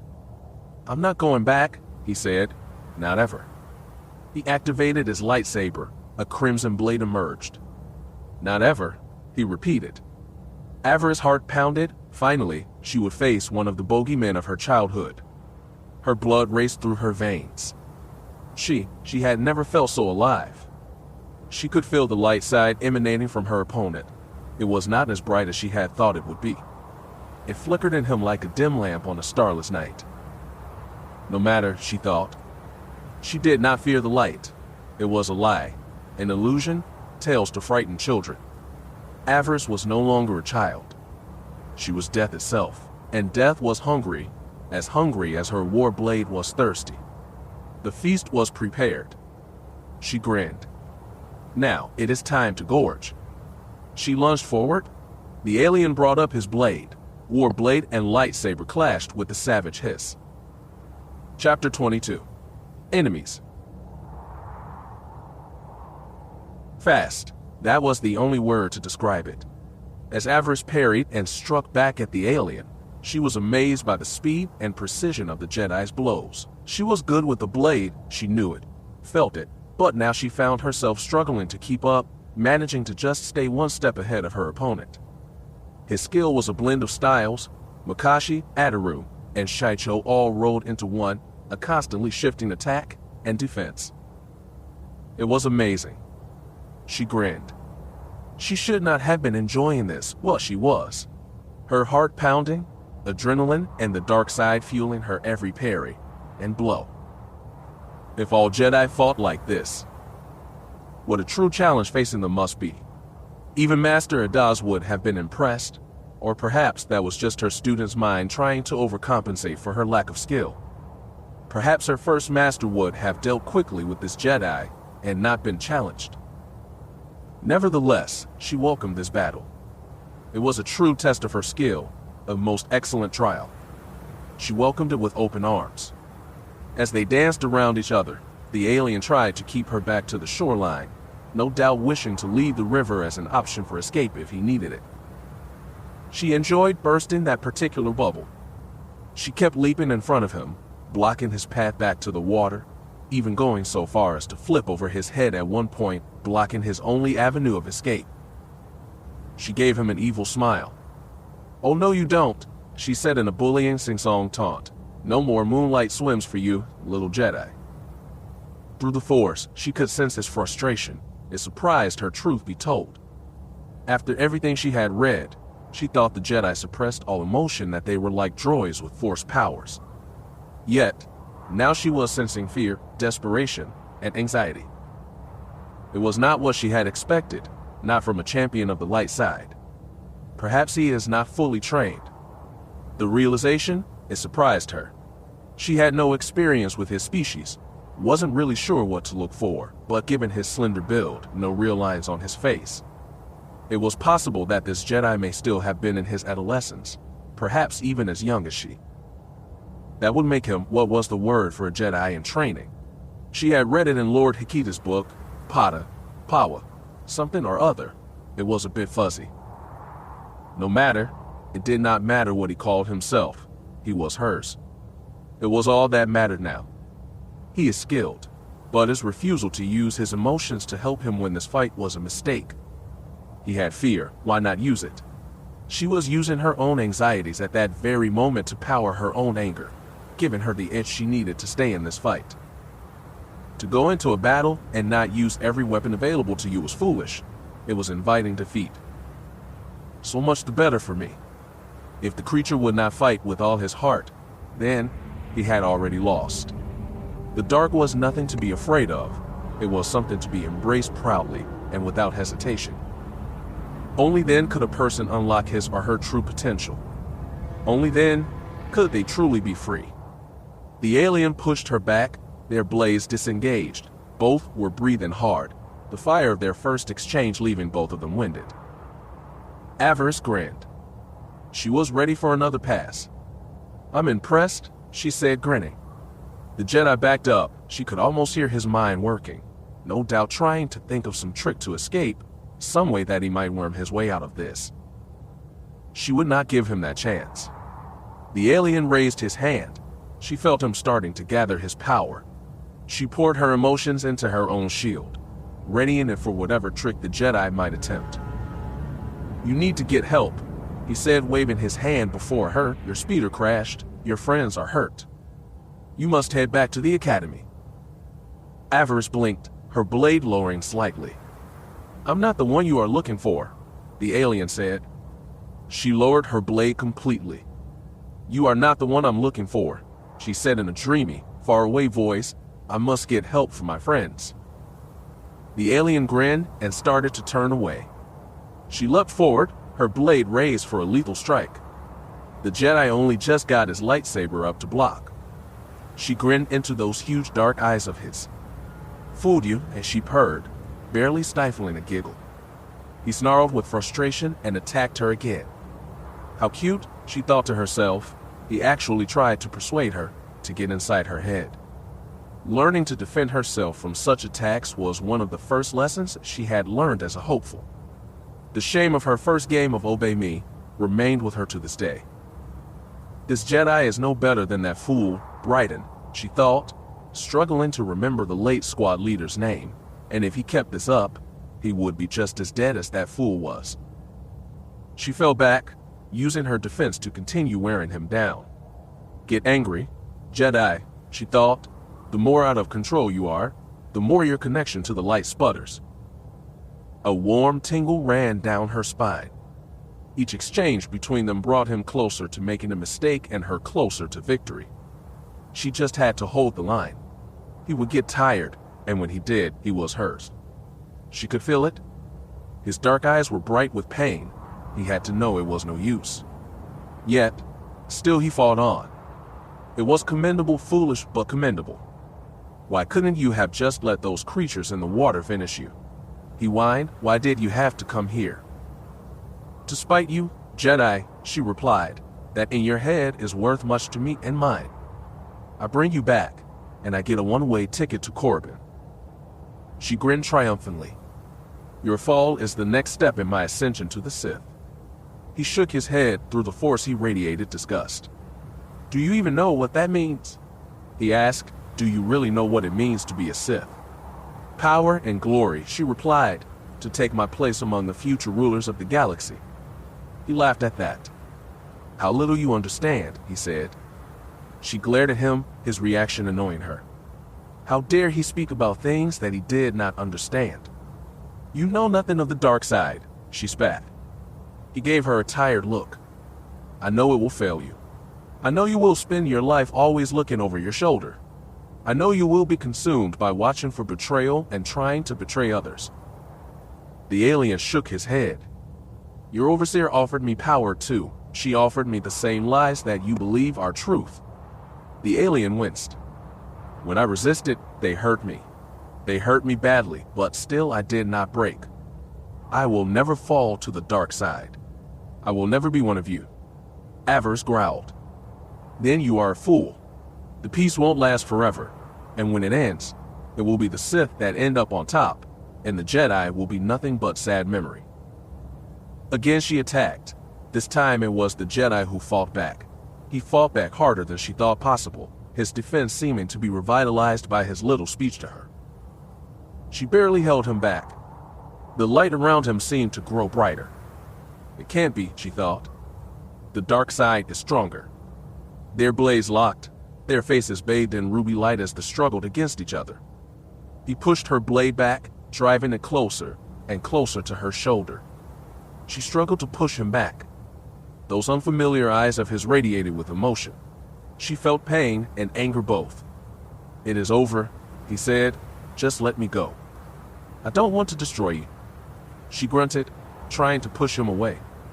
He was stronger than her, physically anyway. Her eyes narrowed. She would not be denied. She used the Force to separate them. He did not fly back as she hoped, but turned it into a backward roll, springing back to his feet with ease. He once again faced her, his saber at the ready. For the first time, she felt a sense of uncertainty. Maybe she could not do this. Maybe the boy's training exceeded her own. "We don't have to do this," he told her. "You don't have to die here. If we work together, we could both leave this place. I can feel the conflict in you. The Sith Masters have not corrupted you completely, not yet." He gave her a sheepish smile. "If I had the help of a student, escape would be easy. We could get off this horrible planet." Her eyes narrowed. Did he honestly think this would work? "I would spend the rest of my life in a Republic prison, being tortured for information by your corrupted senators." "The Jedi would not allow that," he said quickly. "The Masters would show mercy. You are strong in the Force. They would protect you, guide you, give you a chance to find redemption. They could help you find your way into the light. You would not have to spend your days fearing the plots of others." She shook her head. No, she thought.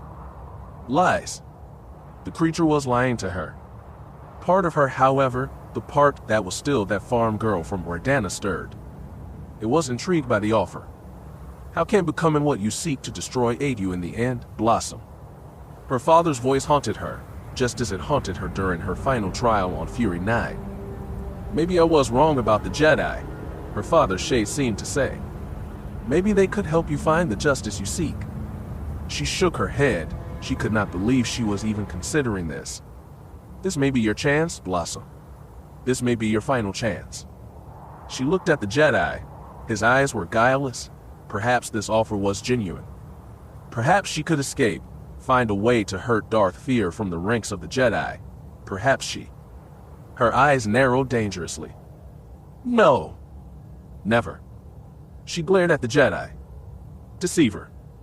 She attacked again, her anger at herself fueling her power, giving her new strength. She would not let this alien distract her again. She needed to reclaim the advantage. Again their blades separated. There would be no more offers, no more deals. She would end this. They circled each other again. The only saving grace this time was that they were too far back from the water for the Jedi to make the jump to it. If he tried, she would be on him. "Go ahead," she nearly shouted. "Try to escape. I will fry you with lightning as you flee." She was so deep in the dark side now. It gave her focus, confidence. "I can certainly see why the Overseer was interested in you," she said. "Your Jedi Master must have been so proud." The alien spat. She felt a fresh wave of disgust radiate off him. Interesting, she thought. Such hostility towards his master.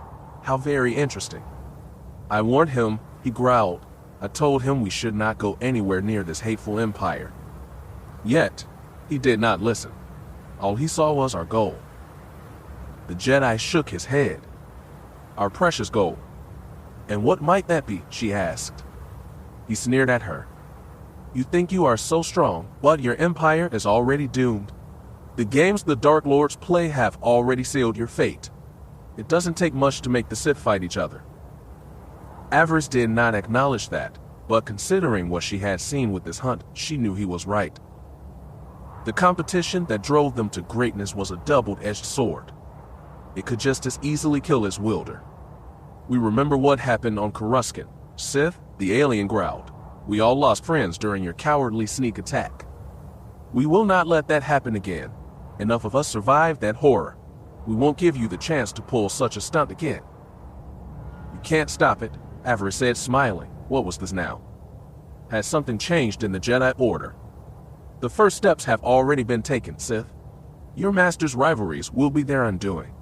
Under the Master's guidance, we will bring the whole sorry mess down around your ears." Keep him talking, she thought to herself. Whatever this was, it was important. Did the Overseer know about this? Had the Jedi confessed this to her? She needed to know more. The entire Empire might be in danger. The Lords, they needed to be told. "Careful, Jedi," she taunted. That sounds an awful lot like you plan to take revenge upon us. She gave him a sly grin. Revenge is a path to the dark side, or so I have heard. This is not revenge, he spat. This is justice. You will pay for what you did to the temple, all the Jedi your foul kind murdered, the younglings who died, my friends. The alien hissed. You will pay. Yes, Avaryss crowed. Let your emotions go. Strike me down if you can. You finally are starting to see the truth. Embrace it, and you will take your rightful place among us. Never. It is unavoidable. Our master will stop you.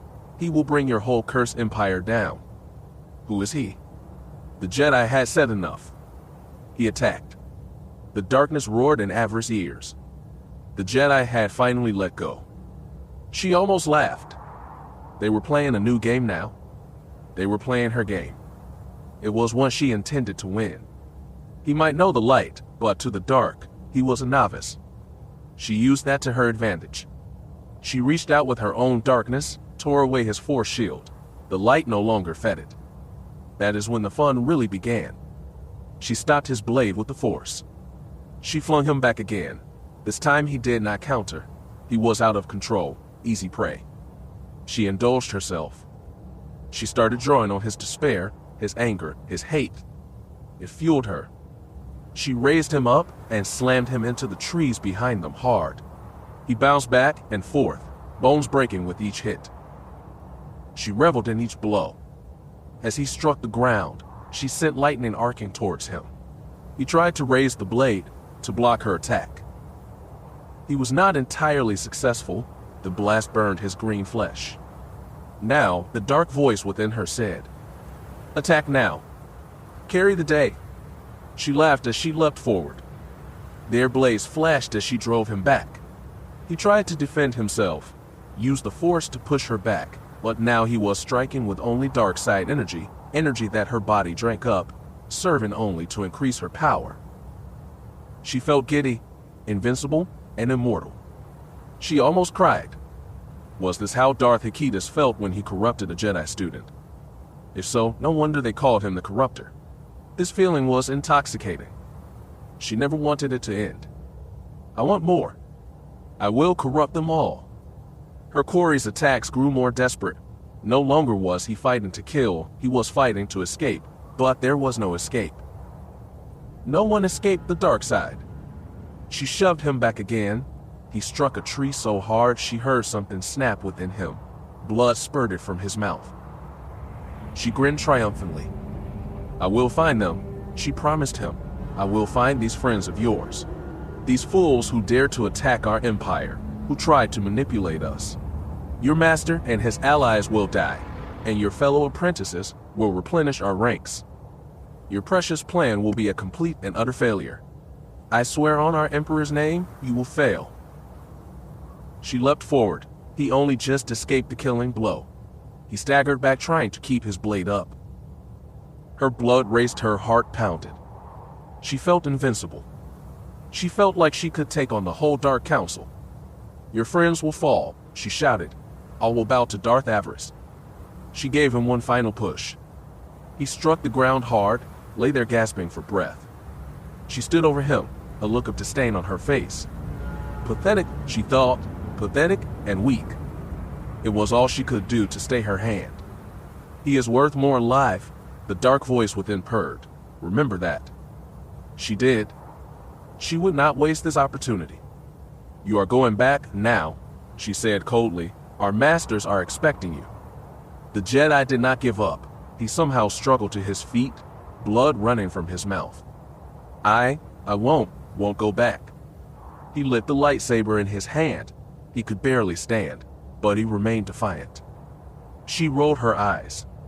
He must really like pain. She dropped into her fighting stance again. He lunged forward. She parried his blow, and then struck back. He brought up his blade and... She gasped. The alien turned off the lightsaber. Her blade passed cleanly where it had once been. She could not stop it. She had been committed to the attack. The blade bit deep into his shoulder, carving deep into his body.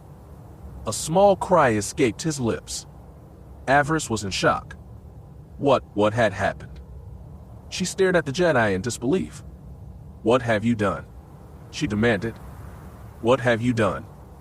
He was smiling at her, looking up through bloody lips as he sank to his knees, his life fading quickly. I've escaped, he said. Thank you, Sith. He fell to his side. She stood there, shocked, unable to move. This was not how it was supposed to be. She was to bring him back alive.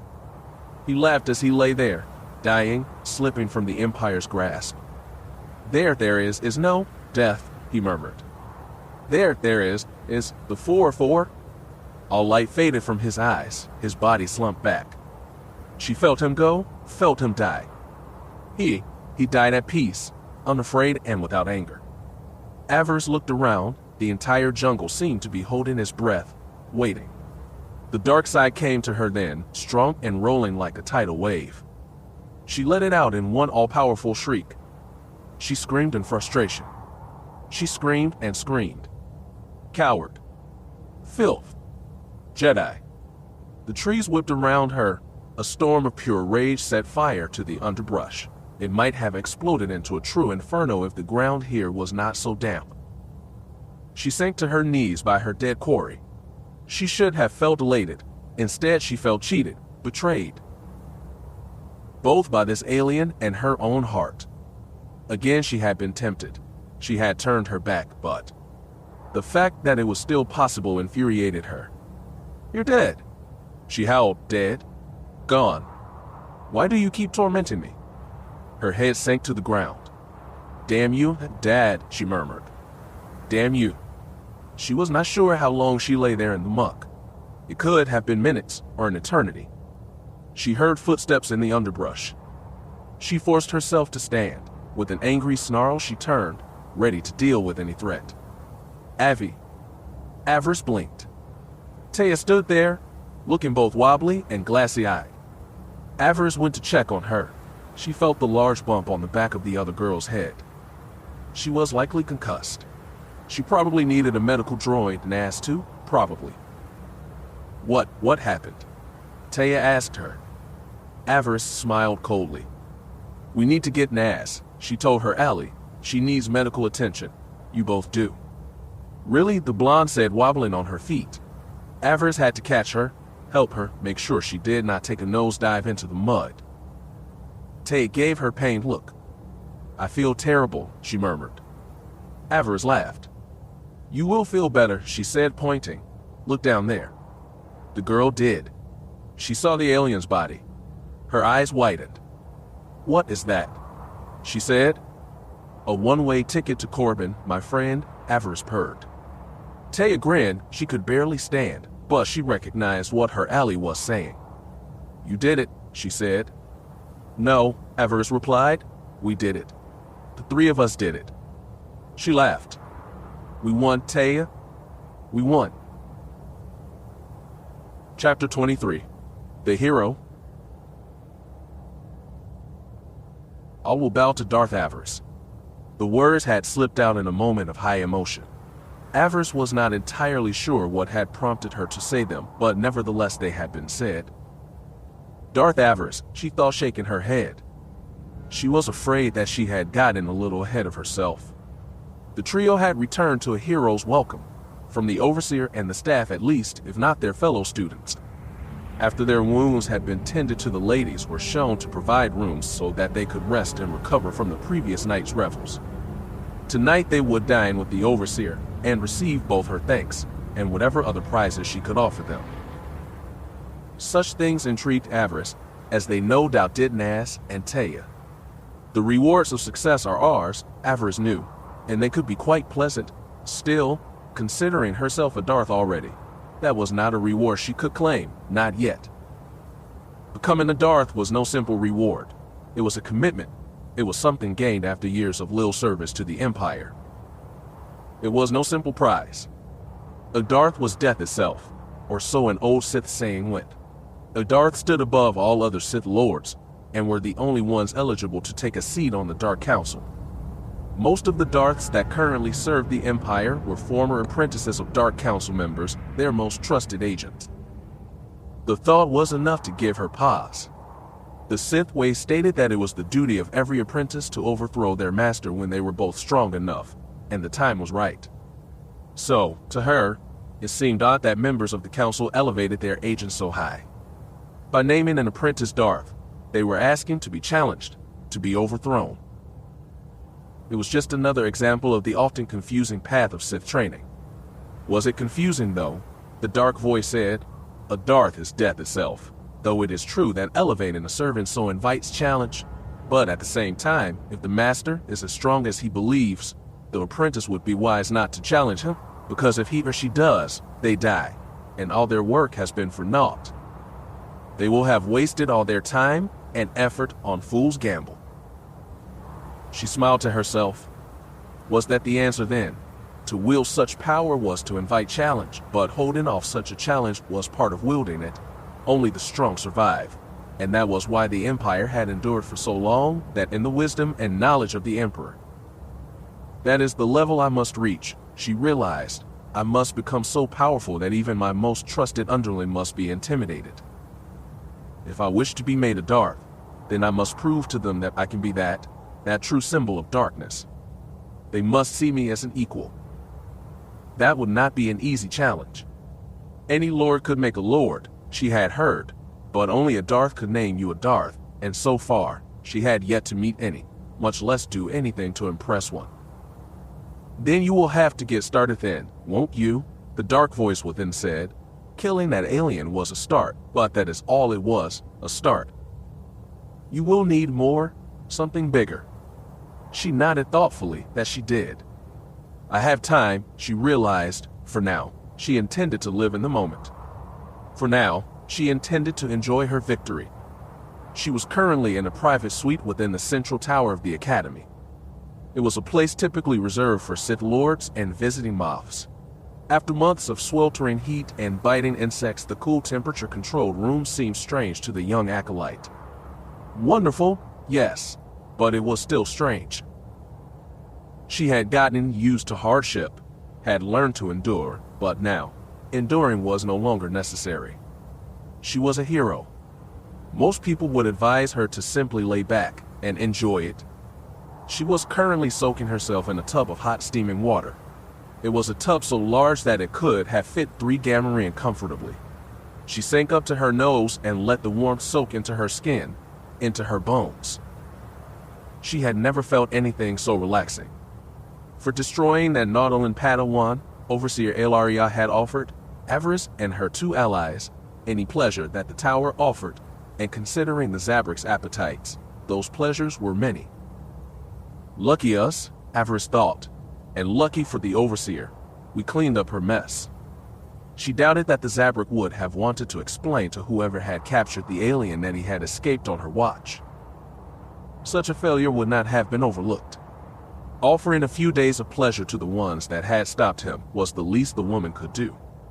She rose from beneath the water, sighing contentedly. She had almost forgotten how it felt to be clean. She had missed it. Hot water had never been a problem at Fury 9. With so much geothermal heat available, it was easy to always have a hot bath. However, those baths almost always stank of sulfur or other volcanic gases that in the water was always very hard. You could scour your skin clean from just the water alone. In the butcher's block, only sonic showers were available. Standing water in the jungle was the perfect breeding ground for bacteria and other microbial nightmares. In the interest of health, sonics only were permitted for bathing. Only inside the confines of the central tower could someone feel safe enough to take a good long bath, the kind of bath that made a person feel like a sentient being again, whose perfumed waters did as much for the soul as it did for the body. I needed this, Avaryss thought. I deserved this. It would have been better had she been able to bring the alien back alive, but... Her brow furrowed. The final moments of the duel came back to her, the Jedi's suicide. You helped me escape, he had said. Thanks, Sith. The memory angered her. She brought her hand down hard. The resulting splash sent water up like a geyser. It would have fallen back into the pool, but she did not let it. She reached out with the force and held those droplets there. She watched as they floated before her, sparkling like precious gems in the light. It was the first time she had attempted anything like this. The Force was everywhere, she knew that. It both surrounded and bound the galaxy together. Yet, manipulation of something so small was difficult. It took precision, and concentration. She smiled, and let the drops fall back into the bath, vanishing into the steaming surface. I'm growing stronger, she realized. Each lesson she learned, each trial she survived brought her closer to her final goal. Becoming Sith had all but consumed her. The path had almost eclipsed her original final goal. The death of Darth Feer, justice for her family, those goals were still important, but she was quickly coming to realize that power was its own reward. Once she had achieved satisfaction, once her family was avenged, she would need a new outlet, a new mission. Why should it not be the gathering of greater power? Through strength, we gain power. Through power, we gain victory. Through victory, our chains are broken. The Force shall set us free. She knew the truth in those words now, accepted them. Of course, she had not truly attained victory with the Padawan, had she? He turned off his blade, accepted death before recapture. It may have worked out in her favor, but nothing, the dark voice said. The creature will not threaten the Empire again. It would have been more prestigious to bring him back alive, but in death he is still your trophy. No one held that against her, the fact that she had killed him. It was better that he was dead, than being allowed to escape off-world. Now at least, his talents were denied everyone, Jedi and Sith both. It was an acceptable outcome for the Empire. An outcome that Avaryss had been happy to deliver. She leaned her head back on the edge of the tub, thinking of the final few minutes of her duel with the Jedi student. Wondering what she could have done differently. She could have rendered him unconscious, she supposed, or cast a spell that would have left him sobbing on the ground in terror, unable to move, but she had been too busy reveling in her power to think of that. She had got distracted and had paid the price. A small price perhaps, but a price nonetheless. She still cursed herself for not bringing him back alive. In hindsight, she realized that when the battle had turned her way, she should have grabbed the alien in a forced choke, rendered him unconscious before he could carry out his mad plan. That was how things should have gone, she recognized. Had she taken him alive, she would likely be on a transport right now on her way to the High Academy on Korriban. Instead, she was still here, at least for the moment. Hopefully Elaria finally recognized her skill and ability. She was so close to Korriban now, she could feel it. All that remained was the Overseer's permission. Surely, her success in the jungle was enough to warrant that. It would be good to get away, she thought, safer too. She frowned. Given the nature of her fellow acolytes, she did not think it healthy to remain here much longer. She had a feeling that at least some of them would hold a grudge. Alaria's open challenge had inspired so many. It was unlikely that all would be very accepting of the final result. Last night, the open challenge, it had seen Butcher's Clearing live up its name. 38 acolytes had perished during last night's hunt, some killed by the wildlife, others by random accidents. No doubt many of the survivors would be envious of Avaryss and her allies. They had seized the prize that so many had wanted. Now, here they were. A hero's status would protect them for a while, but it would be better that the trio made it off this world soon enough. As time passed, the gratitude of the Overseer would fade, plus there was the small matter of the ambush, the one using the Shadow Wasp nest. They still had no idea who had been behind that little plot. If someone with power did wish any of them harm, it may be smart to simply block the girl's journey to Korriban. This victory would make them stand out, isolate them from the other students. No doubt even now plots of revenge were being planned in the Butcher's block. Who knew how many jealous acolytes now wanted Avaryss and her allies dead? We need to be more careful than ever, she realized. We must assume that we are being plotted against, especially when the stakes are so high. Despite the heat, the thought made her shiver. So much for basking in the simple pleasures of life, she thought. No longer enjoying the heat of the water, Avaryss stood and stepped out of the tub, seeking a towel and then a robe. As she ran her fingers through her wet hair, she realized that she would need to speak with Nas and Taya. They had plans of their own to make. Given what had happened, Nas had been surprised that Avaryss had shared her prize with them. Both she and Taya had been defeated. After all, the kill had been Avaryss and Avaryss alone. The Inquisitor's daughter had not understood. Why share such a prize when you don't have to? She had asked while they had been sitting in medical. Why not simply keep it for yourself? Avaryss had smiled at that. I considered it, she said. Make no mistake there. However, the more I thought about it, the more I realized that it was for the best that I share this victory. She smirked at her two allies. You are both second-level acolytes. You both already attend Corbin Academy. If I took the prize myself, I would arrive alone on Corbin. You would join me soon enough, I'm sure, but when you did, you would arrive resentful, angry that I had not shared the prize, especially in light of our alliance. I would have traded two allies for two potential rivals with a vested interest in bringing me down. She shook her head. This way, I preserve our alliance and have allies that will have my back when I reach the High Academy. By helping you, I help myself. Nas looked at Taya. The other girl shrugged. She turned to Avaryss and nodded. Well played, farm girl, she said. Well played, indeed. Congratulations, Avi, Taya added. That was very Sith of you. Avaryss chuckled. Thanks, Tay, she said. That means much coming from you. And so, the trio remained intact, at least for now. Avaryss had smiled. Eventually it would break, she knew, but not yet. Not yet. She padded out of the bath and into the main room of the suite. She shook her head. This room was larger than the farmhouse where she grew up, larger and far more open. One wall was entirely a window. As she looked down, she could see the mist-covered, sweltering jungle. Butcher's Clearing was beginning another harsh and vicious day. She was grateful to stand above it, at least for now. She glanced around looking for her clothes. One of the servants must have come and taken them while had been bathing, not that she blamed them. They were so dirty and muck-encrusted, the only use for them now would be to fuel an incinerator.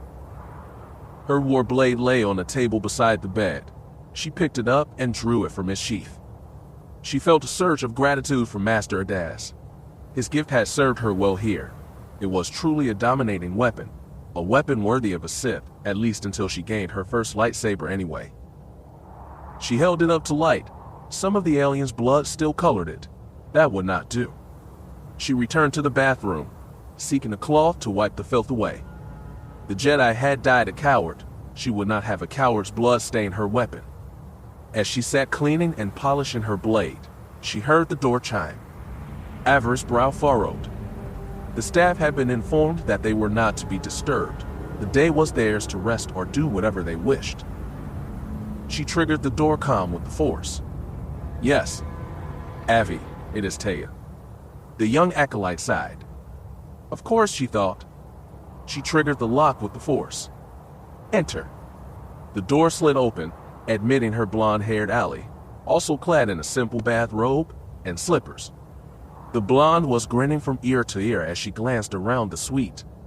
This is more like it, isn't it? She said. This is what a true Sith deserves. Avaryss shrugged. We are not Sith yet, she reminded her, but then she smiled. Still, I cannot deny that I needed this. Taya giggled. You should get used to this, she said. If some Darth does not take notice of you soon, he is blind. She motioned around the room. As an apprentice to a Darth, this may be your life one day. Avaryss nodded. It was possible, she supposed. Apprentice to a Darth, it would make her journey that much easier. The blonde girl sat down beside her. Normally, Avaryss would not let another acolyte get so close. Still, there was little danger. She was armed. Taya was not, and besides, unlike Nas, Taya did not radiate that sense of darkness that Avaryss had considered the norm among Sith. She was too friendly by far. If it was an act, it was a damn good one. That did not mean that she would drop her guard. She had learned that lesson the hard way. Never be taken by surprise, but where your master, your apprentice, and your fellows, those were the keys to a long life within the Sith Order. Avaryss intended for her life to be quite long indeed. She gave her ally a curious look. Will Nas be joining us? We have things to discuss. Taya giggled. I'm afraid our friend is a little occupied. Avaryss' brow furrowed. Occupied? How? Taya giggled again. I just came from visiting her. She had 2 guests arriving, and did not wish to chat. Guests? 2 of the Overseer's male pleasure slaves, 2 very well endowed pleasure slaves. The blonde blushed. I'm afraid our friend will be busy for quite some time. Oh, Avaryss said, her blue eyes widening. Oh. Taya smirked. If nothing else, Nas will be more relaxed when we have dinner with the Overseer. She will probably be walking a little funny too. Avaryss could not help it, she giggled as well. So much for making plans for tonight. Nas was definitely preoccupied. They should all be so lucky. I'm surprised you are not enjoying similar revels, Taya, she said. The blonde girl's blush darkened. I had one of the slaves give me a full massage, which was nice. I used to get them on Drum and Cos. Wealth does have its advantages. Still. Taya's eyes turned thoughtful. It would be nice to have handsome man come to me, say I was the most beautiful girl in the galaxy, and show me just how much he enjoyed my company. The blonde shook her head. It would not have been real though, fun, but not real. Avaryss gave her friend a curious look. Do you have someone waiting back on Drum and Cos? A few that have piqued my interest. I'm prepared to wait. She gave her ally a sly grin. What about you, Avi? She asked. You going to partake of the Overseer's generosity? Avaryss blushed. How do you know I haven't? The bed is still made. You might be hiding someone in the bathroom though. Avaryss chuckled. No, she finally admitted. I have no interest in pleasure slaves, no matter how talented they are. She did not mention to Taya that she had never been with anyone before.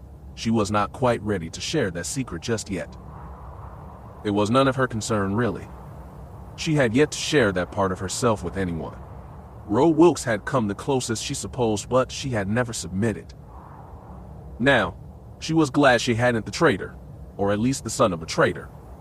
Some might have called her foolish, or a prude, but she had no desire for her first time to be with a slave who was doing what he was doing out of a sense of duty, or out of fear of his master's whip. No. She wanted her first time to be special. She could wait. The 2 girls spent the afternoon talking, going over what they would say at dinner that evening. Taya also continued Avaryss' voice lessons. She wanted to put her best foot forward when they met with Alaria later tonight. Taya ordered lunch, and spent most of educating her friend in dinner etiquette. What to eat with what, how to behave when sitting down, that and other such nonsense. As they worked, Avaryss was shocked to discover that things had changed between her and her ally. Once she had considered Taya a commodity to be cashed in when needed, now, she found that that idea no longer had any appeal. In spite of Avaryss' best efforts, the other girl had become her friend. What a foolish decision this was. We should not do this, she said with a sad sigh. Do what? Taya asked. This, Avaryss said, gesturing between them. You have been a good ally, Taya, but I fear this is a mistake. What sort of mistake? The other girl asked. Avaryss sighed. Being friends, she finally admitted. Taya smiled warmly. You think of me as a friend? I do. I know it is pathetic and stupid, and against everything we have been taught, but yes. The blonde girl beamed. I consider you a friend too, Avi. Avaryss glared at her. Friendship is a chain, remember. It can drag you down and destroy you. You are starting to sound like Nas now. I suppose I am, she agreed. That does not make her wrong. Taya sighed, idly picking at her empty plate with her fork. I will give you that, she admitted. Friendship is a chain, but not all chains imprison. Some have other uses. Such as? They can be decorative for one, Taya said. They can show off your sense of taste. intimidate an enemy with your wealth, even help draw the eye of a potential mate. The blonde smiled. I have your back, you know, she promised. I will do my best to avoid getting in your way during training, provided you do the same. Avaryss nodded. She could do that. On Korriban, their trials may eventually interlink.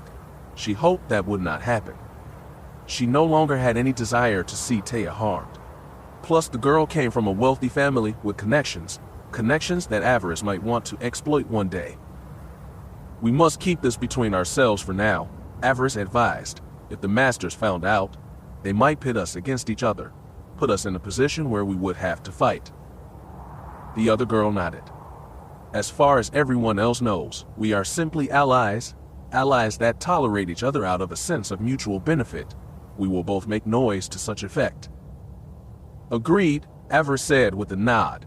There is nothing here but a business relationship. The other girl grinned. Yes, she said, and business is booming. They continued their voice lessons, and Avaryss shared a few interesting spells she had learned from Philip.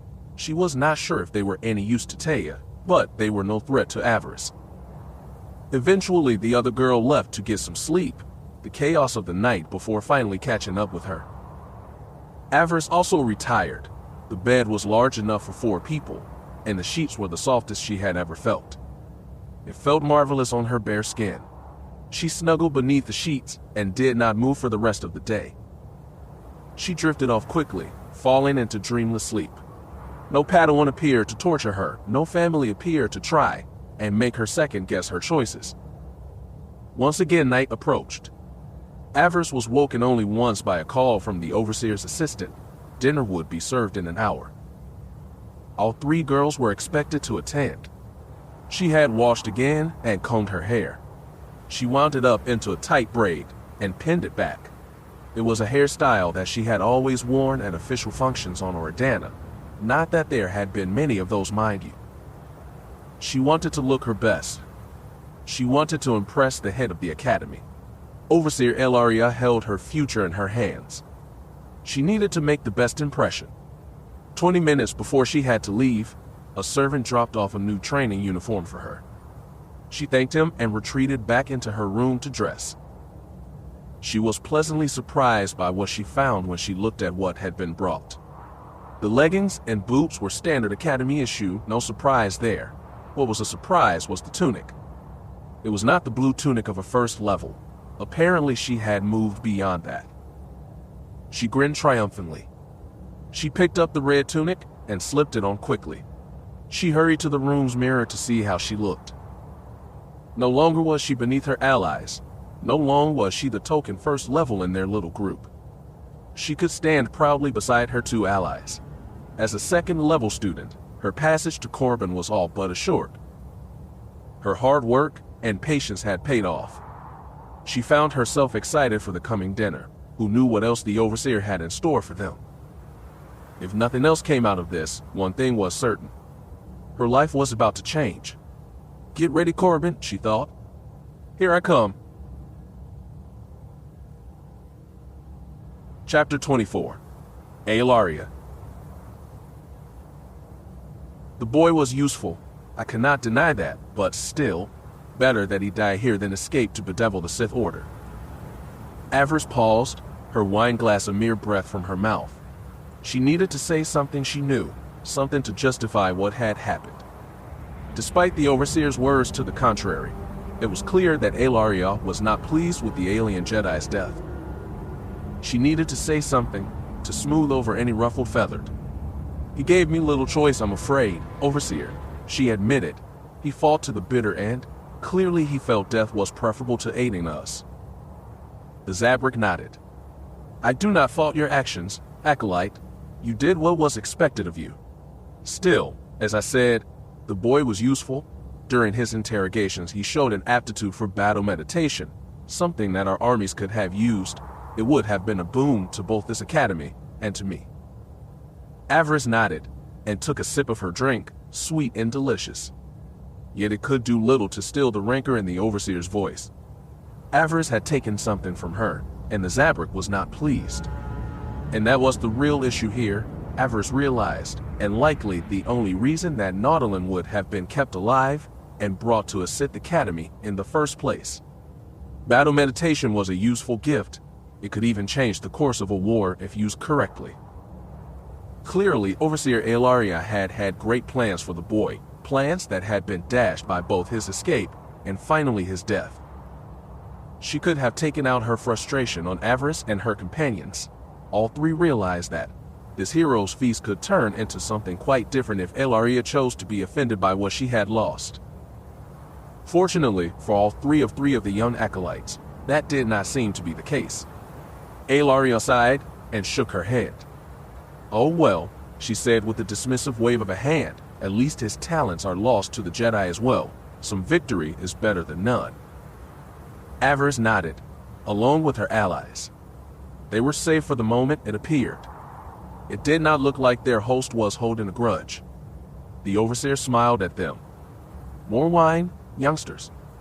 Their dinner with Overseer Ellaria had been going on for almost an hour now. Up to this point, most of the Overseer's questions had been directed at Nas and Taya. Given their connections to Dromikos, not to mention their previously senior status, it was to them that the Zabrak looked for information. Avaryss held her tongue. She listened politely and only spoke when spoken to. Her understanding and views of Dromikos, and what was popular there, had come from the perspective of her two allies. She dared not question, not wishing to get drawn into something she knew little or nothing about. For a time, she felt lost, drifting along with the conversation, waiting for the chance to step in, hopefully when the topic finally turned to something she could answer honestly about. She had been grateful when the small talk ended, when the conversation finally turned to the matter of the hunt and the prey that she had slain. The change of topic was a welcome one for Avaryss. Here at least she could speak plainly. Here at least, with this topic, did she finally have a chance to shine. Finally, she thought, only now does Zabrak start letting down her guard. Only now she goes beyond drivel and pleasantries and start discussing what truly matters. She could feel the Overseer's anger at the whole mess. None of that rage was directed at them, thankfully. Still, it was still there, burning like a beacon. Such anger was not uncommon in a Sith, and given Ellaria's role here, and what had been lost, it was expected. Part of her had always wondered if the Zabrak's niceness was an act. Her holodroids revealed nothing when you interacted with them in the butcher's block. There was no emotions to sense. The woman was too far away. Up close, sharing the same room with her, it was different. Now Avaryss understood why Ellaria chose to use droids rather than interact with the students herself. It was not simply about staying out of the heat or choosing to remain aloof from her students. No, it was something else, something more tangible. It was hate, pure and undeniable hate. Overseer Ellaria was almost swimming in it. The Overseer radiated a sense of almost constant disgust. Clearly, she despised her position here. The tower, all its wealth and pleasures were likely her only distractions, but even it could not change the fact that she was here, living in a tower in the middle of nowhere, in the stinking jungle, tending to the training of acolytes that would have likely killed her if they thought for one moment that it would win them even a smidgen of prestige. The realization amused Avaryss. Behold the queen of the trash pile, she thought. Allaria's task was to sift through the weak and send the strongest and most talented acolytes onto Korriban while she remained here trapped, and she despised it. Taya had mentioned attending some festival last year on Dromikos, and the Overseer immediately radiated a sense of extreme jealousy. She was angry that the girl had been to a place that she was denied because of her duties. It was the most delicious of ironies. This tower was a dream to the acolytes below, a place to escape the drudgery of their training and the harsh environment of this planet. Yet, to his mistress, it was a cage, a pretty cage perhaps, but a cage nonetheless.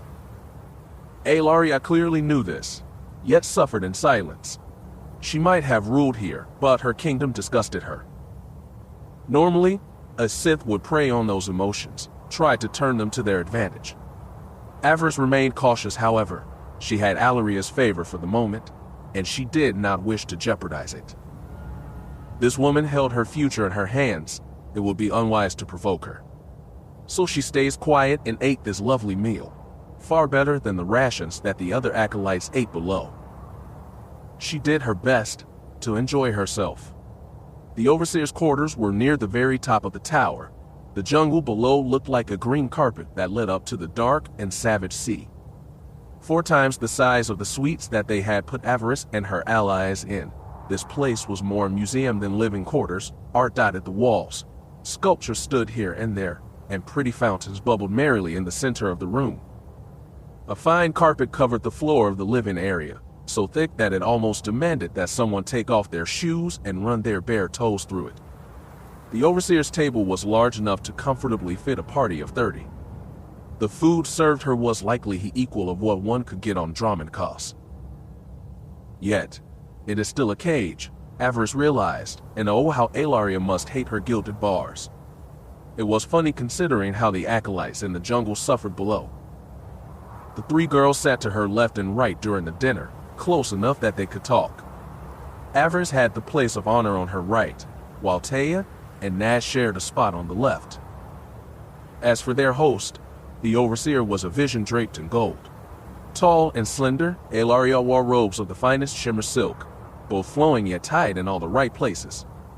The small delicate horns that ringed her head were barely visible, mostly hidden by her long black hair that was styled into fine braids bedecked with jewel decorations. A small diamond chain graced her crimson forehead, glittering like a tiny crown. The black swirling patterns of her tattoos only seemed to add to a sense of nobility of royalty. She certainly looked the part of a lord. She radiated the dark power of a lord, but Avaryss could guess why she was not one, why she was only an overseer of this academy. She had power, yes, but she was also Zabrak. No matter how wealthy she was, or her power in the dark side, she could not change that simple fact. Aliens that served that Sith usually rose no higher than the army. They were common warriors or assassins, not lords of the Sith. The only aliens that could rise that high were the pure bloods, and they were few in number. Avaryss knew this, and she suspected her host did too.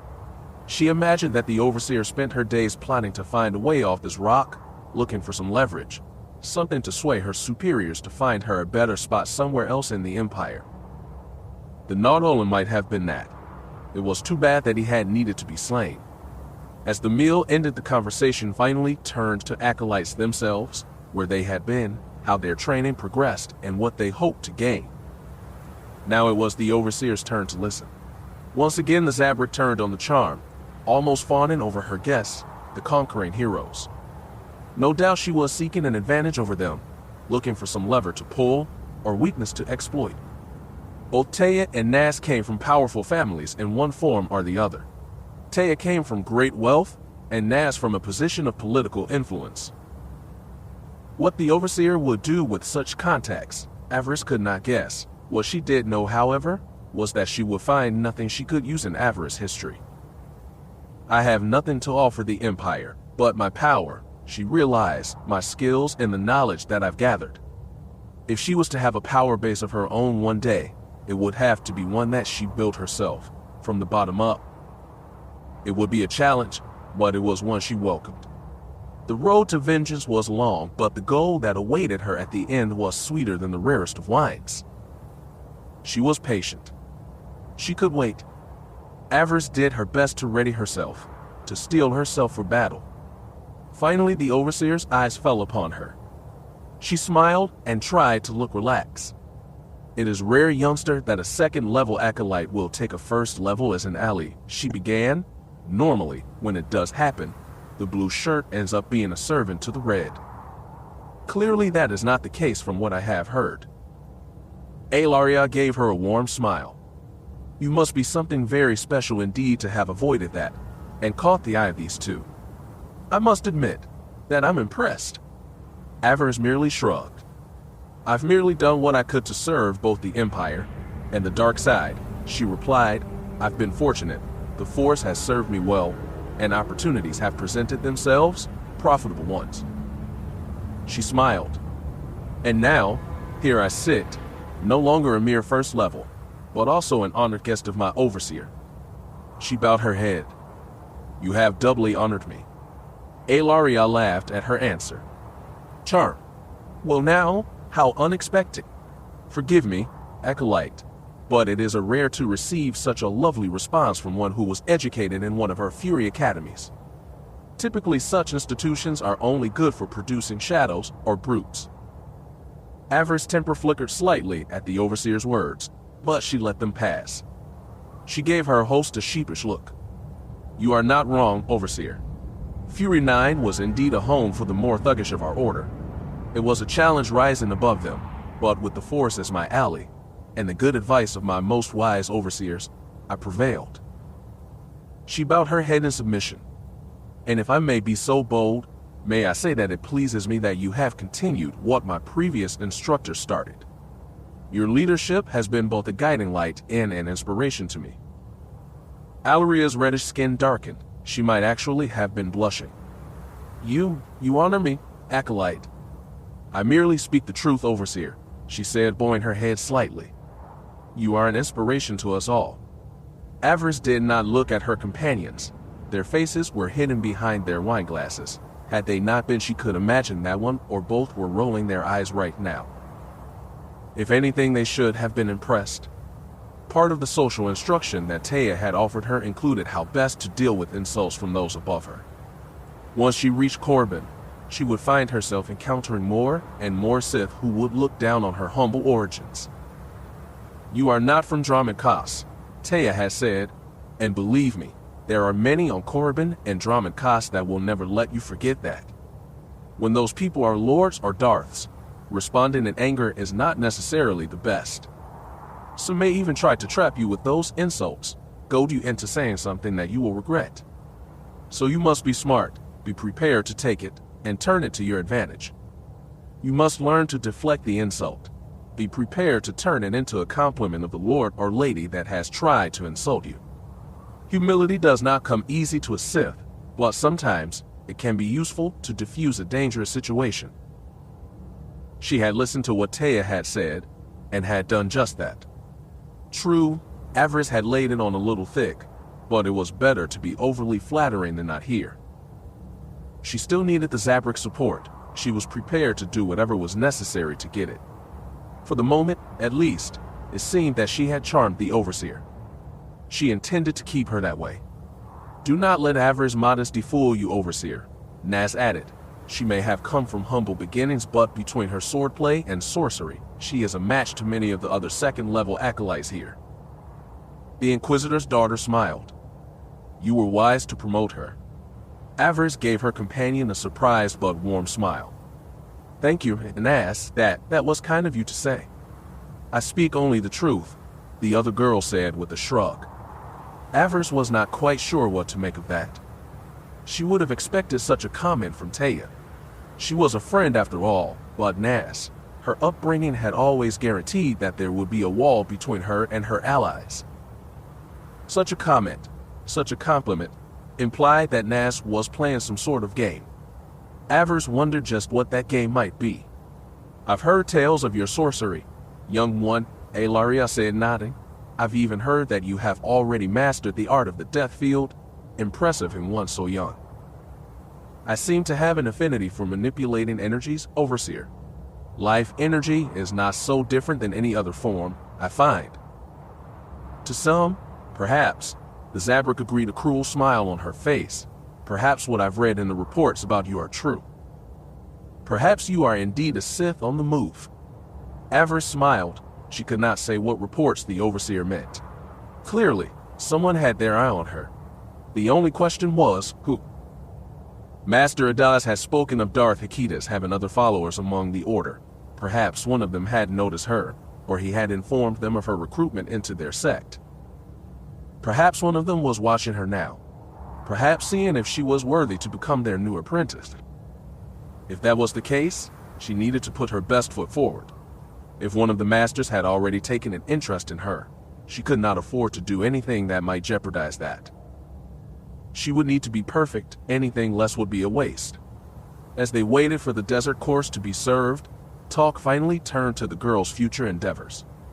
As Overseer, the Zabrak could do what she liked with the three. Fortunately for them, She seemed to be in a generous mood.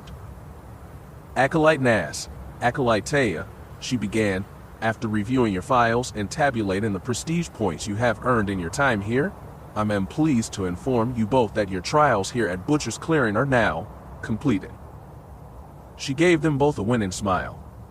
Congratulations, youngsters, you are both free to return to your studies on Korriban. Both girls beamed. Thank you, Overseer, Nas said, bowing. Yes, Taya said, giggling happily. Thank you, Overseer. You are too kind. You have both earned it, she replied. Avaryss did what she could to keep her features bland. What was this? The dark voice within her growled. I killed the Padawan. I did, me and me alone. And they get to go to Korriban. That's not fair. She held her tongue, not wishing to draw attention to herself, at least, not yet. Congratulations, you two, she said. I'm sure you will both do great things. Alaria's gaze found her once again. Do not think that I've forgotten about you, my dear, she said. After all, it was you that struck the killing blow during our little hunt last night. I have a most special reward for you. Avaryss' heart beat quickened. A special reward. Such a reward could be either good or very bad. The Overseer chuckled. The first part of that reward was your promotion to a second-level acolyte. You have done more than enough to earn the red tunic you now wear. As for your victory in the hunt and destroying a Jedi Padawan, it proves beyond a doubt that you have mastered everything that you could hope to master here. Alaria's grin widened. Acolyte Avaryss, allow me to be the first to congratulate you. You have completed your trials here, and effective immediately, you may consider yourself a student of the Korriban Academy. Avaryss' eyes widened. She only just managed to keep from shrieking a victorious war cry. Korriban, she thought. I did it. Both Nas and Taya went around the table to congratulate her. Taya gave her a hug, while Nas bowed with respect. Overseer Elaria said nothing. She simply sat there with a contented smile on her face. Congratulations to you all, acolytes. You have earned this. Thank you, Overseer, they said in unison. Avaryss' head was spinning, and it had nothing to do with why she had drunk. Korriban, she thought. I've made it, Master Adaz. I'm almost there. Their host sighed contentedly. Now, youngsters, before we get to enjoy our desert, a bit of entertainment. She rose from her chair and motioned for the three to follow. While they had been eating, several servants had been clearing out a corner of the Overseer's quarters, moving statues, taking paintings off the wall, and now as the four women made their way over, putting down plastic over the carpet. Avaryss' eyes narrowed, not quite sure what she was seeing. What was this now? The Overseer nodded after inspecting what the servants had accomplished. She raised her eyes to the door, and the two Sith troopers standing there. Bring him in, she ordered. The men bowed and turned. The double doors to the Overseer's suite flew open.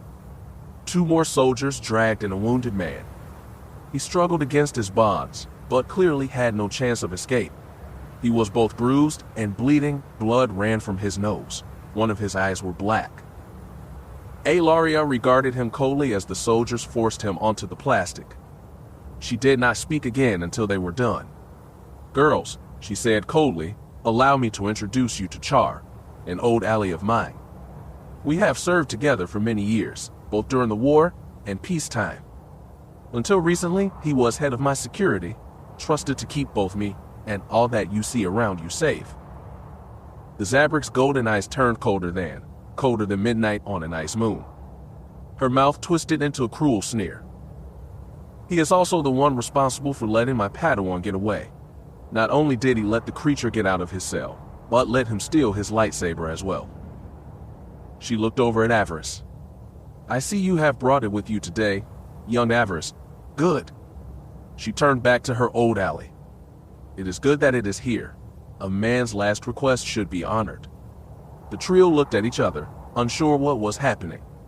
Surprisingly enough, Avaryss realized what it was first. She gave the Overseer a wicked smile. Would you like us to tear him to pieces for you, my lord? She asked. We are more than willing. Nas and Taya looked at her, but then returned their attention to the Overseer, nodding as well. The Zabrak gave them a cruel grin. "Thank you, but no girls. That will not be necessary."